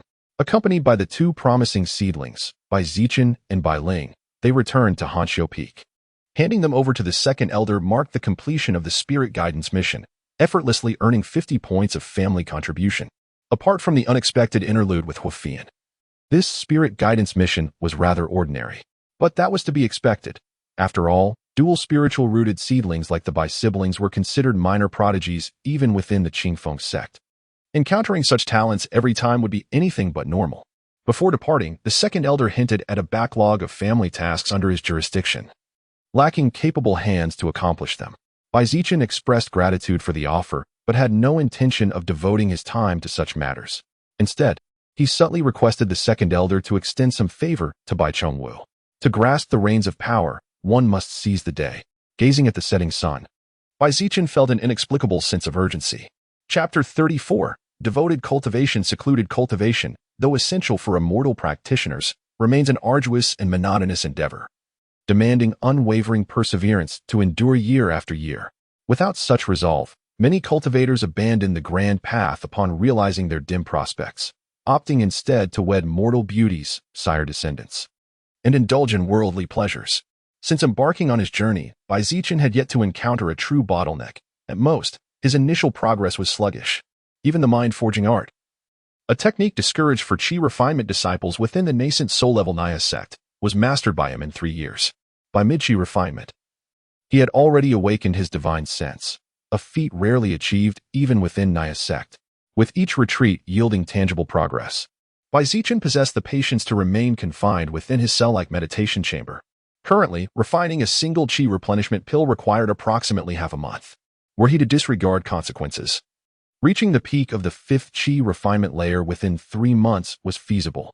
After completing a cycle of the evergreen technique, Bai Zichen assessed his spiritual energy and made a rough estimation. Best to proceed cautiously. Consolidating spiritual energy and purging pill toxins demanded time and repetition. No shortcuts existed. Overindulgence in pills might save time initially, but the repercussions would demand compensation later. For the next 10 days, Bai Zichen relied solely on his own cultivation, consuming the second pill only after the final remnants of the previous one had dissipated. Another boon of divine sense was internal introspection. His meridians, blood flow, and dantian energy were laid bare before his perception. Every step of his cultivation was executed flawlessly, Hidden injuries or meridian blockages were detected instantly. This precision allowed Zichen to maximize the efficiency of his qi replenishment pills, wasting no time while ensuring no residual toxins lingered. Repeating this process. Nearly half a year passed before the first bottle of pills was exhausted. Stretching his limbs, Zichen pushed open the chamber door, its surface lightly dusted. Outside, peach blossoms flourished in the courtyard. A breeze scattered petals across the ground, layering the earth in delicate pink. Within the mailbox at the courtyard gate lay 4 letters. With a spell, Zichen summoned them forth. Seated upon a stone bench, he perused each in turn. The first, from his uncle, spoke of his improved cultivation after consuming a purple ginseng pill and mentioned befriending a Qingfeng sect steward, a potential ally for Zichen's future enrollment.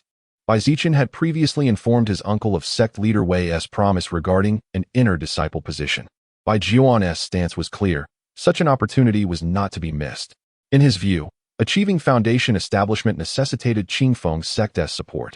2 letters followed from Pengzi, detailing his recent departure from Hanxiu Peak with a merchant caravan, this time accompanying Qingfeng sect's delegation beyond the Black Mountain Prefecture. The journey, even aboard the sect's spirit vessel, spanned 2 to 3 months. The Bai clan had brought along copious demon beast materials and several ink bamboo swords.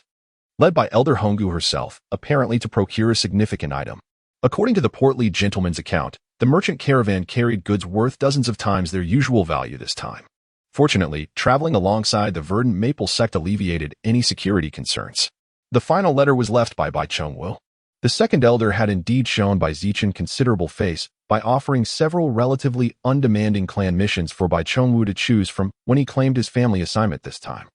The Bai clan's income remains woefully insufficient. Apart from myself and Bai Ling, I suspect other clan members must fend for themselves, continuously completing family tasks just to secure basic cultivation resources. Chongwu reached the 4th level of qi refinement years ago, yet remained stagnant at the same stage. By Zichen's side, this predicament was beyond his ability to resolve.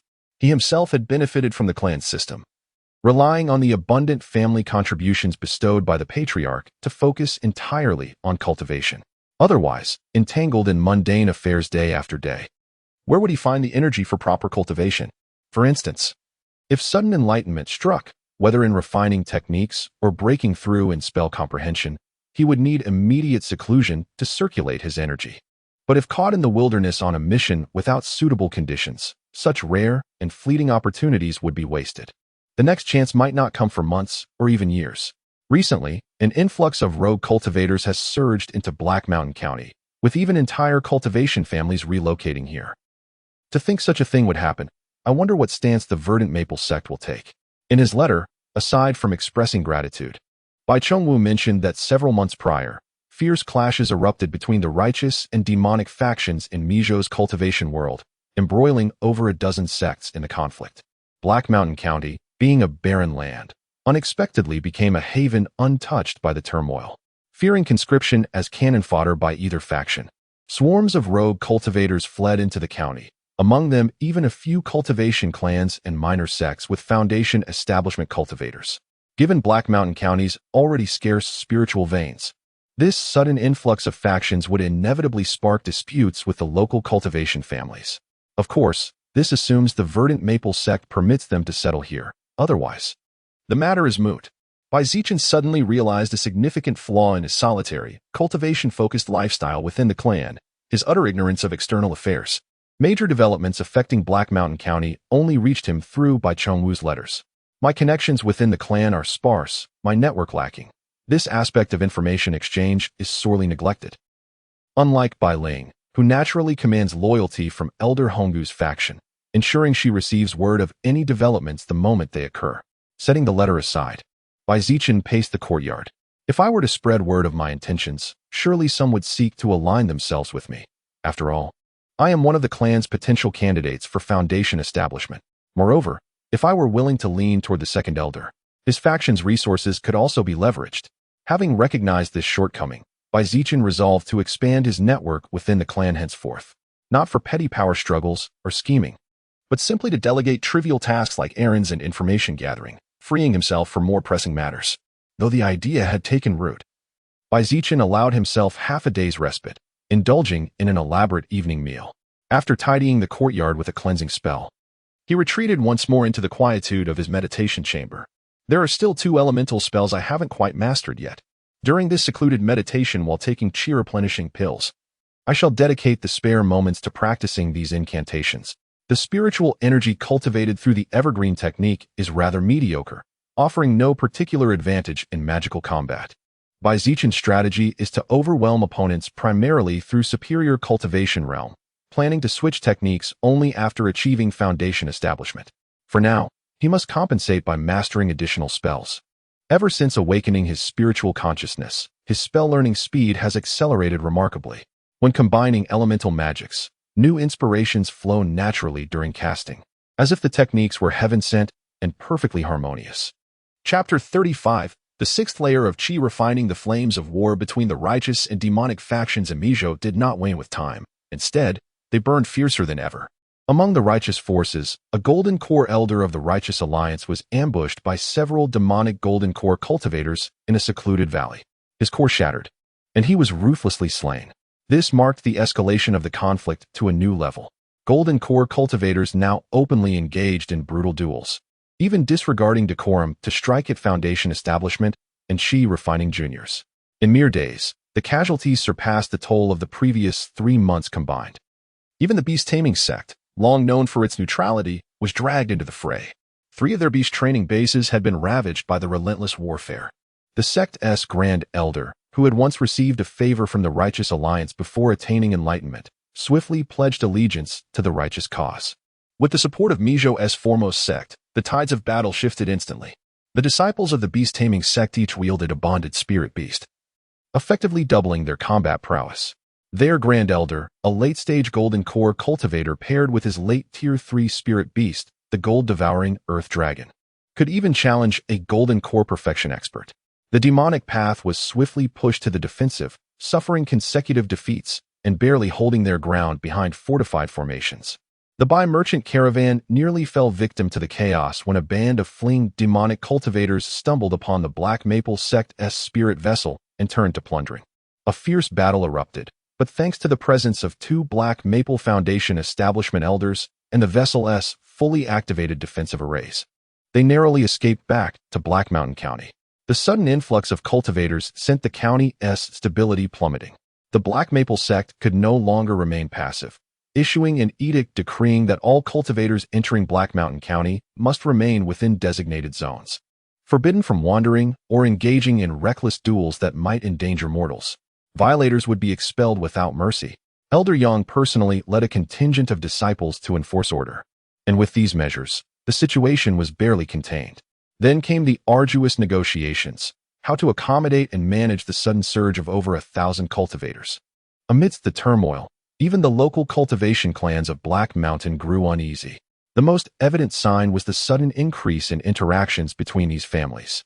Meanwhile, in the markets, the prices of battle-enhancing treasures, formations, magical artifacts, talismans, soared noticeably. 16 years old, by the customs of Black Mountain's mortals. This was the age of independence, of establishing one's household, of marriage. Zichen slowly withdrew from his cultivation, the sharp glint in his eyes gradually fading into tranquility. His spiritual energy pulsed unmistakably. He had reached the 6th layer of Qi refining. Having cultivated the Changchun technique to the pinnacle of the 5th layer, he consumed another Qi replenishing pill. Without even needing a barrier-breaking elixir, his breakthrough occurred naturally. This advancement was well within expectations. After all, it was merely a minor realm within the mid-stage of Qi refinement. Hardly a significant bottleneck. The true trial lies ahead. The late stage of Qi refinement shall be the grand examination. At the 7th level of Qi refining, one would already be considered outstanding among the Black Mountain's loose cultivators, even within esteemed immortal cultivation clans like the Ink Bamboo by family. Such cultivation would represent a formidable core strength. The vast majority of low-level cultivators remain trapped at this bottleneck their entire lives, passing away without ever taking that crucial step forward. Like Baijian, who had stagnated at the 6th level of Qi refinement for 4 or 5 years before being granted a barrier-breaking pill. Without the aid of such elixirs, it would have been perfectly normal for this obstacle to confine him for over a decade more. Zichen rose and pushed open the door, revealing a cave abode partitioned into several cultivation chambers. Through the use of a spirit-gathering formation, The spiritual energy within these chambers had been elevated to the mid-tier of the second rank. It could be said that, aside from Patriarch Bai Xianzhong's secluded meditation grounds, this was the most spiritually abundant location within the entire Bai clan. The conditions here were far superior to those of his own courtyard, and the security was even more assured. The expenditure of clan contribution points was well worth it. He would certainly rent this space again in the future. This cave abode had originally been constructed by the previous clan patriarch. After his passing, it lay abandoned for decades until 10 years prior. It was renovated into 5 cultivation chambers and an alchemy room. Clan cultivators in need could rent the space for a period of time by spending their clan contribution points. However, the monthly rental fee of 50 contribution points meant the cultivation chambers often remained vacant. Only during critical moments of breaking through bottlenecks, when clansmen sought an extra edge from the heightened spiritual energy, would they reluctantly rent a chamber. For someone like Bai Zichen to rent a chamber for 2 full months purely for regular cultivation was utterly unprecedented. The Bai clan had consolidated its influence, gathering its main members atop Hanqiu Peak, greatly enhancing security. Yet there was one drawback. Each cultivator's private space had diminished. Gone were the days when one could claim an entire mountain peak, freely shaping and constructing according to personal whims, seeking tranquility to settle his newly advanced cultivation. Bai Zichen strolled halfway through a bamboo grove before a group of boisterous youths came barreling toward him. Hurry, hurry. If we're late, we'll miss the excitement. That Chen family's pretty boy is truly detestable, with his sharp tongue and vicious strikes. I heard Bai Wei's arm was broken. Someone has gone to inform Sisterling. Could he possibly be more formidable than Sisterling herself? Bai Zichen stood behind an ink-black bamboo. His brow furrowed as he listened to the boisterous shouts of several young men running past. With a stern voice, he called out to one in the middle, Bai Qiguan. Halt right there. Brother Chun, what a coincidence. The tall young man who was called by name abruptly halted his steps, the excitement on his face swiftly fading. As if he were a child caught misbehaving by an elder. Bai Qiguan was, in fact, the 4 spiritual roots immortal seedling that Bai Zichen had brought back during last year's spirit awakening ceremony, discovered 2 years late due to a sudden illness. Though they were of similar age, Bai Zichen, as the one who had guided Bai Qiguan onto the path of immortality and the most renowned genius within the clan, naturally held a position of seniority in Bai Qiguan's eyes. They had met twice before, each time with Bai Qiguan paying the utmost respect, observing every proper courtesy of a junior. Now that you've all become cultivators, you still carry on with such unruly shouting. No sense of decorum at all. If you offend the elders, you'll regret it. Bai Zichen didn't he truly intend to reprimand his younger clansmen. Youthful exuberance and a penchant for amusement are natural. The moment of awakening and devotion to cultivation varies by individual destiny. You mentioned Bai Wei had his arm broken. What transpired? Was it an outsider who came for a friendly spar or deliberate provocation? Brother Chun, let me tell you, I was present from the very beginning. I only stepped away briefly to call for help, but witnessed everything from start to finish. A slender, monkey-like youth with lively eyes stood beside Bai Qiguan and was the first to speak. With just a single stern rebuke from Bai Zichen, the 4 young men immediately froze in place, too intimidated to move a muscle. After joining the clan, Bai Zichen had made astonishing progress in his cultivation within just a few years, surpassing Bai Wei to secure the inheritance steel of Wuyue Temple and dominating the younger generation of Black Mountain, earning himself quite a reputation. Moreover, Bai Zichen lived a reclusive life, wholly devoted to his training, which only deepened the air of mystery around him. Unbeknownst to them, the younger generation of the Bai family had already come to regard him with such awe and reverence. Chapter 36. The Duel Yesterday. The acting clan leader of the Chen family arrived with several members, and our own patriarch along with the elders personally received them, treating the matter with utmost importance. The discussions lasted well into the evening. This morning, the high-ranking officials convened once more for deliberations. The Grand Elder instructed Bai Wei to escort the 2 younger members of the Chun family around Hanqiu Peak. However, unexpectedly, one of the Chun youths displayed such arrogance that a mere exchange of words quickly escalated into conflict, culminating in a challenge to settle the dispute upon the dueling platform. That Chun fellow was indeed detestable, yet undeniably skilled. Within mere exchanges, Bai Wei found himself overwhelmed and forced into retreat.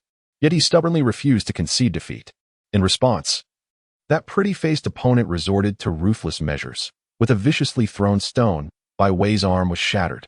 The emaciated cousin spoke with eloquence, succinctly unraveling the entire affair, allowing Zichen to grasp the gist. The fragrant Pig Chin clan and the Ink Bamboo Bai clan had maintained a century-old alliance, with generations of intermarriage, standing as mutual guardians. Their visit at this juncture was undoubtedly linked to the recent upheavals in Black Mountain County. The Chun clan's circumstances differed from the Bai clans. Acting clan leader Chen Yisin was merely a Qi refinement cultivator at the Great Perfection stage, while their sole foundation establishment elder had retreated from the forefront. 7 years prior, this elder had celebrated his 180th birthday, and with only a few years of lifespan remaining, his passing loomed imminent. Once this pillar of their clan collapsed, the Chen clan would inevitably lose their current holdings. Their annual yield of hundreds of fragrant pigs placed them among the wealthiest cultivation families, attracting covetous eyes. Zichen himself was particularly fond of a delicacy made from the tender meat behind the pig's neck, succulent and fragrant, a dish he never missed when available. Yet, the Chun clan's younger generation had proven disappointing in their attempts to reach foundation establishment, squandering precious resources in repeated failures. With time pressing and Black Mountain County in turmoil, their visit likely sought to discuss future alliances with the Bai clan. As for the altercation between the youths, it was hardly surprising. Bai Wei, whom Zichen had encountered before, possessed an intolerant disposition, even openly mocking his elder Bai Chongwu. The young Chen clansmen accompanying their leader were undoubtedly prized talents, their pride understandable. When neither side yielded, the quarrel escalated to the arena, common among cultivators, where strength ultimately settled disputes. But maiming was excessive. No matter how disagreeable Bai Wei might be, he remained a member of the Bai clan. Discipline was their own affair, not for outsiders to administer. "Take me to see this," Zichen commanded, his sense of ownership over the Bai clan compelling him to uphold their dignity, regardless of personal disdain for Bai Wei. "Right away. Brother Chen has arrived. Dealing with that pretty boy will be as effortless as scattering petals upon flowing water." The slender young cousin from the Ho clan let out a delighted cry, crouching low before darting ahead to lead the way. At the Bai family's dueling platform, by the time Zichen and his companions arrived, the area around the platform was already encircled by members of the Bai clan. Their faces twisted in indignation as they glared venomously at the young man standing atop the stage. Several figures still clustered around Bai Wei, whose left arm was grotesquely twisted in an unnatural angle, his face contorted in agony, drained of all color. "Why are you fools just standing around? Has anyone summoned the physician?" Zichen crouched down to examine the injury. "Only a fractured arm, no damage to the meridians. It's not serious. Once the physician binds it, applies rejuvenation spells, and administers muscle-regenerating elixirs, there'll be no lasting effects." Zichen, that opponent is formidable, Bai Wei gasped through tears and snot, his voice broken by pain. "His techniques are endless, and he wields 2 defensive artifacts. You're no match for him." "I came to see if you've been beaten to death," Zichen replied coolly. "He hasn't provoked me. Why should I challenge him?" "You." Bai Wei choked on his fury, jerking in pain as his wound flared, rendering him speechless. "Brother Bai Wei, my apologies for the mishap," the young Chen clansman called from the dueling platform, bowing courteously to the crowd. "Fellow cultivators of the Bai family, I've long heard of your refined techniques and the brilliance of your younger generation. Today, I humbly seek to learn from you. Pray, do not withhold your guidance." Standing at the center of the platform, the youth's crimson robes fluttered gently in the breeze. His lips were red, his teeth white, his features strikingly handsome. Though his words were a challenge, his noble bearing and grace lent him an undeniable charm. Despite his open invitation, none of the older Bai cultivators stepped forward. Victory would bring no honor, and defeat would only shame them. The earlier duel with Bai Wei had made it clear the Qin youth was prodigiously skilled, and Bai Wei's defeat had little to do with mere artifacts. Gradually, the gazes of the Bai clan shifted toward Zichen. With Bai Ling absent, he was the only one left who could possibly face the challenger. "Young Master Bai." The Qin youth smiled. "You seem to be the one they all look to. Surely you are the finest among them. Will you not step forward and exchange pointers with me?" The young man of the Qin family surveyed the direction of the crowd's gaze and directly issued a challenge. Zichen let out a long sigh, lifted his foot, and leaped onto the platform, though he had no desire to engage in such meaningless duels. To refuse a challenge when it was thrust upon him would betray his own principles. "Chen Xiao of the fragrant Pig Chin clan. May I ask the name of my esteemed opponent from the Bai family?" Chen Xiao held a jade-green dagger in his hand, but after announcing himself and taking a closer look, his expression darkened. "You are at the 6th level of Qi refinement?" Zichen had just made a breakthrough. And without cultivating any concealment techniques, his cultivation level was naturally evident upon closer inspection. Not only was Chinshio astonished, but even the bi-family cultivators below the stage were in an uproar. Their prodigy's cultivation speed was simply too rapid, just as murmurs had begun within the clan, suggesting that Zichen's progress had slowed in recent years and questioning whether his potential had been exhausted. He silently advanced yet another level. With this level of cultivation, he now rivaled the clan's seasoned and capable elders, qualifying him to oversee clan affairs as a steward. Once you're defeated, you may return and inquire with your elders. Zichen couldn't be bothered with idle chatter, inexplicably finding his scrawny clansman's words rather reasonable. That pretty boy from the Chun family truly had an irritating face. With a flick of his fingers, a series of pearl-sized fireballs shot forth, weaving into a blazing net that descended upon Chinshio's head. What difference did being at the 6th level of Qi refinement make? Just a minor realm away. It's not as if I've never triumphed in battles across levels before. Chinshio held a status within the clan comparable to Zichen, and from a young age, he exhibited remarkable talent in combat techniques. The fundamental elemental spells, he grasped them instantly and mastered them effortlessly. Moreover, he possessed the ability to draw inferences from one instance to another, integrating his own insights into the spells. While there were several others in the Chun family with cultivation aptitudes similar to Chinshio's, when it came to martial prowess, they all fell far behind. Even the Chun family's foundation establishment ancestor praised him as a prodigy in combat, asserting that as long as he successfully established his foundation in the future, his prospects would be boundless. Chapter 37. The prodigy of spells. Ever since annihilating the disciples of the Ghost Spirit sect with the divine technique of 5 fireballs years ago, Zichen had developed a profound fascination with the fireball spell. Among the fundamental elemental spells cultivators could master during the Qi refinement stage, the fireball spell boasted the most devastating offensive power. However, its limited coverage and sluggish movement made it ideal only for stationary targets. Practical application imposed numerous constraints. No cultivator in their right mind would foolishly stand still and endure a direct hit. After developing his spiritual consciousness and synthesizing insights from predecessors' notes, Zichen began refining several commonly used spells, a task typically undertaken only by foundation establishment cultivators. Firstly, their extended lifespans afforded them ample time to delve into spellcraft. Secondly, only with the aid of spiritual consciousness could one deconstruct and reconstruct spells. Otherwise, only those exceedingly rare prodigies, gifted with unparalleled intuition, could achieve such feats independently. Zichen's enhanced version of the fireball spell was christened Fire Thunder Beads, consuming twice the spiritual energy of a standard fireball. It unleashed over a dozen blazing orbs in a rapid barrage. Faced with this fiery onslaught, Chinshio remained unshaken.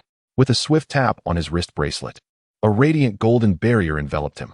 Sidestepping deftly, he evaded half the projectiles, while the remaining fire thunder beads merely rippled against the shield. My radiant sun bracelet is a top-grade magical artifact, Chinshio declared coldly. Once activated, it barely drains my spiritual energy. As long as you cannot breach this barrier, I stand invincible. Seeing the fire thunder pearl failed to breach the golden barrier, Chinshio's expression relaxed slightly. As he spoke, he swiftly cast 3 consecutive spells in rapid succession: Earthbound Prison, Entangling Vines, Meteorite Strike. Suddenly, thick vines as thick as forearms sprouted wildly beneath Zichen's feet, coiling around his legs with alarming speed. Simultaneously, an earthen wall materialized out of thin air, encircling him in a restrictive circle that drastically reduced his maneuvering space. From a distance, 3 whistling stones came hurtling straight toward his head with deadly precision. What astonishing spellcasting speed! Even without that protective artifact, this would be a formidable opponent to face. Before stepping onto the stage, Zichen had already observed his opponent. Chinshio was at the 5th level of Qi refining, equipped with 2 superior magical artifacts, and his crimson robe shimmered with spiritual light, clearly no ordinary item. In contrast, Zichen had yet to acquire any external aids, empty-handed, without a single magical artifact, placing him at a significant disadvantage. His only advantages lay in his spiritual awareness and a slightly higher cultivation level.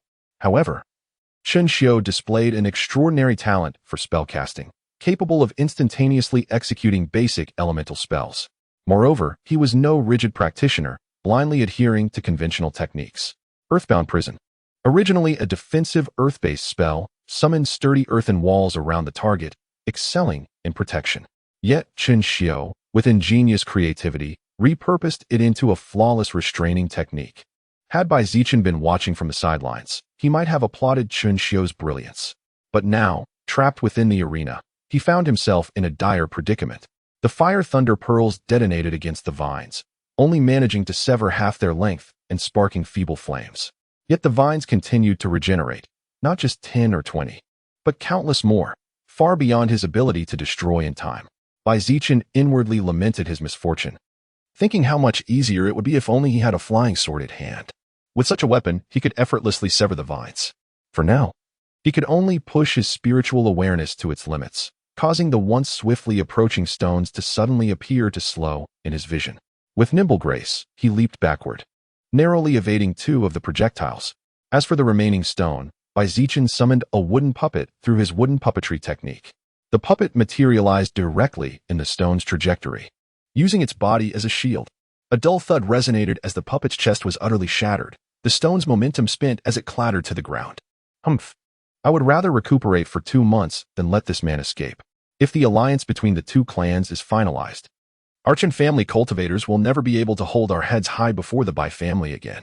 Chun Xiu watched as Zichen evaded his proud chain of spells, then calmly sat cross-legged, focusing intently to activate the emerald dagger in his hand. With the golden sunlight bracelet protecting him and his opponent trapped by 2 of his spells, it would take at most 10 breaths for Zichen to break through his defenses. An impossible feat, not good. Zichen is about to lose. Bai Wei, his arm hastily bandaged by a physician, felt the pain subside slightly as his attention returned to the arena. Bai Qiguang and the others glared at him. How could he curse his own clansmen before the match was even decided? Indeed, the situation seems dire. Bai Lingyu, her delicate feet shifting lightly, had somehow arrived at the edge of the arena, her bright eyes flickering with unease. That emerald dagger seems to be a top-grade magical artifact. Given how seriously the Qin boy is treating it, it must be his trump card.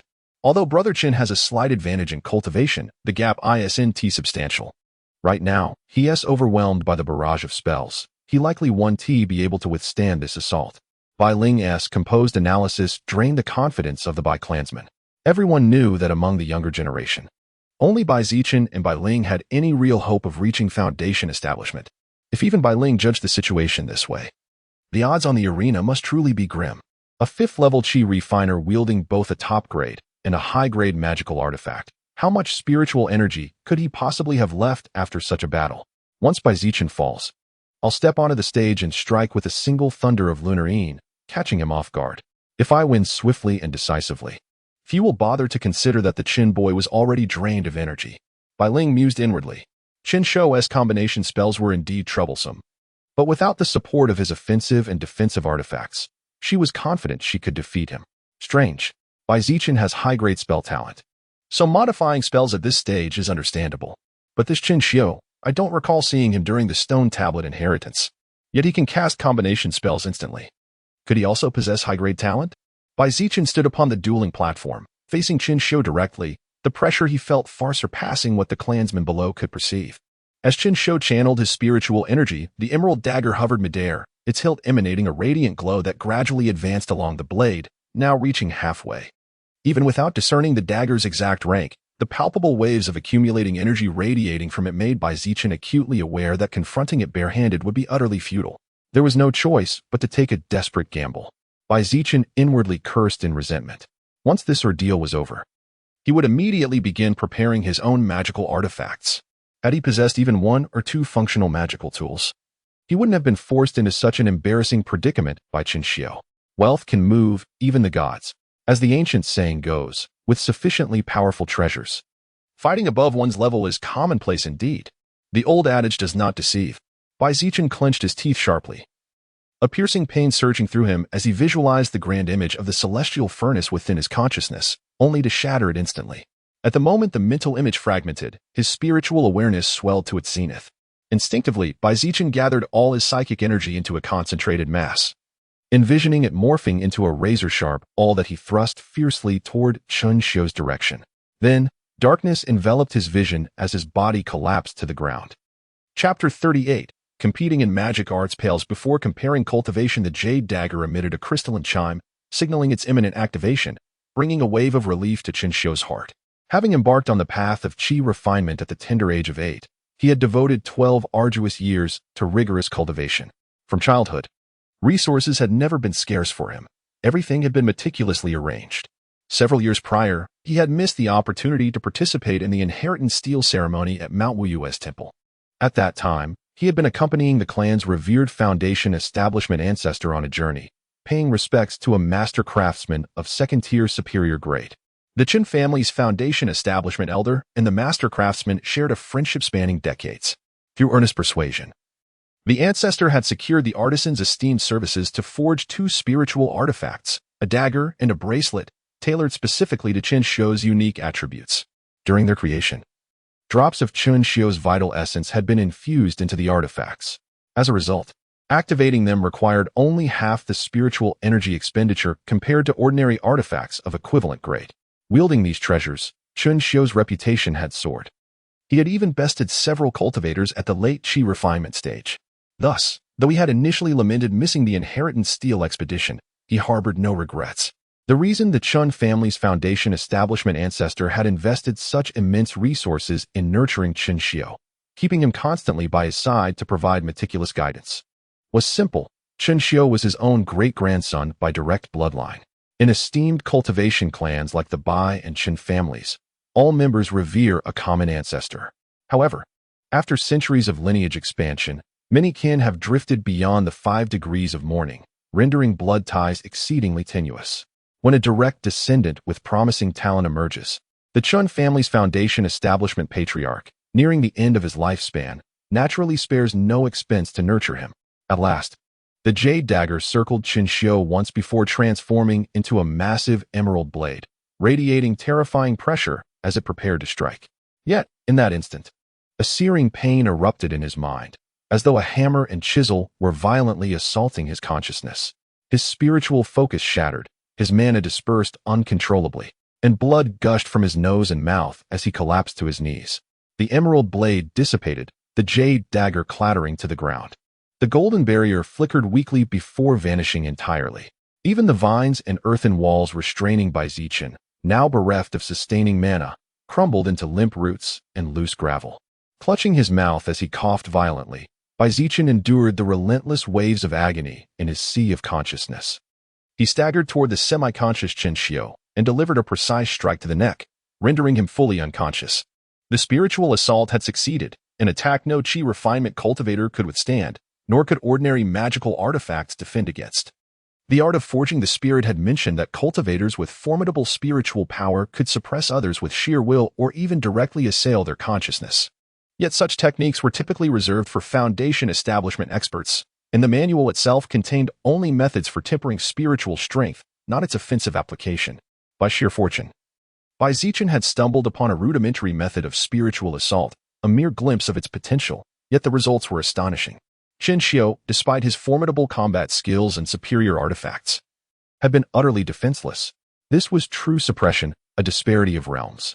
In the blink of an eye, the tides had turned. One moment, Chen Xiu had unveiled his trump card, poised for victory. The next, Zichen had reversed the outcome with ruthless efficiency. The sheer abruptness of this reversal left the Bai family spectators momentarily stunned. Only when Chen Xiu crumpled to the arena floor did thunderous cheers erupt. Well done, Brother Chen. That arrogant young Chen needs to be taken down a peg. Does he think Hanxiu Peak is some place where anyone can swagger around and show off? With Brother Chen stepping in, it'll be an effortless victory. The slender monkey-like clansman shouted the loudest and most joyfully, deliberately casting a glance in Bai Ling and Bai Wei's direction. How could this be? Sister, what trick did he employ? Why did Chen Xiu lose so swiftly? Bai Wei's eyes widened in disbelief, as he inadvertently raised his arm and accidentally brushed against something. A sharp pain contorted his face into a grimace. Bai Ling's crimson lips parted slightly, her previously composed expression crumbling under the weight of astonishment. Each cheer from the surrounding clansmen seemed to mock her earlier predictions. By what mysterious means? Yet he had clearly cultivated only the most ordinary everlasting spring technique, devoid of any formidable magical artifacts. Could a superior aptitude for spellcraft truly possess such miraculous power as to transform the mundane into the extraordinary? Chen Xiu collapsed abruptly. All the Bai family cultivators, including Bai Ling, assumed by Zichen had employed an exceptionally formidable and concealed technique to subdue Qin Xiu in a single decisive move. None suspected the involvement of spiritual consciousness. The highest cultivation level present was merely the 7th level of qi refinement, far from comprehending the existence of such profound awareness. Leaning against the edge of the dueling platform, Bai Zichen gasped for breath.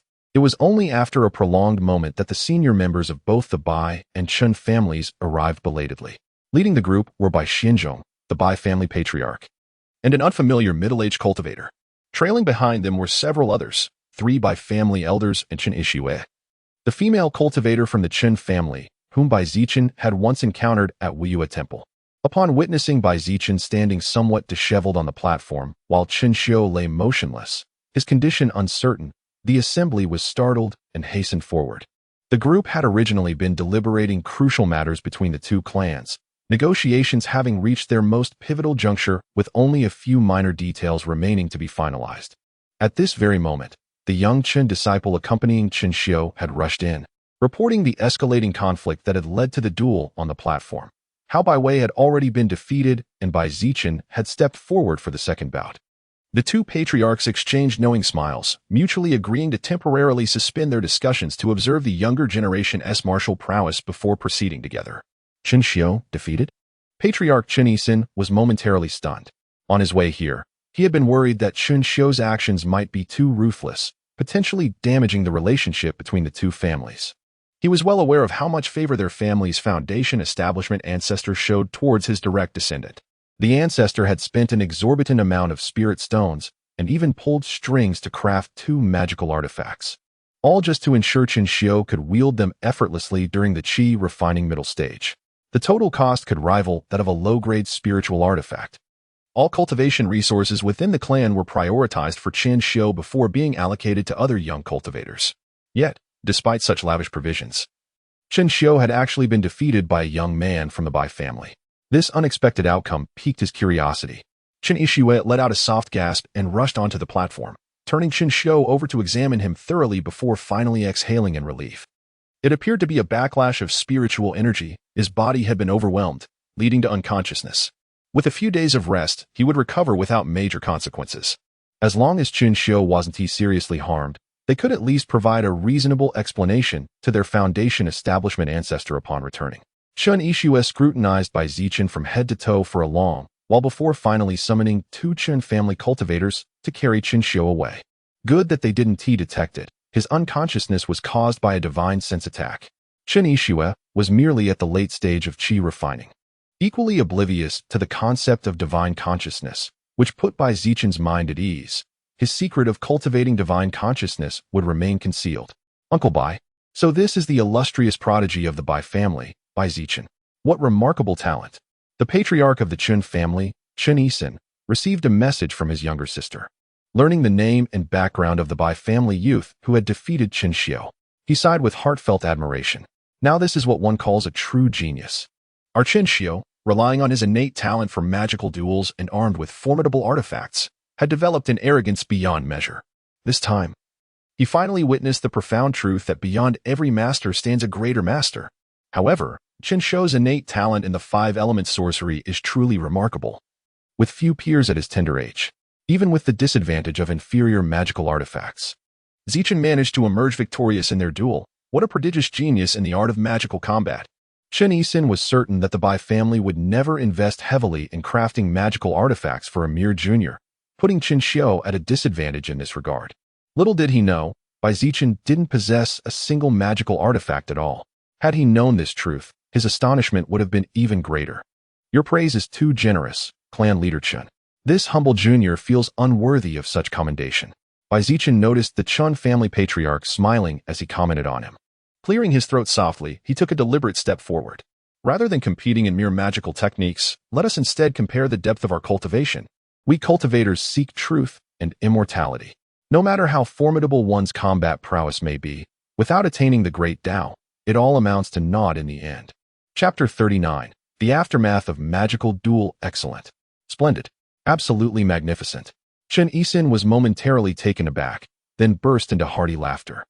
Contesting in mere spells is inferior to comparing one's cultivation.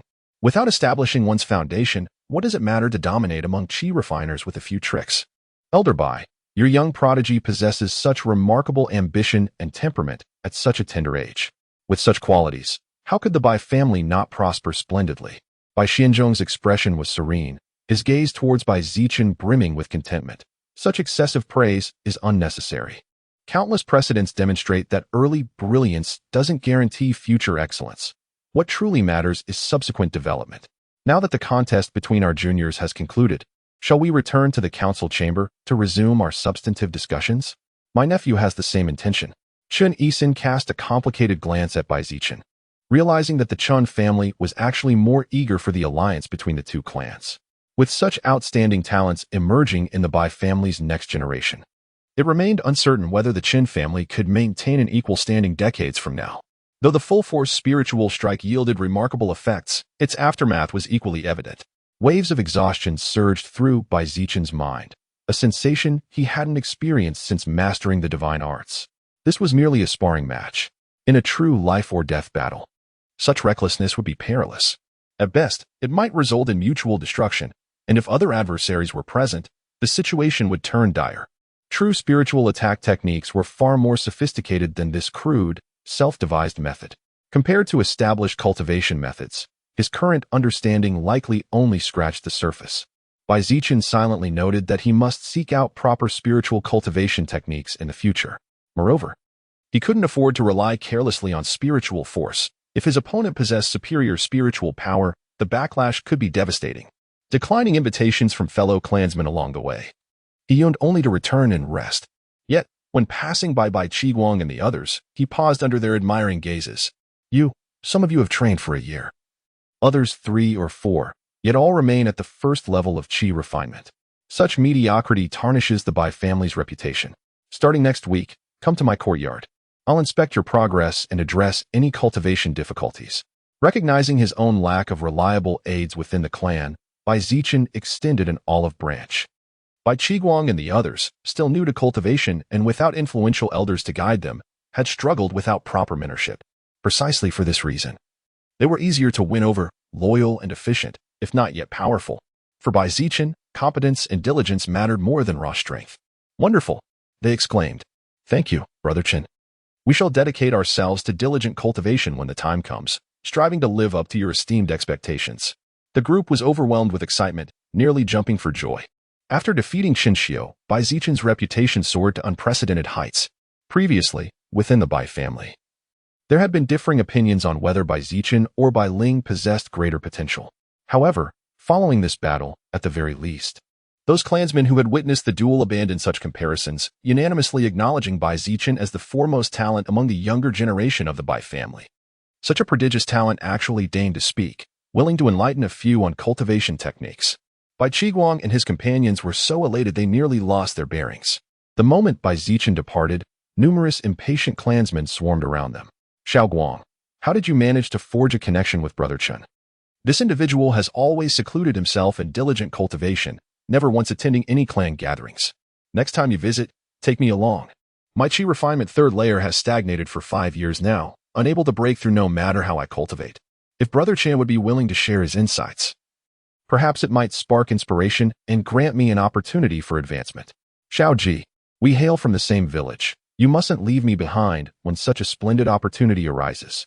The crowd erupted in a cacophony of voices, leaving Bai Qiguang and his companions utterly bewildered by such an overwhelming situation. They could only repeatedly clasp their hands in supplication. It was the wiry Bai Ji who proved more nimble-witted, raising his voice to declare, "Esteemed elder brothers, Brother Chen has graciously deigned to spare his precious time to offer guidance to us lowly cultivators. What an extraordinary honor this is. We are in no position to make decisions on behalf of Brother Chen. We shall convey your earnest requests when we pay our respects next week. Should Brother Chen wish to expand his retinue, we shall promptly relay the message." Bai Wei stood at a distance, observing the scene with a bitter and resentful heart. Elder sister, look at these fickle opportunists swarming forward in unison, as if a few words of guidance from Bai Zichen could truly advance their cultivation. Don't speak of others. Aren't you yourself intrigued by how Bai Zichen, despite merely being at the 6th level of Qi refinement, has managed to cultivate his spells to such a state of consummate mastery? Bai Ling, who always maintained an air of aloof confidence, found her self-assurance wavering at this moment. Faced with such a talented clansman whose cultivation had advanced with astonishing speed and possessed innate aptitude for superior magical arts, could she truly surpass him? Overthinking is futile. Upon your return, you must dedicate yourself to rigorous cultivation. These 2 years of aimless wandering have caused your cultivation to regress significantly. Bai Ling composed herself, casting one last profound glance toward the direction Bai Zichen had departed, as though reaching an irrevocable resolution. Within the submerged cavern, a cascading waterfall thundered downward, its deafening roar reverberating painfully through one's ears. Venturing deeper into the cavern's recesses, the terrain gradually descended, where luminous pearls embedded within the cliff walls emitted a gentle, ethereal glow. The cavern's interior bore unmistakable marks of deliberate expansion, sword strokes meticulously carved to widen the space. A simple stone table with matching stools, a rudimentary stone bed, a verdant jade meditation mat, and a modest stone bookshelf comprised the furnishings. Had Bai Zichen not witnessed it firsthand, he would never have believed that the clan's most enigmatic patriarch would choose such an austere and unadorned retreat for secluded cultivation, far humbler than the residences of the clan's elders. Yet the undeniable purity of second-grade upper-tier spiritual energy permeated the space, nestled at the heart of the spiritual ley line and further amplified by a spirit-gathering formation. This chamber stood as the most refined locus of spiritual energy upon the entire Hanqiu Peak. Bai Zichen stood obediently, summoned 2 days after the Qin family cultivator's departure by a missive from the patriarch. Presently, Bai Xianzhong remained engrossed, wielding a spiritual brush to annotate an unfurled scroll upon the stone table, never once lifting his gaze. After offering a respectful salute, Bai Zichen could only wait in silence, unwilling to disturb. After the span of an incense stick's burning, Bai Xianzhong finally concluded his task, flicking the brush into its holder with practiced ease. A satisfied smile graced his features as he remarked that Yangchen was groomed with the full might of his clan as their next candidate for foundation establishment.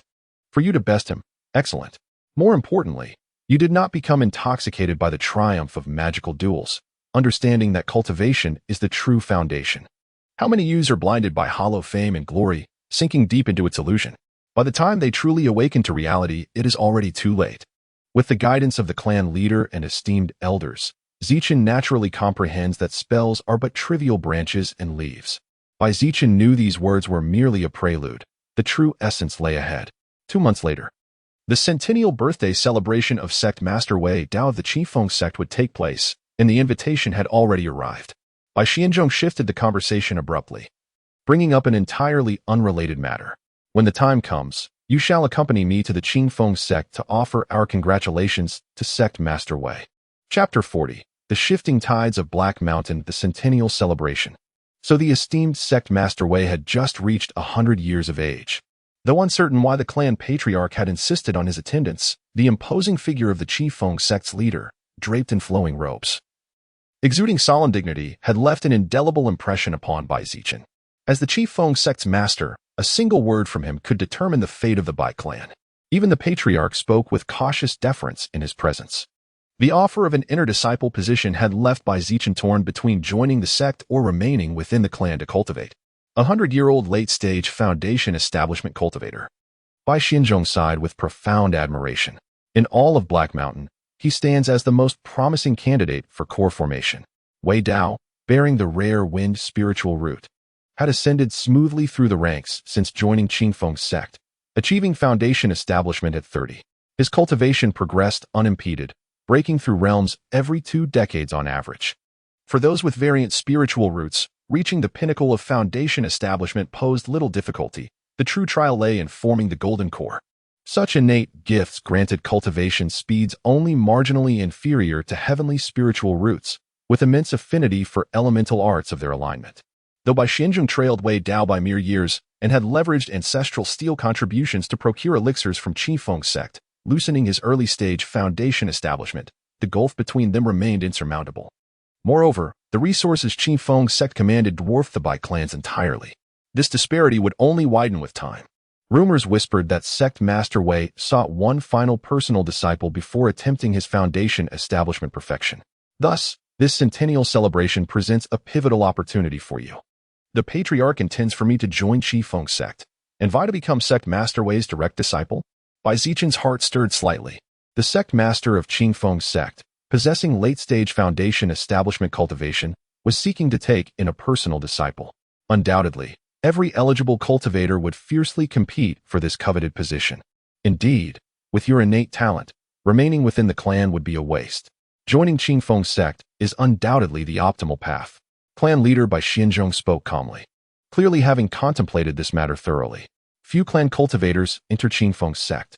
Firstly, because producing an exceptional talent within a cultivation clan is rare, and clans are reluctant to let such individuals leave, preferring to keep them to safeguard the family's legacy. Secondly, many clan disciples who join the sect receive limited support from their families. Compared to those elite disciples meticulously selected from across the entire province, they inevitably fall short, achieving similarly modest accomplishments. Coincidentally, Sect Master Wei has expressed interest in taking a disciple. Among his 4 personal disciples, aside from the eldest, who tragically perished at the hands of rogue cultivators, 2 of the remaining 3 have successfully reached foundation establishment.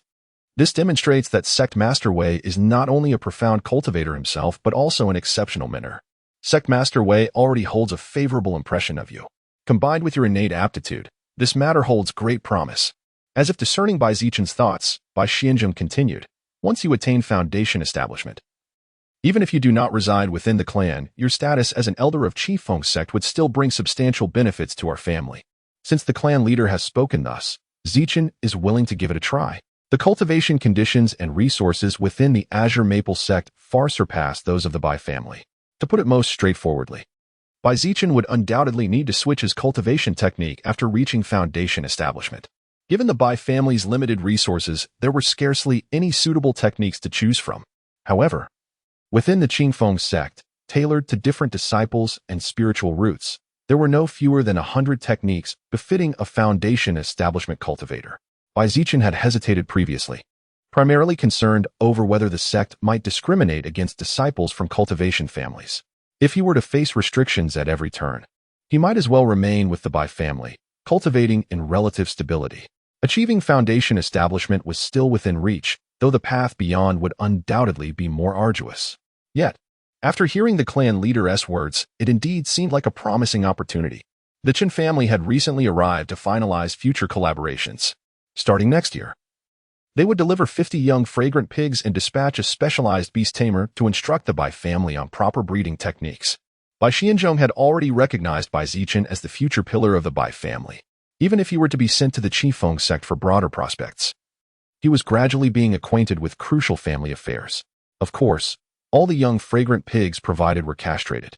Nevertheless, once the Bai family mastered this technique, they could expect an annual net income increase of 700 to 800 spirit stones.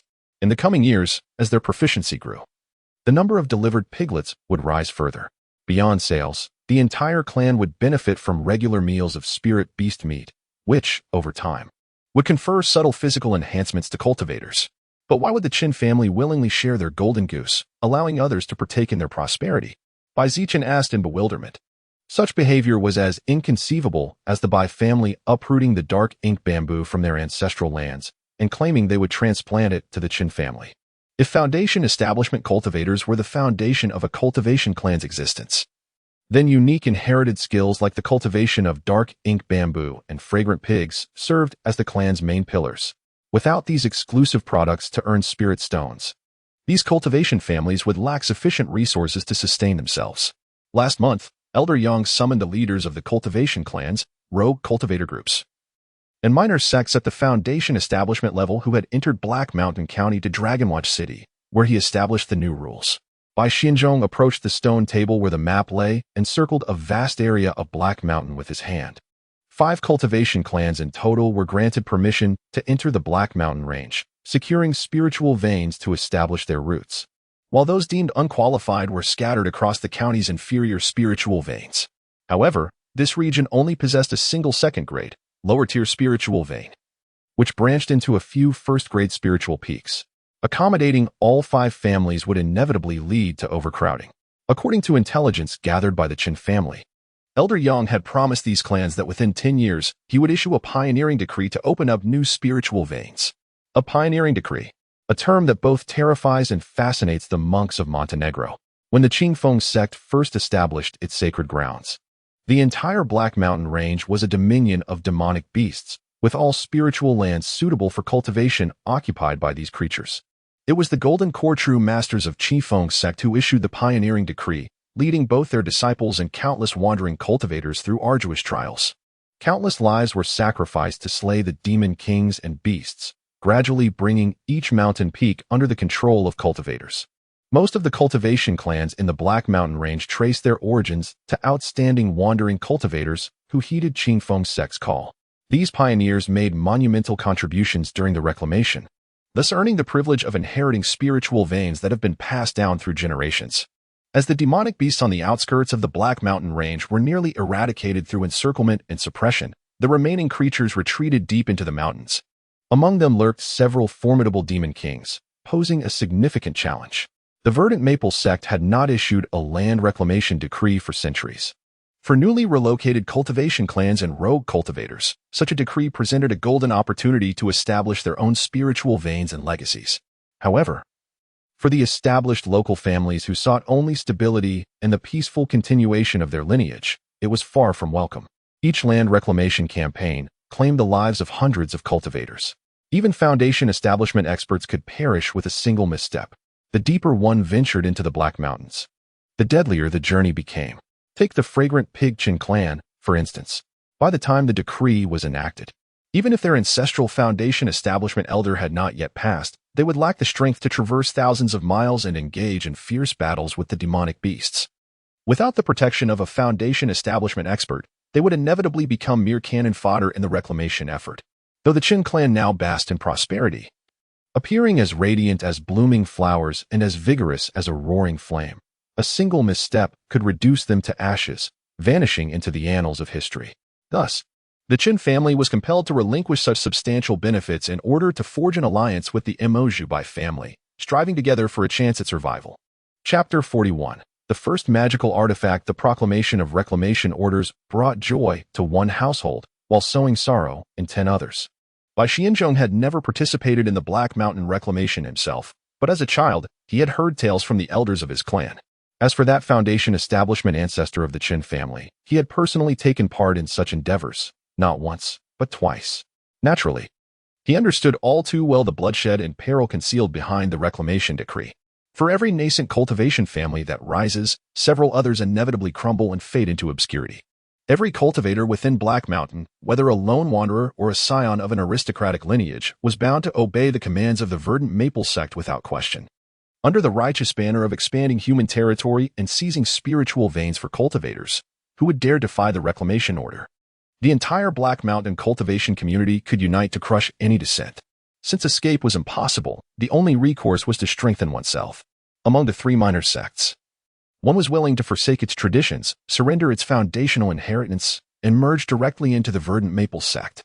The other 2, however, sought only to become vassal sects, clinging to the coattails of power, yet refused to sever their own lineage. To desire vassal status, would the Verdant Maple sect truly permit it? Bai Zichen had thoroughly studied the chronicles of Black Mountain County and was well aware of the bottom line of the Green Maple sect. Just as cultivation families were forbidden from stealing promising seedlings outside their own bloodline, any sect that attempted to systematically recruit disciples and establish an orderly inheritance would be met with severe suppression by the Green Maple sect. Any sect entering Black Mountain County with the intention of preaching and gathering followers would be regarded as a mortal enemy by the Green Maple sect. There was no room for negotiation, only retreat or annihilation. Naturally, the other 2 sects refused to sever their lineage. So Elder Yang granted them 10 days to leave Black Mountain County. Otherwise, they would be treated as sworn enemies of the Green Maple sect and face total eradication. Bai Xianzhong, referencing a map of the Black Mountain Range, proceeded to educate Bai Zichen on the common knowledge expected of a Foundation establishment cultivator. Therefore, Zichen, you must strive to reach the 9th level of Qi refinement within 10 years. By then, disciples of the Green Maple sect will also join the reclamation efforts.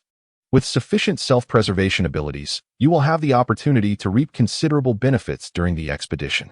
After careful deliberation with the Qin family, we concluded that the Green Maple sect's reclamation decree will most likely target 2 locations, Green Ox Valley and Moonlit Jade Lake. On the map, these 2 areas were heavily circled in vermilion by Bai Xianzhong. Judging by distance, Thunderclap Cliff appears to be closer, doesn't it? For the first time, Zichen laid eyes upon a complete map of the Black Mountains. The outer regions were depicted in meticulous detail, while the deeper territories became increasingly rudimentary in their representation. First, he located the Bai family's position, then used landmarks like the Green Maple Sect and Five Peaks Temple, places he had visited, to estimate the distances to the two beast-infested areas mentioned by the clan leader. The Green Ox Valley lay approximately 6,000 miles east of the Green Maple Sect, occupied by a herd of one-horned Kuei oxen. As for the Moonlit Lake, named for its perfect circular shape resembling a full moon, numerous demonic beasts dwelled along its shores. The lake itself teemed with aquatic creatures, and rumors even spoke of a colossal flood dragon, tens of zhang in length, lurking beneath its waters. The vast expanse of Moonlit Lake stretched about 7,000 miles north of the Green Maple Sect. As for the Thunderclap Cliff that Zichen had mentioned, the map indicated it met the standards of a third-grade spiritual vein and was merely 3,000 miles from the Green Maple Sect. Perched upon Thunderclap Cliff were dozens of golden-winged thunder rocks, and among their ranks, it was said there even dwelled a third-grade demonic king. Xianzhong's eyes brimmed with profound apprehension. The golden-winged thunder rock, upon reaching maturity, naturally became a lower-tier second-grade demonic beast, with astonishing flight speed and innate thunder-based divine abilities. Even Foundation establishment cultivators dared not provoke it lightly. While other demonic beasts could be worn down through formations and sheer numbers, avian demonic creatures were far too agile. Chi refinement cultivators would only prove burdensome in battle. Only those at the Foundation establishment stage could be of use. Moreover, that golden-winged Thunder Rock Demon King had already awakened the thunder evasion technique, vanishing and reappearing without a trace. None could match its speed, save for the two true masters. The Chi Feng sect undoubtedly yearns to eliminate this lurking threat by their side, yet without absolute certainty, they dare not act rashly. Ah, I see now. Zichen suddenly grasped the situation and seized this opportunity to inquire from the clan leader about the many taboos one must heed within the depths of Black Mountain. Keep what I've told you to yourself. There's no need to inform others. Moreover, since you are to join the Qingfeng sect, I shall have Bai Ling remain within the clan. When I grow old, the Bai family must have someone capable of upholding our legacy. Bai Xianzhong had long since planned meticulously. Of the two promising seeds within the clan, the one with greater potential would be sent to the Qingfeng sect to pursue the Great Tao, free from the distractions of clan affairs.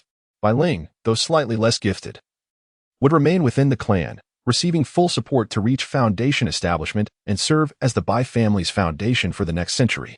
The clan leader is in the prime of life. Your cultivation is certain to advance steadily.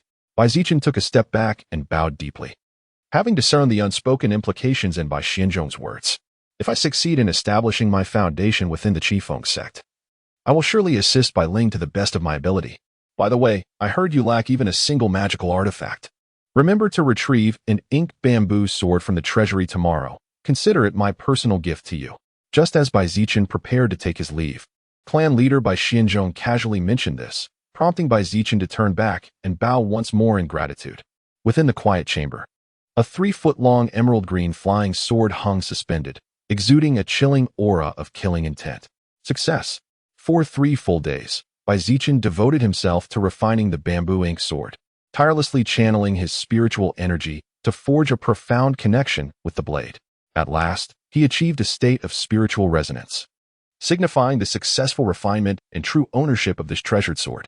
Originally, he had anticipated spending several months completing 2 clan missions to accumulate sufficient contribution points before exchanging them for a bamboo ink sword. Unexpectedly, the clan leader graciously bestowed one upon him, sparing him considerable effort. Grasping the bamboo ink sword, Zichen gave it a gentle swing. As his spiritual energy flowed, several feet of radiant sword aura extended and retracted effortlessly, slicing 2 deep gashes into the ground as if cutting through soft tofu. With a light flick of his finger against the blade, a crisp yet subtly deep metallic hum resonated repeatedly. Had I wielded this bamboo ink sword during the arena duel, I would never have suffered such humiliation. A few casual strikes would have severed those vines instantly, and with a single flying sword attack, that so-called golden sun bracelet would have shattered like glass. Flying swords differ from magical instruments, spiritual artifacts, and treasures in their classification system. They transcend conventional rankings. A first-tier flying sword rivals a supreme-grade magical instrument, while a second-tier one parallels a supreme-grade spiritual artifact, and so forth.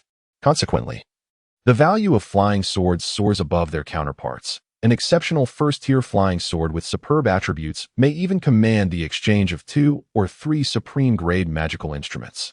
Those swordsmen often possess nothing but a single flying sword, eschewing all other magical instruments. Beyond the philosophy of dedicating oneself wholly to the blade, Zichen surmised it was also due to the exorbitant cost of these weapons. With all their wealth poured into a single flying sword, there remained little for additional artifacts. Across the realm, over 90% of flying swords are forged from refined metals, tempered through various techniques. Depending on the materials used, they naturally manifest distinct elemental affinities. The ink bamboo sword, however, is an exceedingly rare wooden flying sword within the cultivation world, crafted from spiritual bamboo. The method of forging the ink bamboo sword originates from a secret legacy carried away by the Bai family's founding ancestor when he departed the Dragonfish sect. It records 3 distinct techniques for forging flying swords and their corresponding swordplay methods. After Zichen was bestowed the ink bamboo sword, clan leader Bai Xianzhong compiled all relevant knowledge into a jade slip and entrusted it to him.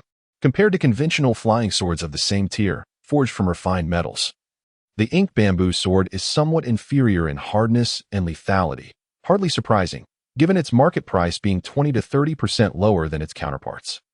Chapter 42. Swordflight. Being a wooden flying sword, the firmament bamboo sword naturally lacks the unyielding hardness and lethal sharpness of its metallic counterparts. Yet it possesses unique advantages. Crafted from spiritual bamboo, the blade is remarkably lightweight and agile, granting it superior speed when soaring through the heavens. The jade slip not only contained the complete forging method for the firmament bamboo sword and several sword control techniques, but also an esoteric art known as sword nourishment, a restorative method for repairing damaged blades. Should the sword sustain injuries in combat, this technique could gradually mend it to perfection, even if shattered into fragments. The art could restore it, though such repairs might span decades or even a century. Though seemingly unremarkable now, sword nourishment would prove invaluable once Zichen advanced to his second-tier flying sword. Recognizing its significance, he understood how it could drastically extend a sword's lifespan. Over time, the scars and hidden fractures from relentless battles would worsen if neglected, requiring costly interventions by master craftsmen, each repair not only draining resources but also degrading the sword's essence. With sword nourishment, such concerns vanished. He could wield his blade without restraint. Alas, this art was exclusive to wooden swords. Were it applicable to all, the cultivation world's swordsmen would vie for it fiercely. Zichen marveled at how their ancestor had smuggled this fragment of the Dragonfish sect's secret inheritance, merely a third of the full legacy. With 2 other sword forging methods still missing, the sect's whereabouts and stature remained a mystery, unrecorded even in the Bai family's archives. According to Bai Xianzhong, the materials for the other 2 swords were so rare that the Bai clan had never dared attempt forging them across centuries. Yet from what he had seen, Zichen sensed the extraordinary nature of this inheritance, especially paired with sword nourishment. Once I reach foundation establishment, I'll request the complete legacy from the patriarch. Perhaps one day, I'll forge them myself. If even the Bai clan deemed those swords beyond reach, they must be second tier, typically reserved for late or peak foundation establishment cultivators. Some core formation elders, due to the scarcity of third-tier flying swords, still wielded second-tier blades. For days, Zichen familiarized himself with the firmament bamboo sword, carrying it close even in sleep. Only after a week did he dare his first flight, choosing a desolate peak to practice low-altitude gliding. Unlike the steady, predictable flight of magical artifacts, sword flight demanded precision. Its blistering speed and agility had claimed lives before. Reckless disciples dashed against cliffs and failed attempts, hovering merely a few feet above the ground, circling the mountain at a speed slower than an ordinary man's full sprint. Zichen felt lightheaded and unsteady. How challenging! No wonder some cultivators, despite possessing flying swords, still resort to flight artifacts for travel. While undeniably impressive, it lacks the convenience of the peach blossom canopy. Fortunately, with his spiritual sense, Zichen had a significant advantage in sword control, mastering it far quicker than most. The successful trial flight bolstered his confidence. Not only did his spiritual sense aid him, but he also displayed an innate aptitude for sword flight. Within the span of a single incense stick's burning, he had already grasped the essence of several sword control techniques recorded in the jade slip. This revelation delighted him beyond measure. At last, I've discovered my true talent. According to the evaluation from the heritage stele, apart from his suspected spiritual constitution. His other aptitudes were decidedly average. His current cultivation level was solely due to the transformations brought by his unique physique. To suddenly uncover an innate skill unrelated to his spiritual constitution exhilarated him. He took to the skies once more, circling again and again, his excitement uncontainable. Gradually, Zichen's sword control grew more fluid. Gone were the rigid, straight-line flights and the hesitance in navigating complex terrain. Now, a dark emerald sword light darted through the mountain ranges like a swift fish, its speed increasing with each pass. By the end, his movements were effortless, graceful turns, seamless transitions, fully embodying the agility of a would-attribute flying sword. What use is the peach blossom canopy now? It couldn't even catch my wake. Who needs it? Zichen soared through the skies with exhilarating freedom until his magical energy was utterly depleted, then descended unsteadily upon his treasured ink bamboo sword before carefully sheathing it. He resolved in his heart that regardless of whether the sword had sustained damage, he would nurture it with sword cultivation techniques whenever opportunity arose. Regrettably, the jade slip contained scant guidance on true sword cultivation. No matter how diligently he practiced, he could only refine his proficiency in wielding the flying sword, far from the essence of a genuine sword cultivator. In a miscellany he had perused, Zichen encountered descriptions of true sword cultivators, masters who devoted themselves solely to the Tao of the sword, capable of shattering all techniques with a single blade. This, of course, involved profound cultivation of sword principles. Yet across the entire Mi province, not a single orthodox sword sect existed.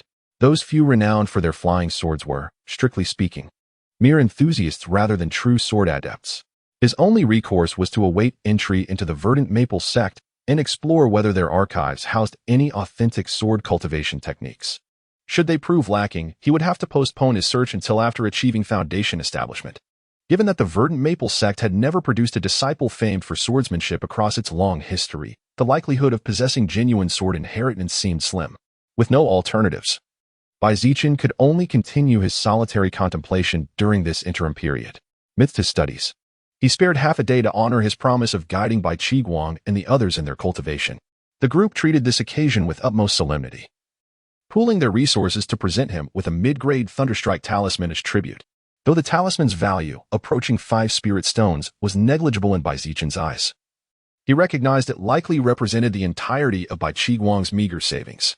Touched by their sincerity, he deposited the ornately carved box containing the talisman into his storage pouch, quietly approving of their respectful demeanor. Although I was willing to offer guidance to a few, if they failed to appreciate it and took it for granted, such tutoring sessions would cease immediately. Given Bai Qiguang and the others' current respectful attitude, Zichen felt it acceptable to spare half a day each week before joining the Qingfeng sect to address their queries. Upon closer observation, Zichen realized their talents were indeed lacking, 2 with ruined spiritual roots and 2 with false ones, explaining why 2 had remained at the first level of qi refinement even after 3 years in the clan, though his own breakthroughs had been effortlessly smooth, leaving little practical experience to share. As a 6th-level qi refinement cultivator, guiding these novices posed no challenge. In fact, having started with the modest pace of a triple spiritual-rooted cultivator, he understood the sluggish progress of early-stage qi refinement intimately. His advice, grounded in realism, struck Bai Qiguang and the others as immensely practical. By the afternoon's end, all 4 felt profoundly enlightened. As they departed, they bowed with the reverence due a master, their admiration sincere and wholehearted. Chapter 43. Centennial Birthday Celebration. Outside the verdant maple gates, a continuous stream of sword glows and flying artifacts descended from the sky, yet all landed at a respectful distance, none daring to breach the sect's protective formations. The sect's reception disciples had been tirelessly ushering guests and arranging accommodations over these past 2 days, their legs nearly worn to exhaustion and voices hoarse from endless chatter. A foundation establishment elder overseeing these affairs had been plagued with worries for days. Merely determining seating arrangements for the banquet and allocating guest residences had consumed immense effort, leaving him utterly overwhelmed. There was a female disciple from the 100 Blossoms sect who, last year, had been taken as a favored concubine by the Grand Elder of the 10,000 Beast sect. Elevator seating by 2 ranks. The Twin Blades Liu clan and the Fragrant Swinechin clan had long been embroiled in bitter enmity after clashing over a foundation establishment spiritual treasure years ago, resulting in casualties among their cultivators. which full placed their lodgings side by side. Change this immediately. Relocate the fragrant Swineshin clan to the courtyard adjacent to the Ink Bamboo Bai clan. The Foundation establishment elder had a hunched back and a face etched with sorrow, appearing to be in his 40s yet exuding an air of decrepitude. Elder and I.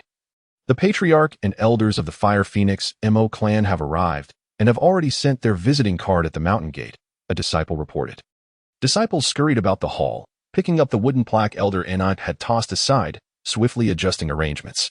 Meanwhile, a receptionist entered to announce the guests. Escort them to courtyard A5 to rest. Inform them I shall visit later. No, never mind. I shall receive them myself. After a brief contemplation, Elder Enai rose and made his way toward the sect's entrance. The Fire Phoenix MO clan had quietly risen to become the foremost cultivation family in Black Mountain, boasting 5 Foundation establishment cultivators and over 1,000 clan members. Were it not for the scarcity of resources, with breakthrough materials and Foundation establishment pills tightly controlled by the verdant Maple sect, the MO clan would undoubtedly have even more powerful figures. Under normal circumstances, Elder and I might have dismissed them, but tomorrow marked the grand centennial celebration of the sect master. Thus, he decided to extend some courtesy to the Fire Phoenix MO clan. On such a joyous occasion, ensuring harmony between host and guest was of utmost importance. No unpleasantness should arise. Grandfather, why must I join the verdant Maple sect? Even if I remain within the clan, I can still achieve Foundation establishment. Beyond the grand formation stood 3 cultivators, 2 adults and a youth, all clad in identical crimson Taoist robes adorned with a vividly embroidered phoenix spreading its wings from back to chest.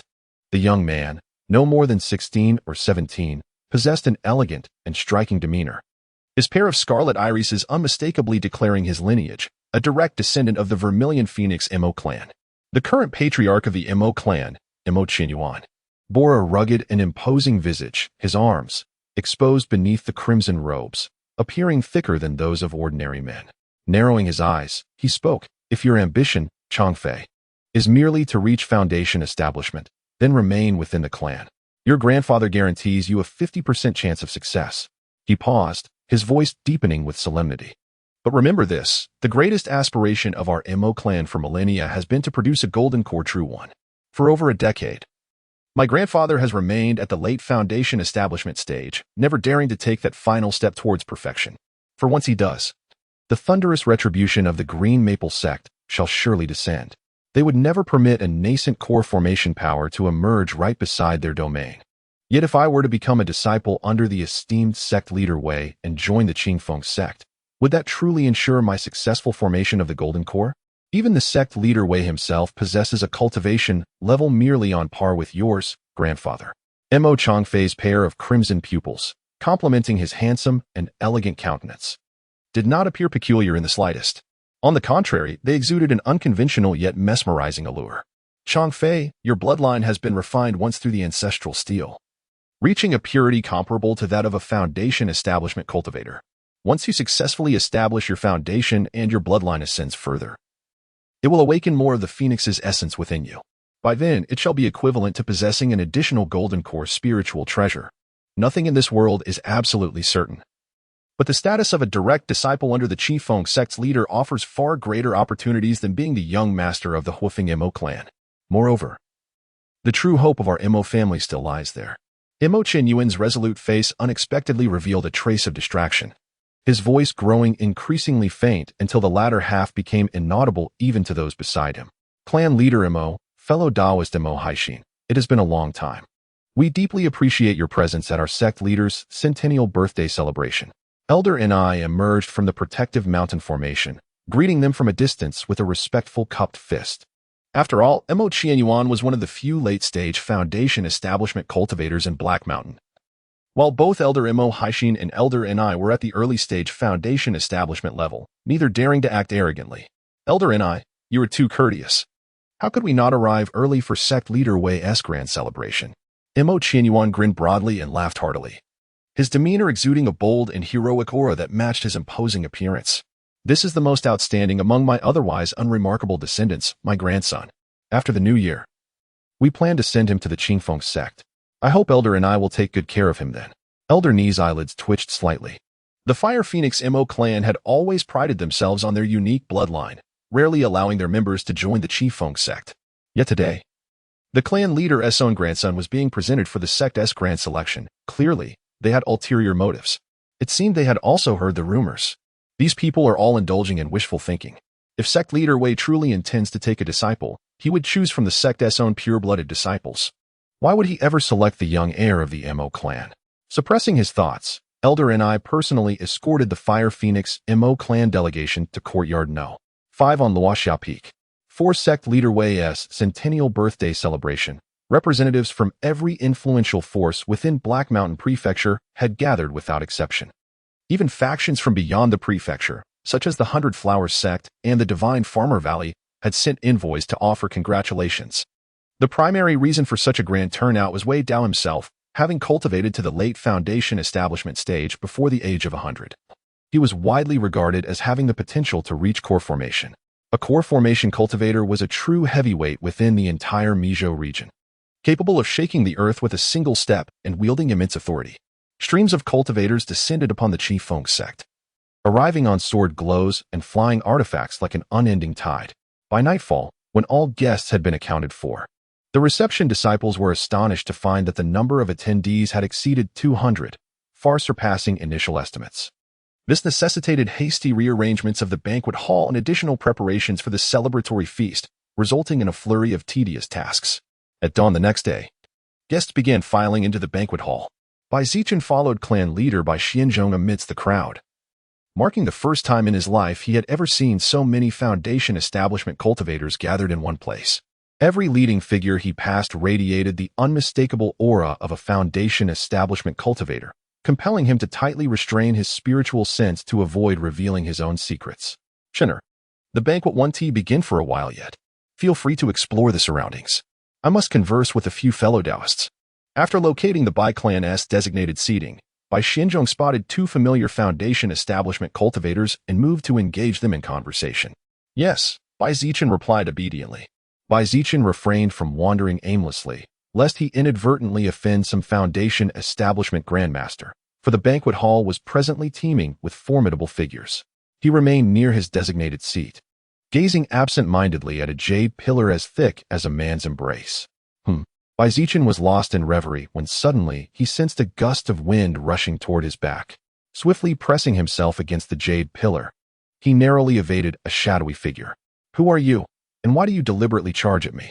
Bai Zichen turned his head to gaze at the handsome young man opposite him, unable to suppress a surge of irritation. Had it not been for his spiritual senses maintaining a residual alert function even when closed, that intentional collision would surely have sent him tumbling to the ground. Chapter 44. An unexplained conflict. Do you not recognize me? The elegant young man, failing in his covert scheme, flushed with a mix of shame and anger. Having been excessively pampered by his clan since childhood, a trace of indignation surfaced on his face. Bai Zichen found himself perplexed in terms of appearance. This individual and Chen Xiu were undoubtedly the most striking cultivators he had ever encountered. By comparison, Chen Xiu exuded an air of refined grace and dignity, while this man possessed a more delicate, almost ethereal beauty, each excelling in their own way. Had they met before? Bai Zichen was certain he would not have forgotten such a face. My name is Mo Chanfei, the youth declared coldly. Remember it well, for from this day forth, you shall live beneath the shadow of this name. When I attain the foundation establishment and golden core stages, while you wither away in old age, only then will you comprehend the vast chasm that lies between us. Mo Changfei flung down harsh words, his crimson robe fluttering as he turned to leave, resembling a vividly lifelike phoenix coming to life. This man possessed dual spiritual roots and carried a trace of ancestral bloodline. Always holding himself in the highest regard and looking down upon his peers from Black Mountain, years ago beneath the heritage steel of Five Peaks Temple, Mo Changfei was tested to have mid-grade Azure Phoenix bloodline, earning him a secret method for bloodline purification. It was precisely this secret method that allowed Mo Changfei to complete his first bloodline advancement during the Qi refining stage, with a bloodline concentration comparable to the foundation establishment cultivators of the Mo family. Yet such aptitude still failed to elicit any extraordinary phenomena from the heritage steel, completing the inheritance in an utterly ordinary manner. This left the extremely arrogant Mo Changfei seething with jealousy toward 3 contemporaries who had triggered extraordinary phenomena from the heritage steel. That Su Li and Chen Wei were both disciples of Green Maple sect was one thing. but to be surpassed by some nobody from an unknown cultivation family. This was something Mo Changfei could never come to terms with. The moment he entered the banquet hall, he spotted that detestable face of Bai Zichen. Overcome with agitation, Mo Changfei contemplated secretly making a move to humiliate him before the crowd. Who would have thought that despite Bai Zichen appearing lost in thought, it was as if he had eyes on his back, effortlessly evading the attempt. Utterly inexplicable, Bai Zichen rubbed his nose, unable to recall where he might have provoked such a character, sensing a certain instability in the other's mental state.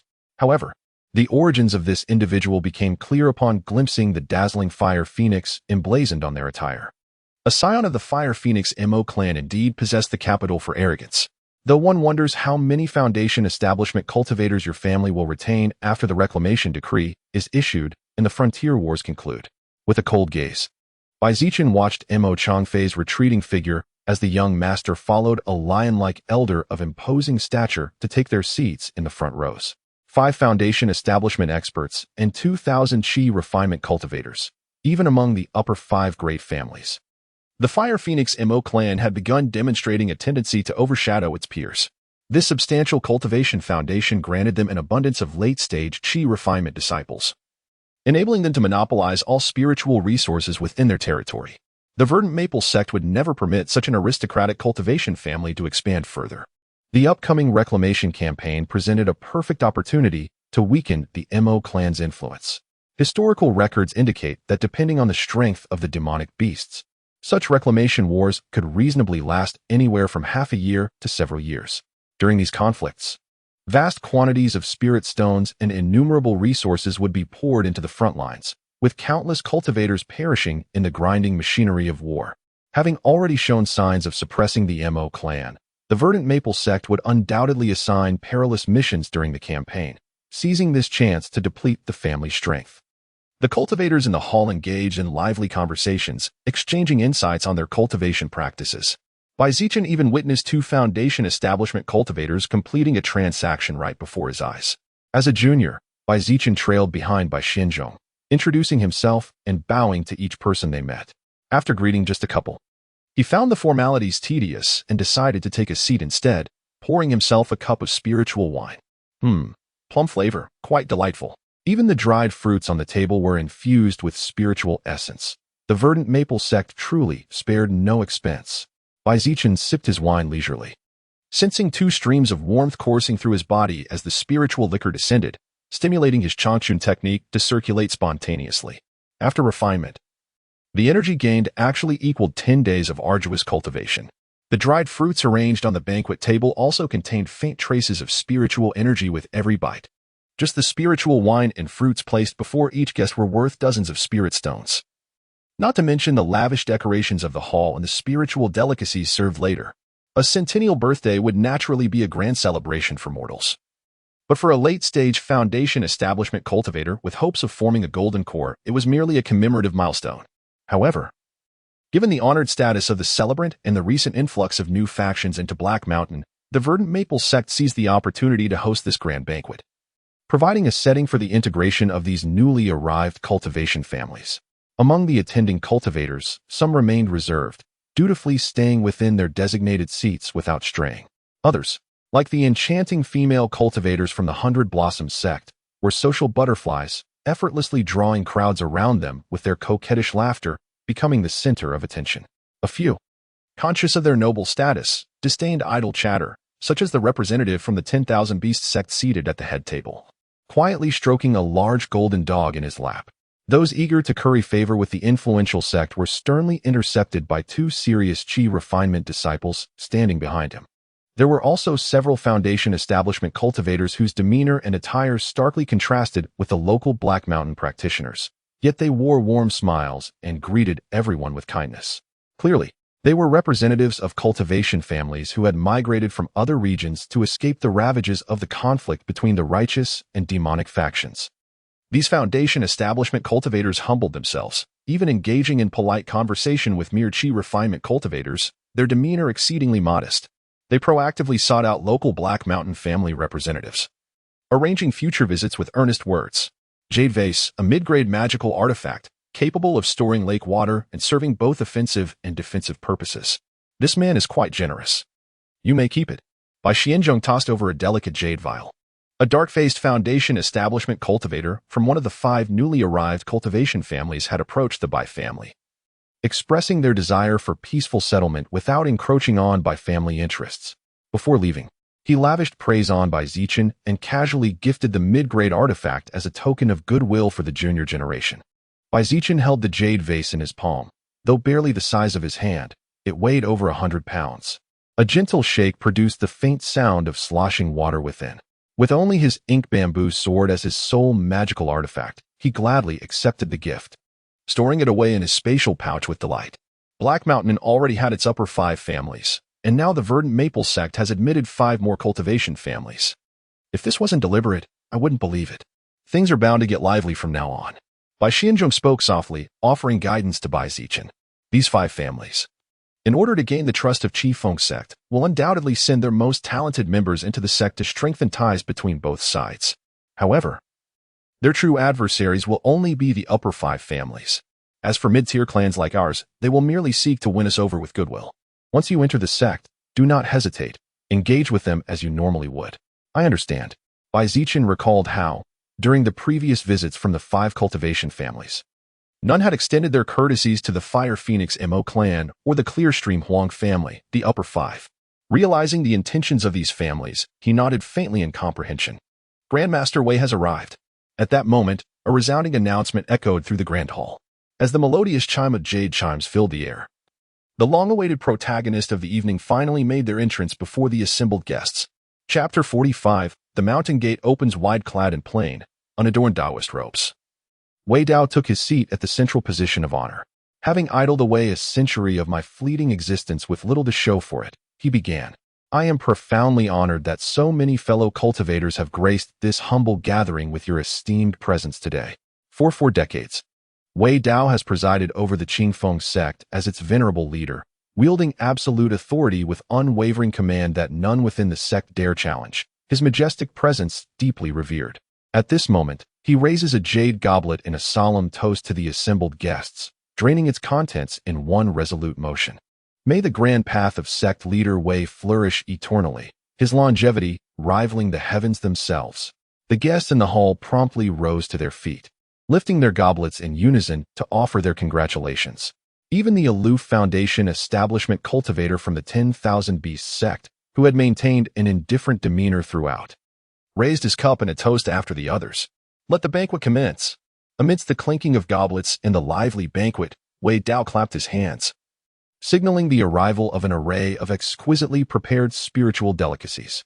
The hall was soon filled with joyous revelry between host and guests.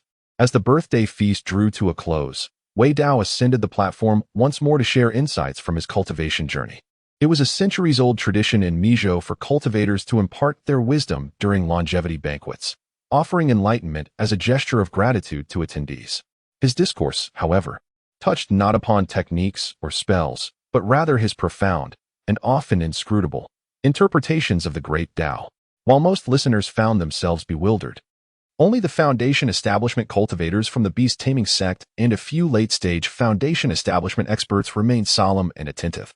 In ancient times, it was said that only upon reaching foundation establishment did one truly step onto the path of immortality, while core formation marked a fundamental transformation of life essence, granting the faintest glimpse into the truths of the Tao.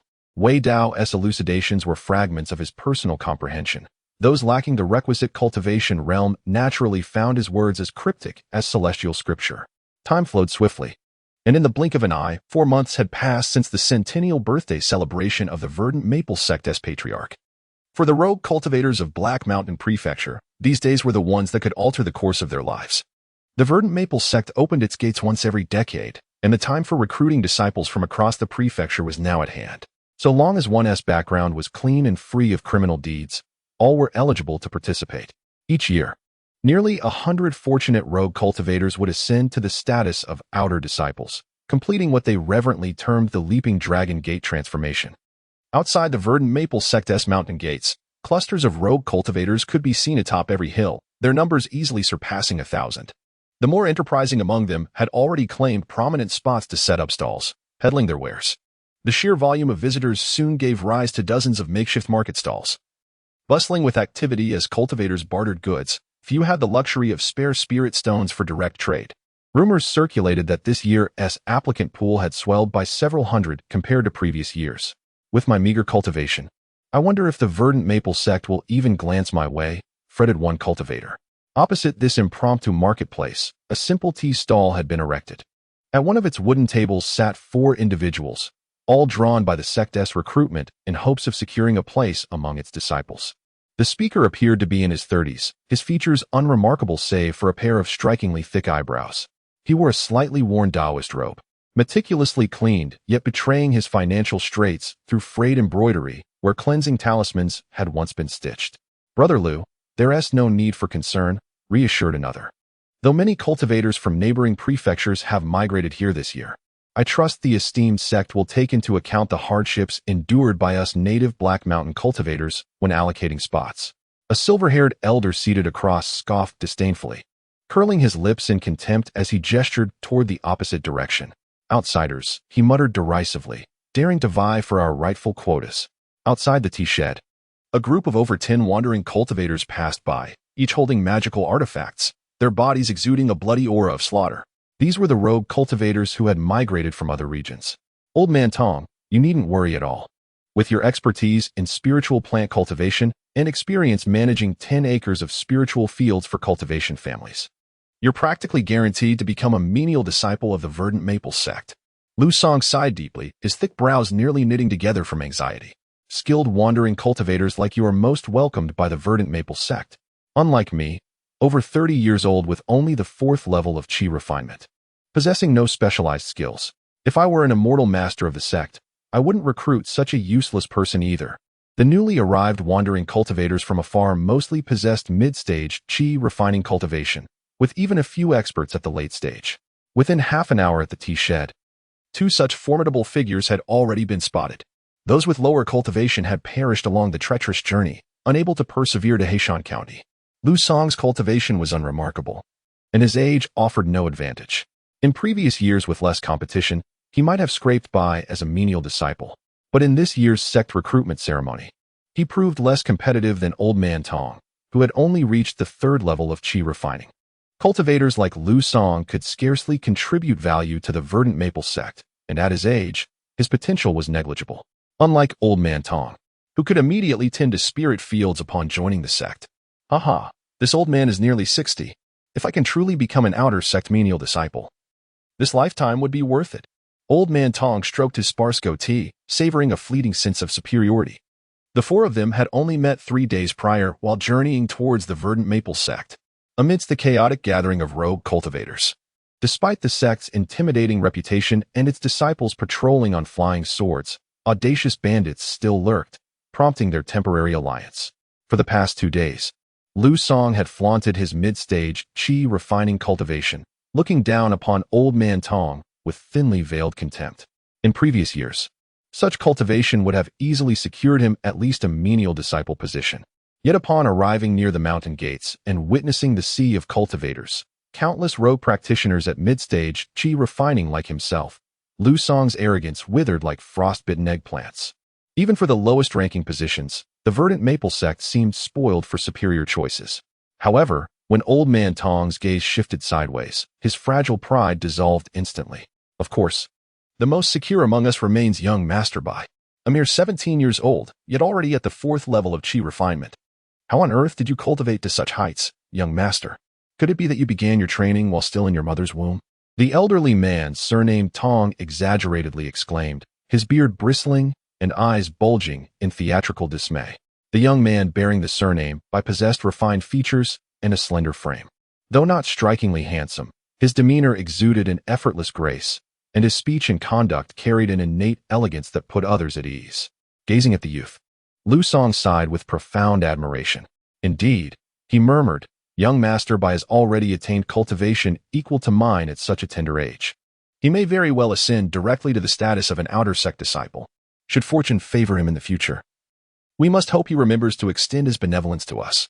Fellow cultivators, you flatter me too much. Among the applicants, there are hidden dragons and crouching tigers. How could someone like me stand out? Zichen remarked with a gentle smile, sipping his plain mortal tea. A week prior, he had packed his belongings, bid farewell to his elders, and set off alone toward the Qingfeng sect, honoring the agreement to become an inner disciple. This being his first solo journey, Zichen took his time, leisurely making his way. As he neared the Qingfeng sect, he noticed numerous groups of wandering cultivators and decided to descend from his sword, disguising himself as an ordinary young rogue cultivator. In his fabricated tale, he had trained under an elder since childhood, wandering the lands without a permanent home. As for his cultivation level, just the 4th layer of qi refining. Yet, for his age, even this modest achievement was enviable among rogue cultivators. His 3 traveling companions were convinced he would easily secure a disciple position within the Qingfeng sect. Whether he would be a menial disciple or an outer disciple, however, depended entirely on the sect's recruitment policies during this grand opening of their gates. Chapter 46. The Twin Wolves of the K Clan. You're too modest. I've heard from my elders that the Verdant Maple sect values potential above all when recruiting disciples. Many young cultivators from established families don't match your cultivation level at this age. Among the 4 rogue cultivators, Jiangshu's background appeared the most distinguished. The Jiang family had stumbled upon the path of immortality since her great-grandfather's time. Though they remained low-level qi refinement cultivators, each generation produced descendants with spiritual roots, gradually forming a minor clan. The current patriarch of the Jiang family was Jiangshu's grandfather, a 6th-level qi refinement cultivator. Including Jiangshu, the family boasted 7 cultivators in total. Without a foundation establishment elder, they couldn't be considered a proper cultivation clan. Families like the Jiangs were typically referred to as rogue cultivation families. Bound by blood ties, their relationships proved far more intimate than those of orthodox cultivation clans. By sticking together, they fared considerably better than solitary rogue cultivators. Over generations, the Jiang family had cultivated certain connections. They now dealt in talisman paper production, purchasing spiritual herbs from low-level rogue cultivators, processing them into pulp, and reselling the finished talisman paper to merchant houses or cultivation clans, thereby earning spirit stones. While not extravagantly wealthy, they could secure basic cultivation resources. Take Jiangshu, merely a 2nd-level qi refinement cultivator, yet she carried 2 lower-grade protective magical instruments, hand-me-downs from senior family members who had upgraded their equipment. To the right of Old Tong sat a female cultivator who wore no cosmetics, her face still bearing traces of youthful innocence. Her petite figure, draped in Taoist robes, traced astonishing curves. She rested her chin in her hands, her gaze fixed intently upon Zichen. Who knows? You might not just become an outer sect disciple. There could even be opportunities to join the inner sect in the future. Now those are truly formidable figures.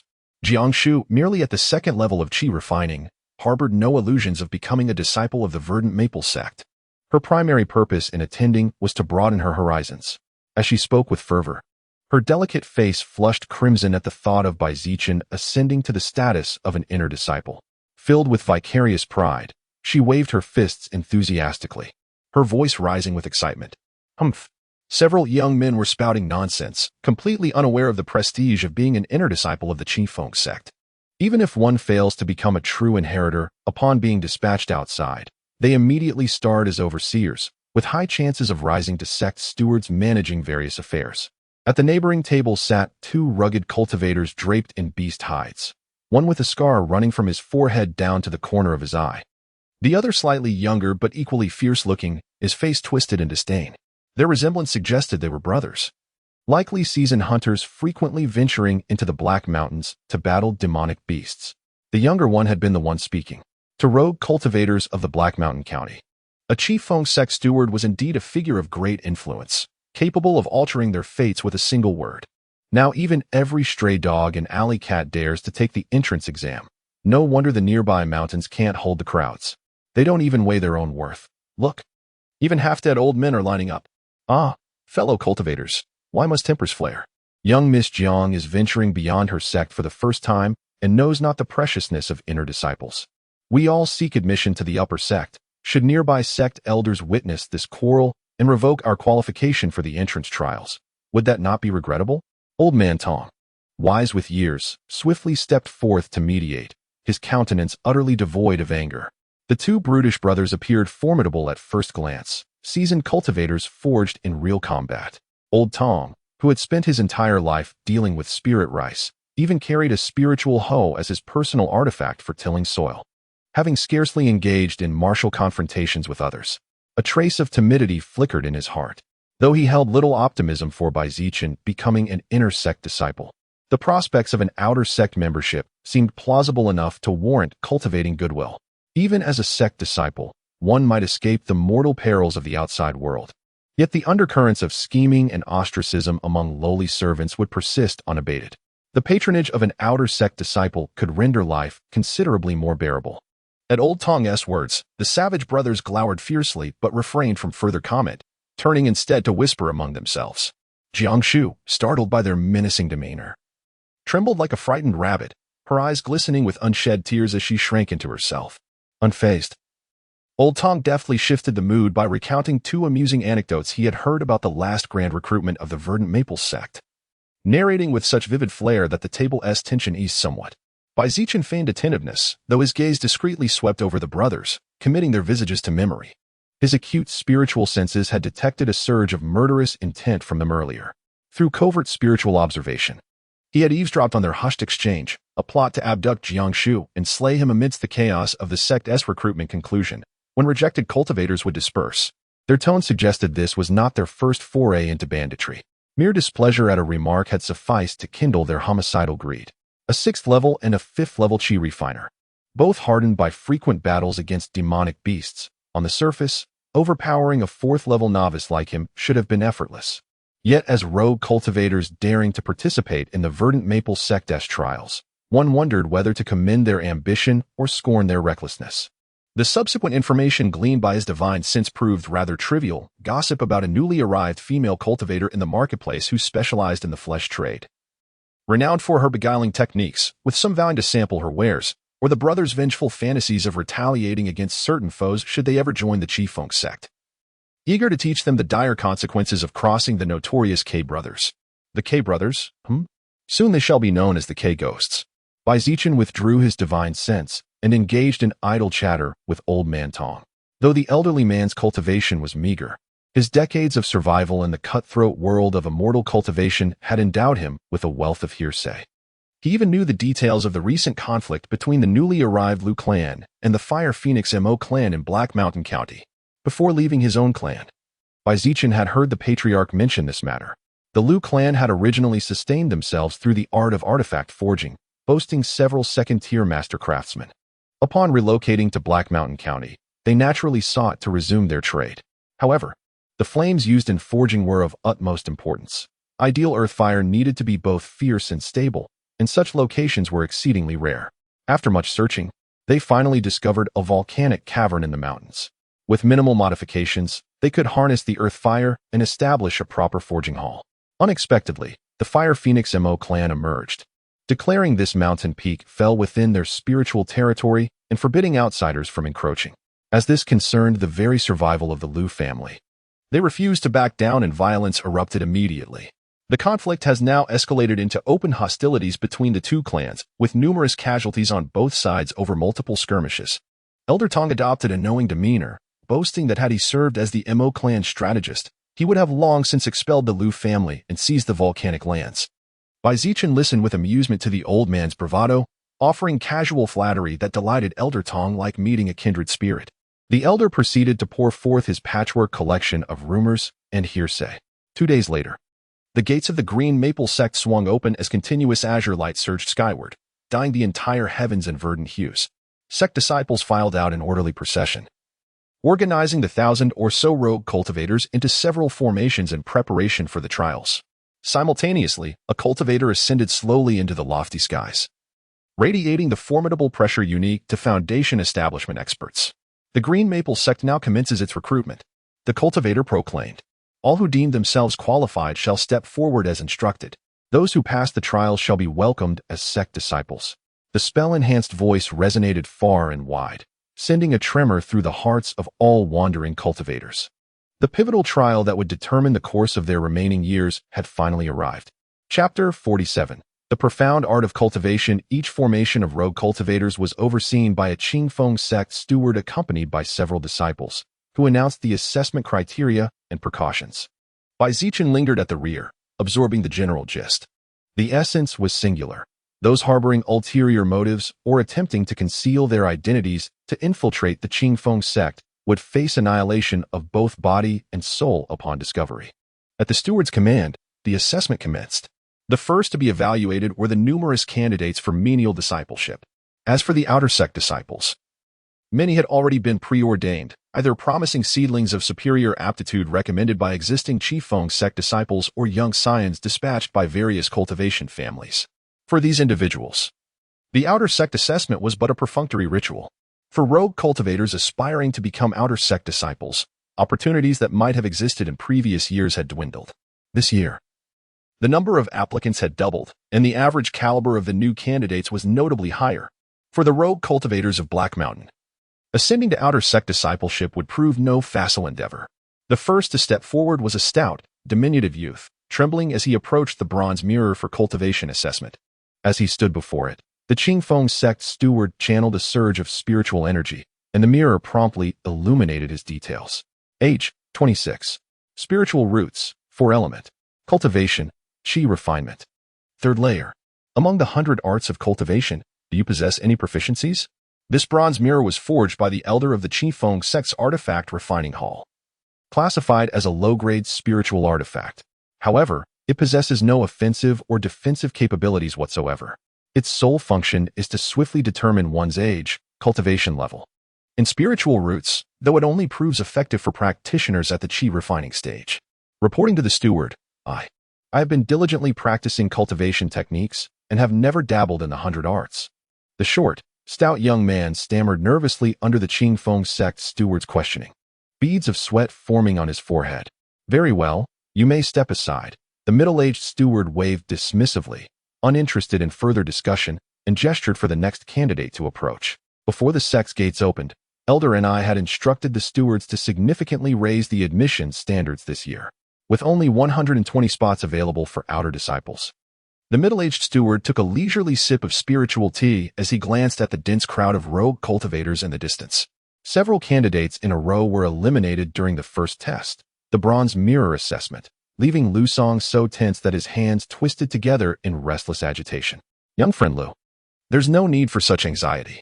Allow this old man to scout the path ahead for you. Old man Tong patted Lu Song's shoulder reassuringly before stepping forward. Age 59. 5-element spiritual roots, Qi refining 3rd layer. The middle-aged steward sighed, rubbing his temples as he read the results displayed by the mirror. At your age. Still attempting the entrance examination. Very well, tell me of your other skills. Honorable steward, this old man has spent his entire life tilling the land. In my youth, I cultivated mortal rice in the countryside. After embarking on the path of cultivation, I wandered from place to place, working as a spiritual farmer. Over the years, I have cultivated 3 types of spiritual herbs, yang firegrass, profoundine grass, and bitter lotus leaves, as well as 2 varieties of spiritual rice, blood ginseng rice and crimson light rice. My herb yields meet standard market expectations, while my rice harvests exceed them by 20%. I have also independently managed 10 acres of spiritual fields, entrusted entirely to my care, deciding what to plant and how to tend the land. Over 10 years, I earned my employer several hundred spirit stones. The elderly farmer Tong spoke with growing confidence, his entire life devoted to tilling the land. Without any formal inheritance, through sheer perseverance and self-study, he had managed to become a certified spiritual cultivator. His once fawning and unseemly countenance now exuded an air of dignified wisdom as he eloquently expounded his knowledge. A spiritual cultivator, versed in nurturing various mystical herbs and grains, even capable of discerning spiritual energy and tending enchanted fields. The middle-aged steward, initially skeptical, grew increasingly attentive. If Tong's claims held true, this man could already be considered a first-class spiritual cultivator, perhaps even brushing against the threshold of the 2nd tier. Are you certain of everything you've said? Recount your origins and the general trajectory of your life in recent years. The steward had initially intended to press further regarding the authenticity of Tong's cultivation skills, but upon reflection, as a wandering cultivator from the Black Mountain region with years of experience tending spiritual lands, any fabrication would be swiftly uncovered by the Verdant Maple sect's investigation. Tong truthfully recounted his origins and recent activities. The steward reviewed the detailed records transcribed by his disciple and nodded approvingly. If all you've said is verified, you may enter our sect as a menial disciple. However, The official insignia and accompanying artifacts must await the sect's investigation. You shall receive confirmation within 3 days at most. His tone softened considerably, though merely a menial disciple. Those who could generate spiritual wealth for the sect were far more valued than those who relied solely on brute force with limited cultivation potential. Within the verdant maple sect, someone like Tong could play a far greater role than simply tending a few acres of spiritual land in the outside world. Upon hearing the steward's affirmation, Tong's weathered face flushed crimson. Disbelieving, he pressed for confirmation twice more before bursting into tears of elation. I've made it. I've finally made it. This old man is now a sect disciple. You can no longer bully me. Wiping his tears, he alternated between weeping and laughter. Yet none among the gathered wandering cultivators mocked him. Each understood his joy all too well. Life as a Black Mountain wanderer was indeed unbearably harsh. Otherwise, how could it be widely said that becoming a menial disciple of the Qingfeng sect is akin to leaping through the Dragon's Gate? Witnessing old Tong successfully pass the assessment, Jiang Shu leaped for joy, her delicate face flushed with excitement. Young Master Bai, Brother Lu, old Tong has succeeded. He's now a disciple of the Qingfeng sect. How absolutely splendid. Where is young Master Bai? Jiang Shu wished to celebrate with his two companions, only to find Lu Song by his side, while the fair-skinned young man he held in high regard had vanished without a trace. He was right here just a moment ago. Could he have slipped away to another formation, attempting the outer disciple trials? Glancing left and right, Jiang Shu failed to spot the young man he had only known for a few days. A faint pang of melancholy settled in his heart, dampening his spirits. The first to pass as a menial disciple was an unremarkable old man, igniting the ambition of the scattered cultivators below. They jostled forward eagerly, presenting themselves before the bronze mirror artifact for evaluation. Yet after Elder Tong's success, only one among dozens, a Qi refinement 4th-level cultivator who had served as a shopkeeper in a market emporium for years, managed to clear the trial and become a menial disciple. This middle-aged cultivator, who had once served as a court official, possessed an uncanny ability to assess the efficacy of magical artifacts, talismans, elixirs, and spiritual herbs with just a glance, a true master of appraisal and valuation. The middle-aged steward pondered deeply. Such skill, though born purely of experience rather than formal treasure identification techniques, fell outside the orthodox 100 arts of cultivation. Yet talents like his would inevitably prove useful to the sect sooner or later. With a decisive stroke of his brush, the steward approved his admission. When Lu Song stepped forward, the bronze mirror revealed his physique, 31 years old, a 4 spiritual root constitution, and a cultivation level at the 4th layer of Qi refinement. The steward hesitated, weighing the merits, and ultimately marked him as pending. At this age, and with such modest cultivation, the path to foundation establishment was beyond reach. Even reaching the later stages of Qi refinement would depend on sheer luck. Among the outer disciples of the verdant maple sect, any random candidate would hold far greater potential for cultivation than Lu Song. Lacking any other notable skills, he starkly deviated from the sect's current recruitment criteria for menial disciples. Still, the steward considered that Lu Song was not yet too advanced in years. If he could advance to the 6th layer of Qi refinement, he might at least serve as a capable errand runner. The final decision would hinge on whether any surplus slots remained for menial disciples. Chapter 48. A Trial of the Flying Sword by Zichen reclined against a shaded boulder, eyes closed in feigned slumber. Who would have thought that something as simple as farming could hold so many intricacies? The path of a spiritual cultivator was far from straightforward. Among the 100 arts of immortal cultivation, alchemy was most coveted by ordinary cultivators, while formation masters held paramount importance for any faction. Spiritual cultivators, however, were often overlooked by the majority, as their expertise could not be directly translated into combat prowess. Yet, from Old Tong's earlier remarks, Bai Zichen had gleaned an insight. Perhaps the direction of spiritual cultivation had been misguided all along. Presently, spiritual cultivators focused on nurturing high-tier spiritual plants, endeavoring to shorten the growth cycles of millennium-old herbs or revive extinct ancient flora by adapting them to modern environments. These were the prevailing pursuits among elite spiritual cultivators. But what if one shifted perspective, dedicating efforts to low-tier spiritual plants instead? For instance, devising methods to multiply the yield of first-tier spiritual rice like blood ginseng rice. Consumed occasionally, such rice offered negligible benefits, but sustained long-term consumption could profoundly enhance a cultivator's physical resilience. Yet, Even an overlord like the verdant maple sect in Black Mountain County could barely produce enough spiritual rice to sustain its core members. Inner disciples received only ration portions, let alone the broader disciple base. A breakthrough in the yield of low-tier spiritual rice, benefiting the foundational disciples, could elevate the verdant maple sect's strength to unprecedented heights within a century. If quality could not be abruptly enhanced, then quantity might be the key. As Zichen's thoughts wandered along these potential paths for spiritual cultivators, his divine sense remained vigilant. Sensing the reappearance of the two markers he had left, his spirit sharpened.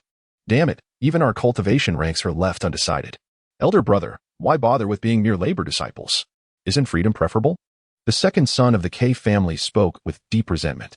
The K brothers had failed to pass the servant-disciple assessment outright and were relegated to the uncertain waiting list.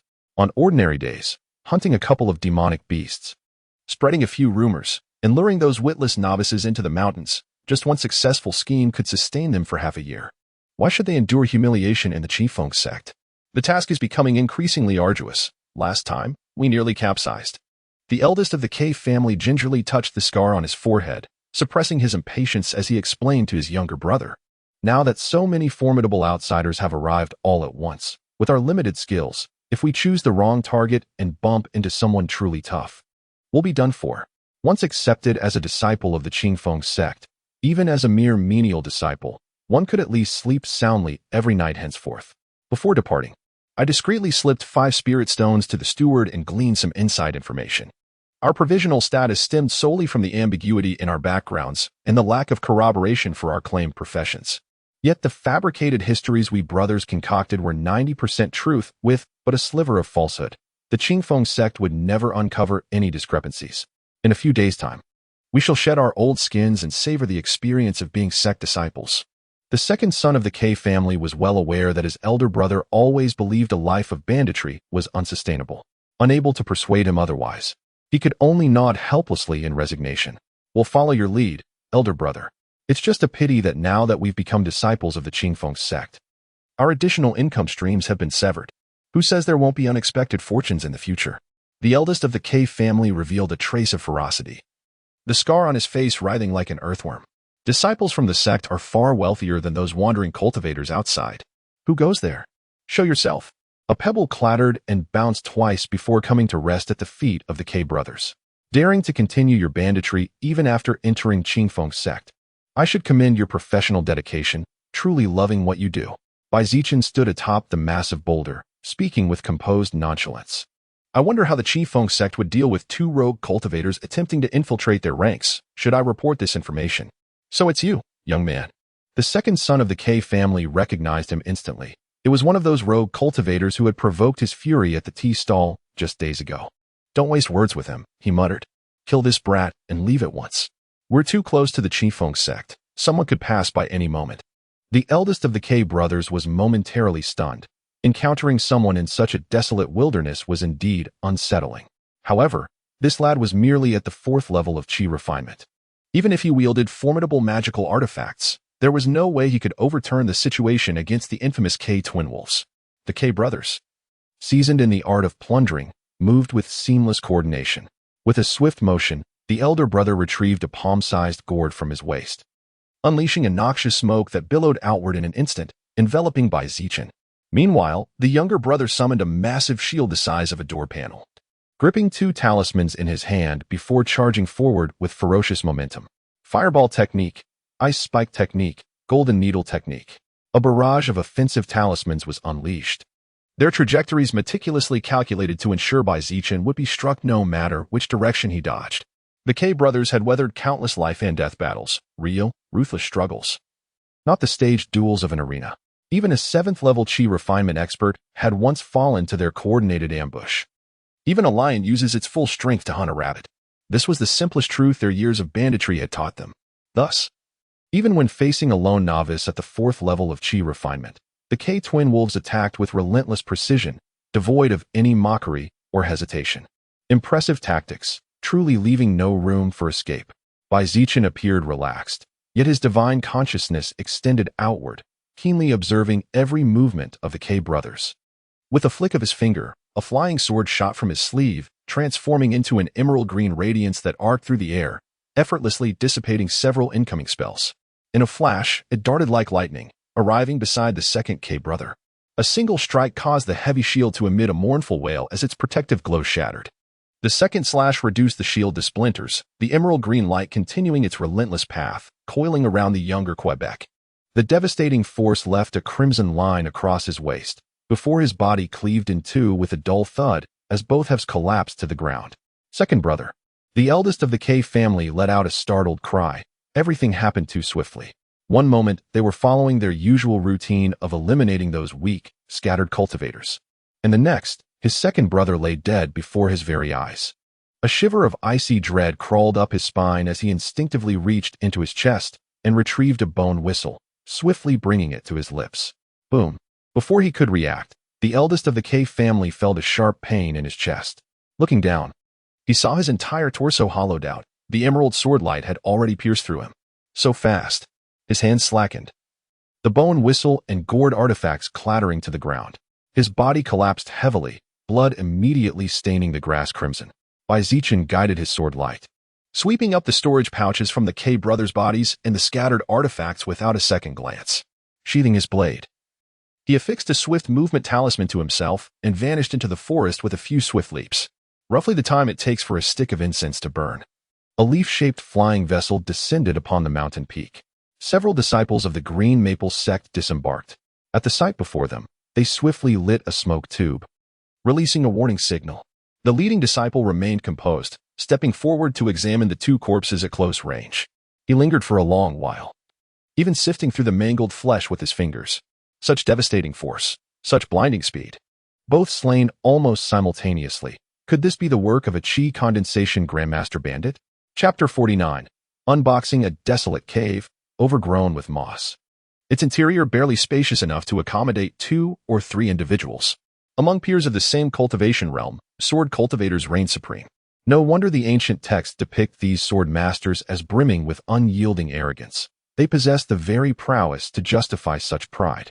Zichen dashed across 2 mountain peaks and sought refuge in a secluded cave. Having slain 2 rogue cultivators, even if brought to light, it wouldn't pose much of an issue. He simply needed to calm his mind and conduct a post-battle reflection. This was the first true combat trial for his inked bamboo sword, and its performance surpassed all expectations. Though he was not yet a true sword cultivator, merely proficient in wielding a flying sword, the sword's radiance was unparalleled. Its speed and lethality eclipsed all other magical artifacts. It was no wonder that even an ordinary flying sword could fetch an astronomical price. Common defensive artifacts could barely withstand a few strikes from the ink bamboo sword. Only a top-tier defensive artifact might offer some resistance.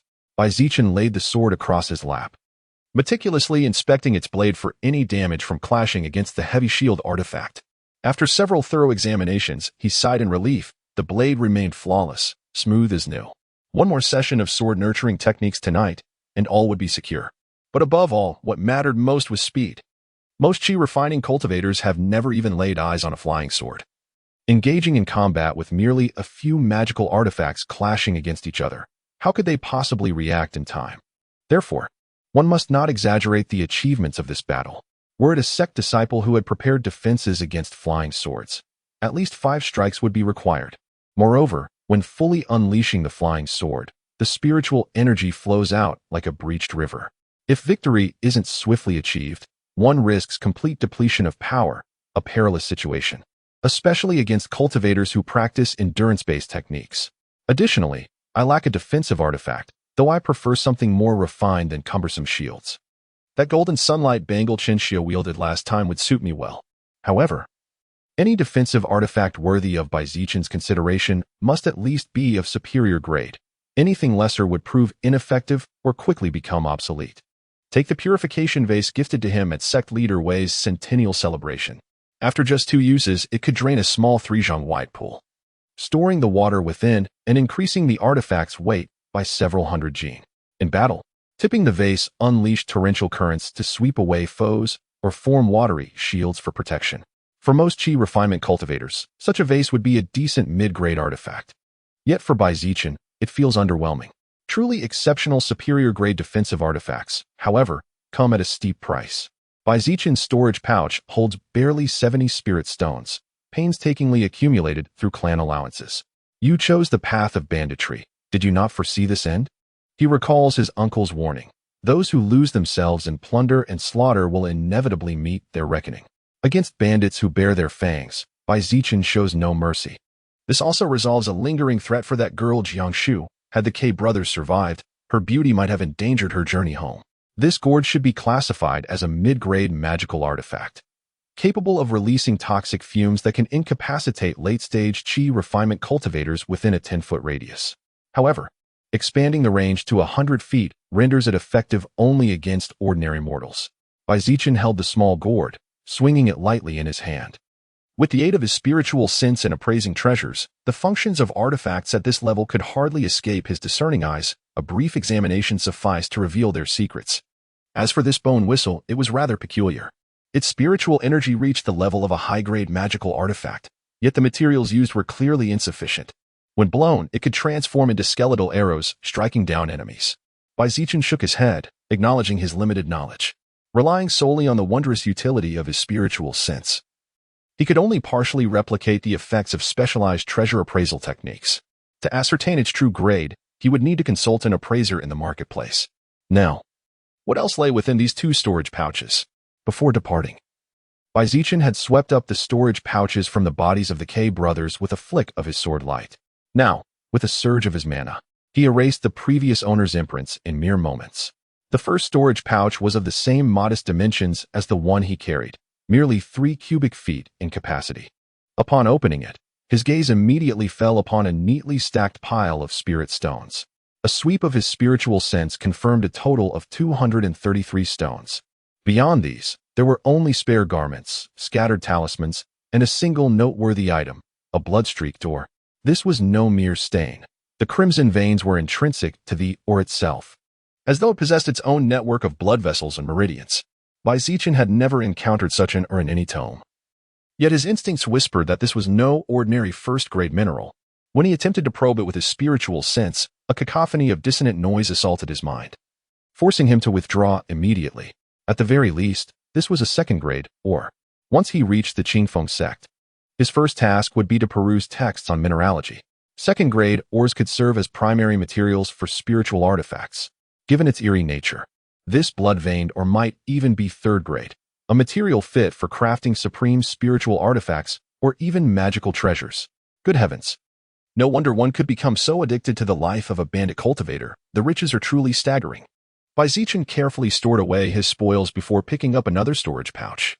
This time, it took him a full quarter of an hour to break through the previous owner's spiritual imprint.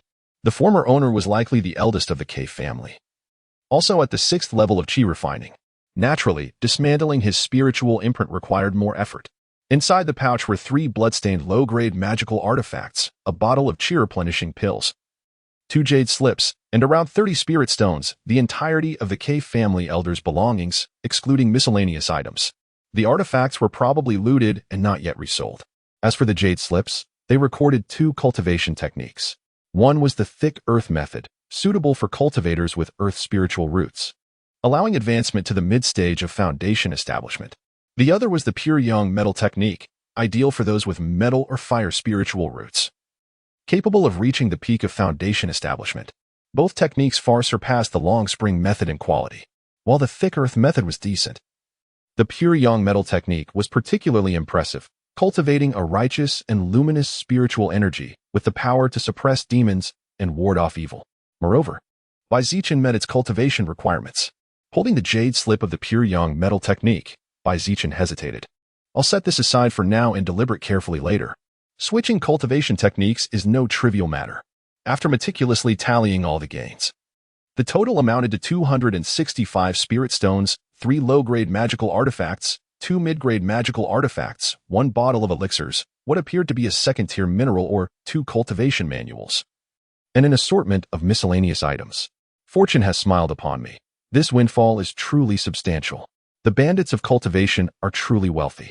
The vast majority of cultivators from immortal families don't possess fortunes as abundant as the K brothers.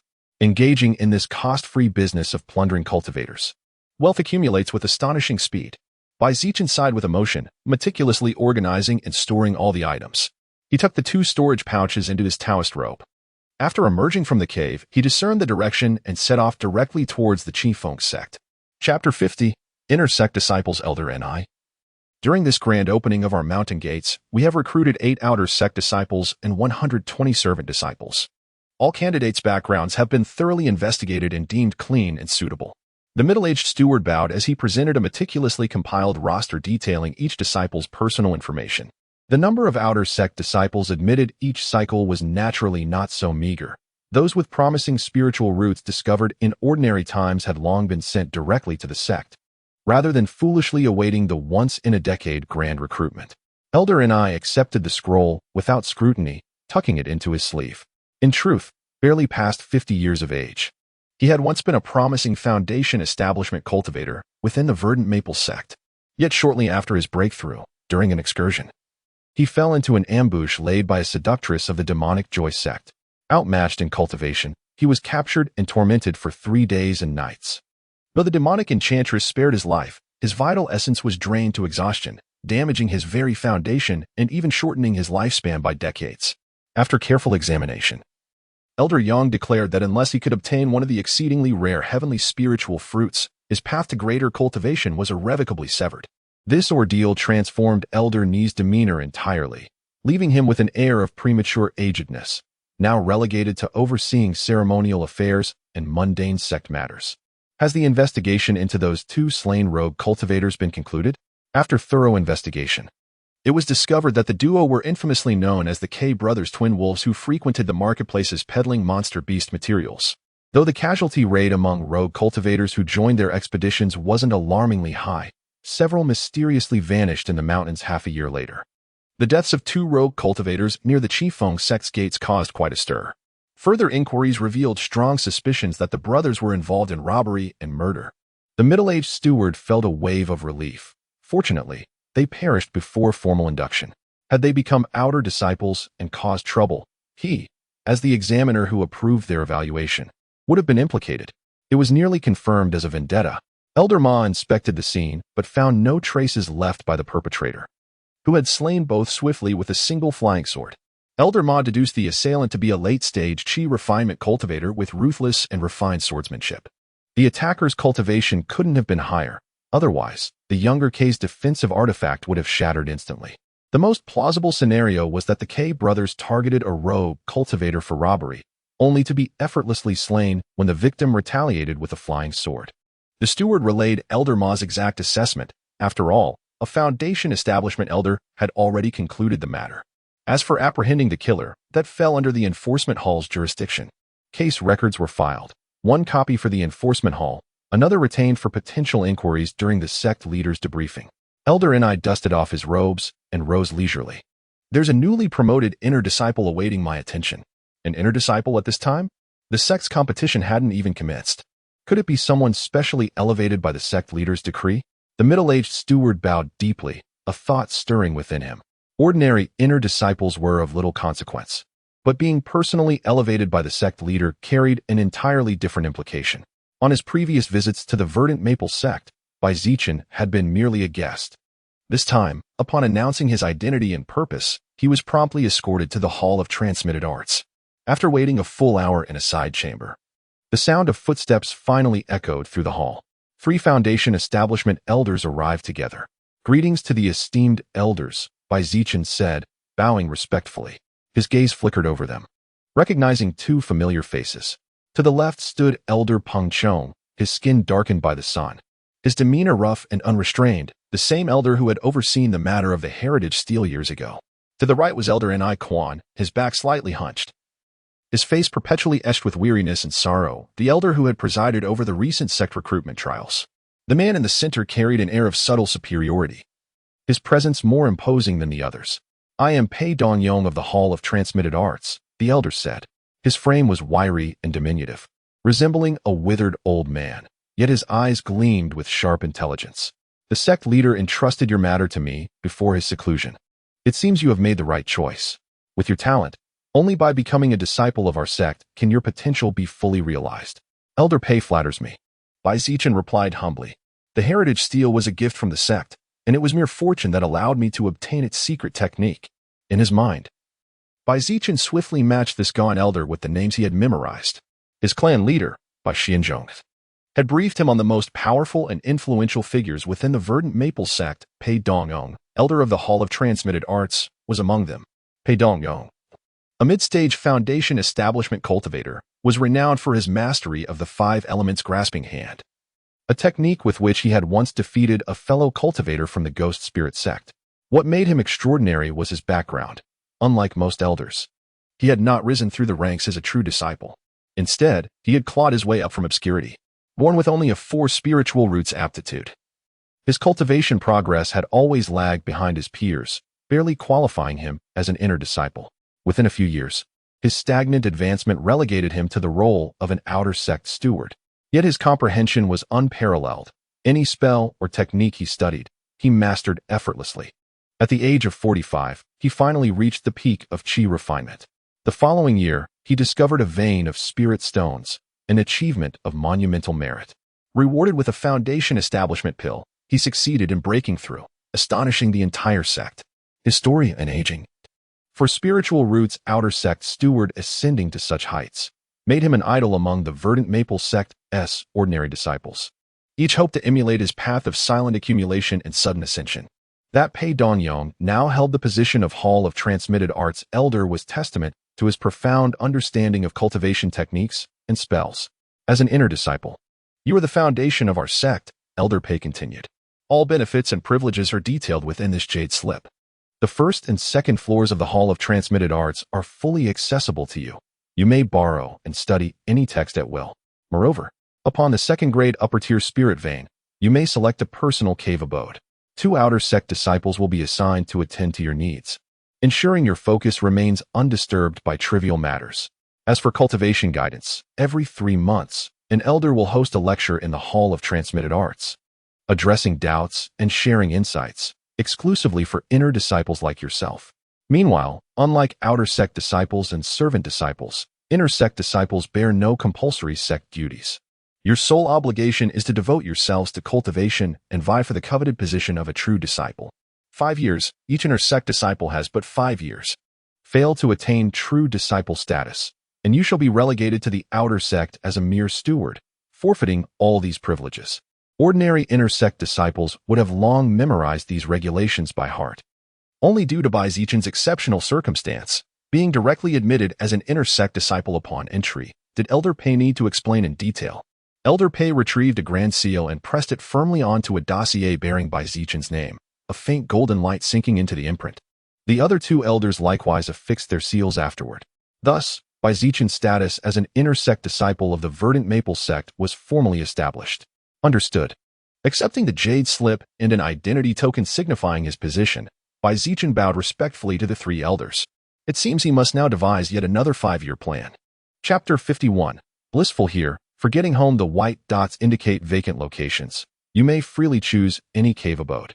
Upon exiting the transmission hall, Elder Peng took the initiative to invite Zichen, offering to guide him to the administrative hall to collect the benefits entitled to inner disciples, lest he waste time getting lost as a newcomer. After brief contemplation, Zichen gladly accepted, though uncertain why Elder Peng seemed subtly amicable. Being a stranger in the Qingfeng sect without acquaintances, he saw no reason to hastily decline an extended olive branch. Boarding Elder Peng's void gliding boat, they traversed shifting clouds, arriving at the administrative hall in the blink of an eye. With the elder's prestige, the presiding deacon personally came forth to receive them, enthusiastically detailing the privileges reserved for inner disciples. These cave abodes share similar spiritual energy density, with standardized facilities uniformly arranged by the sect, rendering little distinction. Though I recall 2 newly constructed abodes equipped with mud spirit puppets, might either still be unoccupied? Elder Peng explained briefly to Zichen before turning directly to the presiding attendant and inquiring. The inner sect disciples' residences were nestled among the 5 finger peaks, and the sand table before them faithfully depicted the mountainous landscape. Over 20 shimmering dots were scattered across the sand table, most of them glowing red, indicating they were already occupied by inner sect disciples, while the remaining white dots represented available choices. Elder Peng clarified the situation to Zichen before addressing the attendant directly.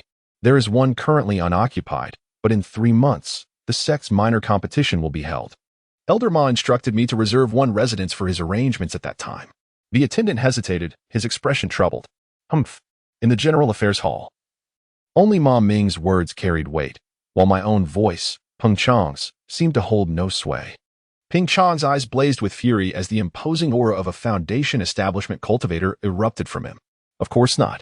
I shall immediately process the formalities for this junior brother by, the attending steward stammered, his face ashen. In the end, he lacked the courage to openly defy a Foundation establishment elder and could only nod bitterly. The mud spirit puppets were acquired by Elder Gu from a secret realm, first-tier constructs. Yet their crafting techniques differ entirely from the puppetry prevalent in the current cultivation world. Naturally, Elder Gu had no use for such trivialities. So the General Affairs Hall later allocated 2 of them to the training chambers of newly established cave abodes. As for their specific wonders, Junior Nephew Bai, you shall discover them upon moving in. My gratitude, Uncle Peng, for a Foundation establishment elder to personally reserve a cave abode months in advance, regardless of whether it benefited him. Bai Zichen knew he owed Elder Peng a favor. Even the sand table turned out to be a magical artifact. After a series of manipulations by the steward, he infused a spell into Bai Zichen's inner disciple waste token. Instantly, a white dot among the mountain peaks transformed into red. Junior Brother Bai, the rights to this cave abode have been assigned to you. Your identity token now also grants you authority over the abode's formations. The slightly portly steward, realizing Elder Ma Ming's instructions would go unheeded, resolved at least to handle the present situation with care. Anyone who could become an inner disciple without the sex competition at this juncture, and with an elder in tow, must surely have significant backing. You may also select 2 outer disciples to assist with menial tasks, allowing you to focus solely on cultivation. Only true disciples and inner sect disciples enjoy such privileges. Even we stewards are not qualified to casually assign outer sect disciples to long-term menial tasks. This list contains all available outer sect disciples suitable for labor. Their names, ages, appearances, backgrounds, and all their skills are meticulously recorded. Junior Brother Bai, would you like me to recommend 2 for you? Once assigned, these menial disciples cannot be replaced for 5 years. Choosing an indolent and incompetent one would only bring unnecessary trouble. Just as Bai Zichen was about to clasp his hands in gratitude and take the roster to carefully select a candidate himself, Peng Chong pressed down on his hand. Nephew Bai, might I recommend someone for your consideration? In Bai Zichen's mind echoed the voice of Elder Peng, who was transmitting his words directly. I have a mortal descendant with only 5 spiritual roots aptitude. Arranging him as a menial disciple is already the limit of what I can do. Nephew Bai, you have a great chance of becoming a true disciple. If my descendant could follow you along the way, it would be a considerable opportunity for him. Could you do me this favor and spare a spot for him? So this is where you've been waiting for me. Uncle Peng's recommendation is undoubtedly reliable. I trust that Junior Brother Peng is an intelligent individual who will prove to be of great assistance to me in the future. After brief contemplation, Bai Zichen responded with a smile through his spiritual transmission. Whether Peng Chang's words were sincere or merely an attempt to place someone by his side, time would reveal the truth. In any case, a mere menial disciple would hardly pose any significant threat. He would simply keep a watchful eye. Steward Xian, I shall select this Junior Brother Peng Jinhu. As for the remaining position, I would appreciate your recommendations. Peng Jinhu, age 24. Possessed a 5 spiritual roots aptitude and had reached the 2nd level of qi refinement, with 6 years of experience as a refining assistant. He was proficient in identifying first-tier refining materials and had some mastery over flame control. Seeing Bai Zichen flip through several pages of the register before settling on this utterly ordinary name, Elder Ping released a satisfied breath, his grip loosening. Junior Brother, what about these candidates? All under 20 years of age, diligent and obedient. The portly steward hesitated briefly before continuing his recommendations without further comment. Those who attained the position of steward in the administrative hall were, after all, masters of discretion and adaptability. Following the steward's finger, Bai Zichen's gaze fell upon a series of youthful maidens, each accompanied by a full-body portrait. Some were petite and charming, others graceful and alluring. While a few bore an air of captivating beauty, each distinct in their appeal, yet all undeniably striking. Ahem, Senior Brother. I believe I would prefer a more capable and experienced disciple, one well-versed in administrative duties. Bai Zichen's thoughts wavered momentarily before he grasped the underlying implication of the steward's earlier words. Very well. How about this one? This one, Or perhaps these few. Realizing by Zichen's resolve, the steward reluctantly shifted his recommendations to a different set of candidates. This time, Zichen found the options far more appropriate. After careful consideration, he tapped the portrait of a weathered-looking disciple, finalizing his second selection. Su Lai, 43 years old, for spiritual roots aptitude, 4th level of Qi refinement. Formerly a self-made merchant in the mortal realm, having built a fortune from humble beginnings. Subsequently, he caught the attention of the powerful and was exploited as a fat sheep, leading to the destruction of his family. At the brink of despair, he was rescued by an itinerant old Taoist who discovered his spiritual roots. The wandering elder then took Su Lai as his disciple, imparting all his knowledge with meticulous care. After the master's passing, Su Lai avenged his family by slaying their enemies and became a lowly rogue cultivator. During the last grand opening of the mountain sect, he successfully joined the verdant maple sect as a menial disciple. Very well, these 2 menial disciples will report to your cave abode tomorrow, junior brother Bai. As for their expenses, the sect will provide contribution subsidies, so you need not worry. The rotund steward circled the names of Su Lai and Ping Jinhu with his brush, causing their portraits to dim instantly. Additionally, each inner sect disciple may claim 1 superior grade magical artifact, but the selection is limited to standard issue items. Junior brother Bai, you may choose one now. I will later notify the artifact refining hall to have it delivered to you along with the rest. That would be splendid. Zichen readily agreed, feeling that his decision to become an inner disciple of the Qingfeng sect was absolutely the right choice. Chapter 52, The Lavish Abode Midway Up the Middle Finger Peak. How extravagant, an entire residence constructed from first-grade jade. The cost of building such a dwelling must have consumed several years' worth of the Bai family's income. With his inner disciple token, Zichen unlocked the gates to his exclusive abode. As the formation dispersed, misty radiance shimmered, and the very air seemed to ripple with celestial hues. Dozens of jade-carved pavilions and towers stood in elegant disarray, their interwoven spaces adorned with rare blossoms and spiritual herbs. 2 towering ancient cypresses stretched skyward, their dense canopies forming impenetrable emerald domes. A second-grade, upper-tier spiritual vein. Even if all other conditions remained unchanged, cultivating here would accelerate my progress by 30% compared to home. Zichen inhaled deeply, savoring the rich spiritual energy. No wonder outer disciples schemed relentlessly to attach themselves to inner disciples. Merely residing in such a place for 5 years could elevate one's cultivation by an entire level. For those with foresight, should their chosen inner disciple ascend to core disciple status, their attendance privileges would rise accordingly.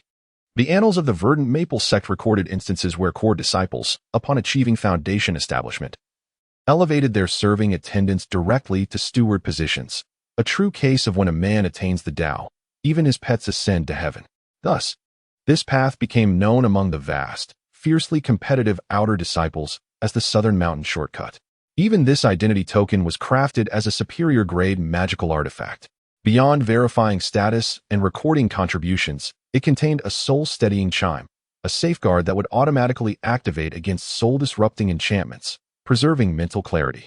The inner disciple token, forged of crimson bronze, bore the ancient characters verdant maple on its obverse and the visage of a wrathful heavenly king on its reverse. Prolonged gazing induced dizziness and nausea. After several hours of exploration, Zichen finally acquainted himself with every corner of his new residence and mastered its defensive formations. In the training chamber, he encountered the mud spirit puppets Elder Peng had mentioned, 2 amorphous puddles that, upon receiving a thread of spiritual energy, coalesced into humanoid forms within moments. A flick of his ink bamboo sword cleaved the featureless, sludge-limbed constructs into segments, splattering viscous fluid. Yet swiftly, the mud reconstituted, and both puppets rose anew. Zichen discerned that these mud spirit puppets could adjust their potency based on the spiritual energy invested. At maximum capacity, they could emulate 2 body-refining cultivators at peak Qi condensation, indestructible, requiring only negligible energy to regenerate. At their zenith, these puppets developed rudimentary intelligence, capable of parrying and evading, effectively providing 2 infinitely cooperative sparring partners without risk of injury. Perfect for mastering new spells or honing sword techniques, not only convenient but ensuring absolute privacy. As Zichen channeled nearly half his spiritual energy, one puppet swelled to nearly 10 feet tall. Its formerly amorphous sludge solidified into angular definition, its core taking on the hue of adamant and rock. A single step sent tremors through the chamber, dust swirling where specially reinforced tiles would have shattered under lesser construction.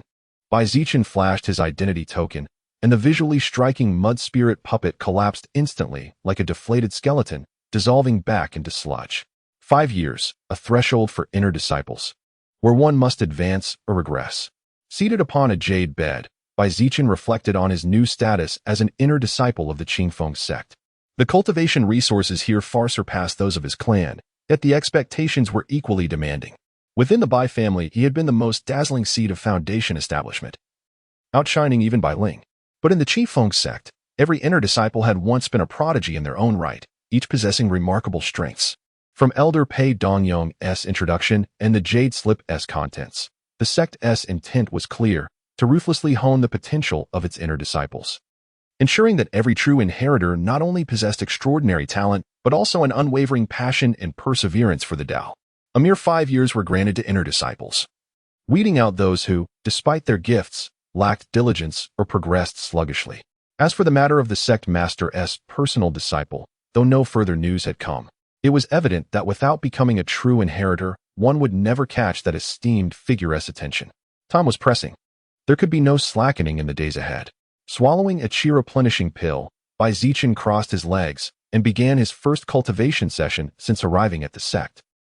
The next morning, no sooner had Zichen completed his morning meditation than his inner disciple token trembled faintly. Someone was knocking at his cave abode's formation.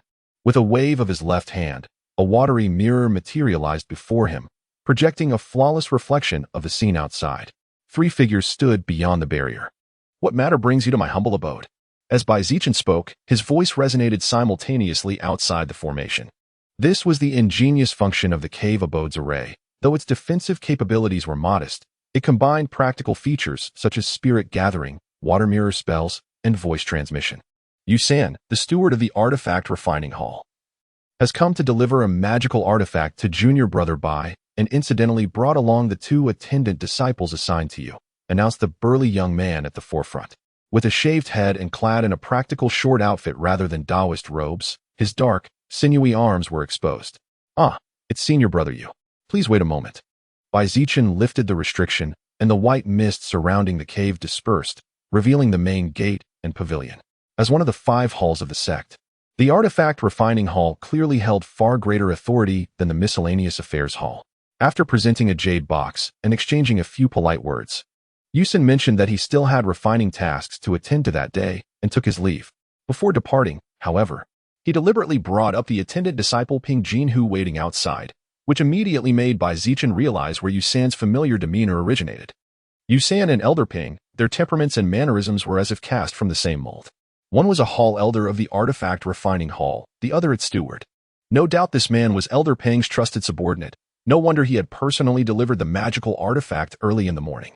After seeing Yusan off, Zichen returned to the reception hall and summoned the 2 attendant disciples. As expected, these 2 would serve by his side for the next 5 years. If he were promoted to a true disciple and found them satisfactory, their tenure could extend even longer. "I presume the miscellaneous affairs hall has already briefed you on my circumstances. My demands are straightforward. Fulfill the tasks I assign. Never disclose anything about this cave dwelling to others, and refrain from causing trouble in the sect under my banner. Any objections?" Zichen gazed quietly at the 2 men, his eyes lingering longer on Ping Jinhu. If they performed well, he might reward them with some cultivation resources. Peng Jinhu appeared rather mature for his age, barely in his 20s, yet he looked closer to his 30s. Perhaps it was due to years of laboring as a refining assistant. His face bore a simple, honest expression. As for Su Lai, he matched the description on the roster, middle-aged, with sharply defined features, his temples and hair already streaked with silver. A testament to a life weathered by hardship. Master Bai's instructions, Lai has committed them to memory and will not err. Su Lai replied with a deferential bow, his tone respectful. Having received the notice from the administration hall the previous night, his initial shock had given way to irrepressible excitement. This was an unparalleled opportunity for advancement. Once a self-made man who built vast fortunes in the mortal world, Su Lai harbored ambitions of his own, even in the realm of immortal cultivation. Peng Jinhu, slightly slower to react, nodded vigorously only after Su Lai had finished speaking, repeatedly affirming his compliance. Chapter 53. The Influence of Bloodline. Zichen swiftly delegated the tasks at hand. Sulai was entrusted with handling the reception of guests, managing the incoming name cards from sect disciples, as well as gathering and documenting all significant and trivial matters within the sect, presenting a monthly report to him. Ping Jinhu was assigned the duty of regularly procuring essential supplies for the cave abode from the administrative hall and tending to the exotic flowers and spiritual herbs. Further responsibilities would be divided based on their performance. After allowing each to select a pavilion for residence, Zichen instructed them not to disturb him unless urgent matters arose, then retreated to the innermost building of the cave abode. As he was about to step inside, he glanced at the blank plaque above the entrance. With a flick of his finger through the air, 3 elegantly cursive characters materialized on the plaque. The Jade Tower. Zichen raised his gaze slightly and nodded with satisfaction. The jade box delivered by Yusan from the artifact forging hall was merely the size of a palm. Upon breaking the layer of sealing dust attached to its surface, the box opened automatically. This restriction primarily served as proof that the artifact had not been tampered with or substituted after leaving the artifact forging hall. Nestled within the jade box was a delicate jade pendant, translucent as ice, emanating a soft, ethereal glow. A superior grade artifact, the illusory moon spirit pendant. Yesterday at the General Affairs Hall, the presiding officer presented Zichen with 3 magical artifacts to choose from: a 5-metal heavy hammer, a jade-green flying boat, and this illusory moon spirit pendant. The verdant maple sect treats its inner disciples exceptionally well, yet it cannot indulge their whims by allowing them to select any top-tier artifact they desire, lest it burden the already overworked artifact forging hall. These 3 superior artifacts, offense, flight, and illusion, each correspond to a distinct path. Moreover, since the sect has stable procurement channels for crafting materials and produces consistent results, these artifacts were standardized for inner disciples a century ago. Among the 3, purely in terms of value, the flying boat is undoubtedly the most expensive. However, Zichen already possesses the inked bamboo sword, whose flight speed surpasses any flying artifact, and its lethality exceeds that of the 5-metal hammer. Thus, the only viable choice was the illusory moon spirit pendant. The only drawback is that the pendant is not a defensive artifact. Instead, it conjures an illusory double identical to the wielder, capable of deceiving opponents with its lifelike presence. This phantom, crafted through profound illusion techniques, is indistinguishable from the real body even under the most meticulous scrutiny by chi refinement cultivators. When employed at the right moment, it can yield tremendous advantages. Yet before me, this illusory moon spirit pendant is utterly useless. A single sweep of my divine sense reveals the true body from the illusion with perfect clarity. Still, it serves well in outwitting chi refinement cultivators lacking countermeasures. Zichen fastened the pendant close to his chest. After all, it is still a superior artifact. Another significant privilege of inner disciples is unrestricted access to the vast collection of scriptures in the scripture transmission hall. Outer disciples must expend sect contribution points for each borrowed text, whereas I may peruse them freely. However, the evergreen technique I cultivate progresses so smoothly that I have no need to consult the notes and experiences of predecessors, unlike others.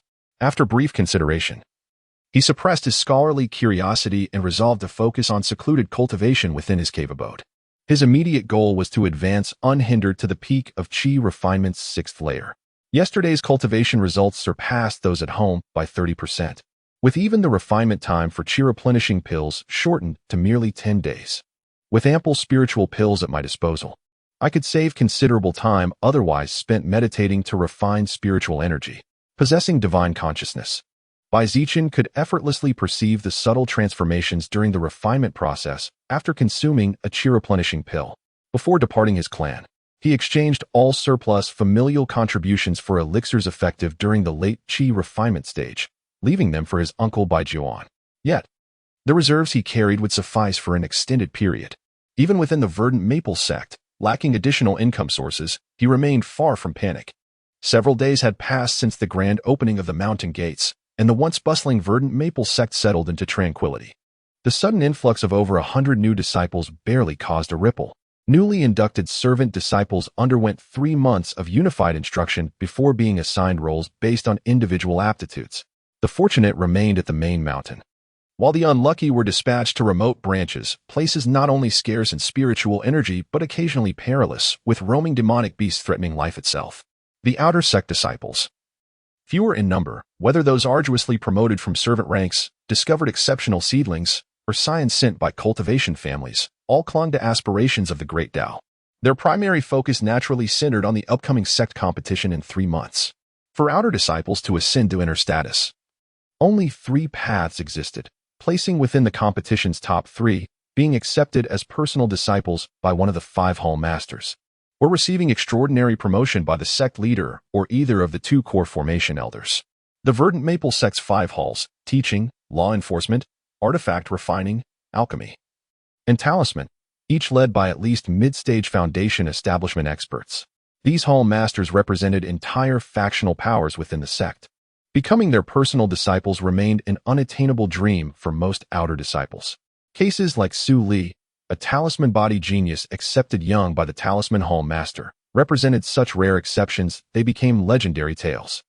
Direct selection by the sect leader or core formation ancestors seemed even more unimaginable. Thus, the competition's top 3 positions stood as the most realistic advancement route.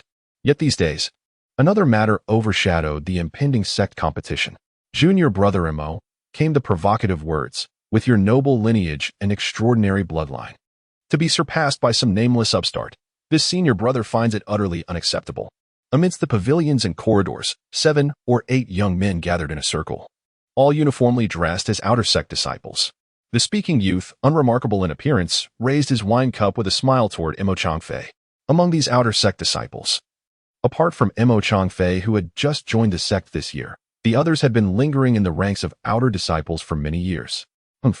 It was merely a stroke of absurd fortune. By sheer luck, I presented a scroll of cultivation techniques that greatly benefited the sect. The sect leader rewarded me for this contribution. Nothing more. It certainly wasn't due to any extraordinary innate talent. Mo Changfei's eyes burned crimson as he drained the chalice of spiritual wine in one gulp. Starting as an outer sect disciple was humiliating enough. But the fact that Bai Zichen, whom he utterly despised, had directly become an inner sect disciple and now lorded over him, made Mo Changfei gnash his teeth in bitter resentment. Junior brother Mo, your words are not quite right. Rewards can be bestowed directly with treasures. What greater merit could there be than a foundation establishment pill? And there's no need to grant him the status of an inner disciple. In my opinion, this Bai Zichen is certainly no ordinary individual. Refuted a female disciple with skin as fair as snow, who stood pouring wine, her slender figure accentuated. Indeed, I heard Bai Zichen is even a few years younger than us and has already reached the 6th level of chi refinement. He is undoubtedly no mediocrity. Could it truly be that a mere foundation seed would ascend to the rank of true disciple in just a couple of years? Thud. Just wait and see. When I get the chance, I'll prove to everyone that the Bai family is merely peddling worthless goods with fancy packaging. Mo Changfei slammed his wine cup down in fury and stormed away from the banquet. An outer sect disciple hastily rose to offer apologies to the remaining guests before scurrying after him. Once Mo Changfei had disappeared into the distance, the others exchanged silent glances until one of them could no longer suppress a derisive chuckle. Senior brother Quan, you truly have a way with words, remarked one, shaking his head in amusement. A few well-placed provocations, and that fool was already seething with rage, ready to test Bai Zichen's limits. Another scoffed, his plain features twisting into a disdainful smirk. Phoenix bloodline. The sect elders have long since studied it thoroughly. Aside from increasing the likelihood of spiritual roots and descendants, it holds no divine marvel, only the curse of uncontrollable temper and volatile emotions for its bearers. The speaker, whose family lineage boasted a deceased sect elder, spoke with the arrogance of inherited connections. Only upon reaching foundation establishment can the Mo family cultivators temper this affliction.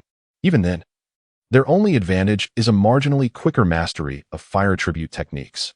He sneered, swirling his wine. Phoenix bloodline. A grandiose delusion, nothing more. Senior brother Quan had just advanced to the 6th level of chi refining, making him a strong contender for the top 3 in this year's minor competition.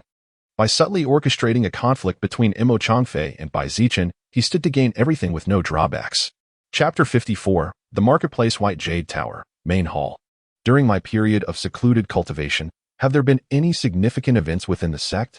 Emerging from his meditation chamber, Bai Zichen found Ping Jinhu meticulously pruning the weeds around their abode to safeguard the precious exotic flowers. Summoning Su Lai for an audience, he inquired about recent developments. Reporting to young Master Bai, no significant incidents have occurred within the sect. The sect master remains in seclusion.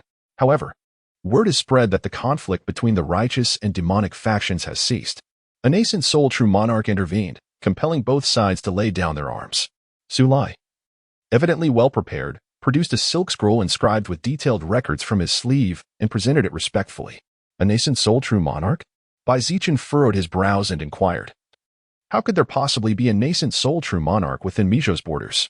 Even that foremost demonic cultivator, the blood god real person, has merely reached the perfected golden core realm. If we say that golden core cultivators represent the pinnacle of combat strength in Mijo, capable of altering regional dynamics and determining the rise or fall of entire sects and clans, then nascent soul sovereigns are akin to descending dimensions to strike. They need not even lift a finger. For a mere utterance can shift the tides of the conflict between righteous and demonic factions. Given my humble status, I cannot verify the specifics, but these whispers trickled down from idle chatter among outer sect disciples. Some speculate that the venerable elder from the sacred lotus sect of Chishan intervened. After all, this war between righteousness and demonic forces has already embroiled over a dozen sects across 3 provinces. It's plausible the sacred lotus sect stepped in to mediate.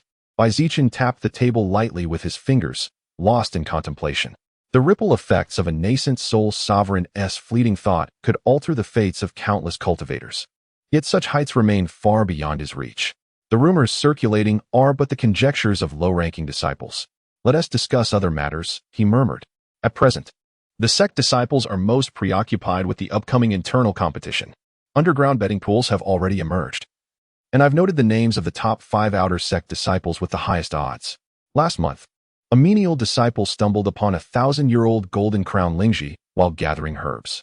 After surrendering it to the sect, he was promoted to outer sect status and lavishly rewarded. The frenzy among the menial disciples has since turned the mountain barren as they scoured every inch in hopes of similar fortune. Among the inner sect disciples, 2 have sent formal invitations, requesting an audience with young Master Bai at his convenience. 7 outer sect disciples have also paid visits. Sulai delivered his report methodically, each detail meticulously prepared. Should Zichen express interest in any matter, Sulai could immediately elaborate, whether it be the temperaments and reputations of the 2 inner sect disciples, or the cultivation progress, connections, and potential of the 7 outer sect visitors. Clearly, he had done his homework. It seemed Zichen had not erred in his choice. Such an attendant spared him much trouble. Send replies to the 2 senior inner sect brothers, Zichen instructed. Propose a gathering in the latter half of this month. They may choose the date. As for the outer sect disciples, decline all future visits. I've no time for them. As a fellow inner sect disciple, Zichen was willing to spare some effort in networking, if only to gauge his own standing among peers.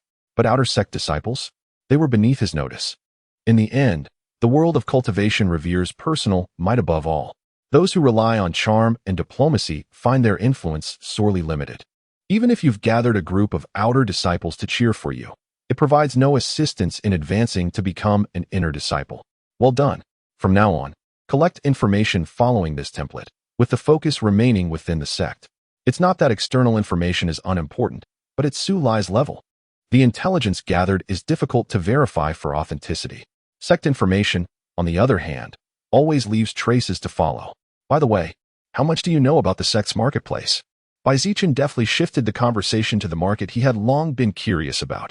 To inform young Master Bai. Before joining the Qifeng sect, I made a living in the market and served as a receptionist at the Wandao Pavilion for several years. Sulai responded with enthusiasm.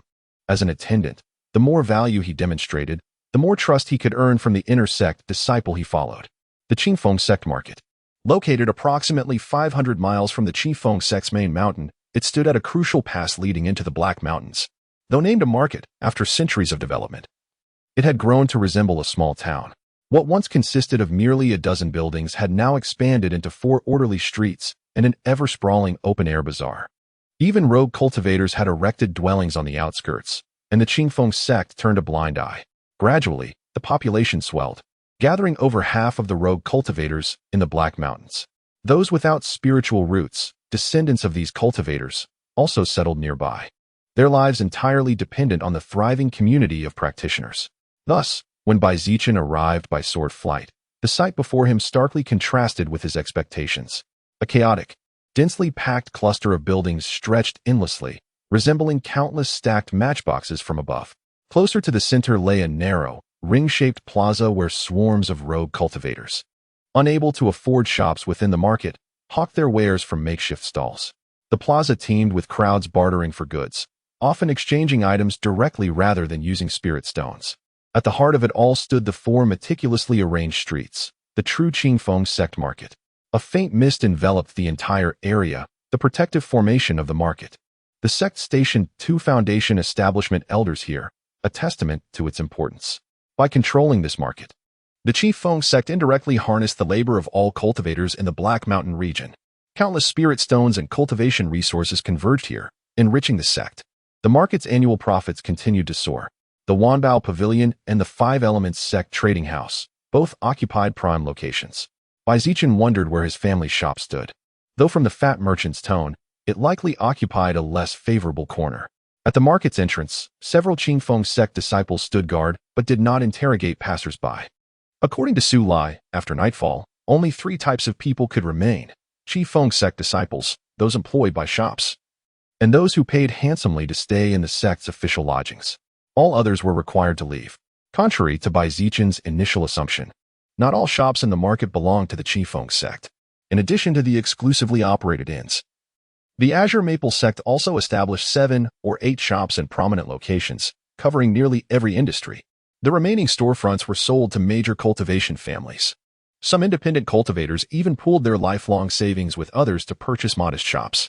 The market had a policy allowing root-bearing descendants of independent cultivators with good credit to make a 30 down payment, with the remaining spirit stones, plus interest, payable over a maximum of 60 years. At the most conspicuous street intersections stood 2 other shops, the Treasure Pavilion and the Five Elements Sect Trading House. Both branch stores opened by Golden Core level factions within the Azure Maple Sect's market. Chapter 55, Acquiring Defensive Artifacts. According to Su Lai, the Myriad Treasures Pavilion is actually a commercial enterprise rather than a sect with orthodox traditions. It has branches in nearly every prefecture and county of Liang Kingdom, boasting an extensive network. They claim that with sufficient spirit stones, they can pluck the stars from the heavens for you. Su Lai had served as a receptionist at the Treasure Pavilion for 5 years, and he relayed all the information he knew to Zichen. The founder was a rogue cultivator who had reached the core formation stage. Initially, he aimed to facilitate mutual exchange and forge connections among cultivators, which led to the establishment of the Treasure Pavilion. Unexpectedly, the business flourished beyond expectations, expanding its inventory to encompass every conceivable item a cultivator might require. While it might not surpass specialized merchants in any single category, in terms of sheer variety, no other trading house in the entire Liang Kingdom could rival the Treasure Pavilion. It even had procurement channels for rare artifacts from cultivation realms beyond Liang. Currently, the Treasure Pavilion openly boasts the presence of 3 core formation stage consultants, with its sect leader also being a core formation cultivator. As for the background of the Five Elements Sect's trading house, it was straightforward, established by the Five Elements Sect, which had maintained generational ties with the Verdant Maple Sect. Similarly, the Verdant Maple Sect operated a trading house near the Five Elements Sect's mountain gate. The origins of their alliance traced back a millennium, when an elder from the Five Elements Sect, while training in the Black Mountain Range, inadvertently provoked a 3rd-tier demon king, fleeing for his life. He was rescued by the then leader of the Verdant Maple Sect at the brink of death. The two became fast friends, supporting each other through numerous life and death trials in secret realms, eventually both achieving core formation. Since then, the 2 sects had maintained unbroken relations. Given that the Verdant Maple Sect was located in the north and the Five Elements Sect in the east, separated by hundreds of thousands of miles, there was no conflict of sect interests between them. They watched over and aided each other, with disciples addressing one another as senior and junior brothers when meeting during their travels, fostering mutual benefit. The Five Elements Sect was renowned for its mastery of the 5 elemental arts, and it possessed an ancient legacy, the Great 5 Elements Extinguishing Divine Light, said to counter all 5 elemental techniques under heaven. However, the entry requirements were exceedingly stringent, with only core formation adepts deemed worthy of even beginning its study. Whether its reputed power lived up to its name remained unverified. Standing at the street corner, Zichen hesitated not a moment before stepping into the 5-story edifice of the Treasure Pavilion. The first-floor hall of the Treasure Pavilion was vast and sparsely adorned, with only a few long tables and tea sets arranged luxuriously. Several cultivators sat there, sipping tea and conversing. It was worth noting that every shop in the market district could be described as prime real estate. Most cramped stores crammed goods into every conceivable corner, forcing buyers to tread carefully. A row of graceful women stood hand in hand. Esteemed immortal master, welcome to the treasure pavilion. May I inquire what you wish to purchase? I can serve as your guide. One of them, clad in palace attire, approached with measured steps, the scent of jasmine preceding her. Defensive magical artifacts, premium grade or above. Zichen replied, glancing at the group of comely women. These were likely the mortal receptionists Su Lai had mentioned. Cultivator receptionists like Su Lai, who could engage clients as equals and possessed far deeper knowledge of the merchandise, typically served customers on the third floor and above. A superior grade magical artifact. Esteemed immortal master, you may address me as Shutchin. For such items, please accompany this humble maiden to the third level for selection.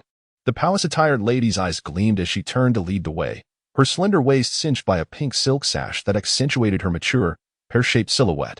As a greeter, her earnings primarily depended on commissions from the spirit stones spent by clients within the 10,000 Treasures Pavilion. Should her performance rank at the bottom for several consecutive months, she would be dismissed, stripped of the privilege to reside within the market district. In the realm of cultivation, mere beauty holds little value. In truth, as mortals devoid of spiritual roots, they could easily live comfortably in the outer regions beyond the market. Yet they exhaust every scheme to remain within, clinging to the dream of bearing a descendant blessed with spiritual aptitude, a desperate refusal to accept their mundane reality. These mortal greeters, once their youthful allure fades, find no employment within the market. To be taken as a concubine by a cultivator is considered their most fortunate fate. Zichen followed the palace-attired woman up the stairs. The second level boasted far more counters, with numerous cultivators browsing wares, each attended by a captivating maiden or handsome youth. Upon reaching the third level, the atmosphere grew serene. With only a handful of patrons, evidently, soundproofing arrays had been deployed, muting the clamor from below. After exchanging whispers with a seated appraiser, the woman gestured toward Zichen. The appraiser approached with a bow. I am Zilong, appraiser of the 10,000 Treasures Pavilion. I hear this esteemed Taoist seeks a superior grade defensive artifact? Excellent. If available, a top-grade defensive magical artifact would be ideal. Zichen was well aware that his current cultivation at the 6th level of Qi refinement wouldn't last long. As his skills advanced, he could fully utilize the capabilities of such a superior defensive artifact. As for choosing to purchase from the Wanbao Pavilion rather than the Qi Feng sect's own smithy, it was simply because the Wanbao Pavilion boasted a more extensive collection and finer quality items. To be honest, the Qi Feng sect wasn't particularly renowned for its craftsmanship. Many of the sect's elders acquired their spiritual artifacts from external sources or commissioned renowned master craftsmen. Zichen had traveled quite a distance, and if he had merely wanted to purchase a magical artifact from his own sect's smithy, he might as well have directly commissioned a custom piece from the sect's forging hall. As an inner disciple, accumulating enough contribution points for a high-grade magical artifact was manageable with some effort. Moreover, unlike rootless rogue cultivators who had to fear highway robbers, a Qing Feng sect disciple had no reason to worry about being robbed in his own sect's marketplace. Esteemed guest, the Wanbao Pavilion will certainly not disappoint your expectations, Zilong assured upon recognizing a lucrative opportunity. He promptly instructed the palace-attired attendant to entertain Zichen while he hurried off to retrieve the merchandise. The attendant gracefully lit incense in an exquisite burner, then meticulously rinsed the pristine tea set before brewing and serving a fragrant spirit tea. Every movement was refined and deliberate, a testament to her specialized training. Alas, lacking spiritual roots, she remained an ordinary mortal. Had she been a cultivator, she would undoubtedly have drawn the admiration of many. After roughly the time it took to enjoy a cup of tea, Zilong returned in haste, cradling 3 wooden cases in his arms. Esteemed fellow cultivator, I have retrieved the finest treasures from the 3rd level of our pavilion, a privilege rarely granted to ordinary patrons. With a gentle tap on the first wooden case, Zhilang revealed an exquisitely crafted bracelet woven from serpentine scales. This is the 8-sided soaring serpent mirror, a superior-grade defensive artifact, meticulously forged from the wingtip scales of a twin-winged celestial serpent combined with various rare spiritual materials. Zichen recalled from ancient texts that the twin-winged soaring serpent was a peak first-tier magical beast. Despite its diminutive wings, this serpent could momentarily lift its several zhang-long body into flight. Might I examine this treasure more closely? Of course, but as you have yet to refine it, The artifact can only manifest 30% of its potential. Zhilong brimmed with confidence in his own magical implement. Zichen lifted the bracelet in his hand. Astonished by its weightlessness, the 8 scales felt as light as feathers, with a mere infusion of spiritual energy. The bracelet instantly transformed into 8 prismatic shields encircling him in a ceaseless rotation. The most remarkable feature of this artifact is its instantaneous activation. Capable of shielding the entire body in the blink of an eye, Zhilong remarked smugly upon witnessing the 8-fold Tingshamir's effect. Moreover, once activated, the 8 shields autonomously protect their master without requiring additional focus. Even if one shield is destroyed, the artifact continues to function flawlessly. At the 10,000 Treasures Pavilion, it can be swiftly repaired by simply replacing a single scale. Chapter 56. The Vermilion Canopy Treasure Pearl Umbrella at last. Zichen understood why this serpent scale bracelet bore the name 8-faced soaring serpent mirror. Let us examine the next item, he murmured non-committally, offering no further commentary. Zhilang presented the second wooden case, within which lay a delicate inner armor. Its texture resembled silk, yet possessed far greater resilience. The 100-tempered heavenly silkworm garment, a superior-grade defensive artifact, Zhilang explained. Impervious to water and fire, it absorbs a portion of the wearer's inflicted harm. With a deft flick of his fingers, roaring flames danced across the garment's surface, radiating blistering heat. Yet the inner armor remained utterly unaffected amidst the inferno. Fascinating, Zichen remarked. Zichen's expression shifted subtly. This defensive artifact differed from the common ones on the market. It served as a cultivator's final line of defense, mitigating damage from unavoidable attacks to the greatest extent possible. He wondered precisely how much of the impact it could actually absorb. The Qi refining level attacks can be mitigated by at least 40% with the 100 refined heavenly silkworm robe. However, its effectiveness diminishes against higher-tier assaults. A mere spell from a Foundation Establishment senior, surpassing the robe's endurance threshold, could effortlessly rend it asunder. This 100 refined heavenly silkworm robe imposes no additional mana burden upon the wearer, making it an ideal secondary defensive artifact for cultivators. Should you show interest, I shall extend a most favorable price. Zhilang shook the robe with palpable urgency. This branch of the 10,000 Treasures Pavilion primarily deals in low-grade wares. Even upper-grade magical artifacts of this caliber seldom find buyers more than twice a month under his purview.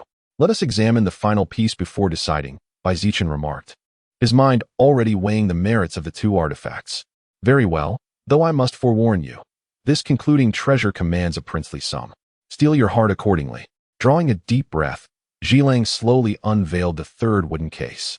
Had Zichen not carried himself with uncommon grace, belying humble origins, he would never have revealed this piece to our assistants. A supreme-grade magical artifact is no common implement for Qi refining cultivators. Even among newly ascended Foundation Establishment experts, many still wield such treasures. The Vermilion Canopy Pearl Parasol, a supreme-grade magical artifact. A small scarlet parasol, no more than a foot in length, lay quietly upon the surface.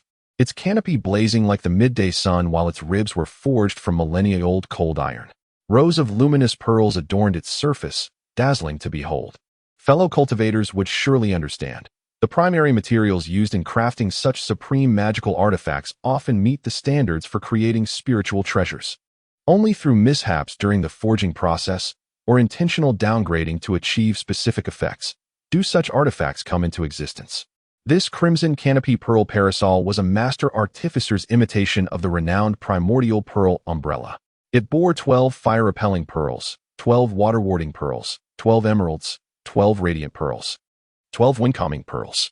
Zhiling's fingers danced across the strings of pearls, producing crystalline chimes as his eyes burned with covetous longing. Day after day he would gaze upon this supreme artifact with soul-deep yearning. Yet for a mere appraiser's income, such a treasure remained as unattainable as flowers reflected in a mirror or the moon dancing upon water, visible to the eye, yet forever beyond his grasp. The master artificer had originally crafted this treasure for his own grandson, investing countless rare spirit-grade materials and pouring his heart into creating this supreme magical artifact with low mana consumption. Its power verged on that of a lower-grade spiritual treasure. Yet it required less mana than even ordinary supreme artifacts. Had it not been for the tragic demise of his grandson shortly after its completion, leaving the grief-stricken master unable to bear the sight of the relic, it would never have been consigned to the 10,000 Treasures Pavilion for sale. With a flick of his finger, Zichen summoned the scarlet canopy pearl umbrella, which hovered gracefully above his head. Its strings of luminous pearls swaying and chiming like delicate wind chimes. A crimson radiance cascaded downward, enveloping him entirely, while each strand of pearls emitted a shimmering glow. Swirling around the protective aura. Once activated, the scarlet canopy pearl umbrella provided flawless, all-encompassing defense. Moreover, each of its 60 pearls bore a miniature spirit-gathering formation, allowing it to autonomously accumulate spiritual energy over time, even if the wielder's mana were exhausted. The pearls alone could sustain the artifact's function for at least the duration of an incense stick. As for its defensive prowess, well, esteemed friend, you are welcome to test it yourself. I dare say that no technique below the late chi refinement stage could breach even its basic barrier, no matter how many hours one spent assaulting it. Zhilang's expression was one of rapt admiration, as though the scarlet canopy pearl umbrella were his own treasured possession. His pride evident, Zichen suppressed the urge to summon his ink bamboo sword and strike the crimson barrier. Instead, he unleashed a volley of fire thunder beads, directing them in a concentrated barrage against the umbrella's shield. Yet the scarlet radiance remained utterly unshaken, absorbing the assault without so much as a ripple, as though the attacks had vanished into an abyss.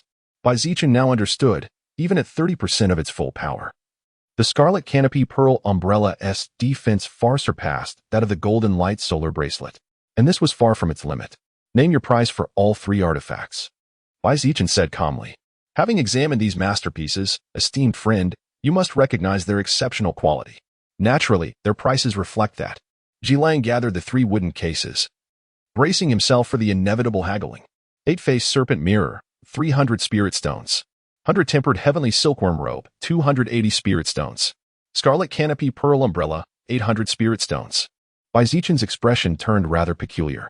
Even though he had already estimated the 3 magical artifacts to be quite valuable, the quoted price still far exceeded his expectations. Your esteemed establishment's pricing seems somewhat exorbitant. Superior-grade magical artifacts typically range around 200 spirit stones in the market. As for peak-grade spiritual tools, this is even more preposterous. Not even a first-tier flying sword would command such an outrageous sum. Zichen had initially believed himself to be somewhat affluent, indulging in the fantasy of a lavish shopping spree. Little did he anticipate being so swiftly disillusioned, realizing he remained but a destitute cultivator. The treasures within our Wandao Pavilion are naturally incomparable to the mass-produced artifacts outside. I trust you chose our establishment precisely because you value our unparalleled quality, Zhichen remarked with a composed smile.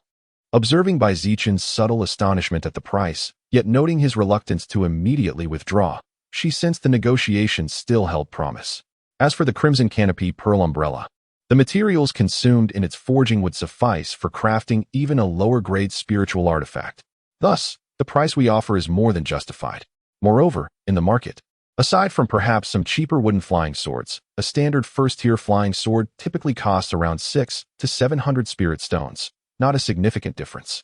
Zichen's lips twitched slightly as his own bamboo ink sword was casually disparaged in passing. Give me an honest price. If it's reasonable, I'll take one today. The Tingsha mirror for 280, the Tianqin robe for 250, the treasure pearl umbrella for 750. That's the absolute lowest. I wouldn't offer this price to anyone else, but I consider you a friend, Zhichen said through gritted teeth, appearing deeply reluctant as he quoted the figures. The Tianqin robe and the treasure pearl umbrella, I'll take both. 800 spirit stones, final offer.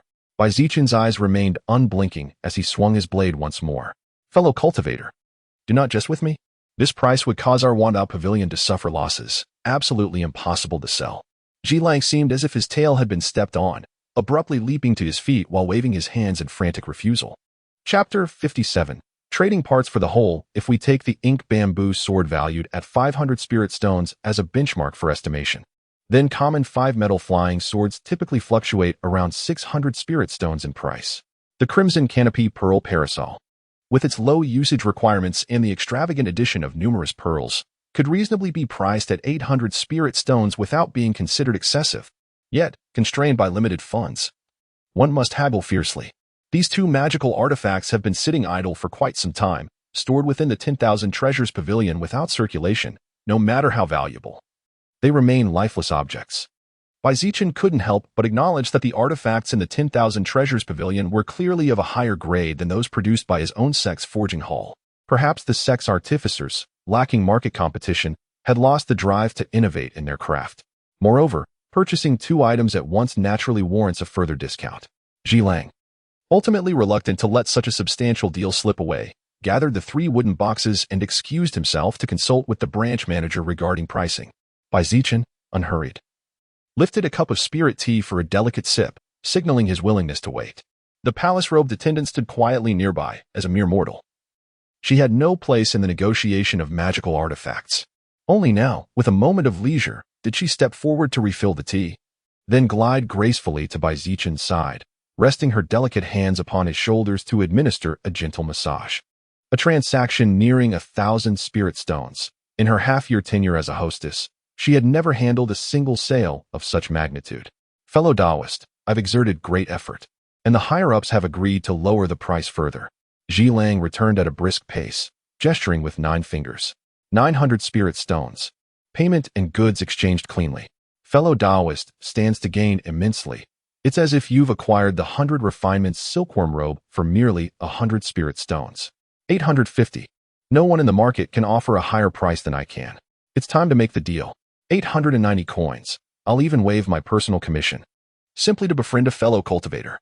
Very well. I shall consider you a friend, my dear brother. Here's an additional 10 coins for you. 880. Not a single coin less. At this price, I'll surely catch an earful from the higher-ups. Fellow Taoist, could you hold on while I inquire once more? 870, my final offer. 1 more spirit stone, and I walk away immediately. Zichen gulped down 2 cups of spiritual tea in succession. This haggling was more exhausting than a fierce duel, his throat parched, his tongue dry. Fine, consider it a loss for my Wanbao Pavilion. 870 spirit stones it is. Once you pay in full, these 2 artifacts are yours. And how does Wanbao Pavilion handle the purchase of artifacts and elixirs? I find myself somewhat short on spirit stones at the moment. Zichen coughed awkwardly. Between his own savings and what he had scavenged from the K brothers, his storage pouch barely held 330 spirit stones. What? Are you mocking me? Wanbao Pavilion is no mere roadside stall. You must provide a proper explanation. Zichen was truly flustered this time, hopping about in agitation. Brother Shi, do not lose your composure.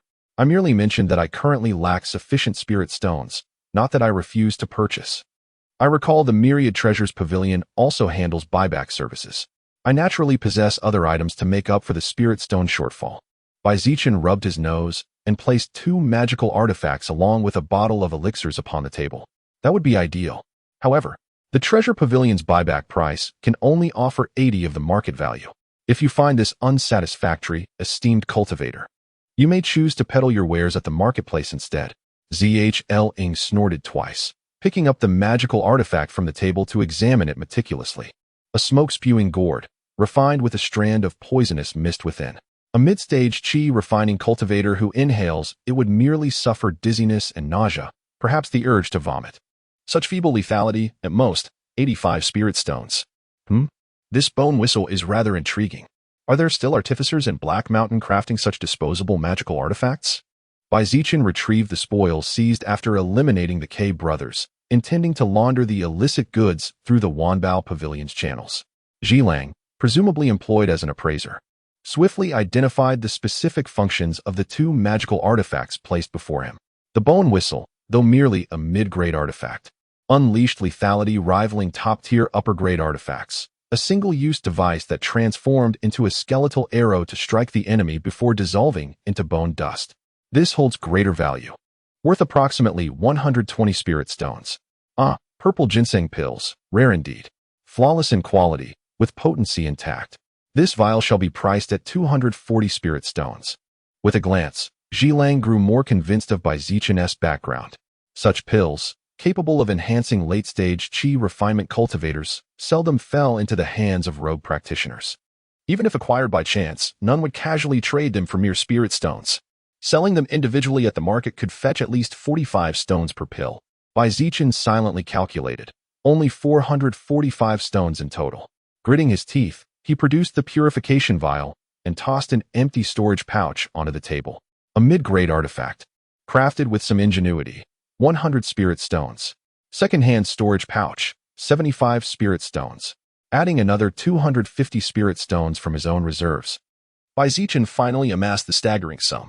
Very well, fellow Daoist, inspect the goods once more. Once the exchange is settled, Wanbao Pavilion offers no refunds beyond these doors. With the transaction complete, Zhilang's smile warmed considerably. A sweep of Zichen's spiritual sense confirmed the authenticity of the 100-tempered heavenly silkworm robe and the crimson canopy treasure pearl umbrella within the wooden box, untampered and genuine. Storing them in his pouch, he lingered briefly for idle conversation. This shopping excursion revealed Wanbao Pavilion's exorbitant yet impeccable wares. After achieving foundation establishment, unless he befriended a master artificer for custom work, he might well return for spiritual artifacts. After half an hour of casual talk, Zichen subtly disentangled himself from the increasingly clingy palace-robed woman and departed. From the third-floor window, Zhilang watched Zichen's figure vanish into the crowd before retreating into a sealed, pitch-black chamber. A man who spends nearly 1,000 spirit stones in one visit. Did you plant a tracking mark on him? In the darkness, a hoarse voice emerged. Despite being confined within a secret chamber, it was astonishingly aware of every event unfolding on the third floor of the treasure pavilion. Zhilang shook his head pensively and remarked, "Not at all. I sense this individual is far from ordinary. Although merely at the 6th level of qi refining, the moment I prepared to place a hidden mark, intuition forewarned me of inevitable failure and detection.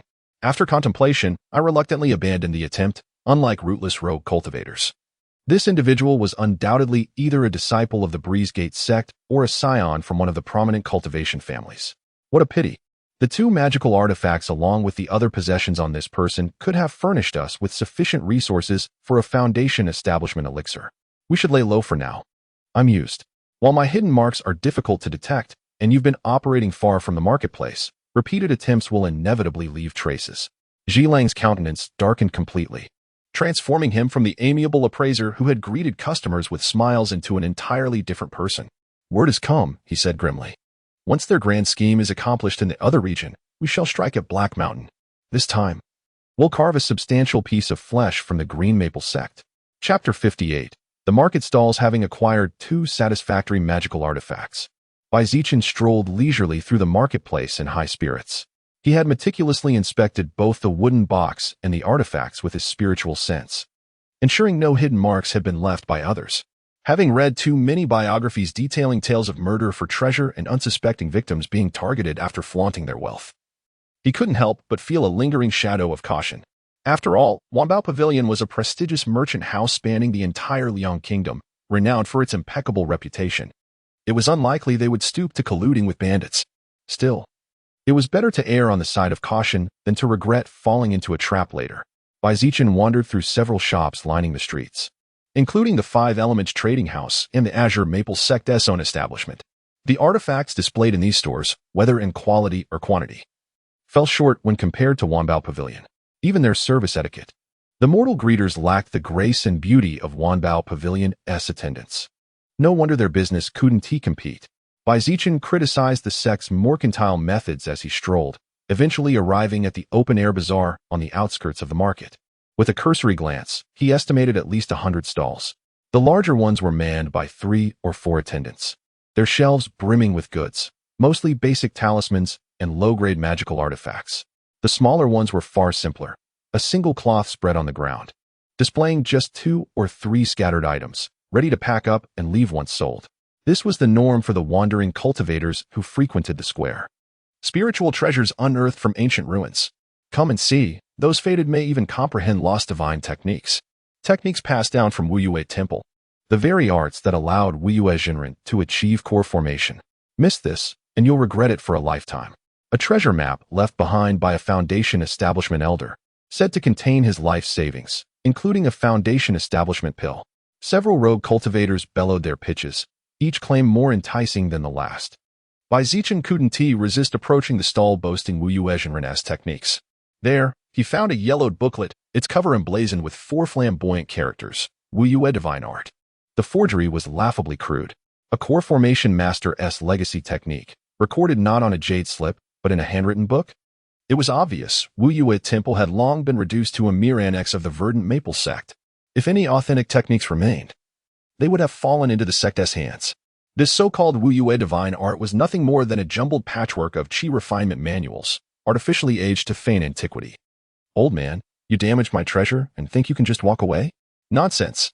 This bowl already had cracks when it came into our possession. I was already navigating the marketplace when you were still in your mother's womb. How dare you try to swindle me? Good people of the East, bear witness. These two have damaged my family heirloom and now attempt to shift the blame. Someone please summon the market overseer to settle this matter. In front of a stall across the way, a throng of cultivators had gathered, their raucous voices rising in waves. Such a vast square witnessed countless disputes each day. Zichen harbored no interest in spectating such commotions. He was well aware that unearthing genuine treasures from the stalls of itinerant cultivators was as improbable as sifting gold from the vast ocean. Those artifacts boasting grandiose names and accompanied by tales of ancestral heritage were, without exception, mere counterfeits, deceiving naive and inexperienced novice cultivators. After walking a short distance, the sound of the dispute seemed oddly familiar. Circling back to the opposite stall, the vendor was a slender young man with passable features. Yet his eyes betrayed cunning and restlessness, exuding an air of frivolity. At that moment, he was clutching the sleeves of two cultivators, stubbornly refusing to let them leave. Old Tong and Lu Song. What a coincidence to encounter them here. No wonder the voices sounded familiar. The two arguing with the vendor were acquaintances of Bai Zichen. Old Tong had passed the servant-disciple assessment directly that day, while Lu Song's outcome remained uncertain. But since they were together, it was likely he had also joined the sect. Bai Zichen saw no urgency to intervene, near the sect's market. Surely their own servant-disciples wouldn't suffer at the hands of a rogue cultivator. Manager Xiong is coming. Make way. From the crowd of onlookers emerged an obese brute, his arms as thick as an average man's waist, evidently the notorious square supervisor known as the Bear. Pray tell, what mischief is afoot? The area under my supervision is usually the most tranquil, and I particularly detest those who flaunt themselves and cause disturbances in the streets. The bear-like manager swayed with each step, his beady eyes scanning the scene before speaking in a gloomy tone. The Verdant Maple sect only oversees governance of the 4 main streets in the core district of the market, including the protective formations. The vast peripheral square and the sprawling residential areas for rogue cultivators and mortals have never been considered part of the market by the sect, unless some egregious outrage occurs. The sect can't be bothered to intervene. This square with its 100 stalls already represents substantial business. Where there are profits, conflicts inevitably arise. Disputes over stall locations and price competition amongst similar goods have given rise to the position of square manager. The circular plaza is divided into 4 sections, each overseen by a manager who handles affairs while collecting stall fees from the rogue cultivators. To secure such a managerial position, a rogue cultivator must not only possess sufficient cultivation strength and ruthless methods, but most crucially, maintain connections with the Verdant Maple sect. Otherwise, no matter how formidable, one couldn't retain this position. Under spiritual sense observation, Manager Xiong's cultivation level couldn't be concealed, a 7th-layer qi refining cultivator, with late-stage qi refinement. No wonder he could maintain order, with everyone fearing him like a tiger. Bai Zichen stood by with folded sleeves, observing how this obese brute intended to handle the situation. Manager Xiong, your arrival is timely. You must deliver justice for this humble one. A slender young man's face briefly flickered with concealed delight as he released the elderly man and his companion.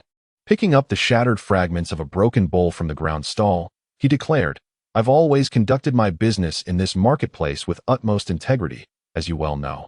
Brother Xiong, never have I engaged in deceitful practices.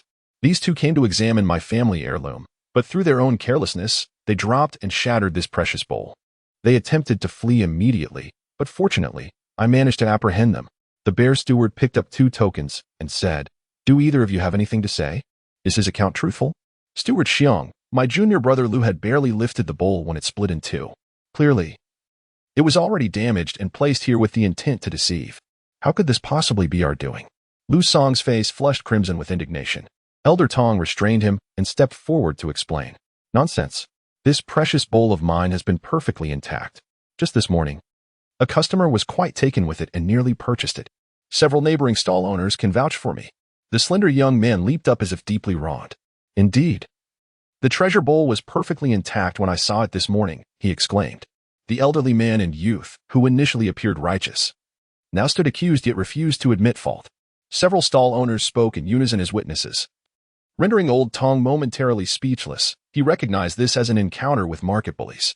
Before becoming a spirit cultivator, he'd spent 2 years navigating these marketplaces and had witnessed such schemes before. Never did he imagine facing this predicament in his twilight years. Then the matter appears quite clear, declared Manager Xiong with an authoritative wave, passing judgment. You two damaged the merchant's goods and must compensate accordingly. Young man, how much spirit stone is that worthless? I mean, treasure bowl of yours worth? Manager Xiong, both of us are disciples of the Maple sect. How can you draw conclusions without conducting a thorough investigation? The elderly Mr. Tong had not anticipated such brazen audacity from this obese brute, hastily retrieving his identification token and thrusting it forward. Chapter 59. Holding fast to one's convictions, the bear-like manager narrowed his beady eyes into slits as they swept over the diminutive stall owner, causing the latter's legs to tremble uncontrollably as he seemed to shrink into himself. Useless fool. You didn't even bother to ascertain their identities before acting. The bear steward cursed inwardly but spoke with righteous indignation. Even disciples of the Green Maple sect must abide by reason and refrain from bullying others in the marketplace with their influence. Wouldn't you all agree? Ah, you two humble disciples. I happen to have a younger clansman who has also pledged allegiance to the verdant Maple sect. Chuckles Xiong Baishan of the inner sect. Perhaps you've heard of him? If you insist on bullying others by flaunting your influence, this old bear shall have no choice but to pen a letter to my clansman, requesting him to bring this matter before the elders for fair judgment. Now, what say you? What do you intend to do? Old Man Tong had lived his entire life with meticulous caution. By virtue of his exceptional farming skills, he managed to join the Qingfeng sect as a menial disciple. Just as he began to enjoy a few peaceful days, the mere mention of someone having relatives among the inner disciples sent him into a panic. To menial disciples like him, inner disciples were figures of immense stature, though they held no direct authority over the menial ranks. Even the least promising among them could become outer sect supervisors with a single word, enough to make others in the outer sect bend to their will and target lowly menial disciples. Since joining the Qifeng sect, he had been granted cultivation techniques and tested on his farming expertise, promptly assigned 30 acres of spirit fields to tend. All his assigned sect duties revolved around spiritual agriculture, devoid of any danger, exactly what Old Man Tong had hoped for. The overseer of spiritual plants even promised that if he increased next year's yield by 20%, he would entrust him with hundreds of acres of spirit fields and petition the sect for elixirs to help him break through to the mid-stage of qi refining. With prosperity seemingly within reach, Old Man Tong dreaded any disruption. If he truly offended an inner disciple and lost his status as a menial disciple, it would be like falling from heaven straight into hell. This treasure bowl is worth 10 spirit stones. Compensate accordingly, and let there be no further disputes.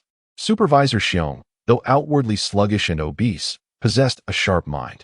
Seeing Old Man Tong's timidity, he immediately recognized him as one of the most powerless among the menial disciples, a man with no backing, no talent, and no wealth. With the backing of an inner disciple, there was no risk of escalation. Still, given their status as Qingfeng sect menial disciples, he couldn't extort too much. A few spirit stones to send them packing would suffice to save face. 10 it is. Junior brother Lu, let us pool our resources. 10 spirit stones were no small sum for Old Man Tong and Lu Song. Yet, in his disarray, the mere thought that such an amount could resolve the trouble brought Old Man Tong immense relief. Lu Song bit his lip so hard it bled, muttering incessantly under his breath, "It was me. It was me." He couldn't understand. As a rogue cultivator, he had endured humiliation in silence. He had toiled relentlessly, never daring to slack, until the day the Qingfeng sect opened its gates and he was shortlisted as a potential menial disciple. Then, by sheer luck, when the 2 rogue cultivators ahead of him mysteriously vanished, he ascended to the rank of menial disciple. Yet even with the status of a Qingfeng sect disciple, one must still endure unjust accusations. For what purpose have I toiled in cultivation? This bowl was not broken by my hand, and I shall not compensate for the spirit stones. Lu Song stubbornly raised his head and shouted loudly, "What did you say?" The steward was momentarily stunned, never expecting such a sudden twist in what had seemed a surefire matter. "Have you truly considered the consequences?" he cautioned. "Misconduct and exploiting the Qifeng sect's reputation to bully rogue cultivators will result in expulsion. 2 foundation establishment elders from our main sect are currently in the market district. Should I report this incident, young man, you can well imagine the outcome." "Junior brother Lu, don't act rashly," another voice interjected nervously. How about this? I'll cover all the spirit stones myself. No need for you to contribute. Would that suffice? The elderly man with graying hair was so frantic that his disheveled locks came undone as he clutched at Lu Song. Then go report me to the elders, and let the sect decide my punishment. I will never admit to it myself. Well said. How could the disciples of our Qing Feng sect suffer such unjust accusations? Bai Zichen applauded with admiration, having observed for quite some time from the sidelines. He could only sigh at how both men were trapped in their own predicaments, their reactions lagging far behind. Elder Tong was slippery and timid, while Lu Song was resolute and obstinate, traits that should have complemented each other. Yet, having only recently shed their status as rogue cultivators mere months ago, they had been easily intimidated by Manager Xiong's words. The upper echelons of the verdant maple sect indeed paid little heed to menial disciples. Yet when venturing beyond the sect's walls, they still carried its banner. For Manager Xiong to trouble a foundation establishment elder over such a trivial matter, what response could he possibly expect? What Bai Zichen had not anticipated was that even in the vicinity of the sect's marketplace, such corruption and bullying thrived. And as for detaining a verdant maple sect disciple, he wouldn't dare, not even with 10,000 times the audacity. Didn't Manager Xiong just mention reporting to 2 elders? Bai Zichen remarked coolly. Then I shall wait right here to hear what the elders have to say. By the way, I happen to know Senior Brother Xiong Baishan. Upon my return to the sect, I'll be sure to relay Manager Xiong's regards. Among the inner disciples, there was indeed one named Xiong Baishan.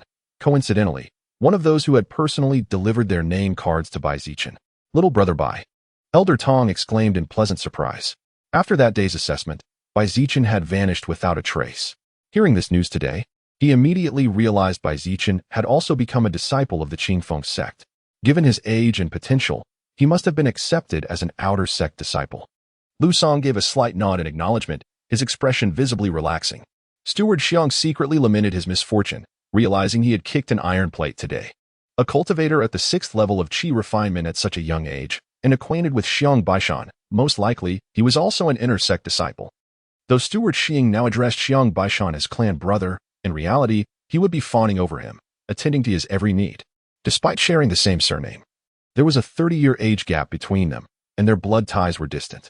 To maintain this connection, Steward Xiong personally scraped together 200 spirit stones every year and sent them to Xiong Baishan under the pretense of clan-provided cultivation resources. Upon closer inspection, the crack on this bowl seems suspicious. I suspect Yen was behind this entire scheme. The manager, Mr. Xiong, abruptly reversed his stance, completely contradicting his previous statements. You wretched fool, how dare you falsely accuse a disciple of the upper sect? You nearly deceived even me. You truly deserve death. The palm, as large as a cattail leaf fan, swung with brutal force, sending the frail stall owner's teeth scattering across the ground before he collapsed unconscious without a sound. Simultaneously, seizing the man's storage pouch, after rummaging through it, 20 spirit stones were extracted. Consider this paltry sum as compensation for the emotional distress caused by slandering our sect's disciples. Please, do accept it. Bai Zichen gestured for Old Tong to take the spirit stones, his interest in the matter waning thereafter. Whether it was bullying or scheming, he was no enforcer of the sect's laws. Had it not involved his 2 old acquaintances, he might not have intervened at all. Admirable. To stand firm in the face of adversity.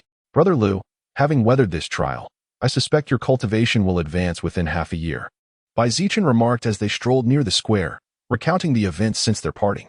As for Jiangshu, the young lass happened to have a family elder nearby and was whisked away home the following day. Many thanks for your encouragement, Bai, young Master Bai. I merely followed my conscience and made a choice, Lu Song replied, his eyes brimming with gratitude. For a moment, he had truly prepared himself for expulsion. After brief pleasantries and declining Old Tong's offer to split the compensation, Bai Zichen excused himself with sect duties awaiting. At the square's edge, he summoned a radiant glow and departed, leaving only an emerald streak in his wake. We truly owe young Master by this time. As an outer sect disciple, to have befriended an inner sect luminary so soon, no wonder that Overseer dared not act rashly, Old Tong remarked, patting Lu Song's shoulder with lingering trepidation. Junior Brother Lu, you must temper your disposition henceforth. There are many we cannot afford to offend. You didn't hear young Master Bai speak of upholding one's original intent. I can no longer evade this. Lu Song cast a profound gaze at the black ring adorning his index finger, as though making a momentous decision. In that instant, His entire demeanor underwent a striking transformation. Chapter 60. False accusation beneath the middle finger peak. 3 outer sect disciples stood shoulder to shoulder. Among them, one bore a sallow complexion, as though recently recovered from illness, his entire frame exuding frailty. Senior brother Quan, if I step forward to accuse by Zichen, will there be any repercussions?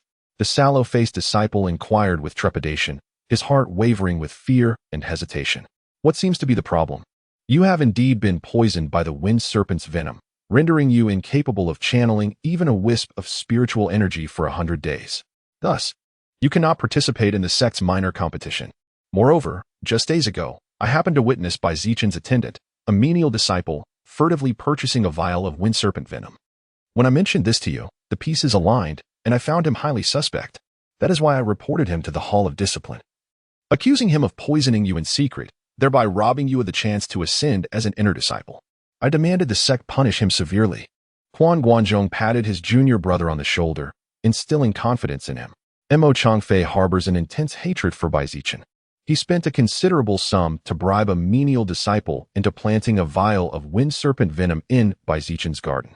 With both witness and material evidence secured, and having deliberately chosen the day when Elder Ma was presiding over the Hall of Discipline for you to lodge the accusation, there is absolutely no room for failure. Originally, Mo Changfei had intended to personally confront Bai Zichen and humiliate him publicly. But a few days ago, he sent word that he had changed his mind. He wanted Bai Zichen's reputation utterly ruined, ensuring he would never rise again. Quan Guanzhong did not dwell on it. Such behavior was hardly surprising from the spoiled scions of cultivation clans, especially the Mo family, whose fiery phoenix bloodline exacerbated their inability to control their emotions. But would anyone believe that an inner disciple would target an obscure outer disciple like me? Does it matter if they believe you? Quan Guanzhong let out a cold sneer. Having exerted no effort himself, yet successfully dragging an inner sect disciple into the mire as a mere intermediary, his heart swelled with smug satisfaction. Even if flaws emerged in the affair, the menial disciple could only implicate Mo Changfei. It bore no connection to him. The cave dwelling that Elder Ma had prearranged for someone was seized by Bai Zichen, infuriating him to the point of smashing 2 teacups on the spot. Faced with such a matter, would they not investigate it to the bitter end? Moreover, senior brother Xiong will be competing for the position of a true disciple in 2 years. Although Bai Zichen has just become an inner disciple and lacks the foundation to vie for true disciple status, it would still be beneficial to clear an obstacle for senior brother Xiong. Junior brother Quang, given your age, the hope of becoming an inner disciple seems slim. If you handle this matter well, I will introduce you to senior brother Xiong. In the future, as a true disciple, he can easily arrange a lucrative position for you, ensuring a comfortable life for the rest of your years. Junior brother Quang, reflecting on his nearing 30s with only the 5th level of qi refining, nodded helplessly. They're here. Proceed as planned. If anything goes wrong, I'll take responsibility. A flash of sword light streaked towards Five-Finger Peak. And Quan Guanzhong knew the one he had been waiting for had finally arrived. Within the sect, apart from the sect master and the 2 grand elders, only foundation-building elders and true disciples were permitted to fly through the skies. All other disciples were suppressed by the sect's aerial restriction array, facing immense resistance if they ascended more than a few feet above the ground. As the sword light descended, it revealed a foundation-building cultivator, his features dignified, save for a pair of slanted eyes that disrupted the harmony of his countenance, lending him an air of cold indifference and ruthless severity. Outer disciple Quan Guanzhong pays his respects to Elder Ma, he greeted. Quan Guanzhong and the others hurried forward to pay their respects. Elder Ma Ming was a former true disciple who had recently advanced to the foundation establishment stage. Even during his time as an outer sect disciple, he had already gained a notorious reputation within the sect for his ruthless and merciless combat style. During the sect's minor competitions, every opponent he faced was left injured, with the most severe case being a disciple who lost both arms, effectively ending their path to cultivation. At the time, the sect reprimanded him for being excessively cruel to fellow disciples and overly obsessed with victory. Even after becoming an inner sect disciple, he was stripped of all privileges. Unexpectedly, within just a few years, he still managed to outshine all his peers, ascended to true disciple status, and eventually achieved foundation establishment. These events occurred merely 20 or 30 years ago. Thus, in the hearts of disciples like Quan Guanzhong, Elder Ma Ming's authority was no less imposing than that of long-standing elders, and they addressed him with utmost reverence and caution. So, It was you who reported the inner sect disciple by Zichen for poisoning and harming a fellow disciple? Ma Ming's voice was deep and grating, like the jarring collision of two iron plates, unbearably unpleasant. Junior brother Quang is the victim here. He reported by Zichen, and we are merely accompanying him. Quan Guanzhong hastily distanced himself, pushing the so-called junior brother Quang to the forefront. In that case, accompany me for an inquiry. If the allegations prove true, the enforcement hall will not tolerate such a disciple remaining within the sect. Upon reaching the cave abode, Ma Ming brandished his elder's token, and the formation immediately parted, revealing an opening. Ma Ming of the enforcement hall, here to interrogate inner disciple by Zichen. Present yourself at once and answer. The deep, resonant voice carried far and wide, not particularly loud, yet it echoed repeatedly through the cavernous dwelling, reaching every corner. Su Lai and Peng Jinhu rushed over in haste, only to be struck by the oppressive aura of a Foundation establishment cultivator, instantly dropping to their knees. For lowly disciples like them, a sect elder was a figure as distant as the heavens. Moreover, this one clearly bore ill intent. How could they not tremble in fear? Meanwhile, Bai Zichen was in the training chamber, testing his newly acquired crimson canopy pearl umbrella against an earthen spirit puppet. He had pushed the puppet to its limits, commanding it to swing its massive arms at him with crushing force. Though the puppet was cumbersome, easily outmaneuvered in actual combat, it served perfectly for such trials. With a thunderous impact, the stone fist descended, carrying the weight of 1,000 June. The crimson canopy pearl umbrella spun swiftly, a flash of crimson light dispersing the overwhelming force. Just then, the distant voice reached him, and Bai Zichen faltered for a moment, only to be struck again by the puppet's fist. Fortunately, the two pearls embedded in the canopy flared brilliantly, and the crimson barrier, as if invigorated by some potent elixir, thickened further, remaining unshaken. Yet the pearls dimmed immediately afterward, their accumulated spiritual energy thoroughly depleted. Ma Ming, why has he come? Could it be because I took the cave dwelling he had reserved, and now seeks vengeance under the guise of duty? Bai Zichen was utterly bewildered.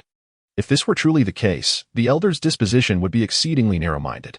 However, as an inner sect disciple personally recruited by the sect leader himself, and having left a favorable impression, even if Ma Ming deliberately made things difficult, he could only cause minor annoyances at most.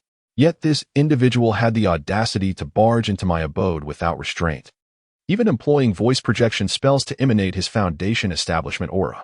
Had I been in the midst of cultivation, such an intrusion could easily have disrupted my chi flow and damaged my meridians. This debt of gratitude, I shall remember it well, Elder Ma. Bai Zichen arrived at the courtyard before his cave dwelling to behold a Foundation establishment elder with upturned eyes, behind whom stood 3 outer sect disciples with hands respectfully clasped. Greetings, Elder Ma.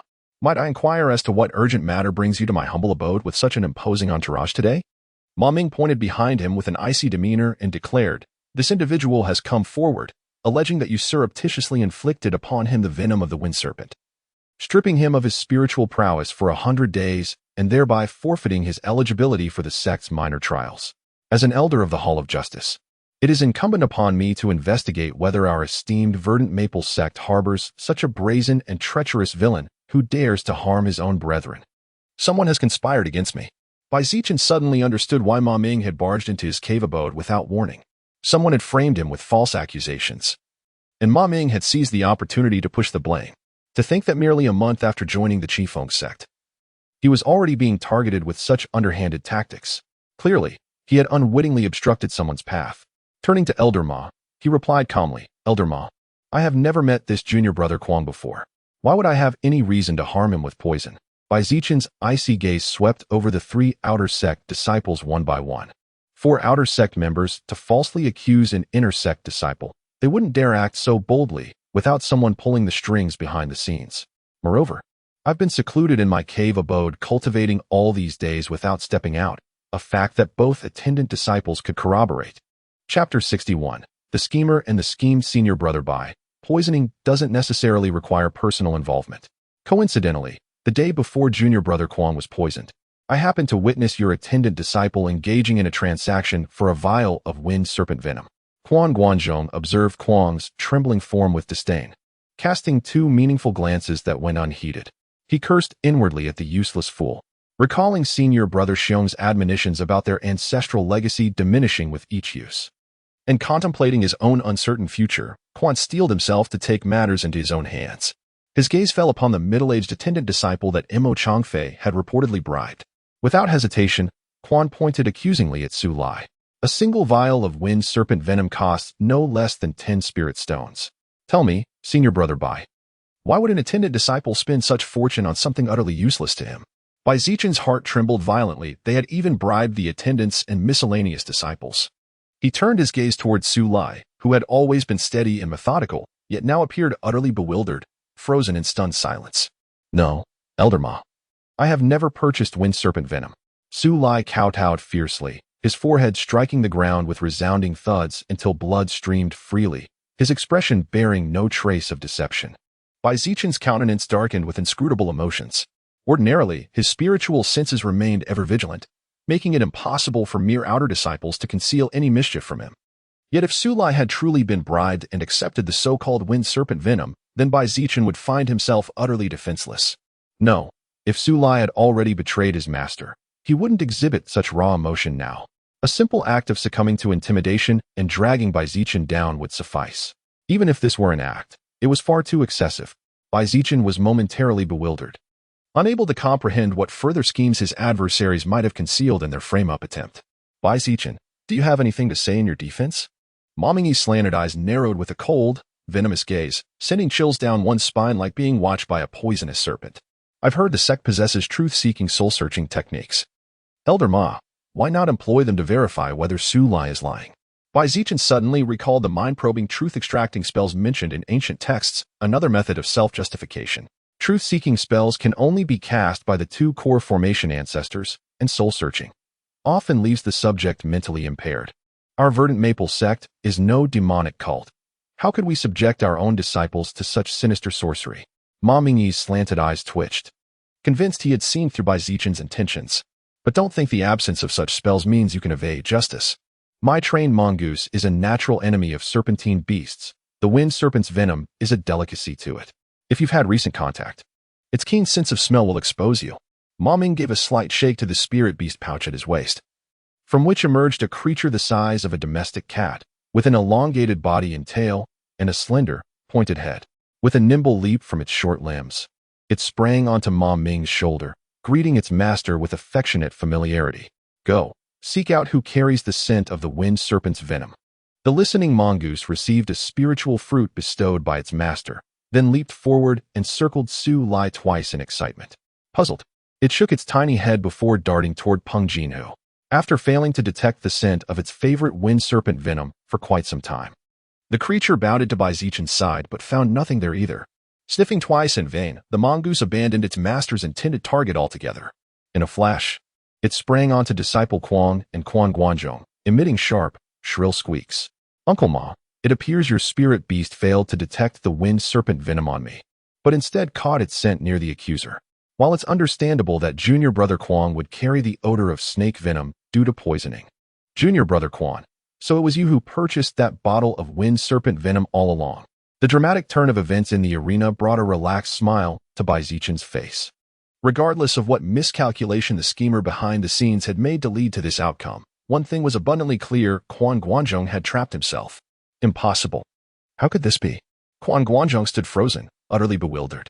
It was only natural that he carried traces of the wind serpent's venom, as he had personally handed the vial to Junior Brother Kuang, the very one delivered by Imo Chanfeng. Yet according to Imo Chanfeng's account, the entire bottle of venom had been buried in the courtyard, and the listening mongoose should have detected it long ago. Unless everything Imo Chanfeng had said was a lie. He never bribed the outer disciples, nor planted any venomous snake evidence. It was all a web of lies spun by Imo Changfei. Yet he foolishly plunged headlong into believing it. Why frame me like this? Isn't Bai Zichen the one he despises? With Imo Changfei's temperament, how could he possibly have orchestrated my downfall into this predicament? Quan Guanzhong's mind was utterly blank. He wished to offer some words in his defense, yet found himself at a complete loss for where to begin. What an utterly contemptible wretch. Ma Ming's face darkened with fury. The allegation of poisoning fellow disciples was an appalling accusation, and he had assumed irrefutable evidence had been presented when the victims personally came forward. Yet now it appeared to be nothing but a clumsy frame-up, riddled with inconsistencies. Having wasted his time and suffered humiliation, Ma Ming silently vowed retribution against these 3 outer sect disciples as he gathered his spirit beast to depart. "Uncle Ma," came the measured voice. "It seems this was not a case of my poisoning others, but rather these 2 attempting to falsely incriminate me. I wonder, what penalty does the sect impose for falsely accusing an inner disciple?" Zichen would not easily let these outer sect disciples off the hook, even if they were merely pawns on the surface. By trapping Ma Ming with words and utilizing the enforcement hall's authority to deal with them was the simplest approach, while also serving as a subtle provocation against this Foundation establishment elder. For those who falsely accuse, let them suffer the punishment they sought to impose upon others, since they accused you of poisoning, then convict them of the very same poisoning crime. The specific penalties shall be further deliberated within the Hall of Justice. Ma Ming hurled a magical rope that expanded with the wind, binding the 3 individuals together in a chain before swiftly departing amidst a radiant glow. From afar, the desperate pleas and anguished wails of the captives could still be faintly heard. Who, indeed, is the mastermind scheming against me? Once again, he halted at the final step, inadvertently ensnaring Quan Guanzhong and his companions. The carefree expression faded from Zichen's face, replaced by an unsettling discomfort at the knowledge of a hidden adversary lurking in the shadows. His cultivation was still insufficient. Had he attained the status of a true disciple, severing all covetous thoughts at their root, perhaps none would dare raise a hand against him. These recent days, from the chaos in the marketplace to today's false accusations, had unveiled a sobering truth. The verdant maple sect was far from the utopian haven portrayed in common tales. Here too existed intricate webs of deceit and unspeakable darkness. Moreover, as future competitions grew increasingly fierce, such underhanded stratagems would undoubtedly proliferate. The coveted position of a true disciple, the speculated qualifications for the sect leader's personal apprentice, and even the future opportunities for Foundation establishment. Each time, new competitors emerge. Zichen gently pulled Su Lai and Ping Jinhu aside, offering them soothing words of reassurance to ease their fears over the unexpected incident that day. He advised them to focus on their duties and maintain vigilance at their posts. Having settled these matters, Bai returned to his cultivation chamber. Swallowing a chi-replenishing pill, he resumed the process of refining spiritual energy. Today's events had instilled in him an overwhelming sense of urgency. No wonder the clan had sent so few disciples to the Qifeng sect in recent years. At least I hold the status of an inner sect disciple. Life must be even harder for those entering as outer sect members or servants, with oppression likely far more severe. Though the Bai family had its internal conflicts, they paled in comparison to the cutthroat environment of Qifeng sect. I shall not emerge from seclusion until reaching late-stage qi refinement. Zichen set a modest goal for himself. As the medicinal effects gradually took hold, he quietly closed his eyes in serene contemplation. Chapter 62. Late stage of qi refining time slipped away like a fleeting white steed, and several months passed in the blink of an eye. Zichen strolled leisurely through the garden, admiring the vibrant and flourishing array of exotic flowers and spiritual herbs meticulously tended by Peng Jinhu, a breathtaking spectacle of dazzling colors and lush clusters. I've been keeping an ear to the ground at the enforcement hall. Su Lai followed behind cautiously, and only recently did news emerge. Of the 3 disciples who falsely accused young Master Bai, the one surnamed Kuang had his cultivation abolished and was expelled from the sect. Quan Guanzhong and the other were sentenced to 10 years of hard labor, assigned to the lowest rank of miners in the spirit stone veins. Deep in those mines, the spiritual energy is meager and chaotic, leaving them no time for cultivation amidst endless digging. By the time they return, their lives will be effectively ruined. It's said that senior brother Xiong Baishan from the inner sect, along with several stewards who had ties to the Quan family, pleaded for leniency. Su Lai added carefully. Otherwise, Quan Guanzhong, for providing false testimony, would have been expelled as well. Xiong Baishan. What a coincidence. Since the false accusation incident, Zichen had grown reluctant to venture out and had little interaction with his fellow inner sect disciples. Yet the name Xiong Baishan was not unfamiliar to him. If he stepped forward to plead for Quan Guanzhong, then Xiong Baishan must have been either the mastermind behind the false accusation or at least a key participant. Additionally, I've heard something rather peculiar. Su Lai hesitated before sharing the dubious rumor. When Quan Guanzhong was being escorted to the mines, he kept cursing, "Imo Changfei, you treacherous snake. You ruined me." This was allegedly overheard by a steward of the enforcement hall after a bout of drinking, though its veracity remains uncertain. Imo Changfei, is he involved in this as well? Zichen flung aside a string of wind chime flowers, which fell to the ground with a melodious tinkling sound. The frame-up, which had started with great fanfare but ended in a whimper, now seemed like a mere jest. Yet, with 3 outer sect disciples implicated, there must have been a misstep somewhere along the way. To think that Mo Changfei would lend him a helping hand, Bai Zichen found it utterly unbelievable. It was unclear what unexpected turn of events had occurred, but in the end, it had backfired, ensnaring Quan Guanzhong and the others instead. The results of the sect's minor competition had been announced. Mo Changfei had secured 3rd place and was granted the status of an inner sect disciple just last month. Only 3rd among the outer sect disciples, it seemed this young Master Mo's skills with his hands were not as formidable as those with his tongue. And what are the other 2? Disciples of the Qifeng sect, if one fails to advance from the outer to the inner sect by the age of 30, they must begin handling mundane affairs. The sect will no longer allow them to idly enjoy its resources without contributing. Mo Changfei, as the direct descendant of the Fire Phoenix Mo clan, undoubtedly possesses top-tier family treasures and artifacts. Securing a position among the top 3 is only natural. The top ranked in the minor competition, Gan Guangda, is unfortunately already 27. After 5 years in the inner sect, he will be dispatched to serve as a steward. The second ranked, Tan Qin, is merely 19, alongside Mo Changfei and Bai Xiao, who are of similar age. She will be a primary competitor for the position of true disciple in the future.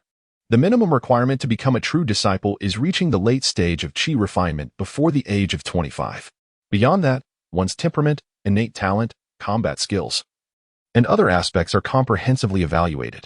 Gan Guangda exceeded the age of 25 when he was promoted to the inner sect, which is why Su Lai remarked that this individual merely sought an inner sect identity with no possibility of further advancement. Seeing no further matters at hand, Bai Zichen dismissed Su Lai with a wave. My rivals for the promotion to true disciple, these 2 are hardly qualified. This batch of inner sect disciples likely won't make the cut. I'll have to trouble some senior brothers from the previous generation instead. Bai Zichen returned to the training chamber, the ink bamboo, sword in his grasp. With a sweep of its emerald blade radiance, he cleanly cleaved 2 mud spirit puppets in half. The fluctuations of his spiritual power surged around him, unmistakably revealing his cultivation at the 7th level of qi refinement. After 3 months of secluded cultivation, continuously consuming qi replenishing pills, I successfully advanced to the peak of the 6th level of qi refinement. After several days of adjustment, I gathered my strength and charged toward the late stage of qi refinement. At this threshold, which all low-level qi refinement cultivators regard with trepidation, Bai Zichen finally encountered his first bottleneck. If progressing from the 5th to the 6th level of qi refinement was like treading flat ground, then the barrier between the mid and late stages was akin to scaling a steep step at least a foot high. After struggling for 3 days, I mastered the 7th layer of the evergreen technique. Surging spiritual energy greedily absorbed the surrounding qi within the cave abode, and my spiritual power doubled in an instant. In other words, Bai Zichen, not yet 17, had already met the minimum requirement to be promoted to an elite disciple. This spiritual constitution of mine is truly profound. I should visit the scripture pavilion when I have time to search the records. Perhaps there are similar documented cases. Satisfied, Bai Zichen sheathed his black bamboo sword. The power of his sword radiance had now more than doubled. Moreover, with the cultivation of the late qi refinement stage, his control over the flying sword had become even more fluid and precise, making it far harder for opponents to exploit any openings. I wonder, will this spiritual constitution aid me in breaking through the foundation establishment barrier? If only it were like the heavenly spiritual root, making foundation establishment as effortless as grasping something already within reach. Bai Zichen was acutely aware that his current cultivation achievements were overwhelmingly attributed to this rare spiritual constitution, so extraordinary that even the ancestral steel could only vaguely detect its presence. Without it, he would likely still be confined within the Bai family estate, struggling to reach even the 4th level of qi refining. Instead of idly contemplating how to scrape together more cultivation resources, he wouldn't have the luxury of envisioning his future foundation establishment at such a tender age. Thus, the latent potential of this spiritual constitution would determine the trajectory of his grand Tao. In the immediate future, it would directly influence his approach to foundation establishment. If it proved equivalent to a heavenly spiritual root, eliminating the need for foundation establishment pills or auxiliary spiritual materials, he could cultivate with transcendent serenity, focusing solely on reaching the pinnacle of qi refining. However, if it mirrored the properties of a variant spiritual root, granting significantly higher success rates than ordinary spiritual roots, yet still falling short of absolute certainty, he would need to strategize accordingly. Would securing supplementary spiritual materials suffice, or must he strive for the elusive perfection of a foundation establishment pill? Zichen exhaled softly, setting aside these vexations for another day. The summit of Qi refining remained distant, affording ample time for meticulous planning. White Jade Pavilion. Though the first-grade bitter lotus tea is harsh and astringent upon the palate, I cherish its lingering aftertaste. Please, partake. With a graceful gesture, Zichen extended the invitation. The tea's ability to restore depleted mental energy proved invaluable to him, particularly as he intermittently practiced the soul-forging art. Thus, he had instructed Peng Jinhu to include this spiritual tea in his monthly requisitions from the General Affairs Hall. Merely a first-grade spiritual tea. The hall raised no objections, its consumption was negligible regardless. Exquisite tea. Lu Song held the teacup with both hands, took a delicate sip, and promptly set it down again. Perching on the edge of his seat with only half his body resting on the chair. This visit to senior brother serves a dual purpose, to express gratitude for his intervention in the marketplace last time, and to share a serendipitous opportunity. Zichen was unsurprised that Lu Song had uncovered his identity. As a newly promoted inner sect disciple, his sudden ascent had stirred quite a commotion among the outer sect, even prompting underhanded schemes like false accusations. Though someone else had orchestrated it, it was clear that many outer sect disciples held reservations about him. You and I were acquainted even before joining the Verdant Maple sect, a stroke of fate in itself. There's no need to mention such trivial matters. As for this opportunity, Junior Brother Lu, you should keep it for yourself. Each person has their own destiny. How could I possibly take advantage of you? A flicker of impatience crossed Zichen's mind. A mere menial disciple coming to share an opportunity with him seemed dubious at best. Moreover, with the false accusation incident still fresh, he had grown wary of everyone. Who was to say this wasn't yet another trap laid by those lurking in the shadows? Chapter 63, The Hidden Realm. Zichen lifted his teacup with an air of subtle dismissal. Even if Lu Song's offer of fortune was sincere, he harbored little interest. A destitute rogue cultivator, barely scraping by to become a mere servant disciple of the Qingfeng sect. What grand opportunity could he possibly possess? Moreover, the remnants of ancient cultivators' abodes were not always troves of treasures. Some, twisted by their failures and consumed by madness in their final moments, deliberately laced their sanctuaries with deadly traps before scattering maps to lure the unsuspecting. Many a hopeful wanderer had met their doom, chasing illusions of riches. Seeing Zichen's indifference, Lu Song grew desperate. Since childhood, he had clung to this secret, dreaming of unraveling its mysteries once he embarked on the path of cultivation. Yet the site's defenses were formidable, beyond his meager strength to breach. Seeking allies was perilous. The weak were useless. The strong might devour him whole. Only after humiliation in the marketplace and the grim realization that decades might pass before he could claim the treasure alone did he resolve to find a partner. Among his scant acquaintances, Zichen stood out, not just in strength, but in reliability. Surrendering the secret to the sect was a last resort. With Zichen, he might still claim a share. For a man of his modest talents, this gamble was his only hope of transcending mediocrity. His bet? That Zichen's integrity would outweigh greed. Yet Zichen's disinterest seemed to confirm his fears, dashing Lu Song's final chance. Senior Brother this is no mere rumor. I swear there are true treasures within. I know you doubt a wretch like me could recognize real value. But see for yourself. With a pained grimace, Lu Song bit his tongue and spat a mouthful of vital essence onto the obsidian ring in his palm. This jade key only answers to my blood. The ring shimmered, its surface rippling into a luminous projection, a mirage of a secluded grotto. No, not a grotto, an entire hidden realm. Zichen scrutinized the scene with furrowed brows, his posture leaning forward as an air of solemnity enveloped him. Secret realms refer to those self-contained dimensions where spiritual energy naturally regenerates within their own spatial boundaries. Within the cultivation world, these realms are often remnants from ancient times, painstakingly carved out by mighty cultivators of yore and later discovered by their descendants. Most of these realms lie in desolation, their structures unstable, teetering on the brink of collapse at any moment. Yet, a rare few conceal fortunes of unimaginable magnitude. The most renowned among them is the secret realm unearthed by the 10,000 Beasts sect, which yields the core formation treasure, Serene Jade Marrow. It was precisely due to this realm that the 10,000 Beasts sect, operating in quiet obscurity for centuries, ascended from mediocrity to become the foremost sect of the Liang Kingdom. According to the conjecture of the nascent soul true monarch, the ability to create secret realms is a technique that at least requires the cultivation level of a divine transformation stage master. Therefore, the discovery of any secret realm invariably causes a great stir. Even though most ancient secret realms that have survived to this day are dilapidated due to the passage of time, and even after being deciphered, few treasures can be found within them. The secret realm projected by the black jade ring in Lu Song's hand appears rather small, spanning no more than 10 zhang in radius, so tiny that one could see from one end to the other at a glance. It belongs to the smallest category among secret realms. At the very center of the secret realm stands a solitary, desolate tomb. While its edges are littered with dozens of shattered weapons, many of which have already crumbled into fragments.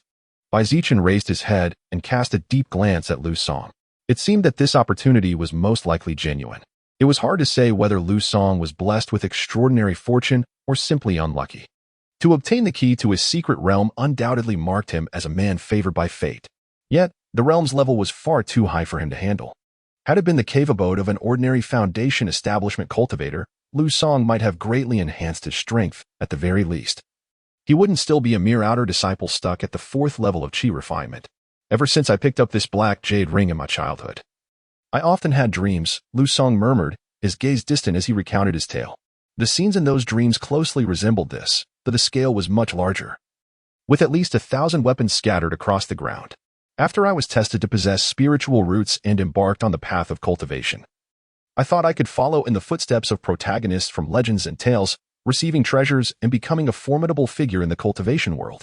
Little did I expect that merely locating the treasure site based on vague directions would consume 2 full years. And to my dismay, the place was already inhabited by a pack of bloodthirsty wolves, rendering even a single step closer an unattainable luxury. Unwilling to concede defeat, I endured the harsh elements on the outskirts of the blood wolf pack for an entire year. Seizing an opportunity when the wolves departed en masse to hunt, I ventured into their territory. Yet even the juvenile wolves proved too formidable for me to handle, and I inadvertently attracted the attention of 2 elder wolves guarding the den, nearly costing me my life. Senior Brother Bai, with your prowess and our careful strategizing, we stand a chance to breach their defenses. Locate the loophole of the blood wolf and enter the secret realm you spoke of. Lu Song's eyes were slightly reddened. Reminiscing about his journey from an ambitious young cultivator to a down-and-out rogue cultivator in his 30s, emotions still overwhelming him. First, I must express my gratitude for junior brother Lu's trust in me. If the projection holds true, this opportunity is indeed extraordinary. Zichen pondered for a long while.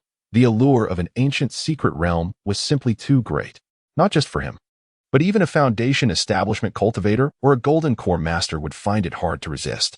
Though this sudden stroke of fortune deviated entirely from his original plans and carried numerous risks, it still left him torn with indecision. However, given our current strength, attempting to claim the secret realm seems overly ambitious. While you possess the key to enter, the dangers lurking within remain unknown. Take the blood wolves blocking our path. For instance, these pack-dwelling demonic beasts are not to be trifled with. Blood wolves are first-grade, upper-tier demonic beasts, equivalent to late-stage chi refinement cultivators. What makes them truly fearsome is their tendency to hunt in packs, their numbers ranging from a dozen to as many as 40 or 50. Zichen did not believe his current strength would allow him to move freely amidst the blood wolf pack. As for Lu Song, merely being able to protect himself without causing trouble would already be commendable. Very well, let us wait a few more years. After I am promoted to a true disciple and my abilities advance further, I shall accompany you on this journey to investigate the situation thoroughly. Having waited all these years, what difference would a few more make? Zichen fixed his gaze intently upon Lu Song. Were it not for the fear that prolonged hesitation might erode the other's willingness to collaborate, he would have preferred to postpone discussions until after achieving Foundation establishment. After all, he had merely proposed conducting preliminary reconnaissance first should dangers be detected. The actual exploration of the secret realm could always be deferred further. Very well, Lu Song replied. Having regained his composure, I trust senior brother Bai to be a man of his word.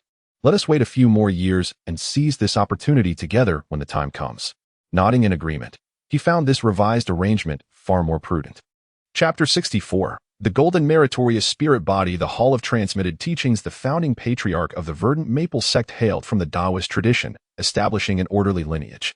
Within the Hall of Transmitted Teachings, alongside the sect's own heritage, lay the collected techniques of various schools amassed over generations.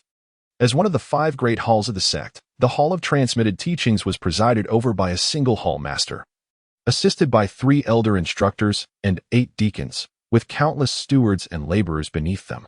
The first floor alone housed no fewer than 10,000 volumes of scriptures, a veritable ocean of knowledge. These primarily consisted of miscellaneous texts and chi refining stage techniques. Having inquired beforehand, Zichen proceeded directly to the second floor. Though its collection was but a tenth of the first floor's, the overall value soared exponentially. Here, cultivation techniques that failed to guide one to the golden core stage were deemed unworthy of inclusion. The tomes were organized into towering shelves by category, interspersed with several jade slips clearly containing even more precious knowledge. Zichen paused before the shelves, his gaze sweeping across them before settling upon the largest section, the cultivation techniques. The matter of his spirit body was of grave importance. He had no intention of revealing it prematurely. Moreover, this provided the perfect pretext to research his future primary cultivation method. At the forefront of the technique shelves rested the canon of harmony with annotations by the true Lord Shangyang, the foundational scripture of the verdant maple sect. While the sect possessed at least half a dozen techniques capable of reaching golden core perfection, this annotated canon remained the most pivotal. The founding patriarch himself had cultivated this very method, with other techniques only gradually accumulated through various fortunes. True Lord Shangyang, the patriarch's own teacher, was revered by the sect as the progenitor of their lineage. The volume displayed here contained only the first chapter. Zichen opened to the preface, immediately confronted by abstruse scriptures that left him utterly bewildered.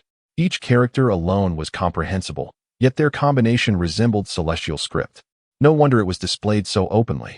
Without annotations or guidance from elders, mastering this technique would likely consume an ordinary cultivator's entire lifetime.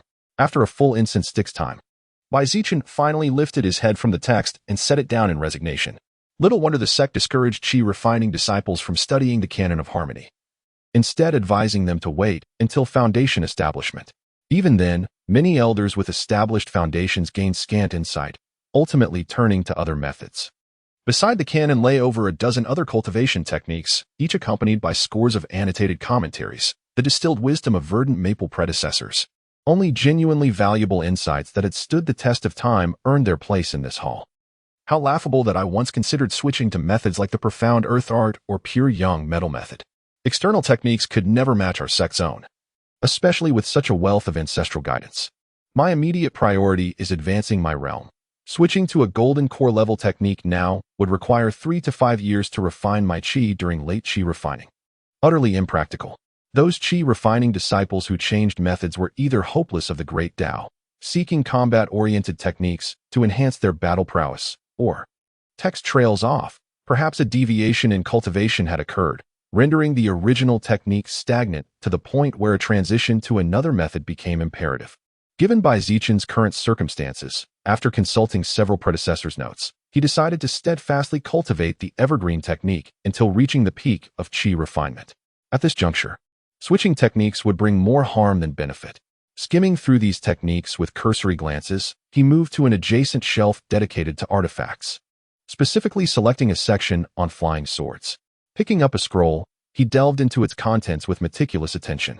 Indeed, the verdant maple sect lacked formal sword cultivation techniques, possessing only a second-tier flying sword forging legacy, one that hadn't yielded success in many years. If he truly intended to wield a flying sword as his primary means of combat, or even refine it into a life-bound treasure, he would need to seek a proper sword cultivation legacy elsewhere. After browsing further, Zichen finally stumbled upon traces of sword cultivation sects within a miscellaneous tome titled Commentaries on the Cultivation Sects of Liang Kingdom. The Eclipse Sword Sect, where raising a sword to the sun dimmed its very radiance, was known for its disciples' fierce independence and arrogance. Their recruitment standards were exceedingly stringent, accepting only prodigious talents in the sword path. With fewer than 100 members, the sect's overall strength in Liang Kingdom was not top tier. Yet each disciple boasted formidable combat prowess. Curious, Zichen flipped to the section on the verdant maple sect, only to find a dismissive few lines, secluded in obscurity, with little interaction with other sections. Lacking outstanding talents, yet rumored to possess orthodox Taoist heritage, distinct from the rest of Liang Kingdom. Displeased by the belittlement of his sect, Zichen scoffed and discarded the book. Winding through the shelves, he eventually arrived at the section detailing spiritual roots and physiques. The selection here was sparse, primarily extolling the marvels of heavenly spiritual roots and the peculiarities of variant spiritual roots, along with methods to maximize their potential. Only the final scroll documented the majority of known spiritual physiques in the cultivation world, many of which were mere names, their mysteries left to the compiler as conjecture, as some had never manifested in Leon Kingdom. The Great Solar Flame Physique, cultivation speed rivaling that of a fire-attributed heavenly spiritual root. Though offering no aid in foundation establishment or core formation, requiring personal breakthroughs.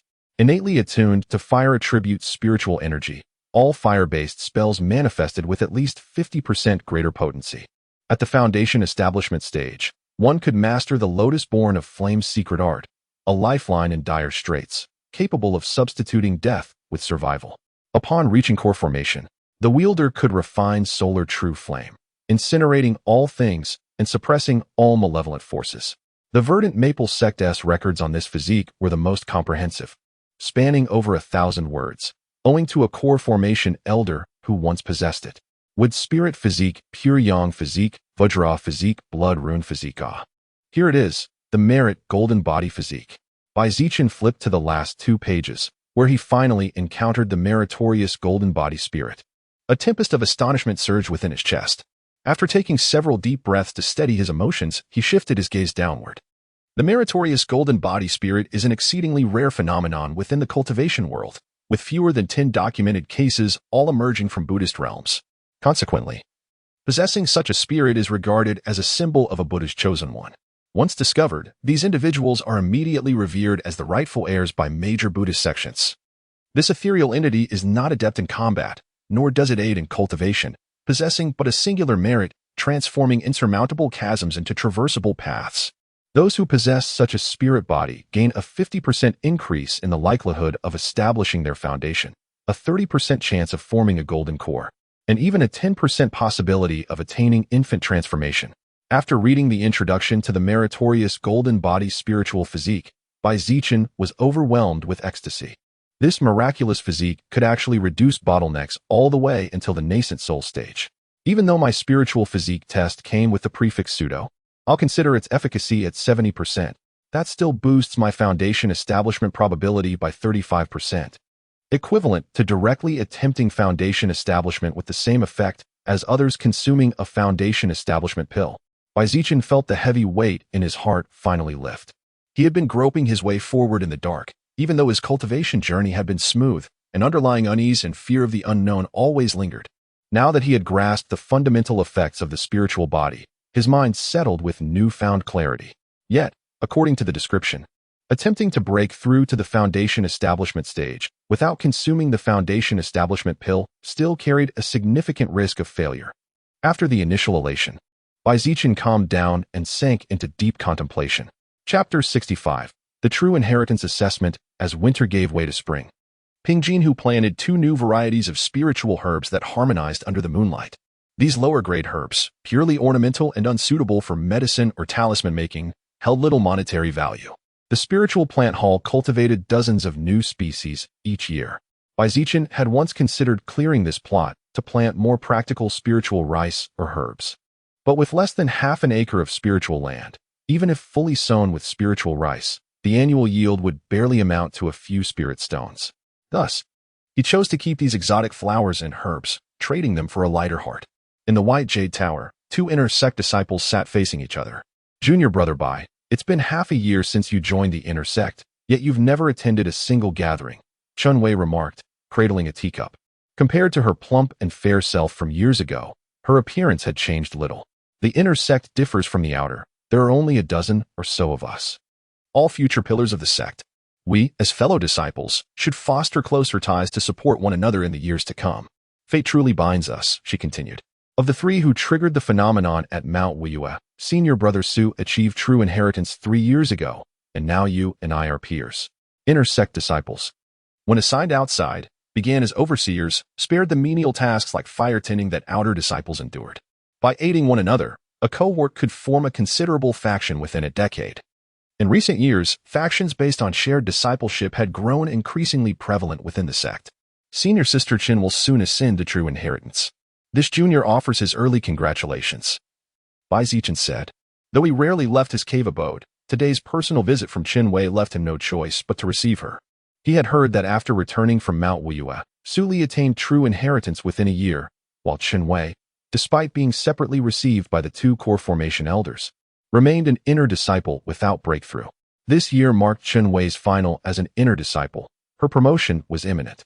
A sweep of by Zichen's spiritual sense revealed her cultivation at the 7th level of qi refinement, the same as his, explaining her prolonged stagnation.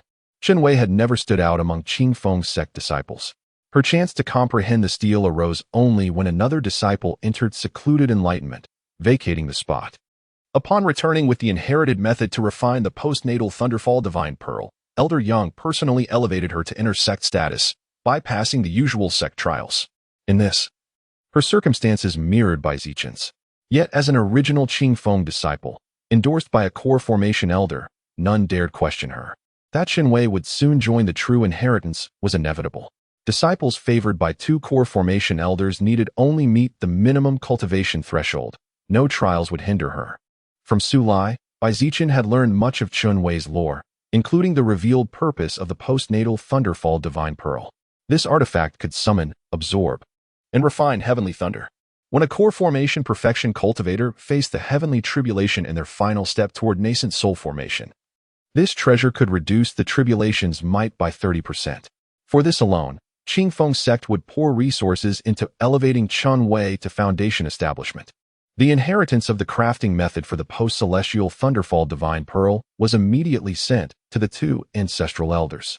However, if Qin Wei, with her Thunderfall constitution, were to attempt the crafting first and absorb the experience, it could save the core formation ancestors from many detours. Speaking of which, Qin Wei's Thunderfall constitution is a type of spiritual physique. Unfortunately, apart from attracting thunder, no other uses have been discovered yet. A disciple like Qin Wei, with ordinary aptitude, is almost guaranteed a foundation establishment prospect. Not only outer sect disciples, but even countless within the inner sect envy her immensely. What's so special about me? Barely making it as a true disciple? Observing junior brother Bai's cultivation, you're probably not far from the late qi refining stage, Qin Wei said softly, her eyes narrowed. Showing no change in attitude despite having caught the ancestral elder's favor and holding a special status. Bai Zichen had broken through some time ago, his mana now stabilized. With his spiritual sense accompanying him, there wasn't the slightest leakage in his mana control. Qin Wei, being at the same cultivation level, only vaguely sensed that Bai Zichen's mana was stronger than that of an average 6th level qi refining disciple, failing to notice he had already reached the 7th level. After all, reaching the late qi refining stage at such a young age would be considered astonishing within the Qingfeng sect, and normal people wouldn't even consider that possibility.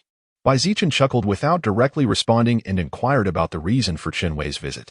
It turned out that apart from Qin Wei applying for true disciple status, two other inner sect disciples were about to leave after their 5-year term. One had exceeded the age limit of 25, while the other, though still within the age limit, felt certain they couldn't pass the rigorous true disciple assessments, and, lacking the favor of any core formation ancestor, chose to give up directly. Thus, they had decided to hold a small banquet, gathering the inner sect disciples of their cohort. Qin Wei personally came to extend the invitation, and Bai Zichen, finding it hard to refuse, agreed upon learning the event was scheduled for the end of the month. By the way, senior sister Qin, as a newcomer, I know little about true disciples. I'd appreciate your guidance regarding the true disciple assessments, Bai Zichen said. He only knew that to become a true disciple, aside from meeting the basic requirements of cultivation level and age, one had to pass multiple stringent assessments, ensuring each selected individual had a considerable chance of reaching foundation establishment. However, he was unclear about the specifics. At the level of a miscellaneous duty disciple like Su Li, no matter how capable, such high-level information was beyond reach. Junior brother Bai, you really should start learning about it. In a few years, it'll be your turn. If following the normal procedure, once you submit your true disciple application, the transmission hall will verify your eligibility and assign a true disciple mission. This mission is personally issued by the head of the transmission hall, tailored to each disciple's individual conditions. I remember clearly. Senior brother Su's mission that you required him to capture a giant-toothed bear alive within 7 days, without hiring help or purchasing one, Qin Wei said, her eyes reflecting a trace of fear. The giant-toothed bear is a peak first-tier demonic beast, thick-skinned and immensely strong, capable of sending ordinary qi refining cultivators flying with a single slap. Back then, Suli only passed after a bloody battle. The second stage involves an assessment of your temperament by the enforcement hall, though the exact process is unclear. Few disciples fail at this stage, she continued. The final stage is a duel. After passing the first 2 trials, all inner disciples may challenge you without your right to refuse. Only by defeating every challenger can you be considered to have surmounted all 3 trials and ascended to the rank of true disciple. The third trial merely states that one must prevail over challengers, not necessarily every single inner disciple. Therefore, if no one steps forward to challenge, does that not also equate to successful advancement? By Zichen discern the underlying implication, either one must possess unparalleled combat prowess to overpower fellow disciples in battle, or master the art of alliance building to persuade all inner sect disciples against issuing challenges. Indeed, it was so. Chenwei's eyes curved into crescents when her turn came. None would be so imprudent as to risk offending a core formation elder by challenging her. Chapter 66. Inner sect gathering. The winding stream carried floating wine cups amidst falling petals beneath the eaves. On Tailfinger Peak, within the peach blossom grove, a crystal-clear mountain brook meandered, occasionally disturbed by plump fish leaping from its surface. Dozens of servant disciples bustled about, delivering an endless flow of spiritual delicacies and fruits to the long banquet tables. Upon a roasting spit, 2 calf-sized beasts turned slowly, their succulent aroma perfuming the air. Several young men angled in the stream, intermittently landing sizable catches. Among them, an aloof youth repeatedly cast his line, only to retrieve it empty-handed each time. Frustration mounting. He finally flung his fishing rod aside and stalked toward the roasting stand. Even as an immortal cultivator, must he still endure the indignity of returning empty-handed? A group of inner sect disciples agreed to compete in fishing without using any magical abilities, relying solely on their personal skills. Within just half an hour, Zichen glanced at his empty fish basket and the abundant catches of those beside him, promptly deciding to switch activities. Senior brother, try this piece of roasted meat. It's been marinated to perfection. Among cultivators, seniority was determined by strength rather than age. Thus, despite Guangda being nearly a decade older than Zichen, he still addressed him as senior brother. This newly crowned champion of the minor competition had a broad, honest face. Though freshly promoted to the inner sect, he was older than nearly everyone present. He greeted everyone warmly, deliberately forging connections while maintaining a humble demeanor. After all, given his age, without extraordinary fortune, any disciple there would likely surpass him in future prospects. Thanks. Zichen accepted the roasted meat and gave Guangdo once over. 6th level of Qi refinement. His cultivation is solid and condensed, with a decent foundation. The two engaged in idle chatter. Since Zichen had no acquaintances among the inner sect disciples, he was content with the quiet company. If it isn't Zichen? A fiery red figure rushed past in a whirlwind before doubling back, looking down at him with disdain. So what if you got ahead of me? This young master still made it into the inner sect. A fraud remains a fraud. No one here respects you. Is this the kind of riffraff you cling to for warmth? Mo Changfei's acrid and caustic remarks swept even Guangda into their scathing tide, his disdain palpable. Guangda's face flushed crimson with humiliation, fury blazing in his eyes as he clenched his fists to restrain his impulse. His paramount purpose in joining the inner sect had been to forge connections and expand his network. As a direct descendant of the prestigious Fire Phoenix Mo clan, Mo Changfei's status, background, and future prospects far eclipsed Guangda's. Weighed down by these considerations, Guangda hesitated, momentarily too intimidated to retort, swallowing his indignation in silence. Junior brother Mo, did your clan neglect to teach you the proper respect for seniority before sending you to Qingfeng Gate? Having entered the inner sect before you, I am entitled to be addressed as senior brother. Zichen chuckled lightly. Having never held any fondness for Mo Changfei, especially now that the man had entangled himself in the scheme to frame him. As for gaining another adversary, Zichen remained utterly unperturbed. Within the sect's confines, the influence of even the mighty Fire Phoenix Mo clan had its limits. Moreover, Zichen had already assessed the situation. The top two in this minor competition, Guangda and Tan Xin, were both at the 6th level of Qi refinement, while Mo Changfeng, despite sharing their cultivation realm and undoubtedly possessing superior magical artifacts, not to mention his renowned Fire Phoenix bloodline, had only managed to secure 3rd place.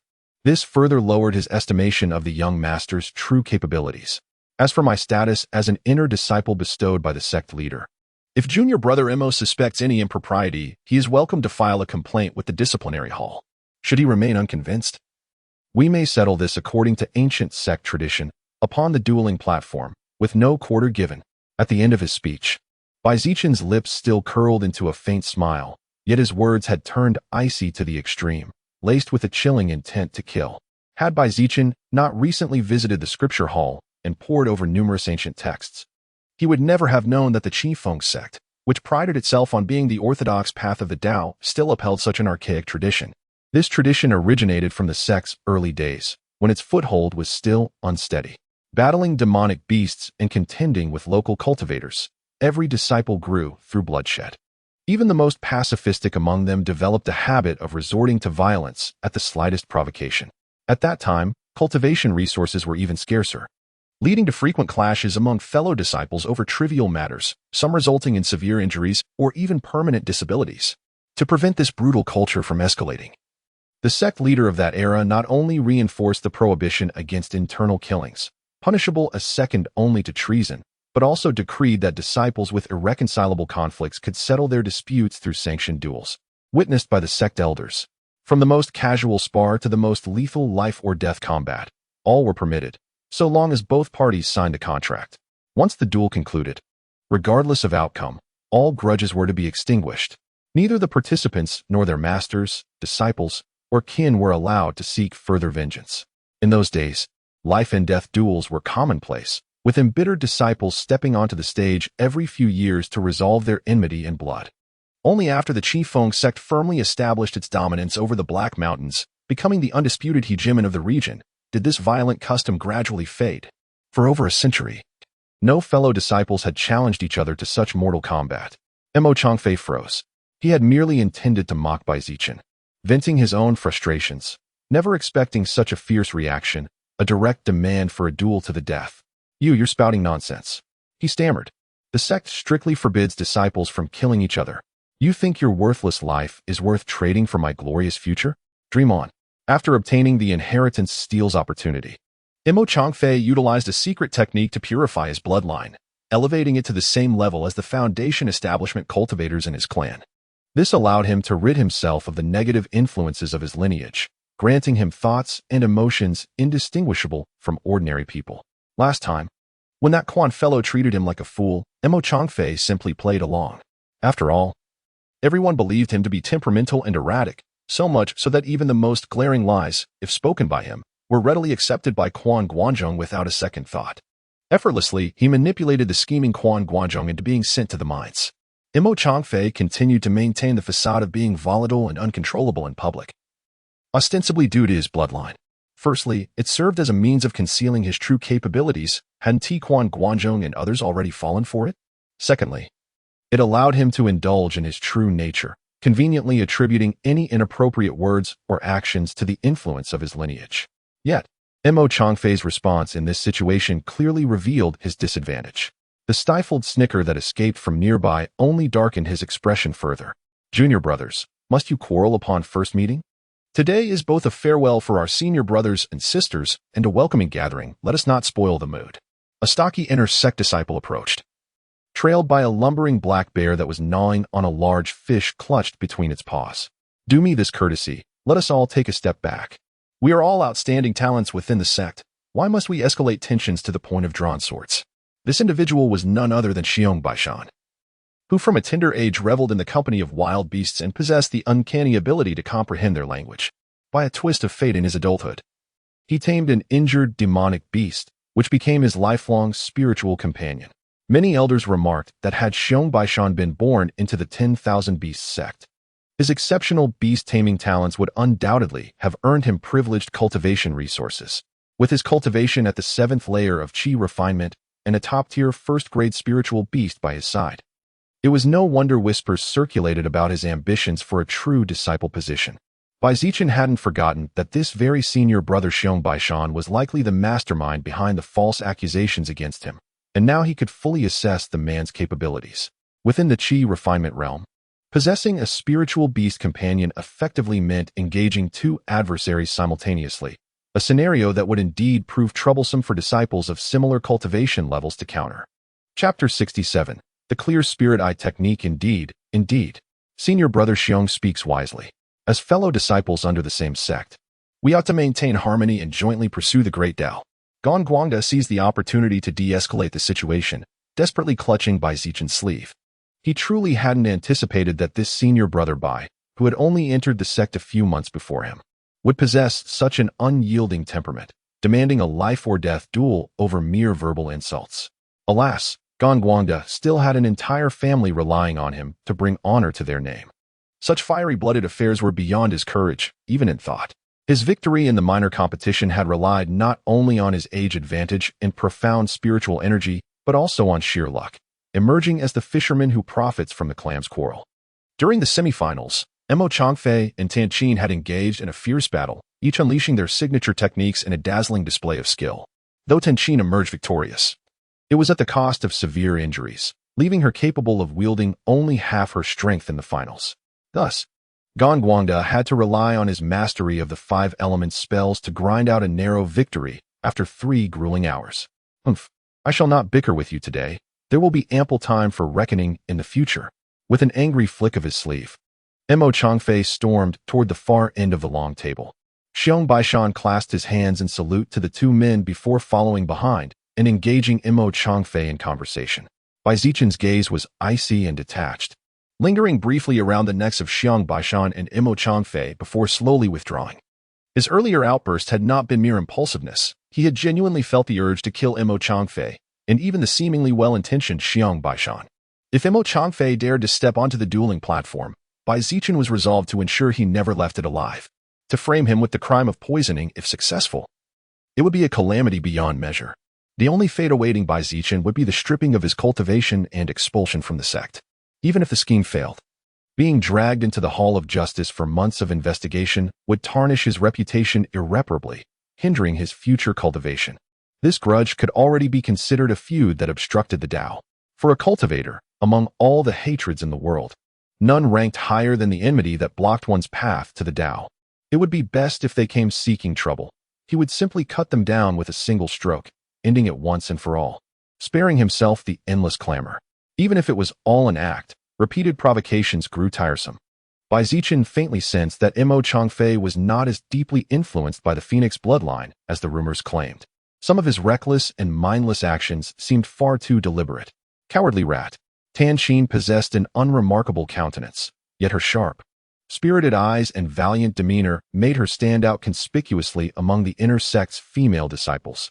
During the minor competition, she had seemed coarse and vulgar. Who would have imagined she was also a bully with a cowardly heart, provoking others only to be countered? She was cornered by a challenge to a life-or-death duel, yet lacked even the courage to accept. At the sect's minor competition, Missouri Changfei, relying on several formidable magical artifacts, had once forced Tan Qin into a disadvantageous position, mere steps away from victory. Fortunately, Tan Qin was no commoner. Her elder was one of the sect's esteemed elders, and she carried no shortage of treasures. At the cost of severe injuries, she employed 2 life-saving trump cards to finally defeat Mo Changfei. Yet because of this, she narrowly missed claiming first place in the competition. This Bai Zichen is clever indeed. With a single remark, he cornered Mo Changfei, leaving him no room to retreat. Regardless of whether he was certain of victory, by immediately invoking a duel to the death, he sowed hesitation in anyone's heart. Indeed, junior brother Bai hails from the esteemed Ink Bamboo Bai clan, though his family wealth may not rival Mo Changfei's, rendering him disadvantaged in the arena.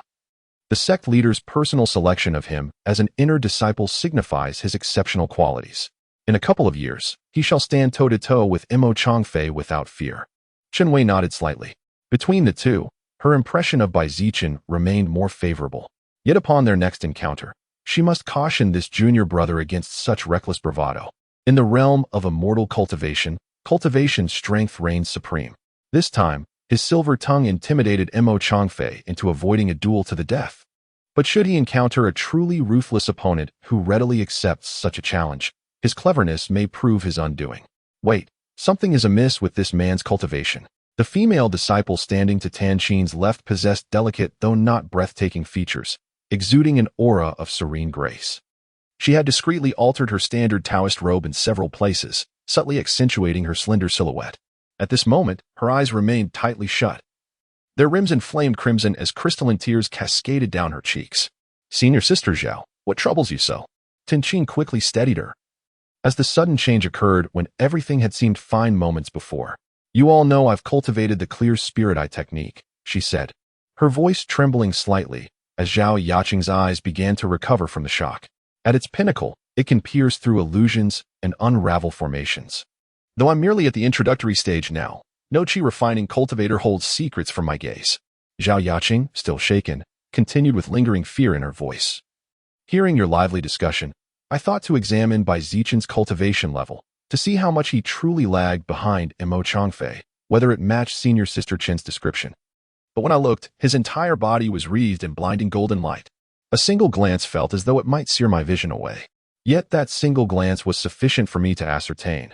This by Zichen was no mere mid-stage Qi refinement cultivator, but unmistakably at the 7th layer of Qi refinement. Moreover, either she possesses a protective treasure or has cultivated some extraordinary technique. Otherwise, my clear spirit pupil technique would at most prove ineffective. It certainly shouldn't have been agitated to such an extent. Zhao Yaqing's cultivation talent could only be considered average at best, yet her exquisite eyesight far surpassed that of ordinary individuals.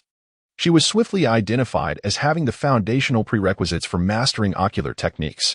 Although the clear spirit pupil technique holds no direct utility in combat, it pierces through illusions and dispels mirages with but a single glance.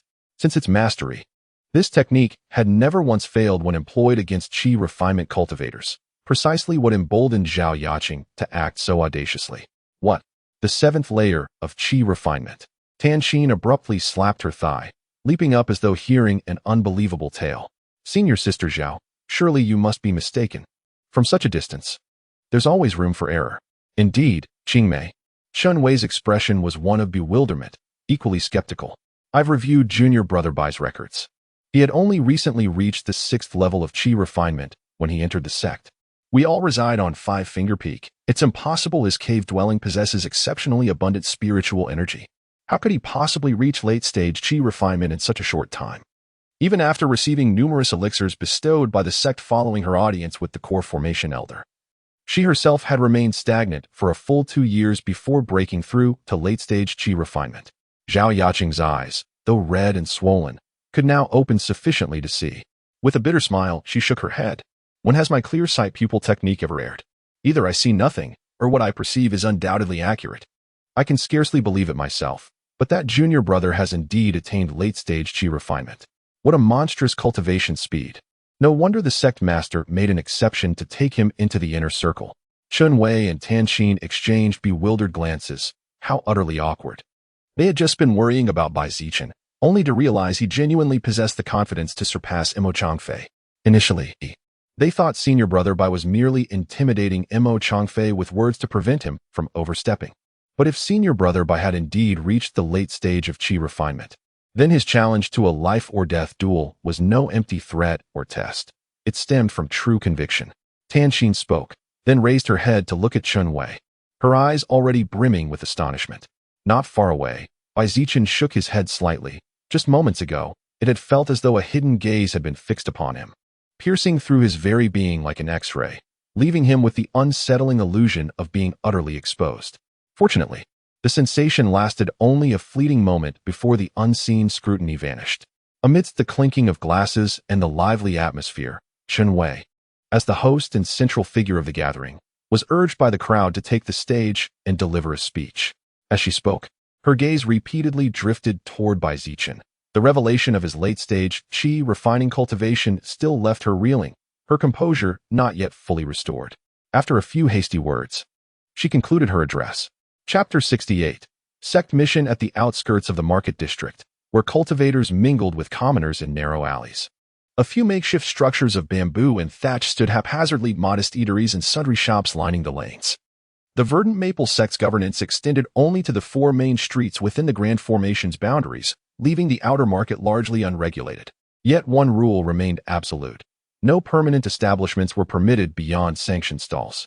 Should anyone dare erect a proper shop, the market overseers would arrive by dawn to dismantle it, banishing the offending cultivator beyond the market's limits.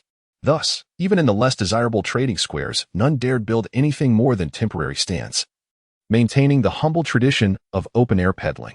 Only further beyond did rogue cultivators skirt the rules, erecting dwellings that doubled as modest businesses. Within one such humble eatery, several verdant maple sect attendants sat clustered around simple dishes and a pot of spiritual tea, murmuring among themselves. Surrounding rogue cultivators cast envious glances their way. The sect's standard robes, adorned with embroidered maple leaves at the hems, were unmistakable. No clan or lone practitioner in the Black Mountains would dare replicate such distinctive attire. Disciples of the verdant maple sect. Look, each of them carries a storage pouch. As expected of a major sect. Mere attendance. Next recruitment cycle. We'll register too. Passing should be effortless. Two youths at the first level of chi refinement huddled together, envisioning the glorious prospects of becoming sect disciples. Yet rumors whispered that the Qingfeng sect's recruitment standards rose with each passing year, and by our turn. Returning home, we resolved to redouble our efforts. Surely success would be ours. Junior brother Liu, that esteemed inner sect figure you mentioned. Why has he yet to grace us with his presence? For this mission, we pooled our resources to bribe the steward. And junior brother Sun even stole his family's sacred artifacts. Failure is not an option. No one would have guessed that the seemingly prosperous and contented Qingfeng sect's menial disciples were actually filled with anxiety, appearing to be in dire straits. The bald leader, with his fierce countenance, had gathered a few fellow menial disciples around him since joining the sect, hailing from a rough background. However, among the menial disciples, only two types truly commanded respect and influence, those with profound cultivation who stood a chance of being promoted to outer sect disciples, and those with influential connections, relatives, or friends holding significant positions within the sect. The bald leader possessed neither, and after suffering setbacks twice, he wisely chose to keep a low profile. This small group of theirs had formed merely to avoid bullying from senior sect members and to secure decent sect assignments. Otherwise, being repeatedly assigned grueling tasks like mining veins or visiting mundane towns would make their lives as menial disciples hardly different from those of rogue cultivators. In recent years, those with specialized skills among the menial disciples had grown increasingly valued. Meanwhile, disciples like them, who possessed cultivation but lacked mastery in any of the sect's 100 arts, found their circumstances growing ever more difficult. Senior brother Kai, rest assured, Lu Song declared solemnly, his voice firm and resolute. Senior brother Bai from the inner sect is a man of his word. Since he has promised to assist us, he will not go back on it. Who knows if your words hold any weight? Someone retorted. That old man Tong begged to join us before. But once the overseer of the Spirit Herb Hall took notice of his farming skills, rewarding him with spirit fields and elixirs, he immediately found an excuse to leave our group. One of the triangular-eyed disciples beside senior brother Kai spoke resentfully, his tone laced with bitterness. Could it be that you're just raising a false banner to avoid being kicked out of the team by Boss Kai? Senior brother Kai couldn't help but reveal a trace of suspicion.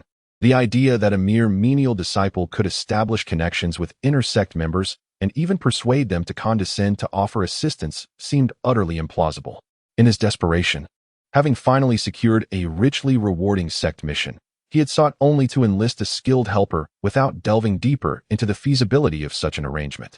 Lu Song's face flushed with embarrassment, for the matter indeed reflected poorly on old man Tong's integrity. Both men held precarious positions within the sect, struggling mightily to earn even modest contributions. The elderly cultivator had seized an opportunity to ingratiate himself with narrow-eyed junior brother Sun, seeking alignment with brother Kai's faction. The current mission promised at least 30 contribution points per participant, a sum that made brother Kai reluctant to include the third-level chi refining elder, whose advanced age and meager cultivation would contribute little to their endeavor. Only through Lu Song and junior brother Sun's persistent advocacy had the old man been included. Yet fortune had smiled unexpectedly upon the aged disciple. Last month's bountiful spiritual field harvest under his supervision yielded 40% more spirit rice than the previous year. Delighting the Herb Hall supervisor, not only was old man Tong granted an additional 100 acres of spiritual fields and 2 fire-tending laborers, but he also received a precious minor barrier-breaking pill. Overjoyed, the elder promptly withdrew from the mission team, citing urgent need for secluded cultivation to absorb the pill's benefits. Though junior brother Tong had genuinely wished to participate, his advanced years made this breakthrough attempt to mid-stage chi refining a now-or-never opportunity. Lu Song, never eloquent and feeling somewhat culpable, stumbled through his explanation before entering seclusion. He assured me he'd host a banquet to make proper apologies to all fellow disciples upon his return. With a disdainful snort, brother Kai interjected. There'll be no further dealings with him hereafter. Let the old man content himself with farming spiritual crops. His voice hardened with warning. This mission represents our collective life savings. Should I discover any falsehood in your claims, any deception in this matter, you'll face consequences most severe. Senior brother Kai snorted coldly and turned away, unwilling to elaborate further. Approximately half an hour later, just as the patience of several laborer disciples was wearing thin and their restlessness peaked, the wooden door of the dining hall creaked open, admitting a young cultivator. Senior brother Bai, over here. Lu Song's eyes lit up as he rose to his feet with joyful greetings. Kai Lao Da and the others straightened their Taoist robes with solemn expressions, standing to welcome the newcomer while studying him curiously. Indeed, he appeared quite young, likely around the same age as junior brother's son. Though not strikingly handsome, his presence exuded a gentle warmth, like a soothing spring breeze. The phrase as refined as polished jade suited him perfectly. Let us hope the rumors hold true, that despite his unassuming demeanor, senior brother Bai is among the elite in the inner sect. Several thoughts flickered through Kai Laoda's mind as he and the two other outer disciples bowed respectfully. Take your seats, no need for formalities. Bai Zichen naturally assumed the central position of honor. The distinction between an inner disciple and outer disciples was as vast as the heavens and the earth. There was no need for false humility in such matters. With a wave of his hand, he cast a soundproofing barrier around the table, ensuring their conversation would remain private. Junior brother Lu mentioned that you have undertaken a sect mission but find yourselves overwhelmed and wish for my assistance. Over the past year, Bai Zichen devoted himself wholeheartedly to cultivation, yet to his slight disappointment, no foolhardy individuals from the inner sect came seeking trouble. Upon reaching the late qi refining stage, the efficacy of qi replenishing pills had diminished, leaving only purple ginseng pills to aid his advancement. Compared to their predecessor, these pills contained several times more potent medicinal energy, naturally requiring extended periods for refinement and absorption. A full year passed before he exhausted a single vial, finally reaching the pinnacle of the 7th layer of qi refining. Coincidentally, Lu Song arrived seeking assistance with a sect mission. Having secluded himself in his cavern abode for nearly a year, Bai Zichen felt inclined to venture out. Coupled with Lu Song being his collaborator, the very key to unlocking that secret realm's opportunity. After brief contemplation, he acquiesced to the request. Chapter 69. The Paper Kite Senior Brother Bai. Allow me to make the introductions. Bai Zichen arrived as promised, much to Lu Song's delight. This is Senior Brother Kai Hung, who has shown me great kindness in daily life. He is leading this mission. Kai Hung stroked his smooth bald head, his fierce features twisting into an ingratiating smile. Junior brother Lu exaggerates. We newly recruited servant disciples merely huddle together for warmth. This is junior brother Sun Shuang, cold-faced but warm-hearted. His family has resided in Black Mountain for generations. We'll be relying on his ancestral artifacts to deal with the demonic creature. Lu Song pointed at the narrow-eyed cultivator, causing Sun Shuang to wave his hands in panic. With senior brother Bai here, what use is my meager effort? I'll merely cheer from the sidelines. And this is junior brother Luo Qi, who has recently shown remarkable talent in talisman crafting. After introducing the three, Lu Song explained the origins of Kai Heng's mission. Last month, the administration hall had posted a task issued by the Artifact Refining Pavilion, a substantial purchase of ghost-faced jade spider limbs, with a reward of 20 sect contribution points per limb. The announcement had stirred a frenzy among outer and servant disciples, all scrambling to uncover the whereabouts of the ghost-faced jade spider. A ghost-faced jade spider was a high-tier qi refinement demonic beast with 8 legs, meaning that slaying just one would yield at least 160 sect contribution points. This didn't even account for the other parts of the spider, which could be exchanged for spirit stones. Such a reward would tempt even the poorer inner disciples, let alone outer and servant disciples. However, ghost-faced jade spiders were exceedingly rare. Several outer disciples who had taken the mission had painstakingly submitted spider limbs, only for the Artifact Refining Pavilion's steward to declare them ordinary jade spiders. Not a single reward had been claimed.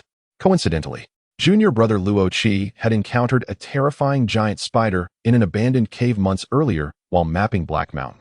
The sight had sent him fleeing in terror. Upon his return, cross-referencing confirmed that what Luo Qi had seen was indeed a ghost-faced jade spider. Upon learning of the spider's location, Kai Hung couldn't bear to let the mission slip away. The moment he heard Lu Song could secure an inner disciple's assistance, he rushed to claim the task. To his dismay, the administration hall steward, displeased by repeated misidentified submissions, refused Kai Heng's request, citing his group's low cultivation. Left with no choice, the group pooled 5 spirit stones to bribe a steward and claim the mission while the hall overseer was absent. Sun Shuang had even secretly brought his family's high-tier artifact, said to be particularly effective against arachnid demons. Junior brother Lu must have conveyed my terms. I claim none of the spider's limbs, only its venom sac. Additionally, any other discoveries within the cave belongs solely to me. Zichen tapped the table rhythmically with his finger. A single ghost-faced jade spider posed no threat to him. Moreover, the abandoned cave wasn't too far, a little over half an hour at full sword flight speed. He would treat this as a leisurely excursion, a chance to practice his swordplay. Sparring with mud spirit puppets had grown tedious. By senior brother by S. Will, we raised no objections.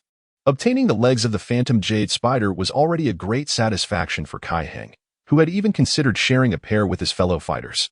Though the venom sac held considerable value, since the sect's mission did not require it, selling it privately would be troublesome and fetch a discounted price. Thus, Kai Heng paid it little mind. Once the group had finalized their plans, they left the eatery and prepared to depart. Zichen glanced at Lu Song and the others.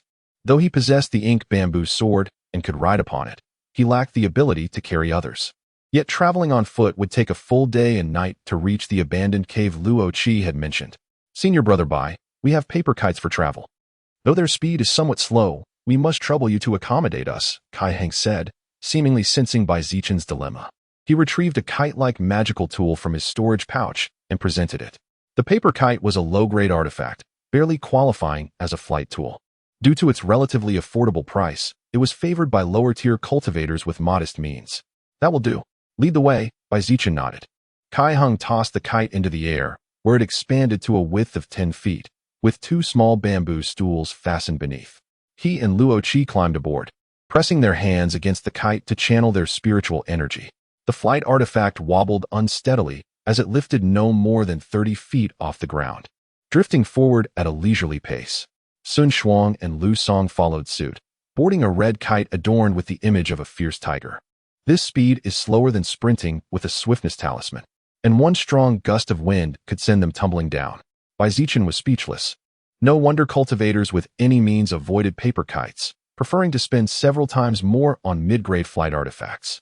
Not only was the speed sluggish, but the sight of 2 people squeezed onto tiny stools, legs dangling awkwardly, was hardly dignified. Prolonged use would also be uncomfortable. Moreover, flying so low made them easy targets for any stray spell, stripping flight artifacts of their most crucial function, escape. Their sole purpose was to traverse obstacles like mountains and rivers in a straight line. No wonder their market value remained perpetually low. With a flick of his wrist, Zichen summoned the ink bamboo sword and followed the 2 kites, carefully controlling his speed as he glided behind them. Kai Heng glanced back and saw an emerald sword light trailing closely by Zichen's flying sword. His face flushed with embarrassment. Their kites were second-hand purchases, patched in several places by the previous owner, making them even slower. They dared not fly too fast, lest the kites tear apart. Yet knowing Zichen wielded a flying sword bolstered Kai Heng's confidence in the mission. After nearly 3 hours of drifting through the air, they finally arrived. As Kai Heng and the others dismounted, their legs wobbled, nearly buckling beneath them. Zichen sheathed his sword and landed gracefully, his gaze settling on the dark, yawning cave entrance. Senior brother Bai, the phantom jade spider should be deep within this cave. Once these arachnid beasts establish their lairs, they seldom relocate, Kai Heng said, limping forward after stowing his kite. Let us prepare, then descend. This cavern must have been mined for, or in the past, as evidenced by the rusted and broken tools scattered nearby, along with several carts abandoned in the vicinity. Kai Heng carried a round shield covered with animal hide in one hand, while in the other, he summoned a massive luminous pearl. Under the stimulation of his spiritual power, it emitted a soft yet penetrating white glow. Lu Song gripped several small golden daggers, while Luo Qi held a stack of talismans at the ready, bringing up the rear. Sun Shuang carefully cradled an oil lamp against his chest. Whether he was seeking its protection or guarding it himself remained unclear. Zichen gave an imperceptible nod. These individuals had indeed come well prepared, not relying solely on his presence to assume the sect's mission would be easily accomplished, nor intending to merely coast along. His gaze lingered for a moment longer on the oil lamp in Sun Shuang's hands. This magical artifact was likely the Sun family's heirloom treasure they had spoken of, one said to possess formidable restraining power against arachnid demons. Chapter 70. The jade-faced phantom spider. The abandoned cave passage was narrow, barely allowing two people to walk side by side. Kai Heng and Luo Qi took the lead, while Lu Song stood beside Sun Xuan, and Bai Zichen brought up the rear, guarding their flank. In the dim, damp environment, they moved cautiously, fearful of disturbing the jade-faced phantom spider. Only the faint echoes of footsteps and the occasional drip of water broke the silence. After walking for some time, the oppressive atmosphere weighed on them. The pitch-black tunnel loomed like the gaping maw of a monstrous beast, ready to swallow them whole. Old Luo, how much farther? Did you venture this far the last time you entered? The luminous pearl cast a pale glow, projecting the silhouettes of the group onto the stone walls in flickering shadows that resembled demons baring their fangs and brandishing their claws. Sun Shuang lowered his voice, trembling as he whispered, "There are too many branching paths here. It seems we're close." Luo Qi, who had been frightened out of his wits that day, could hardly recall the correct route. Silence. Bai Zichen appeared to stroll casually at the rear, cradling his sword with effortless grace, yet his consciousness expanded outward, absorbing every detail of their surroundings into his mental realm. A faint premonition alerted him to the presence of something massive skittering along the stone ceiling ahead. His posture stiffened imperceptibly as he shifted the dark bamboo sword to his other hand with practiced ease. Hissing, as they rounded the bend, a spider the size of a millstone came into view, perched upon a jagged outcrop overhead. Radiating from its grotesque form, a labyrinth of glistening webs stretched in all directions. Under the pale glow of the night pearls, viscous droplets could be seen oozing along the silken threads before plummeting downward. The ghost-faced jade spider. Kai Heng exhaled in profound relief as the target emerged, the sight bringing him unexpected solace, far preferable to the gnawing tension of anticipating an ambush from the shadows at any moment. Now was the time to execute their carefully laid plans. Senior Brother Bai, we beseech you to stand guard for us and strike down the demonic beasts at the critical moment. Understood. Bai Zichen responded tersely, his focus entirely fixed upon the ghost-faced jade spider. The arachnid's entire body was a pristine white, save for the black ring-like markings encircling each of its jointed limbs. Its back was adorned with grotesque patterns that, at a glance, resembled a ghastly, devouring visage. Moreover, the spider's 8 legs had already begun to faintly take on a jade-like hue, marking a qualitative distinction from the rest of its form. Kai Heng drove his round leather shield forcefully into the ground, causing an earthy yellow spiritual light to manifest. The shield fused with the earth, and what had once been a modest barrier now exuded an unshakable, mountainous solidity, as though an entire hill had risen to stand before them. Luo Qi swiftly unleashed a series of talismans, each conjuring identical fireball spells, though 2 among them took the form of fiery serpents, their destructive force even more formidable. The spider silk crackled and hissed as the flames licked at it, swiftly curling and shrinking before melting away in the inferno. The 2 fire serpents darted left and right, streaking toward the ghost-faced jade spider. Lu Song flicked his golden dagger, sending it soaring through the air before splitting into 12 gleaming blades, each slashing toward the spider from a different angle. As for Sun Shuang, he settled into a cross-legged position, raising the oil lamp in his hands and closing his eyes in deep concentration. Within the lamp's bowl, a single flickering flame, no larger than a grain of rice, pulsed weakly, as though it might extinguish at any moment. Excellent. The team showed some semblance of cohesion, thought Bai Zichen to himself with quiet admiration. These miscellaneous disciples were clearly a cut above the usual ragtag groups. Though visibly nervous, they didn't panic upon encountering the ghost-faced jade spider, executing their prearranged plan with commendable composure. The ghost-faced jade spider dwells perpetually in subterranean depths, shunning light and fearing flames. Kai Heng and his companions had evidently made thorough preparations. The 4 coordinated seamlessly, even without Bai Zichen's participation. Merely recruiting 2 more outer sect disciples would have granted them a fair chance of subduing the creature. The spider scuttled along its silken threads, its 8 legs splayed to nearly 10 feet in length, its movements defying belief with preternatural agility. Fireball spells exploded harmlessly against empty air, sending shattered stones flying in all directions. 2 fiery serpents collided with a thunderous crash, erupting into countless sparks as a scorching wave radiated outward. Unscathed, the ghost-faced jade spider surged through the flames, seizing the fleeting moment before the serpents could converge. With a sudden burst of speed, utterly incongruous with its massive frame, it evaded the attack. Simultaneously, its mandibles parted, ejecting a fist-sized glob of silk that swiftly expanded into a vast web. The descending strands ensnared all 12 golden blades, layer upon layer of silk cocooning them into an impenetrable chrysalis. Lu Song's face paled as his refined spiritual weapon abruptly severed its connection. Desperately channeling his mana, he struggled to reclaim the trapped blades. Screech! The ghost-faced jade spider emitted several sharp, urgent cries and swiftly scuttled to the front of the formation. Raising its two slightly shorter forelimbs, it swung them down like a pair of razor-sharp sickles, stirring a gust of wind that seemed intent on cleaving everything before it in half. Zichen fixed his gaze on the pale white abdomen exposed as the spider lifted its limbs. The black bamboo sword shot forth, aiming to pierce straight through. A flash of emerald black sword light erupted in the passage, but halfway through its trajectory, it abruptly veered and slashed toward the shadows. A metallic clang rang out. The sword strike had been deflected, accomplishing nothing. From the shadows emerged another ghost-faced jade spider, twice the size of the first, its body now fully petrified into jade. Two of them. Hold your ground. Once I deal with this larger one, I'll come to your aid. Zichen's divine sense had been extended outward, detecting an object rapidly approaching from the shadows. This prompted him to twist his sword light and alter the trajectory of his attack. This colossal ghost-faced jade spider, whether due to mutation or prolonged growth leading to evolution, had already reached the peak of a first-tier demonic beast. Even after enduring a slash from the Mo bamboo sword, it bore only a shallow scar, evidence of its formidable resilience. Without hesitation, Zichen flung out the crimson canopy treasure pearl umbrella.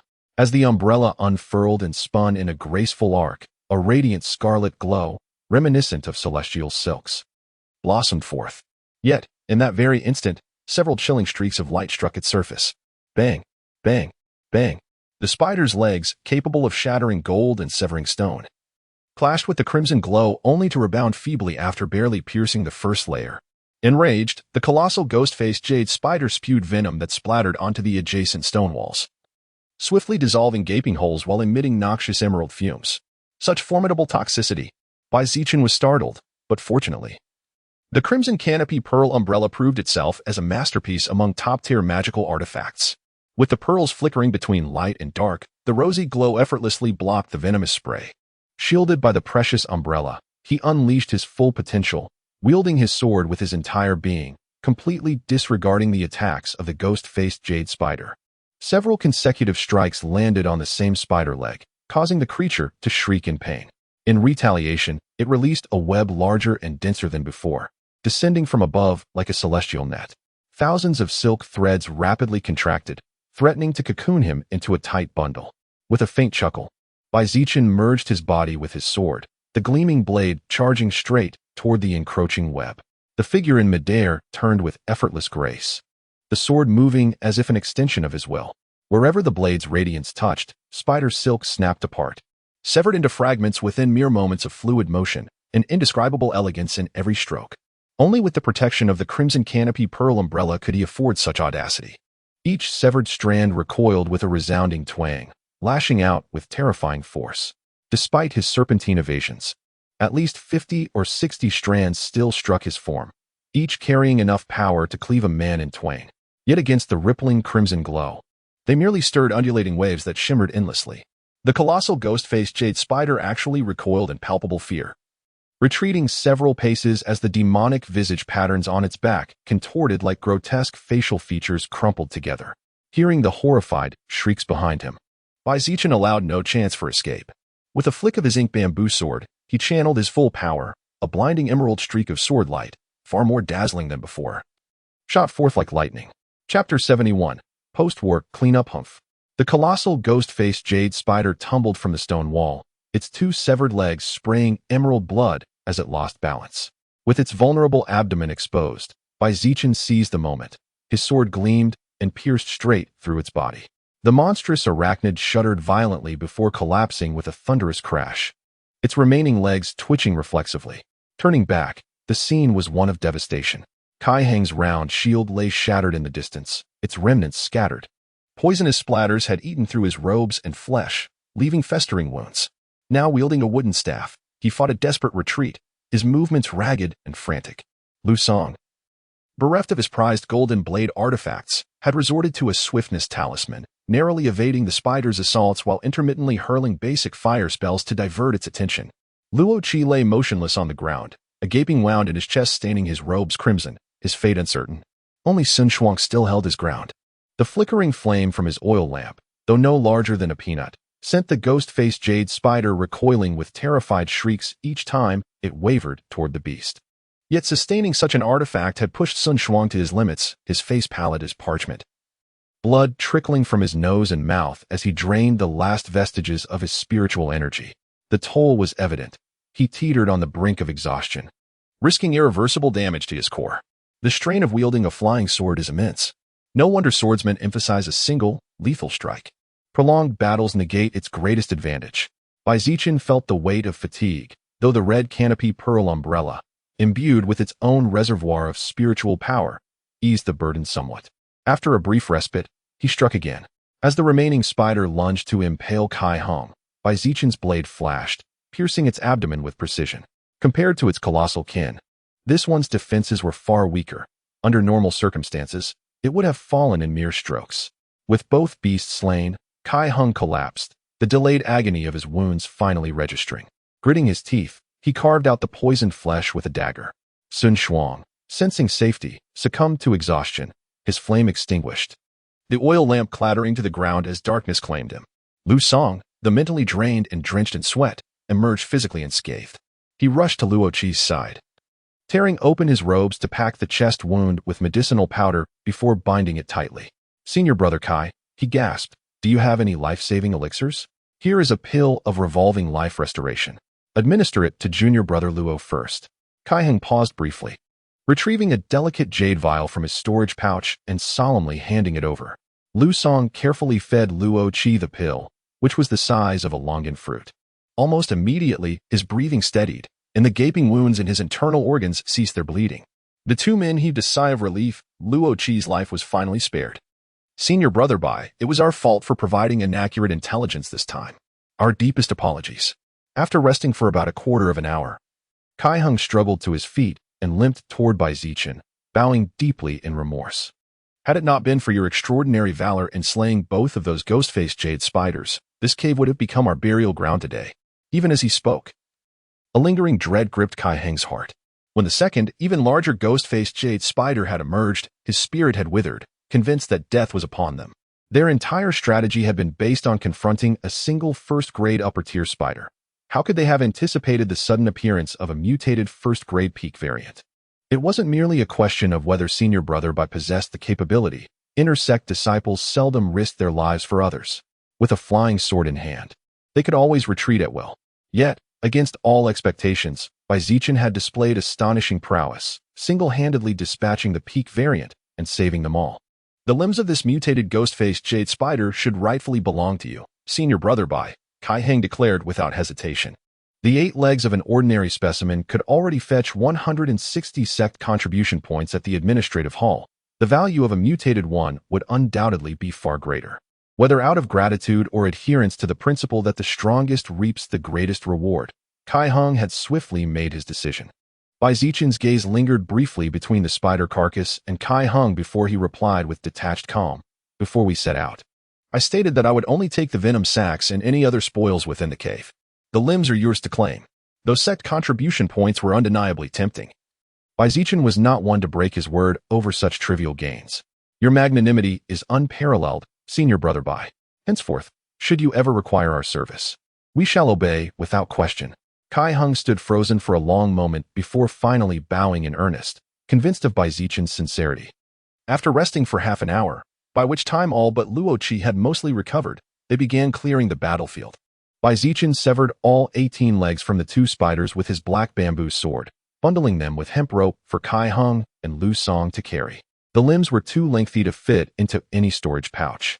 Sun Shuang carefully extracted the 2 venom sacs, one large, one small, and presented them to Zichen with deference.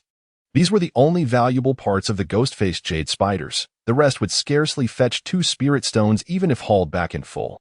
The odds of encountering 2 ghost-faced jade spiders in one cave were already astronomically low. There couldn't possibly be enough prey here to sustain more. Zichen mused as he deposited the sacks into a separate storage pouch. Rising to his feet, he strode deeper into the cavern. Strange, given that these creatures are solitary by nature.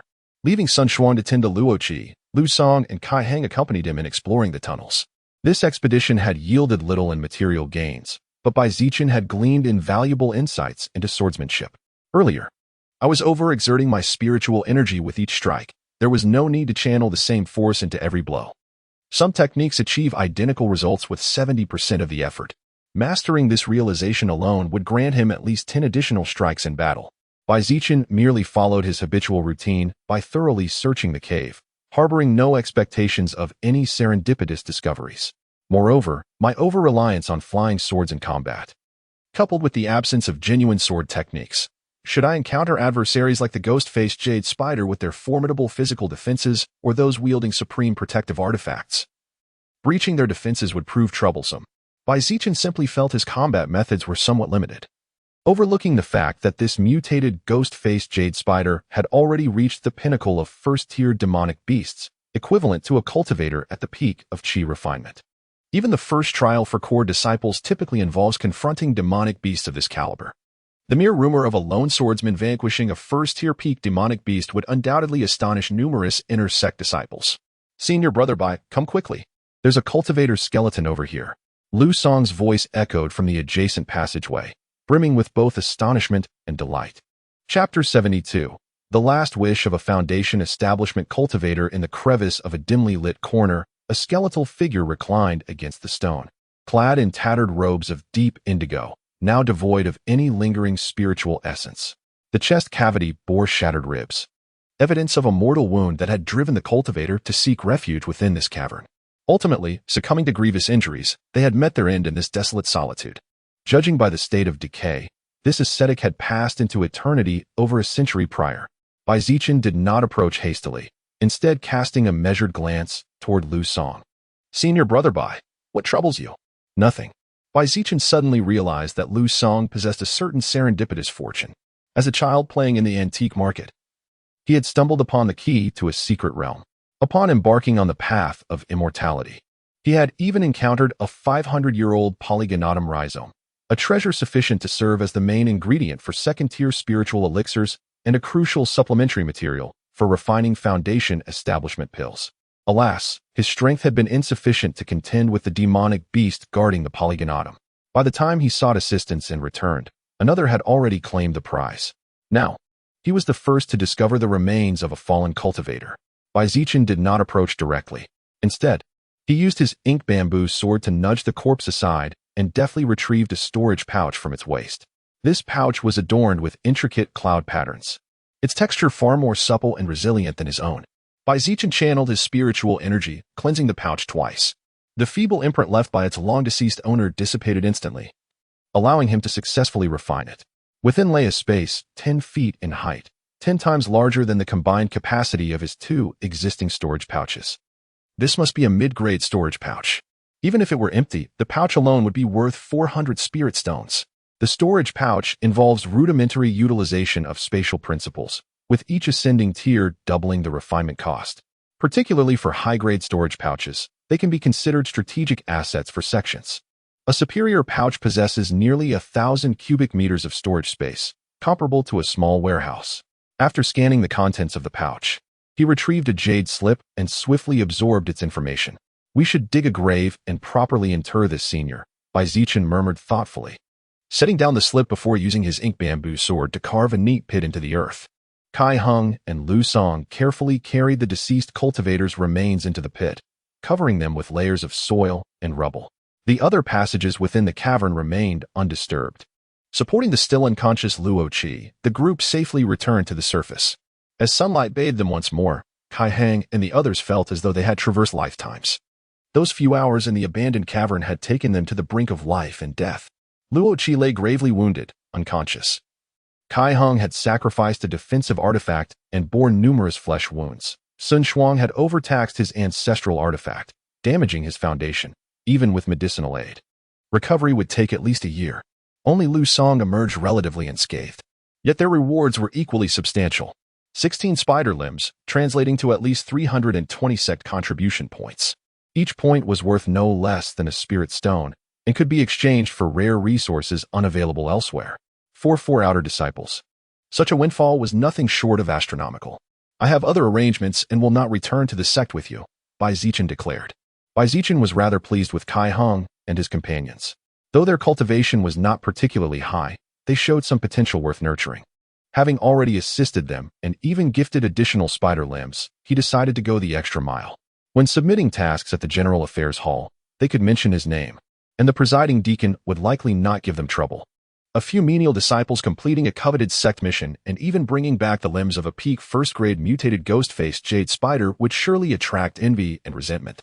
Even the disciples at the General Affairs Hall might nitpick, undervalue their rewards, or question whether they had completed the task through legitimate means. According to Su Lai, rumors had recently spread within the sect that Zichen had advanced to the late Qi refinement stage. It was unclear where the news originated, but Su Lai and Peng Jinhu had since found it much easier to get things done, sensing a noticeable shift in others' attitudes toward them. For instance, last month when Peng Jinhu went to the General Affairs Hall to collect supplies, the presiding deacon personally spoke to him, offering warm assurances that he could be approached for any troubles. Thus, Zichen was confident that with his influence, the General Affairs Hall would grant them smooth passage. Many thanks for Senior Brother Bai's kindness. Though our cultivation is meager, we are willing to serve you with utmost loyalty. Kai Hung and Sun Shuang exchanged glances before bowing in unison. A powerful, promising, principled, and generous inner disciple like Zichen. If they didn't pledge themselves to him now, by the time he became a true disciple in a few years, there would be no place left for them. With a wave of his hand, Zichen transformed into a streak of sword light, vanishing into the distance in the blink of an eye. Junior Brother Liu, from now on, we should stay close and strengthen our bonds, Kai Heng said warmly, taking Lu Song's arm. The Greatly Kingdom, the Tianli sect. It seemed several nations lay between them and Liang country, separated by untold thousands of miles. As for the Tianli sect, Zichen had never even heard of it. As he soared on his sword, he pondered the contents of the jade slip retrieved from the deceased cultivator's remains. The corpse belonged to Meng Zhaoda, a mid-stage foundation establishment cultivator from the Tianli sect of the Greatly Kingdom.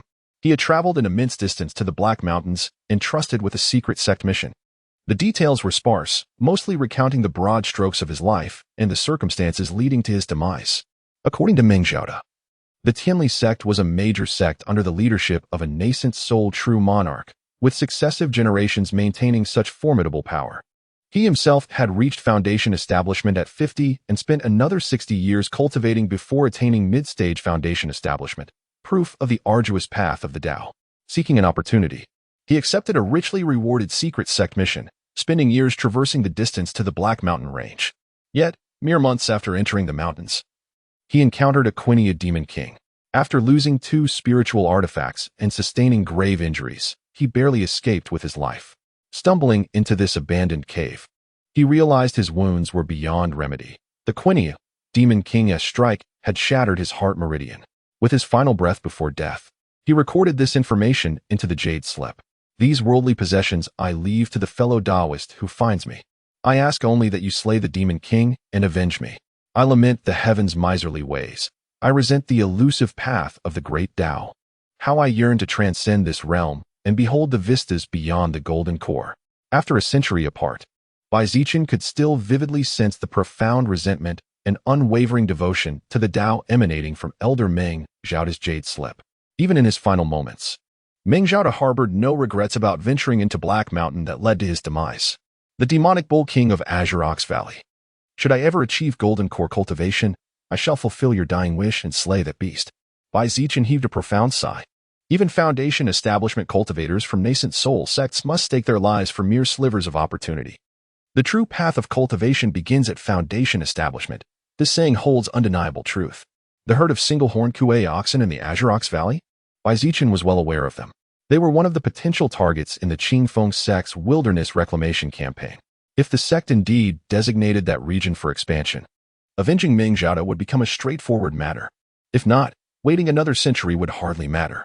The lifespan of demonic beasts far surpasses that of humans. A third-tier demon king enjoys no less than a millennium of existence. According to Qingfeng sect records, that Kuei Ox demon king was merely 5 centuries old, still in the prime of its vigor. Chapter 73. The Stellar River Sword Formation. The so-called external possessions mentioned by Meng Zhaoda were indeed numerous, yet within the confines of a mid-grade storage pouch. They appeared rather insignificant. Apart from several sets of spare garments and miscellaneous sundries, the most conspicuous items were 3 elongated jade boxes. Unable to restrain his curiosity, Zichen opened them mid-air to inspect their contents. Spirit stones, and yet more spirit stones. 3 full boxes of spirit stones, neatly stacked with 600 in each, totaling 1,800. Such wealth indeed befits a foundation establishment senior. For the first time witnessing such an abundance of spirit stones amassed together, one cannot help but feel profoundly astonished. Though other treasures may surpass these stones in value, none could rival their immediate visual impact. Beside them lay 2 jade vials, each containing 3 spirit pills the size of longan fruits. Clearly, these were second-tier elixirs potent enough even for foundation establishment cultivators. Yet, after centuries of neglect, their medicinal essence had dissipated, leaving behind nothing but toxic residues.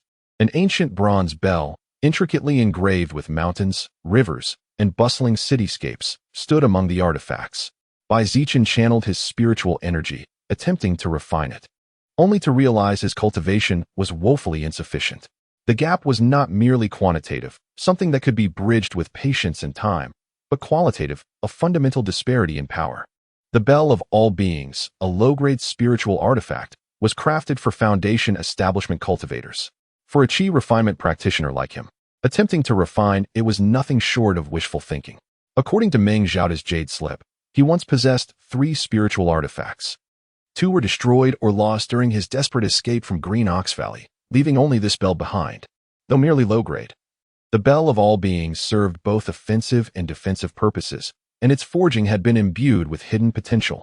Under specific conditions, it could evolve into a high-grade spiritual artifact. Such craftsmanship, capable of elevating an artifact's rank post-creation, was unheard of to Zichen, a testament to the ingenuity of an ancient nascent soul sect. The Jade Slip meticulously detailed the bell's refinement and ascension methods, though they would remain inaccessible until his own foundation establishment. For now, it would merely occupy space in his storage pouch. Still, possessing a spiritual artifact at this stage was no small feat. Many newly ascended foundation establishment cultivators struggled to afford even basic magical tools in their early years.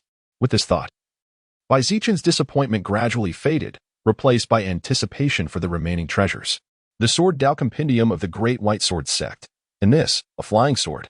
In Zichen's hand lay an ancient tome crafted from a material resembling both gold and jade, its pages as thin as cicada wings, spanning several dozen leaves. In his other hand rested a golden short sword, barely a foot in length. Meng Zhaoda had inscribed within the Jade Slip that while the celestial doctrines of Tianli sect could not be divulged, the fortuitous encounters of his youth bore no such restrictions and could be passed down to posterity. According to the Jade Slip's contents, the Taibai sword sect once held immense renown 10,000 years prior, standing as one of the foremost powers within the continent's cultivation world. The sect boasted over 10,000 sword cultivators, more than 10 nascent soul true monarchs, and even legends spoke of a deity transformation supreme elder among their ranks. Yet 10 millennia ago, the heavenly demons invaded, choosing the very heart of the Taibai sword sect as their point of entry. Countless extraterrestrial fiends poured forth, led by demonic monarchs whose might rivaled that of humanity's own deity transformation experts. After a cataclysmic battle that shattered mountains and diverted rivers, the formless and insidious outer realm demons, masters of beguiling human hearts and possessing cultivator souls, were deemed mortal enemies by human practitioners. The Taibai sword sect erected the 9 heavens and 10 earths demon-slaying sword formation, transforming a 1,000-mile radius into a domain of blades. No demon could escape before the formation was broken. This decade-long war raged until the towering Taibai peak was flattened. Strangely, none of the other top sects in the cultivation world offered aid, leaving the Taibai sword sect to face the outer realm demons alone. When the sword formation finally dissipated and reinforcements arrived, they found only the fallen disciples of Taibai and an eerie silence. Not a single demon remained, nor the legendary demon king. The entire sect and the calamity had vanished as if the decade of war had never occurred. Yet, the legacy of Taibai sword sect endured. Their techniques became the ultimate treasure for all swordsmen. And the most prestigious sword sects today trace their lineage back to Taibai, either inheriting a branch of their teachings or founded by disciples who survived the catastrophe.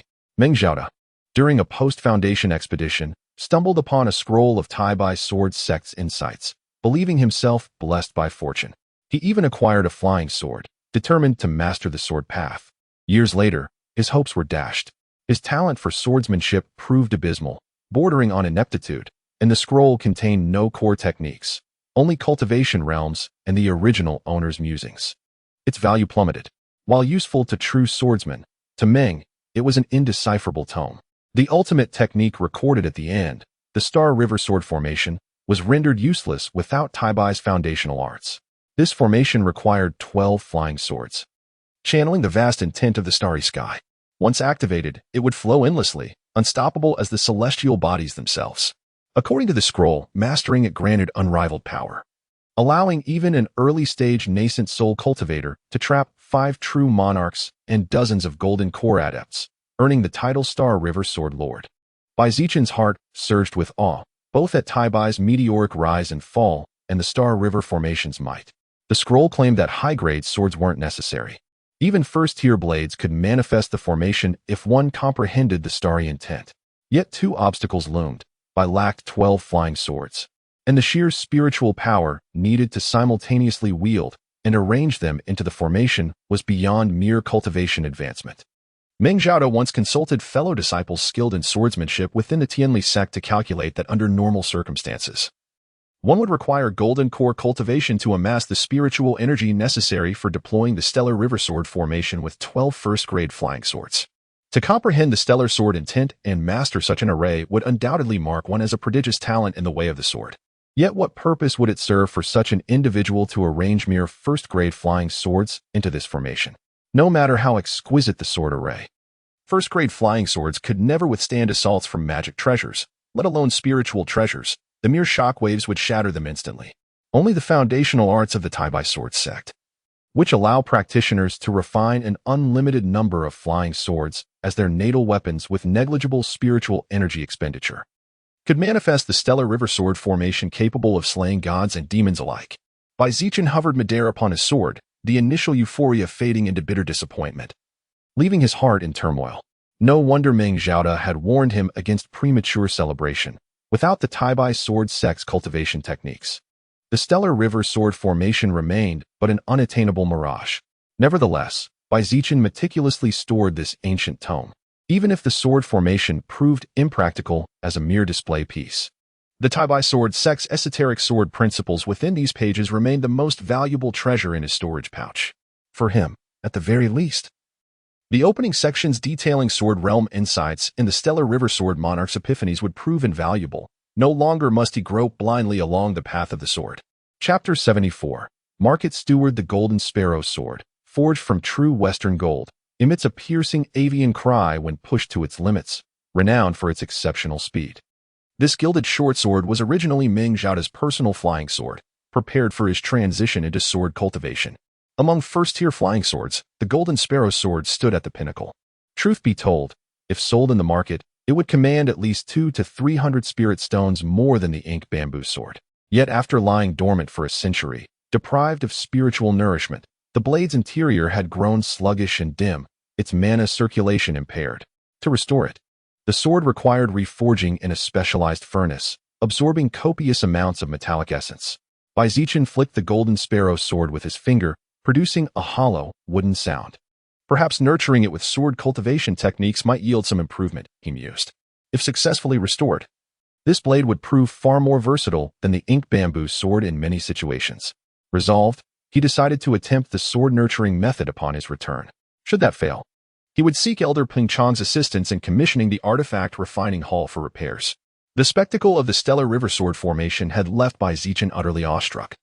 Though fully aware of his current inability to deploy such an array, the temptation to experiment lingered.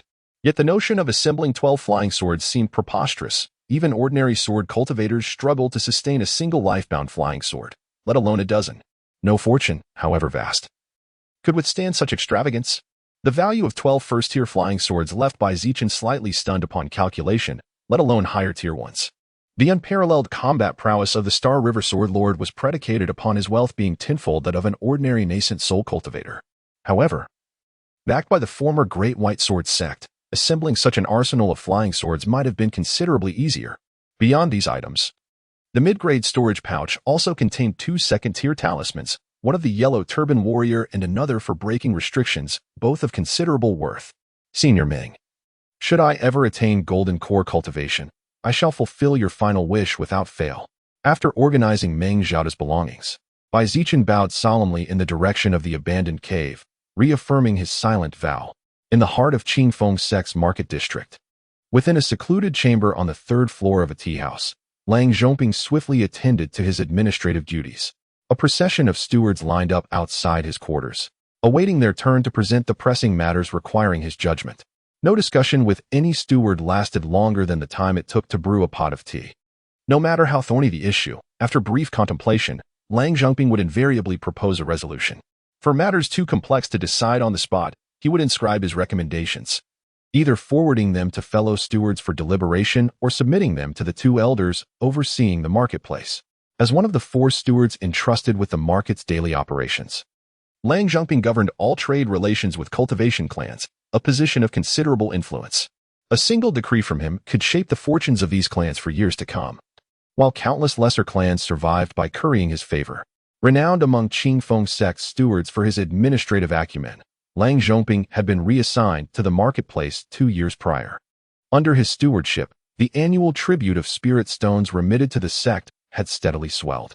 Yet despite being past 50, he still clung to a sliver of hope for the great Tao, devoting half of each month to cultivation. Steward Lang, a voice inquired, is it true the sect intends to carve out the marketplace as an independent division? After delivering his report, the steward did not withdraw from the private chamber. Instead, he took 2 steps forward and began whispering inquiries. Where did you hear such news? The establishment of a new hall carries immense significance. How could we possibly comment on such matters? Until the sect leader and the 2 ancestors voiced their opinions. All this is mere idle speculation. Lang Zhongping maintained an inscrutable composure, revealing neither joy nor anger.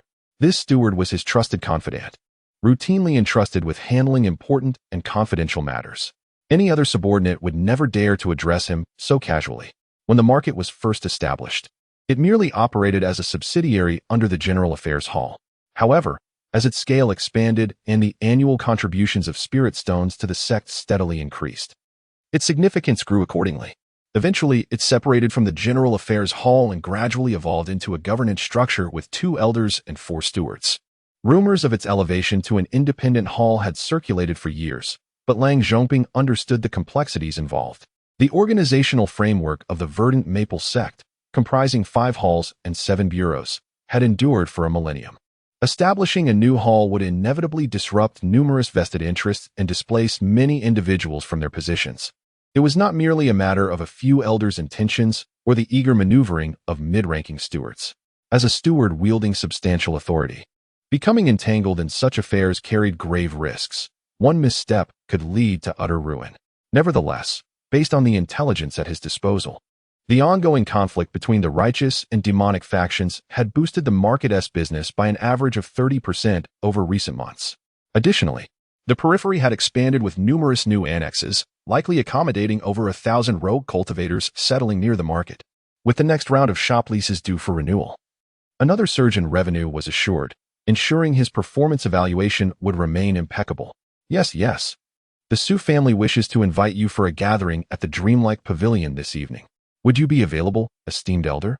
If there are other arrangements, I shall inform the head of the Su family. The Su family. Is that the same Su family seeking to lease Shop B3 on East Street for a 30-year long-term contract? Lang Zhongping immediately retrieved the Su family's information from his memory, an ordinary, unaffiliated cultivator clan that had paid several visits, hoping to lease a well-positioned shop. Securing a storefront in the bustling heart of the market district guaranteed a steady income, regardless of what goods were traded, even without a stable production line. With some extra effort, one could establish supply channels among independent cultivators and profit from selling raw materials. In recent years, as the market flourished, the few remaining shops were no longer for sale. Some had even been repurchased at premium prices from owners facing urgent financial crises. The available leases were divided into 10, 20, and 30-year terms. How much did that old man from the Su family bribe you to speak on his behalf? Nothing escapes your discerning eyes, my lord. I merely thought, Since Elder Su mentioned offering his granddaughter as a concubine to your household, and considering your solitary existence in the marketplace without proper attendance, it might be appropriate to accept. Otherwise, no matter how many spirit stones the Su family offered, this humble servant wouldn't dare relay their message. You. Very well. Since tonight holds no pressing matters, I shall see what schemes Elder Su is plotting. 30-year contracts aren't lightly granted by the sect these days. Lang Zhongping gestured toward the young steward, recalling the exquisite maiden who had accompanied the Su family head during the last banquet. A surge of warmth prompted his agreement.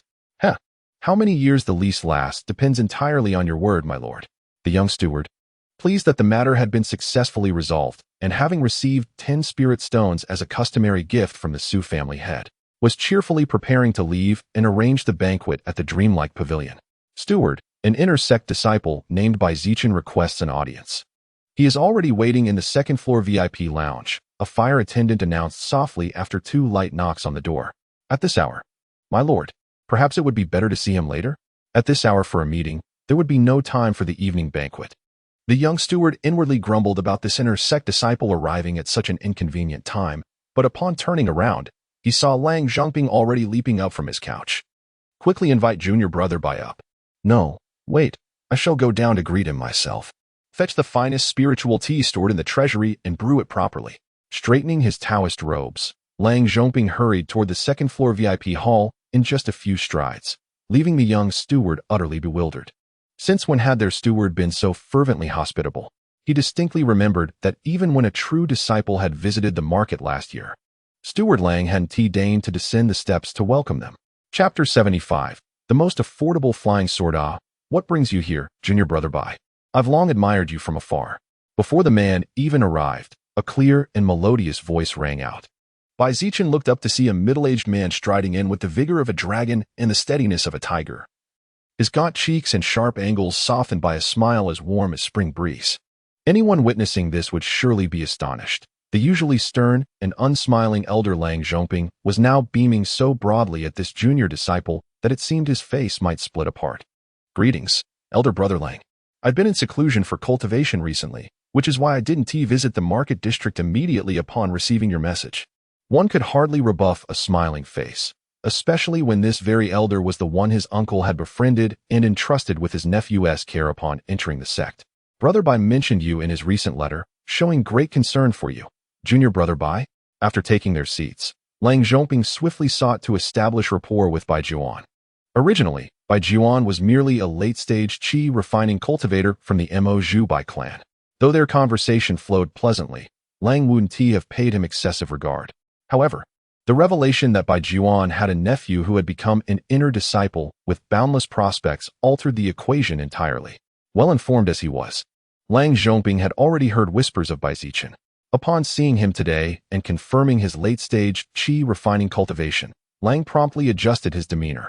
Lang himself had once been an inner disciple, though far from the elite ranks, so much so that he had foregone the trials for core discipleship altogether. Rising from an ordinary steward to his current position, he understood precisely what a teenage inner disciple with late-stage qi refining cultivation signified. Barring unforeseen circumstances, core discipleship was virtually assured. Moreover, at such a tender age, Bai Zichen would rank among those with the highest likelihood of achieving foundation establishment within the core cohort. Uncle guided me onto the path of cultivation and nurtured my growth. This kindness is as weighty as a mountain, Bai Zichen said earnestly. Last month, he had received a letter from his uncle, Bai Juan, announcing his breakthrough to the 9th layer of qi refining this past spring. Yet at 51, even with the aid of purple ginseng pills, Bai Juan had failed to reach qi refining's pinnacle during his prime. With each passing year, his hopes of foundation establishment would dwindle further. The letter also mentioned that clan leader Bai Xianzhong had nominated Bai Juan as the Bai clan's 4th elder. By now, the clan's deliberations would have concluded, and his uncle would have assumed the position. Senior brother Lang, as overseer of the market district, you're well-versed in prevailing rates. This junior has several items he wishes to sell. Might you appraise them? After exchanging pleasantries, Bai Zichen turned to the matter at hand.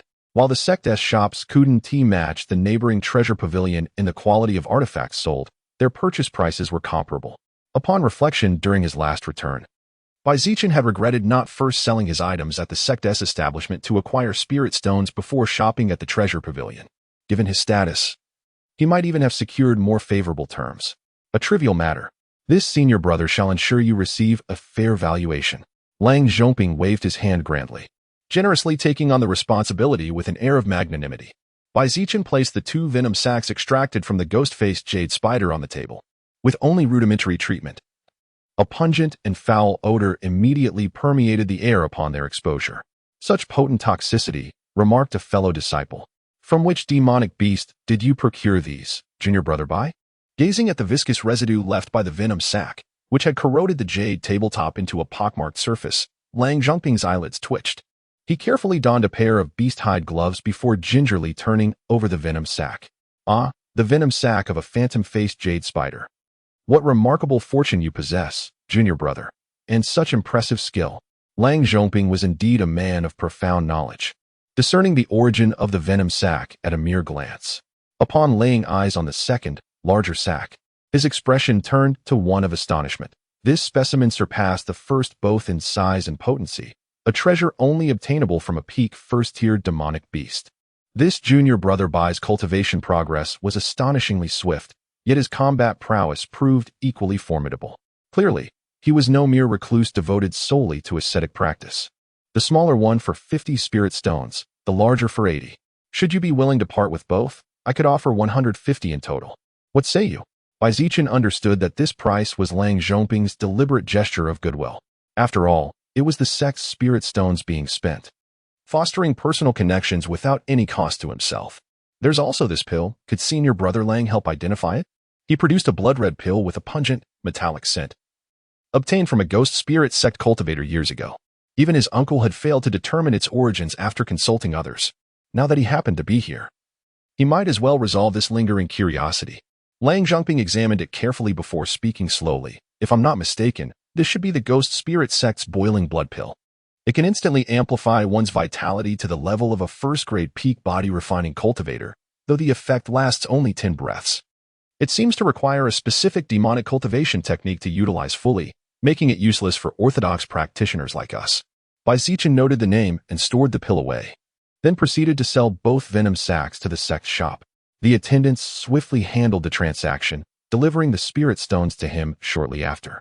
Lang Zhongping, keen on fostering camaraderie, kept the conversation lighthearted, sharing amusing anecdotes about the market that broadened Zichen's knowledge. By the way, there's one more thing I'd like to ask. Senior brother Lang, among the first-grade flying swords currently available in the market, which are the most affordable? Zichen remained unwilling to give up and inquired about flying swords once more. Junior brother, I've recently developed an interest in swordsmanship and wish to purchase 2 affordable flying swords for practice. When it comes to quality at reasonable prices, your family's ink bamboo swords naturally come first to mind. Regardless of market fluctuations, they're consistently priced at 500 spirit stones each, selling out within a month or 2 whenever listed. Lang Zhongping let out a derisive chuckle, knowing full well this wasn't the answer Zichen sought. He instructed the steward to bring forth a thick ledger, leafing through it for quite some time. Currently, the sect's shops have 7 first-tier flying swords available, all priced above 500 spirit stones. The cheapest would be, indeed there are 2 inexpensive flying swords available. How inexpensive are they? Zichen had merely posed the question casually, never expecting an actual pleasant surprise. He had been daunted by the exorbitant cost of the stellar river sword formation, yet couldn't bear to abandon it entirely. His plan was to first assemble 12 of the most economical flying swords available. He wasn't particularly concerned about the sword's combat efficacy. This was merely an experiment to determine whether the stellar river sword formation could be successfully deployed under such constrained circumstances. I instructed my subordinates to bring them over for your perusal, and you shall understand, junior brother. Although Lang Zhongping was puzzled by Zichen's intention to purchase inexpensive flying swords, and from the tone, it seemed he desired more than one. His primary objective today was to forge a favorable connection, securing a potential ally within the inner sect for the future. Naturally, he refrained from probing into such trivial details. The disciples in the marketplace operated with remarkable efficiency, in less time than it took to finish a cup of tea. An attendant arrived, respectfully presenting 2 flying swords. The demon-slaying peachwood sword and the devil-suppressing peachwood sword were crafted by the same artificer. It was his first attempt at forging flying swords, and thus he opted for the most economical material, wooden flying swords. Though the forging was successful, the attributes were somewhat lackluster. making them difficult to sell. Zichen grasped both swords in his hands and immediately understood why they remained unsold. Both were primarily forged from century-old peachwood. The demon-slaying peachwood sword was inscribed with 24 ghost-suppressing runes, granting it formidable efficacy against spectral entities. Meanwhile, the devil-suppressing peachwood sword bore 24 demon-refining runes, specializing in subduing demonic cultivators. Beyond these traits, however, they offered no notable advantages, whether in aerial maneuvering or combat prowess, compared to the ink bamboo sword. These two peachwood swords were 20% slower in flight and 30% weaker in offensive power, with their physical durability even more fragile. Such swords barely merited the title of flying swords. One might as well spend spirit stones on other magical artifacts. Truly, they were rather underwhelming. No wonder they languished unsold. How much would it cost to acquire both? Just as Lang Zhongping thought he was about to discard the peachwood sword and seek other flying swords, Zichen made another inquiry. Zichen was genuinely quite intrigued. Chapter 76. The Realm of Sword Dao, Slaying Demons and Subduing Evil. This pair of peachwood swords originally cost 400 spirit stones each. With my authority, the lowest discount I can offer is 20% off. With a casual remark, Lang Zhongping managed to slash the price even further. These swords had been hanging in the shop for 3 months without attracting any buyers. I was planning to request a price reduction from the elders tomorrow. Coincidentally, Junior Brother Bai arrived. Of course, it's better to sell to one of our own. The intended price drop was to 300 spirit stones per sword, with an additional 20% discount, bringing the total for the pair to 480 spirit stones. After this series of adjustments, the two peachwood flying swords ended up costing less than a single black bamboo sword. Zichen understood clearly this was Lang Zhongping extending goodwill toward him. Though the slaying demons and subduing evil peachwood flying swords, crafted from century-old wood, had mediocre attributes, they would still sell easily with a slight concession. After all, they were still flying swords. At this price, it was likely even below the cost of forging. This also revealed the considerable influence Lang Zhongping wielded as the market overseer. With mountains of spirit stones passing through his hands, even a slight skim would yield substantial benefits. Thank you for your generosity, Senior Brother Lang. I've truly gotten a bargain.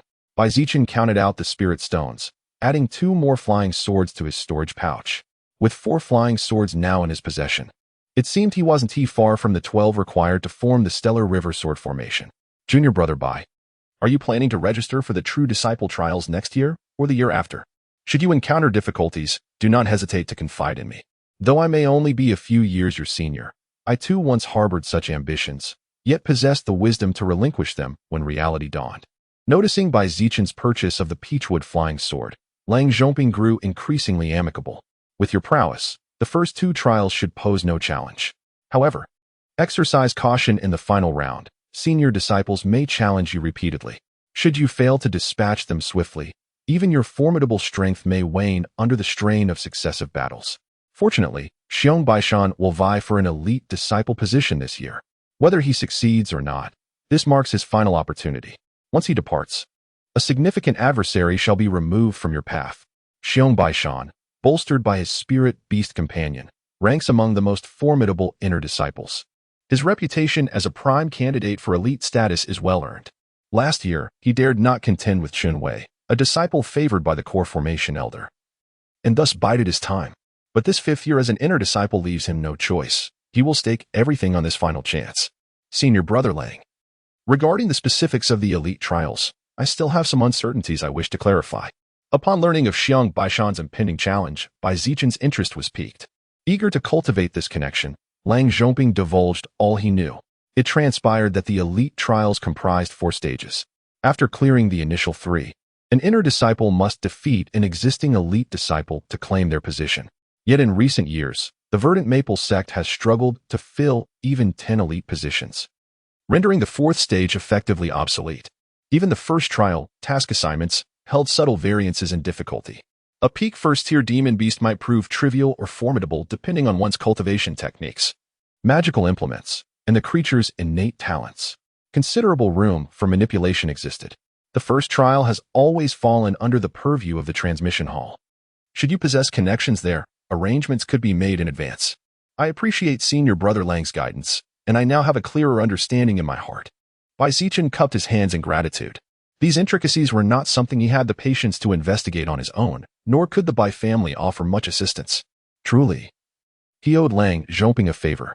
At the White Jade Tower, Bai Zichen summoned Su Lai and Peng Jinhu to the hall and gave each their instructions.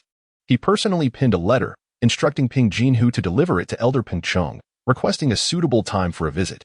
To Su Lai, he assigned the task of focusing entirely on Xiong Baishan, monitoring his movements, noting his meetings, and gathering details on any newly acquired magical artifacts.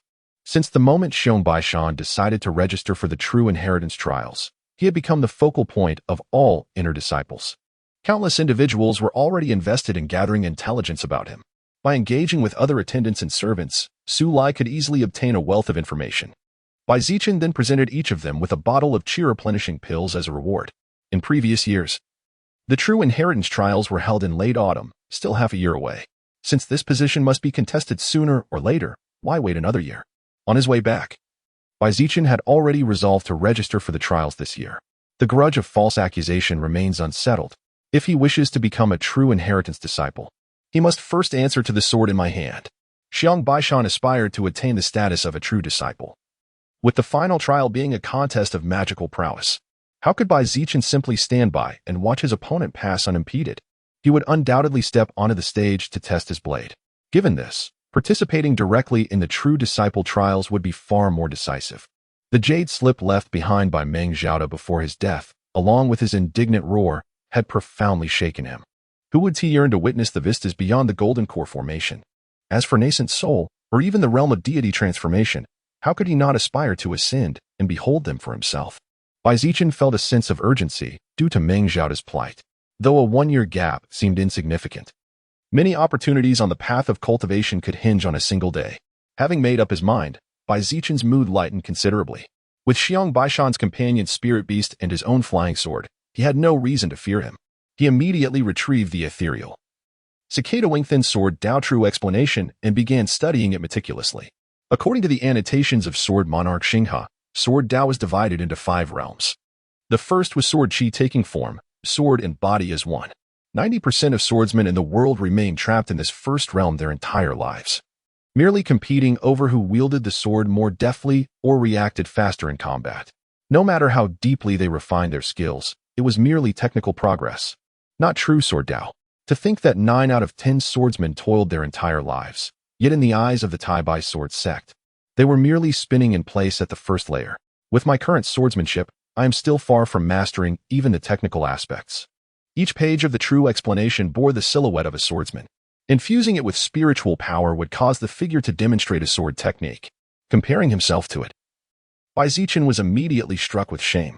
Though both were at the first realm, the swordsman on the scroll wielded the blade with effortless grace, as untraceable as an antelope's horns, utterly devoid of earthly clumsiness. It was hard to believe this was still considered the introductory stage of Sword Dao. The next realm, known in the Tai Bai sword sect as Sword Qi Thunderclap, involved each swing of the sword accompanied by rolling thunder, summoning wind and lightning, every strike carrying its full might. This realm was not merely about the speed of the flying sword producing thunderous echoes, but involved harnessing the power of heaven and earth itself. In essence, merely exerting 30% of one's strength could unleash the full potential of the flying sword. Bai Zichen channeled his spiritual energy, summoning forth a ponytailed sword child. A crimson sword light weaved back and forth in its grasp, shearing several zhang off the peaks of 2 opposing mountains. Why does the second realm's sword child seem less awe-inspiring than the first realm's swordsman? The ponytailed child's scarlet blade moved in rigid, unvaried strokes, devoid of any discernible profundity. Could this be the distinction between mere technique and the true Dao, as the Star River Sword Monarch once spoke of? Bai Zichen seemed to have an epiphany. The inheritance of the Tai Bai sword sect was truly extraordinary. He wondered what method they had employed to record images on the golden stone tablets, surpassing even the quality of jade slips. It was as if a genuine sword cultivator stood before him, vividly demonstrating each realm of swordsmanship in harmony with the written words. Collecting his thoughts, Bai Zichen turned his gaze to the third realm. Chapter 77. The 8th level of Qi refinement, the third realm of sword cultivation, is known as forging the sword into silk. This stage pursues the utmost lethality. The sharpness of the sword's radiance becomes truly indomitable, capable of cleaving through any defense. Protective artifacts of the same tier are rendered utterly useless. Within the vision, an elderly sage spreads his hands, and 2 silken strands of sword light coil like dragons in flight. Before him, dozens of cultivators erupt in crimson mist as their chests are pierced. No defensive spell, treasured artifact, or even rival flying swords can withstand a single strike. At its pinnacle, this realm embodies the swordsman's most revered ideal: one sword to shatter 10,000 techniques. Zichen is overcome with envy. Only now does he realize that the legendary phrase, "no matter your myriad arts, a single stroke of my blade shall sunder them all," can only be grasped by delving deep into the third realm of sword cultivation. The fourth realm, as named by the Star River Sword Monarch, is Sword Radiance Division. A lone swordsman stands by the shore, his blade pulsing with light. Its brilliance so dazzling it fractures into countless streaks that slash across the sea. The once calm waters churn violently, as if ravaged by a cataclysmic storm. Waves surging hundreds of feet high, threatening to obliterate everything in their path. Then, abruptly, the vision fades, no further scenes follow. Sword Radiance Division. This is Sword Radiance Division. Zichen was utterly entranced. These myriad sword rays were no mere illusions, but tangible manifestations, each wielding 1/10 the power of the original blade. Upon reaching this realm, a swordsman's combat prowess ascends to unprecedented heights. The Star River Sword Monarch currently resides within this echelon of swordsmanship, and coupled with his Star River sword formation, he has forged an invincible reputation among nascent soul cultivators. The fourth layer of the Sword Dao, when perfected, evolves into the concept of one sword begets 10,000 techniques. As for the final layer, it entails the fusion of the Great Dao's true essence with the Sword Dao itself. Even the Star River Sword Monarch himself has yet to achieve this. Nascent soul true lords have only just begun to brush against the Great Dao's essence. Before it, they are as helpless as newborn infants. To merge it with the Sword Dao is nothing short of a fantasy. Whether anyone has ever attained this fifth layer remains unknown. And even the Star River Sword Monarch's writings carry a tone of speculation. For among the 5 layers, this is the only one without any recorded legacy or imagery. By the time Zichen finished reading the Taibai Sword Sect Sword Dao True explanation, he realized with a start that several hours had slipped away. So this was how the 5 realms of the Sword Dao were delineated. Finally, he had a clear framework. Unlike before when he had no idea where to direct his efforts for advancement. A faint intuition stirred within him. Even if he ultimately failed to manifest the Star River sword formation, the sheer value of the Sword Monarch's profound insights and the ethereal legacy alone would be immeasurable. It seemed Senior Ming Zhao's innate talent in the Sword Dao was indeed lacking, for despite holding such a treasure for decades, he had never managed to grasp its essence.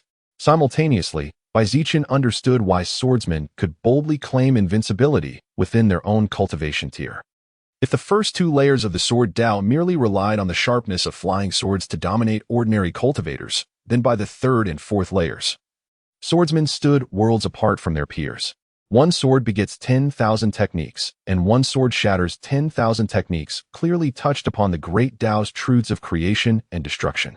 Should a golden core swordsman attain the 3rd layer of the Sword Dao, it would be akin to possessing the enlightenment of a nascent soul true lord ahead of time. How could any cultivator of the same tier possibly stand against him? However, these realms were still too distant for Zichen. His immediate goal was to refine his swordsmanship while striving towards the 2nd realm, Thunderous Sword Chi. Returning to reality, Zichen retrieved the Golden Sparrow sword, placing it horizontally across his lap. With a pointed gesture, he summoned the Wood Chi of E, directing it along a specific path into the blade. Yet, unlike the swift circulation within the Ink Bamboo sword, the Wood Chi moved sluggishly through the Golden Sparrow sword, barely advancing the length of a thumb after the time it took an incense stick to burn. Despite this, Zichen was exhilarated. It meant his sword-nurturing art was indeed effective on the Golden Sparrow sword. With 30 or 40 more sessions, the blade would be fully restored to its former glory as a proper flying sword. A peculiar thought nagged at him. There seemed to be an inexplicable connection between the sword-nurturing art and the verdant divine technique of E-Wood. Though one was for sword restoration and the other for spiritual cultivation, entirely unrelated on the surface, the more he practiced, the stronger this intuition grew. Reflecting further, Zichen realized that when his ancestors departed the Dragonfish sect, they had taken far more than mere inheritances. The secret treasures the Bai family had revealed during the Ghost Spirit sect's siege of Hanxiu Peak were hardly the possessions of an ordinary inner disciple. Over the following months, Zichen devoted himself to daily sword nurturing, dividing the rest of his time between cultivating the evergreen art and studying the essence of Sword Dao. Though still leagues away from achieving Thunderous Sword Chi, his swordsmanship had improved dramatically. Indeed, real combat proved the best teacher.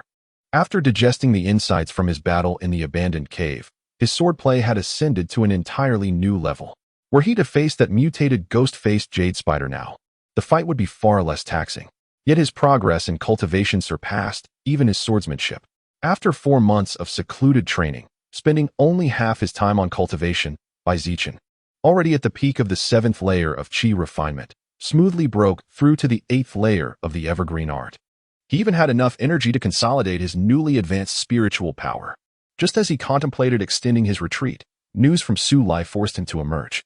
The previous day, Xiong Baishan had formally surrendered his inner disciple token and submitted an application for the True Disciple trial to the Hall of Transmission. This signaled the imminent commencement of this year's trial. Zichen picked up a jade slip from his desk, his own pre-written application, tucked it into his storage pouch, and set out first for the Hall of Artifice. After confirming a few matters with Elder Ping Chong, he swiftly made his way to the Hall of Transmission. Junior Brother Bai, what scripture have you come to borrow today? The long-bearded, horse-faced deacon naturally recognized the rising star among the inner disciples and said with a jovial smile. This time, it wasn't for borrowing scriptures, it was to register. Zichen removed the inner disciple token from his waist and placed it together with the jade slip before presenting them. Disciple Zichen of the inner sect has reached the late stage of chi refinement and hereby applies for the True Inheritance trial. Excellent.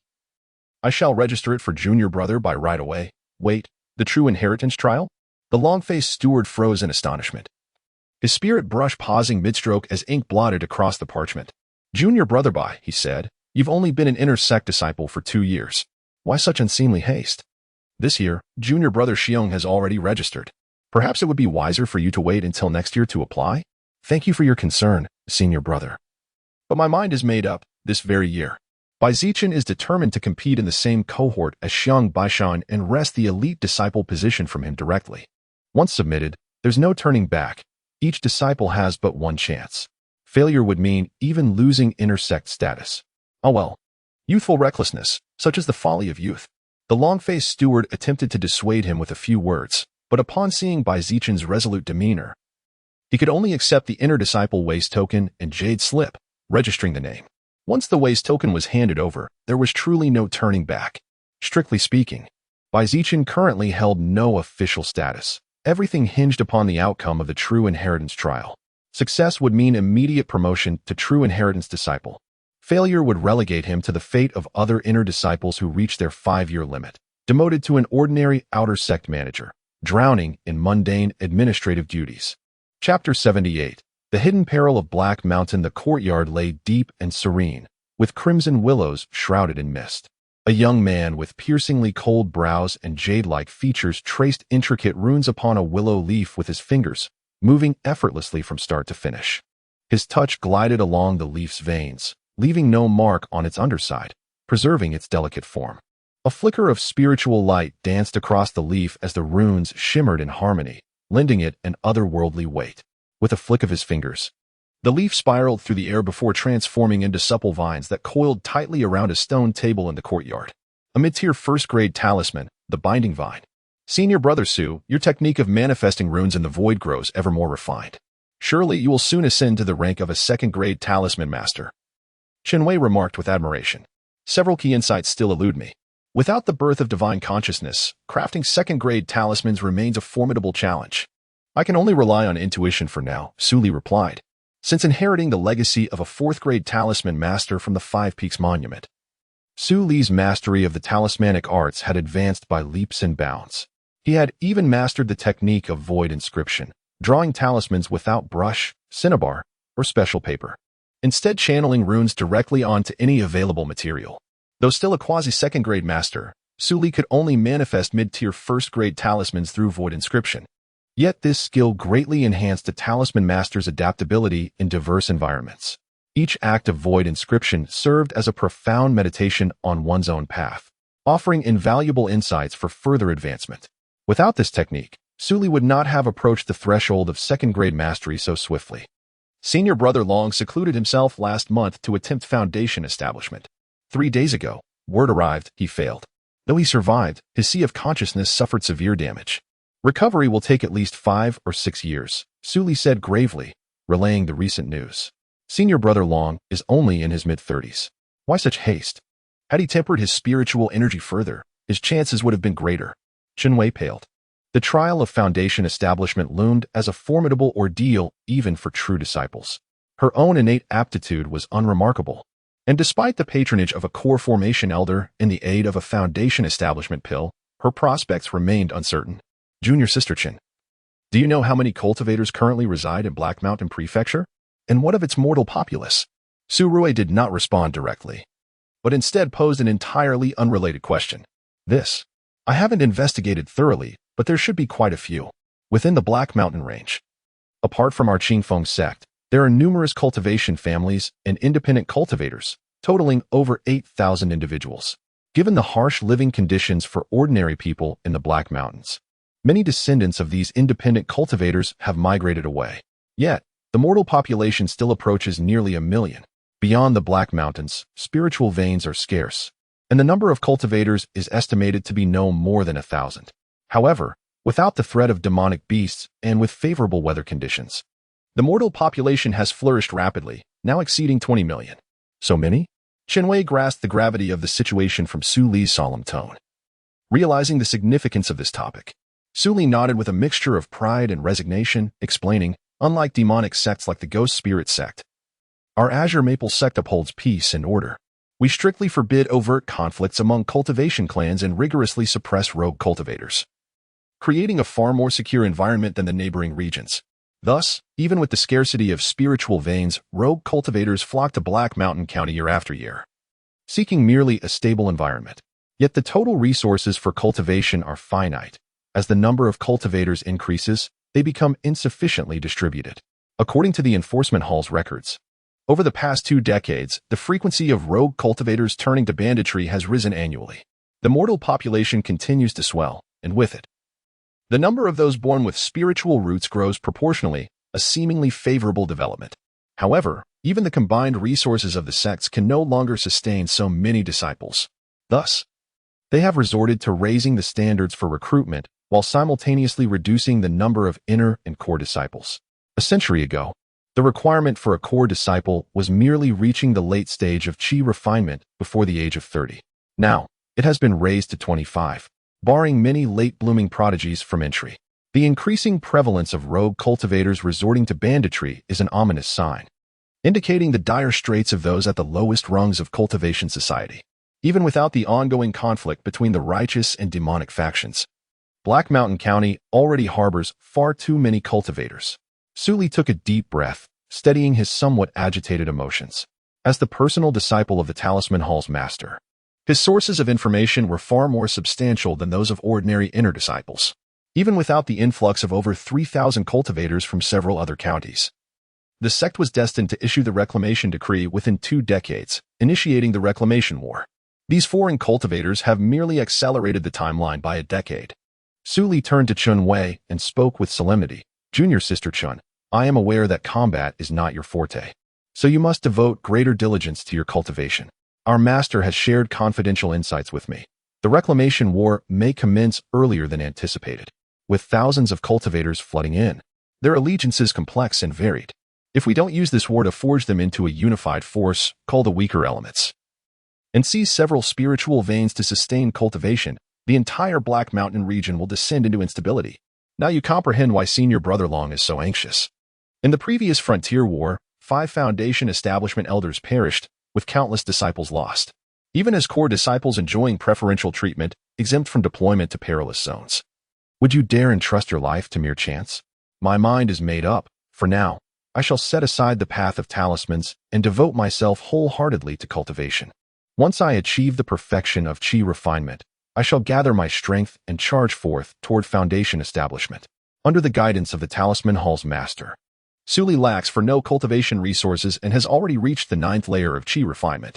Only the final step remains before attaining the great perfection of chi refinement.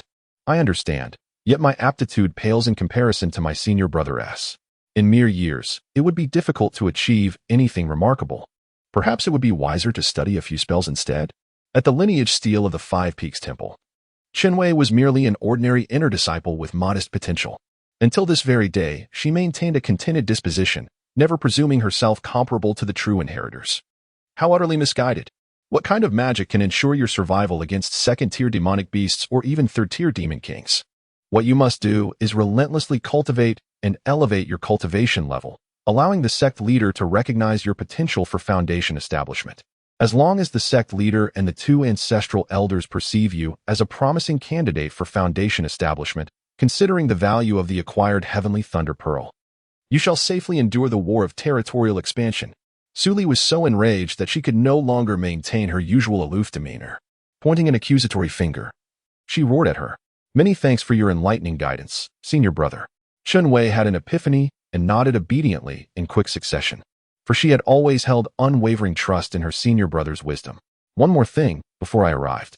I heard that 2 disciples from the inner sect have registered for the true inheritance trial this year. One is junior brother Xiong Baishan. The other is junior brother Bai Zichen. Senior brother, do you still remember junior brother Bai? Back at the Five Peaks Temple, he was among the same group as you in comprehending the stone steels, and also triggered an extraordinary phenomenon from the heritage steel. Ah, so it was him. That journey to the Five Peaks Temple truly altered the fates of the 3 of them, though Su Li soon fell into unconsciousness afterward. He must have retained a vivid impression of the youth who similarly stirred the phenomenon. Who would have thought that in just a few years? Junior brother Bai has already attained the cultivation level to challenge a true disciple. As for Xiong Baishan, though I hold no fondness for him, his accompanying bear beast is truly detestable. Within the inner sect, there is likely no one who can stand against him. What a pity. Chapter 79, the first trial of the true inheritance, the Hall of Transmission. Rear courtyard. A shaded path meanders serpentinely up the mountainside, where turning at its end reveals another realm, evoking the poetic sentiment of a winding path leading to secluded serenity. Beyond several pavilions and winding corridors, nestled amidst verdant ancient pines stand rows of modest buildings, the dwellings of the disciplinary hall disciples. I personally handled your enrollment procedures, yet never imagined you'd reach the 8th level of chi refinement in mere years. Truly, the younger generation inspires awe. Elder Pei Dongyong, at the mid-stage of foundation establishment, possessed such discerning vision that even chi refining cultivators who had mastered concealment techniques could not hide their cultivation levels from him. With a mere flick of his fingers, he calculated that this disciple had joined the sect for less than 2 years, yet had already broken through 2 major realms, including the formidable bottleneck of late-stage chi refining, a pace of advancement that could only be described as astonishing. Recalling the instructions sect leader Wei had given upon emerging from seclusion, Elder Pei's gaze grew even more scrutinizing. It is only through the sect's generous provisions that this disciple can devote himself entirely to cultivation and achieve such rapid progress. Bai Zichen humbly acknowledged. Days prior, he had met with Elder Peng Chong, assuring him that should he ascend to the rank of true disciple, he would retain Peng Jinhu as his attendant and even share a portion of his cultivation resources to ensure the latter's breakthrough to mid-stage chi refining within a few years. This was a privilege granted to true disciples by the sect, and precisely the reason Elder Peng had maneuvered Peng Jinhu into the role of a menial disciple in the first place. Elder Ping promptly pledged to speak with Elder Pei Dongong, requesting favorable consideration during Bai Zichen's true disciple trial. The hall master is in seclusion, so I am temporarily overseeing the trial assignments, Elder Pei declared, his voice steady. Since you stand before me, it is clear you understand the nature of this trial. Let me remind you of one thing. While you may rely on artifacts, talismans, and other external aids, you must complete the trial alone. Seeking assistance from others is forbidden. Though strands of silver streaked Elder Pei's hair, and his frail frame resembled that of a village elder, his piercing eyes dispelled any illusion of frailty. Instead, they radiated boundless energy, as if his slender body concealed an inexhaustible force. The trial will be jointly reviewed by the Transmission Hall and the Law Enforcement Hall, he continued. Any violation will result in immediate disqualification. A crimson glow descended into Bai Zichen's palm, a scarlet scroll. With a respectful bow, he accepted it without unrolling it and departed the Transmission Hall. Senior Brother Pei, someone inquired, in your esteemed judgment, which candidate do you foresee succeeding in becoming a true disciple? A graceful and mature woman emerged from the rear pavilion, seating herself with dignified ease beside Pei Dongyou. Both are quite commendable. I have an appointment with Senior Brother Tan to discuss the intricacies of cultivating a certain technique, so I shall not detain you further. Junior Sister Lin. With a beckoning gesture, Pei Dongyong summoned a white crane, which gracefully bounded to his side. Mounting the crane with effortless poise, he departed into the distance. Humph! That obstinate old man remains as tight-lipped as ever. The elegant and mature lady pondered for a moment before unfurling a scarlet silk ribbon, stepping onto it as she ascended into the sky. Whether the sect leader would accept disciples remained uncertain. So she decided to first visit the artifact refinement hall to inspect the progress of her spiritual weapons. With several mid-grade spiritual artifacts in her possession, she would gain additional means of self-preservation upon the Emerald Moon Lake. A golden sword radiance streaked across the sky like a rainbow, swiftly leaving behind towering mountain peaks. Zichen had already fully restored the Golden Sparrow Sword through sword-nurturing techniques the previous month. Moreover, within the training chamber, he had shattered the mud spirit puppet countless times, thoroughly mastering the intricacies of this flying sword. Alas, the few minuscule nicks upon the Golden Sparrow Sword could not be mended through sword-nurturing techniques. Yet it was an unexpected boon that such methods could restore the spiritual essence of a blade long neglected and dulled by time. One could scarcely ask for more. At the very least, it spared the expense of awakening the sword's potential at the artifact refining hall. Compared to the ink bamboo sword, the Golden Sparrow Sword, a true orthodox 5-metal flying blade, excelled in every attribute. Whether in aerial duels or mortal combat, its subtle superiority would manifest. Only after a full month of relentless practice did Zichen master the Golden Sparrow Sword completely, ensuring no misstep in battle before replacing the ink bamboo sword with it. The Crimson Scroll depicted the location of the first trial for the true inheritance and the beast to be slain. Yet mere moments after unrolling, the contents faded into blankness. 10 blood wolves. What a coincidence, Zichen murmured, momentarily stunned. The task seemed both a favor and a jest. The very same creatures Lu Song had mentioned guarding the secret realm's entrance. First tier, upper-grade blood wolves. Whether they were the same pack remained uncertain. Within the Black Mountains, none could tally the beasts that roamed. Blood wolves alone might number in the hundreds of packs. That the trial's target and the secret realm's guardians overlapped unsettled him. Yet even if Lu Song had slipped or grown impatient, revealing the secret to others, their priority would be securing the realm's entrance, not playing mind games during the trial. This was mere happenstance.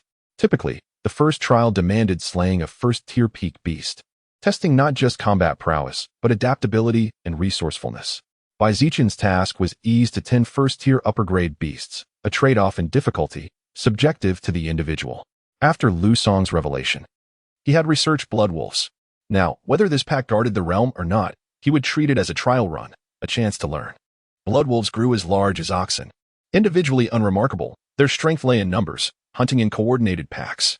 And they had one glaring weakness. After hours of flight, Zichen reached the unnamed valley marked on the scroll. Concealing his sword's gleam, he slipped inside, scouted briefly, then retreated. Not Lu Song's location, the terrain mismatched, but the sheer number of wolves. Had the transmission hall even scouted this place properly? From a distance, he counted at least 100 adult blood wolves lounging in scattered groups across the valley. Slay one, and the rest would swarm. The image of being torn apart by relentless fangs sent a shiver down his spine. Two approaches present themselves. The safer method involves utilizing the sharpness of flying swords to systematically eliminate blood wolves one by one. After slaying each beast, one must swiftly retreat, only to return when the pack disperses, repeating this process until 10 wolf heads are collected for the trial. The second strategy entails selecting favorable terrain and igniting pine resin oil to provoke the blood wolves into a frenzied assault. If executed skillfully, this method allows swift completion of the trial. The former is reliable but time-consuming, and the first stage of the trial grants only 7 days. The latter exploits the blood wolf's peculiar trait. Upon catching the scent of pine resin oil, their fur drips blood, rendering them impervious to pain and driving them into a berserk state. Though this enhances their individual ferocity, it disrupts their pack coordination. By holding ground briefly with the Crimson Canopy Pearl Umbrella and harvesting the frenzied wolves with flying swords, one could gather the required 10 heads in no more than 2 engagements. Upon hearing Lu Song mention the blood wolves, Zichen instinctively instructed Ping Jinhu to procure several portions of pine resin oil from the provision hall, storing them in his spatial pouch for preparation. Chapter 80 Close Quarters Combat. After meditating and regulating his breath for a brief moment, Zichen replenished his spiritual energy to its peak condition. The golden glow of his Sparrowhawk sword now lay concealed within, making it appear no different from an ordinary mortal dagger. Now was the moment. His divine sense detected a lone blood wolf, limping on its hind leg as it licked its wounds. A golden sword radiance blazed like a rainbow, swift as a thunderbolt. The blood wolf had barely lifted its head when the sword light was already upon it. The formidable physique of the demonic beast, its resilient hide, proved as fragile as melting snow before the golden sword radiance, offering not the slightest resistance. A mournful howl escaped the blood wolf as a gaping hole the size of a bowl appeared in its belly, entrails and blood spilling onto the ground. The beast's tenacious vitality allowed it to remain standing, even baring its fangs in a furious snarl, poised to pounce. The golden sparrow's sword flicked back in a graceful arc, and the wolf's head rolled twice upon the earth. Zichen summoned an emerald sword radiance, sweeping up the severed head before swiftly retreating. Around him, the chilling howls of wolves rose and fell in waves. No fewer than 30 or 40 blood wolves were closing in. If encircled, he would be unable to wield his sword with the same precision as before. That single strike had been the culmination of long preparation, seizing the perfect moment. Channeling his essence, energy, and spirit, a near-instantaneous kill. With the pack closing in, even escape by sword flight would soon become impossible. Zichen flew over 10 miles in one breath before taking refuge in a desolate mountain stream where spiritual energy was sparse. This location still lay within the familiar territory of Black Mountain. Second-tier demonic beasts possessed sufficient intelligence to avoid areas frequented by the formidable two-legged creatures they dared not provoke. Yet, a large group of first-tier beasts still posed a significant threat. Even as he fled by sword flight, his divine sense faintly detected several sources of danger nearby. The tactic of singling out targets seemed viable. If he struck swiftly and decisively, the blood wolves would never manage to encircle him. With one blood wolf head secured, Zichen reviewed his experience. The golden sparrow sword was far sharper than the black bamboo sword, making the kill effortless. As for the technique of dual sword control, his divine sense could barely sustain it, but his spiritual energy was insufficient. Wielding two swords simultaneously, whether attacking or defending, could amplify his power, yet for a chi refinement cultivator, the challenge lay not only in the immense mental focus required to control two swords without diminishing effectiveness, but also in the exorbitant spiritual energy consumption. The energy expenditure for dual sword control did not merely double, it increased exponentially.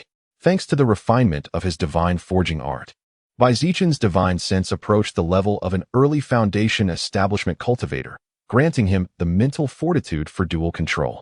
However, his chi refinement 8th layer cultivation could not sustain the rapid depletion of spiritual energy.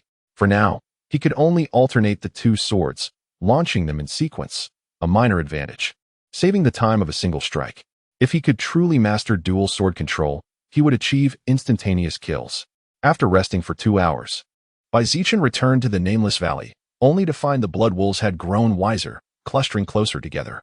Half a day passed, then a full day. Time and again, Zichen infiltrated the valley, yet the pack showed no sign of dispersing. Moreover, they were extraordinarily vigilant, swiftly converging at the slightest disturbance. With several blood wolves coordinating seamlessly from front to back, the pack's heightened alertness and teamwork far surpassed that of ordinary demonic beasts, stirring a sense of unease in Zichen. At this rate, the cautious approach would never yield 10 blood wolf heads within 7 days. He had no choice but to take risks, resorting to the second method. Zichen circled the edge of the Nameless Valley several times before finally settling on a suitable location, a smooth, recessed cliff face where even 2 or 3 people standing side by side would find it cramped. Here, no matter how many blood wolves attacked, only 3 or 4 could strike him at once, easing the pressure. Yet, with his back against the wall, escape after collecting enough heads would require careful planning. The blood wolves could leap at least 30 or 40 feet in a single bound.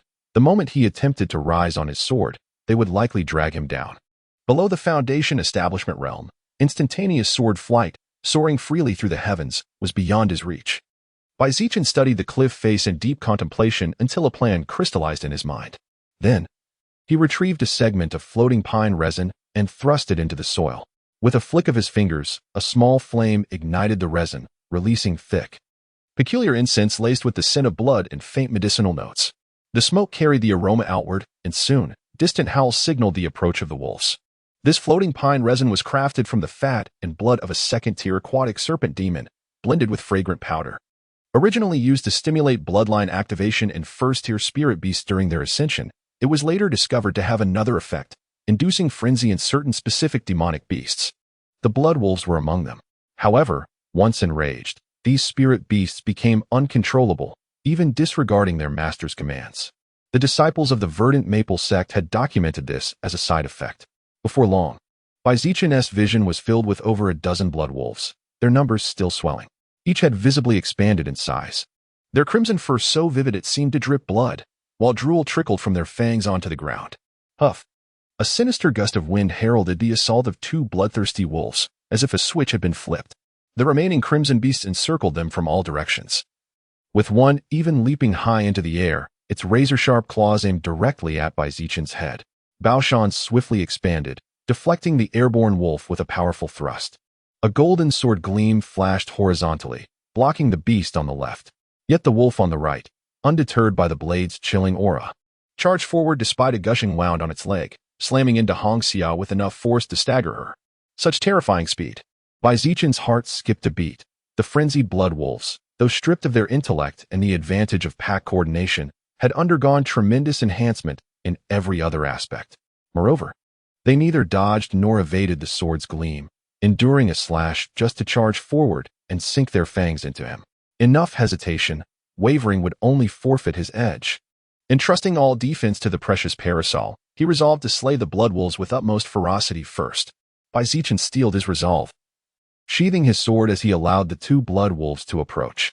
Driven mad by the intoxicating scent of pine resin, the frenzied beast lunged toward its source with reckless abandon.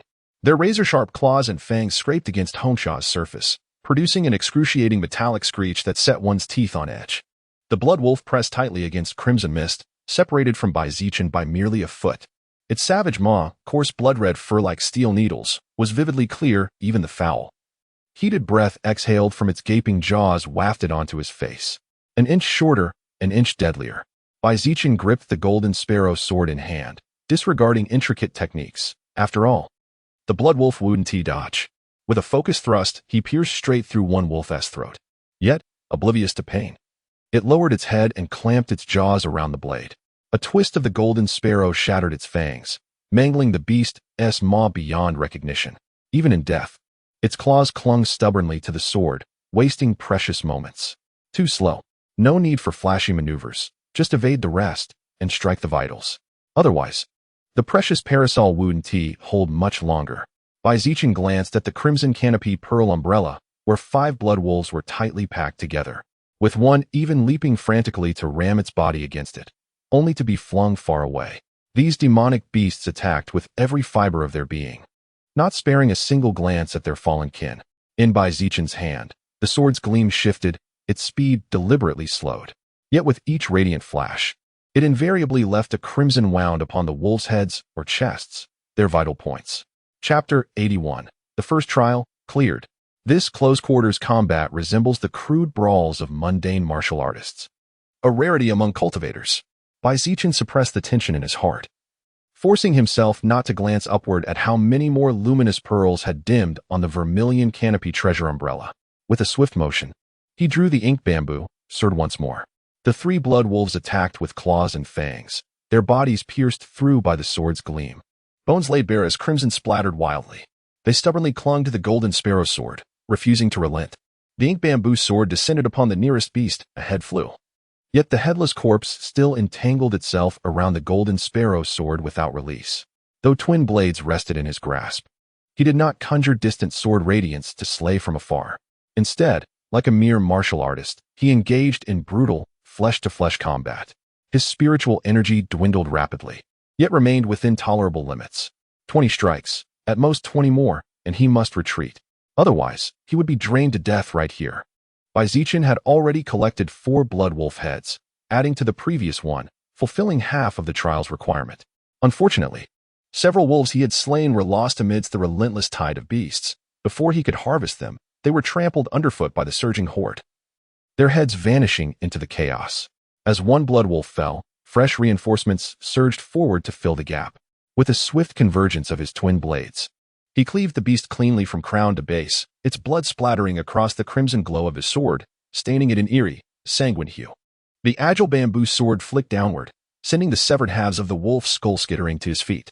In the next breath, the golden sparrow sword darted forward.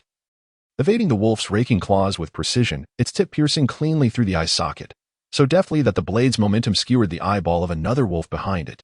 The bamboo sword, embodying grace and fluidity, wove through the cramped battlefield like an emerald serpent, its 3-foot jade gleam coiling around the necks of the two impaled wolves.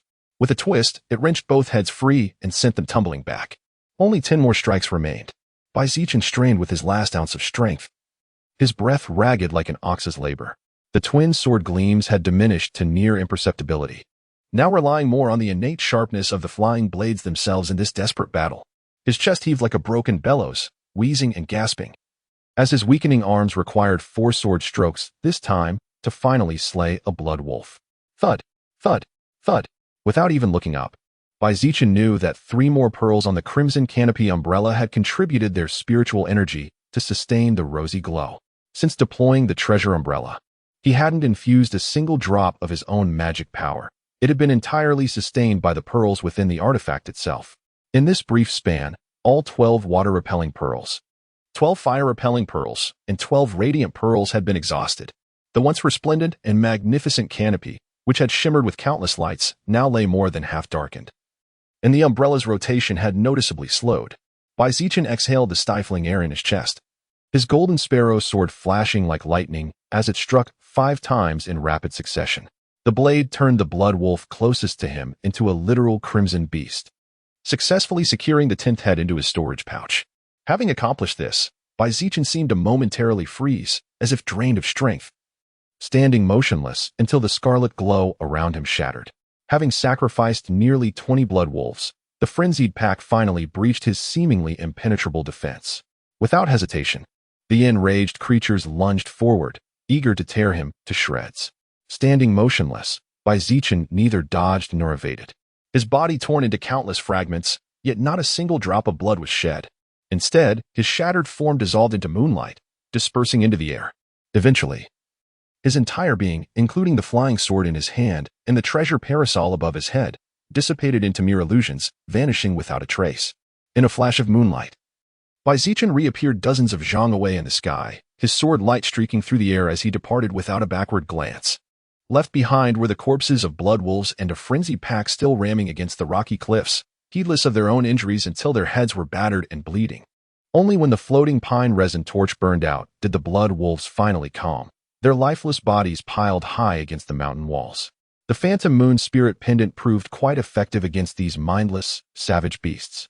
The golden sword light weaved unsteadily through the air, flying at only half its usual speed. Zichen touched the pendant at his chest. This standard-issue inner-disciple artifact had served him well in the critical moment. Not only did it replicate his illusionary form, but it also flawlessly mimicked the weapons in his hands, though, of course, they were mere facsimiles, devoid of any true power. Meanwhile, his true body was cloaked in an invisibility spell, buying him just enough time to escape the nameless valley. Upon returning to the sect, Zichen first retreated to his cave abode to recuperate, changing into fresh robes before heading to the transmission hall to submit his trial proof. When 10 blood-drenched wolf heads, some so mangled they had to be pieced together to be recognizable, were laid before Pei Dongyong, the gaunt elder could not hide his surprise. Completed the trial in just 3 days. Quite efficient. It seems I underestimated you. Beyond your cultivation talent, your combat aptitude is equally remarkable. With a sweep of his sleeve, Pei Dongyong summoned a massive spiritual hand that seized all the wolf heads, instantly desiccating the gory remains, a display of his famed primordial 5 elements great grasp. So, you've taken the path of the flying sword? No wonder his combat prowess is impressive. Once you become a true disciple, if you encounter any issues regarding sword techniques, you may seek guidance from Elder Luo Guangwu. Within the sect, only junior brother Luo has truly walked the path of sword cultivation. The rest of us, even if we wished to instruct, would be powerless in matters of the sword. Pei Dongyong, with his vast experience and discerning eye, immediately recognized that the wound on the blood wolf's head was inflicted by a flying sword.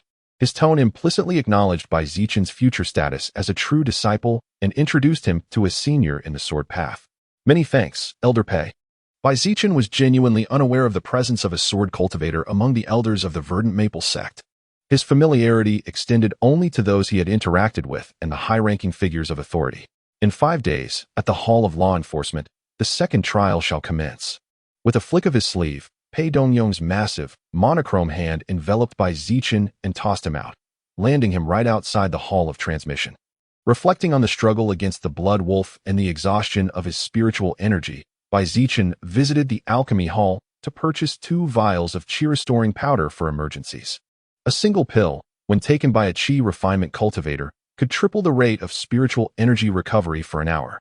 In the following days, he secluded himself within his cave abode, carefully contemplating the lessons gleaned from the life and death battle in the Nameless Valley. Meanwhile, Sulai diligently gathered and relayed daily updates regarding the news and rumors surrounding the true disciple trials.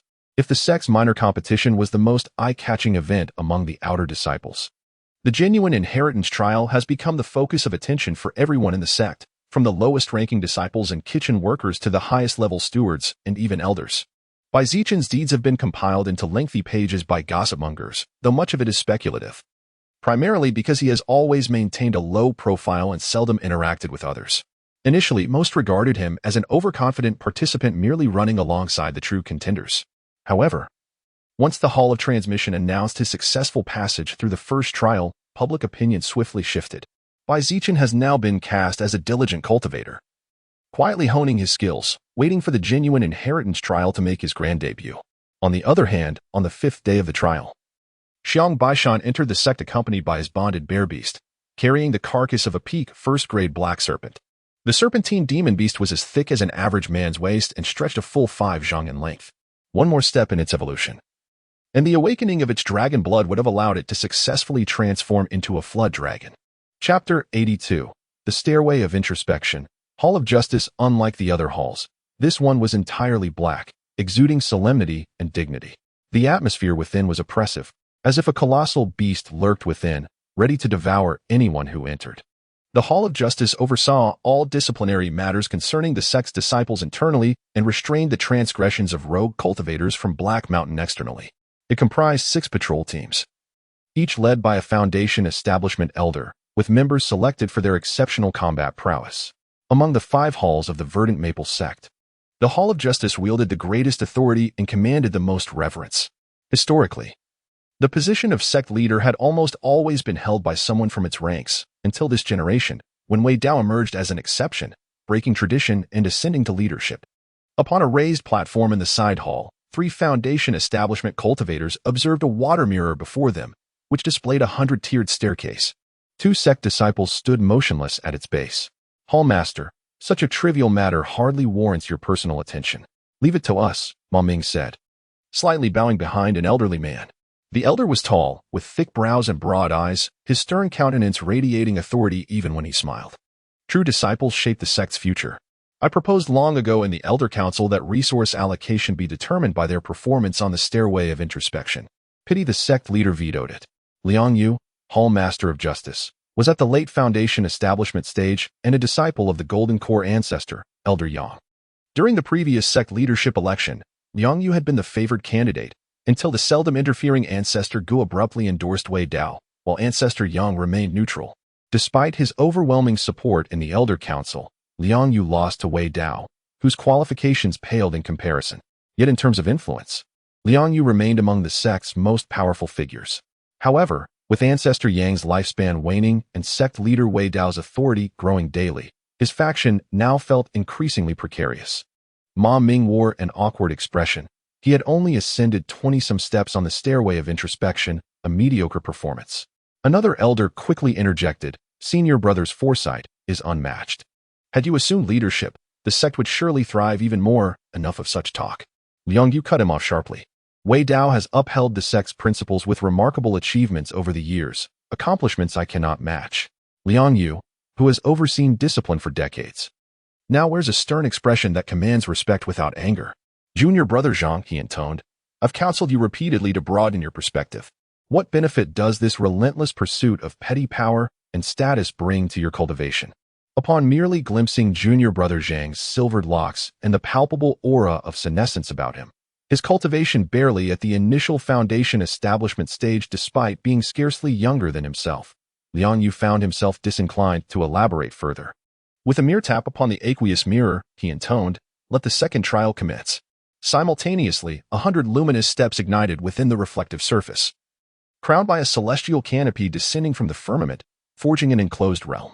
A mid-grade magical artifact, the Stairway of Introspection, Liangyu murmured. Junior brother Bai, I shall take my leave ahead. Pray, take your time to contemplate its mysteries.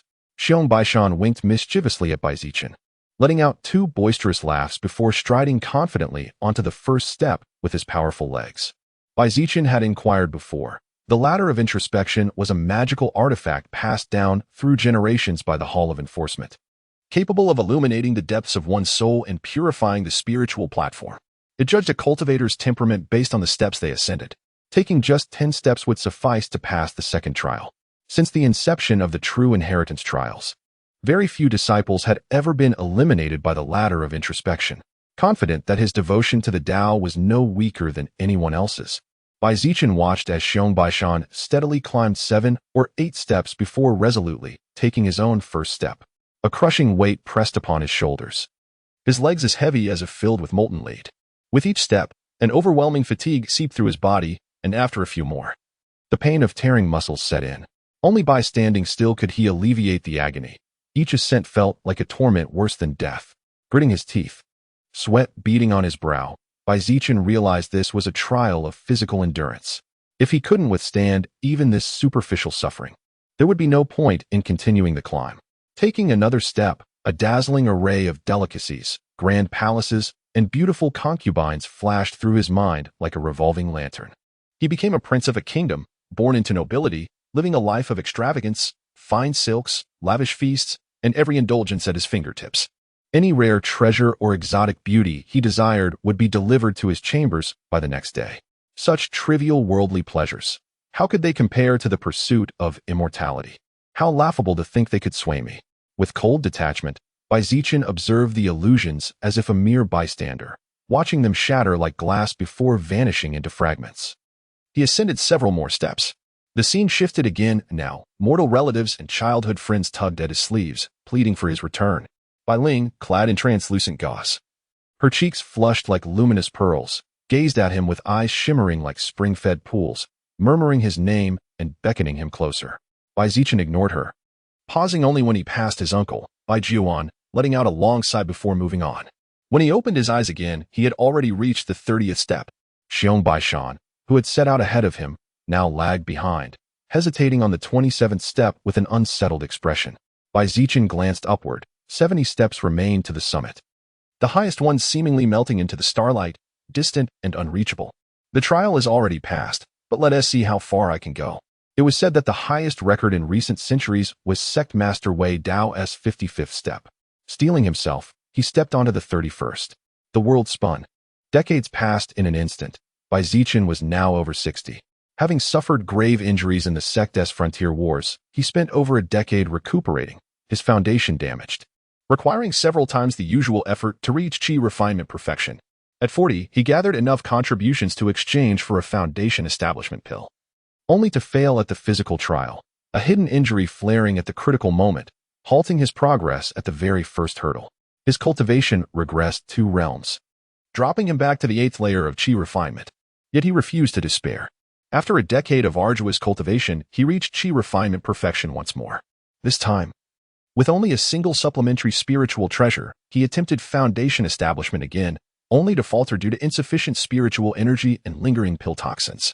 The backlash was even more severe this time, nearly costing him his life. Emerging from the secret chamber, his once lustrous hair had turned silver, his skin deeply wrinkled, as if 2 decades had instantly aged him. His cultivation had regressed to merely the 6th level of chi refining.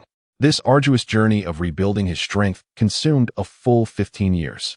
At the age of 65, Bai Zichen stood once more at the pinnacle of chi refining's great perfection for the 3rd time. Senior brother Bai, you must reconsider, someone cautioned. At your age, how could you possibly attempt foundation establishment? A single misstep would mean utter annihilation, body perished, Tao extinguished. Indeed, brother Bai, perhaps you should resign from the sect and return to your family to take several wives and continue your lineage. With your perfected chi refining cultivation, you still have decades of comfortable life ahead. At the venerable age of 65, having failed twice in foundation establishment, with depleted vitality and waning spiritual power, all signs indicate that attempting another forced breakthrough would only lead to certain demise. On the grand path of cultivation, how can everything go as one wishes? We can only strive to act with a clear conscience. Zichen declined his fellow disciples' well-intentioned advice. Without foundation establishment pills or spiritual treasures to aid him, he entered the secluded chamber and closed himself off in life-or-death meditation. A month later, a towering vortex of spiritual energy formed, and a foundation establishment cultivator emerged slowly from the chamber. Zichen opened his eyes with radiant light swirling within. Having traversed the illusory decades of meditation, he found himself standing unknowingly upon the 50th celestial step. Chapter 83. The primacy of mind as real as illusion, as fleeting as a dream. Such is the might of a magical artifact. Fortunately, it was merely employed to temper the minds of sect disciples. Were it used against chi-refining cultivators, they would surely perish, trapped within its depths.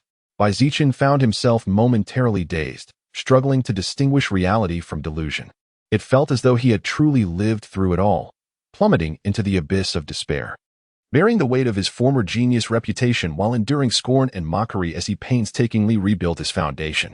In the end, he had staked his very life, grasping at that elusive thread of providence, defying the impossible to emerge from the jaws of death and achieve foundation establishment.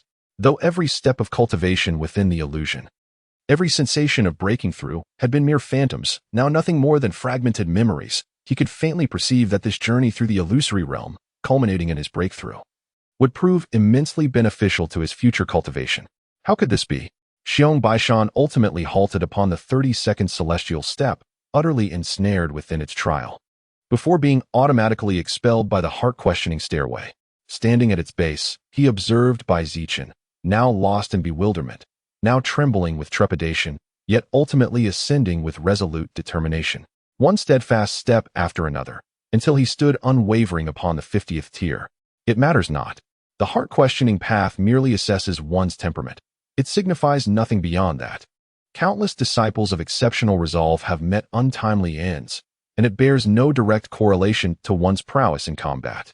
Yet even Xiong Baishan, brimming with unshakable confidence, found his composure faltering.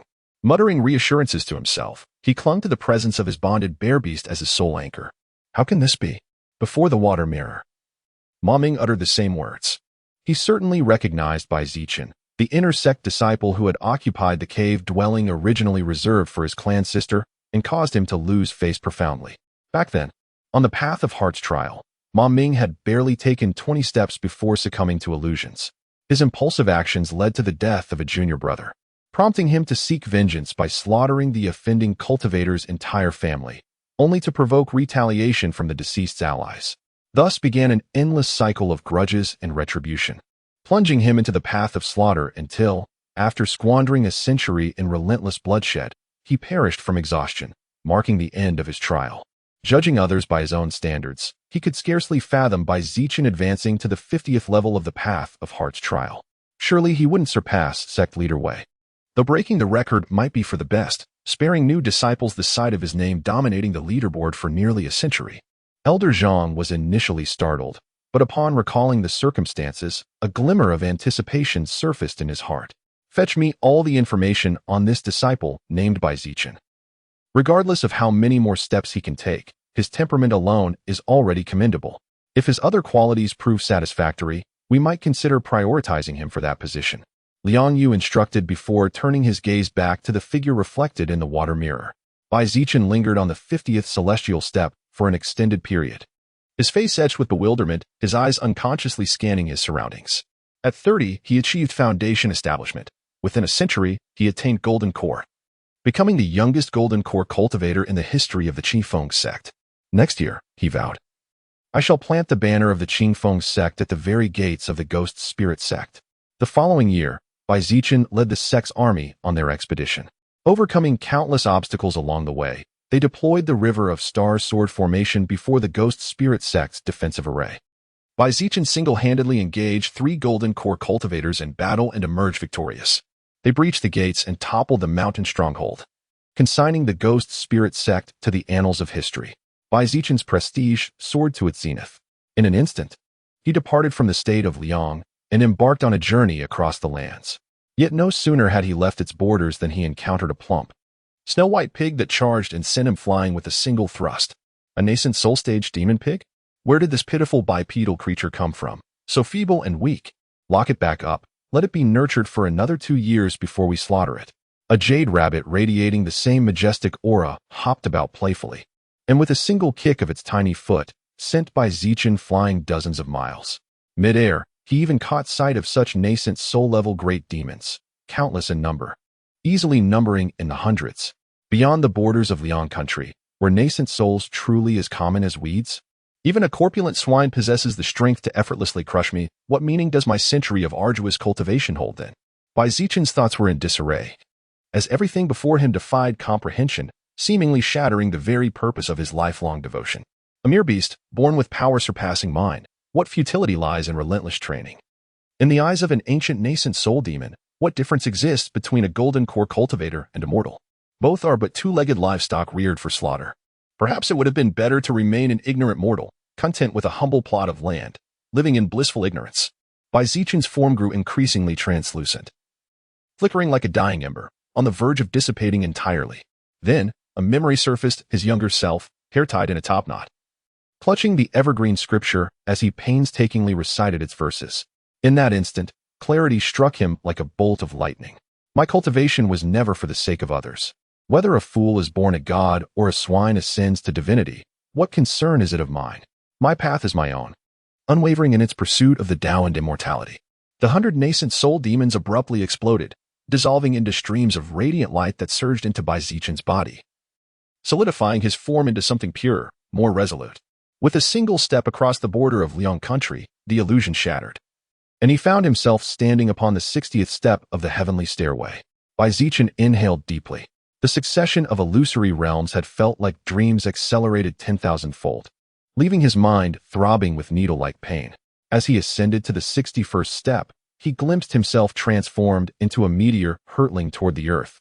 A blazing inferno, only to be gently pushed back by an unseen force, ejected from the illusion and returned to the base of the stairway of trials. What just happened? Has my trial not yet failed? Why was I abruptly transported out? Zichen was utterly bewildered. Having already experienced the mystical wonders of the 100-step path of hard inquiry. Though unable to articulate it clearly, he was certain he had gained profound benefits from this trial. It was as if the deepest recesses of his heart had been cleansed of dust, leaving behind a pristine clarity. Your mental fortitude may not yet have reached its limit, but the path of hard inquiry has detected that your consciousness can no longer endure the trials of another illusory realm. To prevent irreversible harm to our disciples, the ancient mechanisms were designed to automatically expel those who reach such a threshold. An elderly cultivator suddenly appeared behind him, his gaze fixed solely on Zichen with unmistakable admiration. Truly a pity. Had you attained the peak of chi refinement, you might have ascended to the 70th step. Yet for a chi refinement cultivator, the insights gained between the two are not vastly different. Do not dwell on it excessively. Greetings, Elder Liang. Zichen hastily bowed in respect. He had long memorized the visage of the law enforcement hall's master even before joining the sect,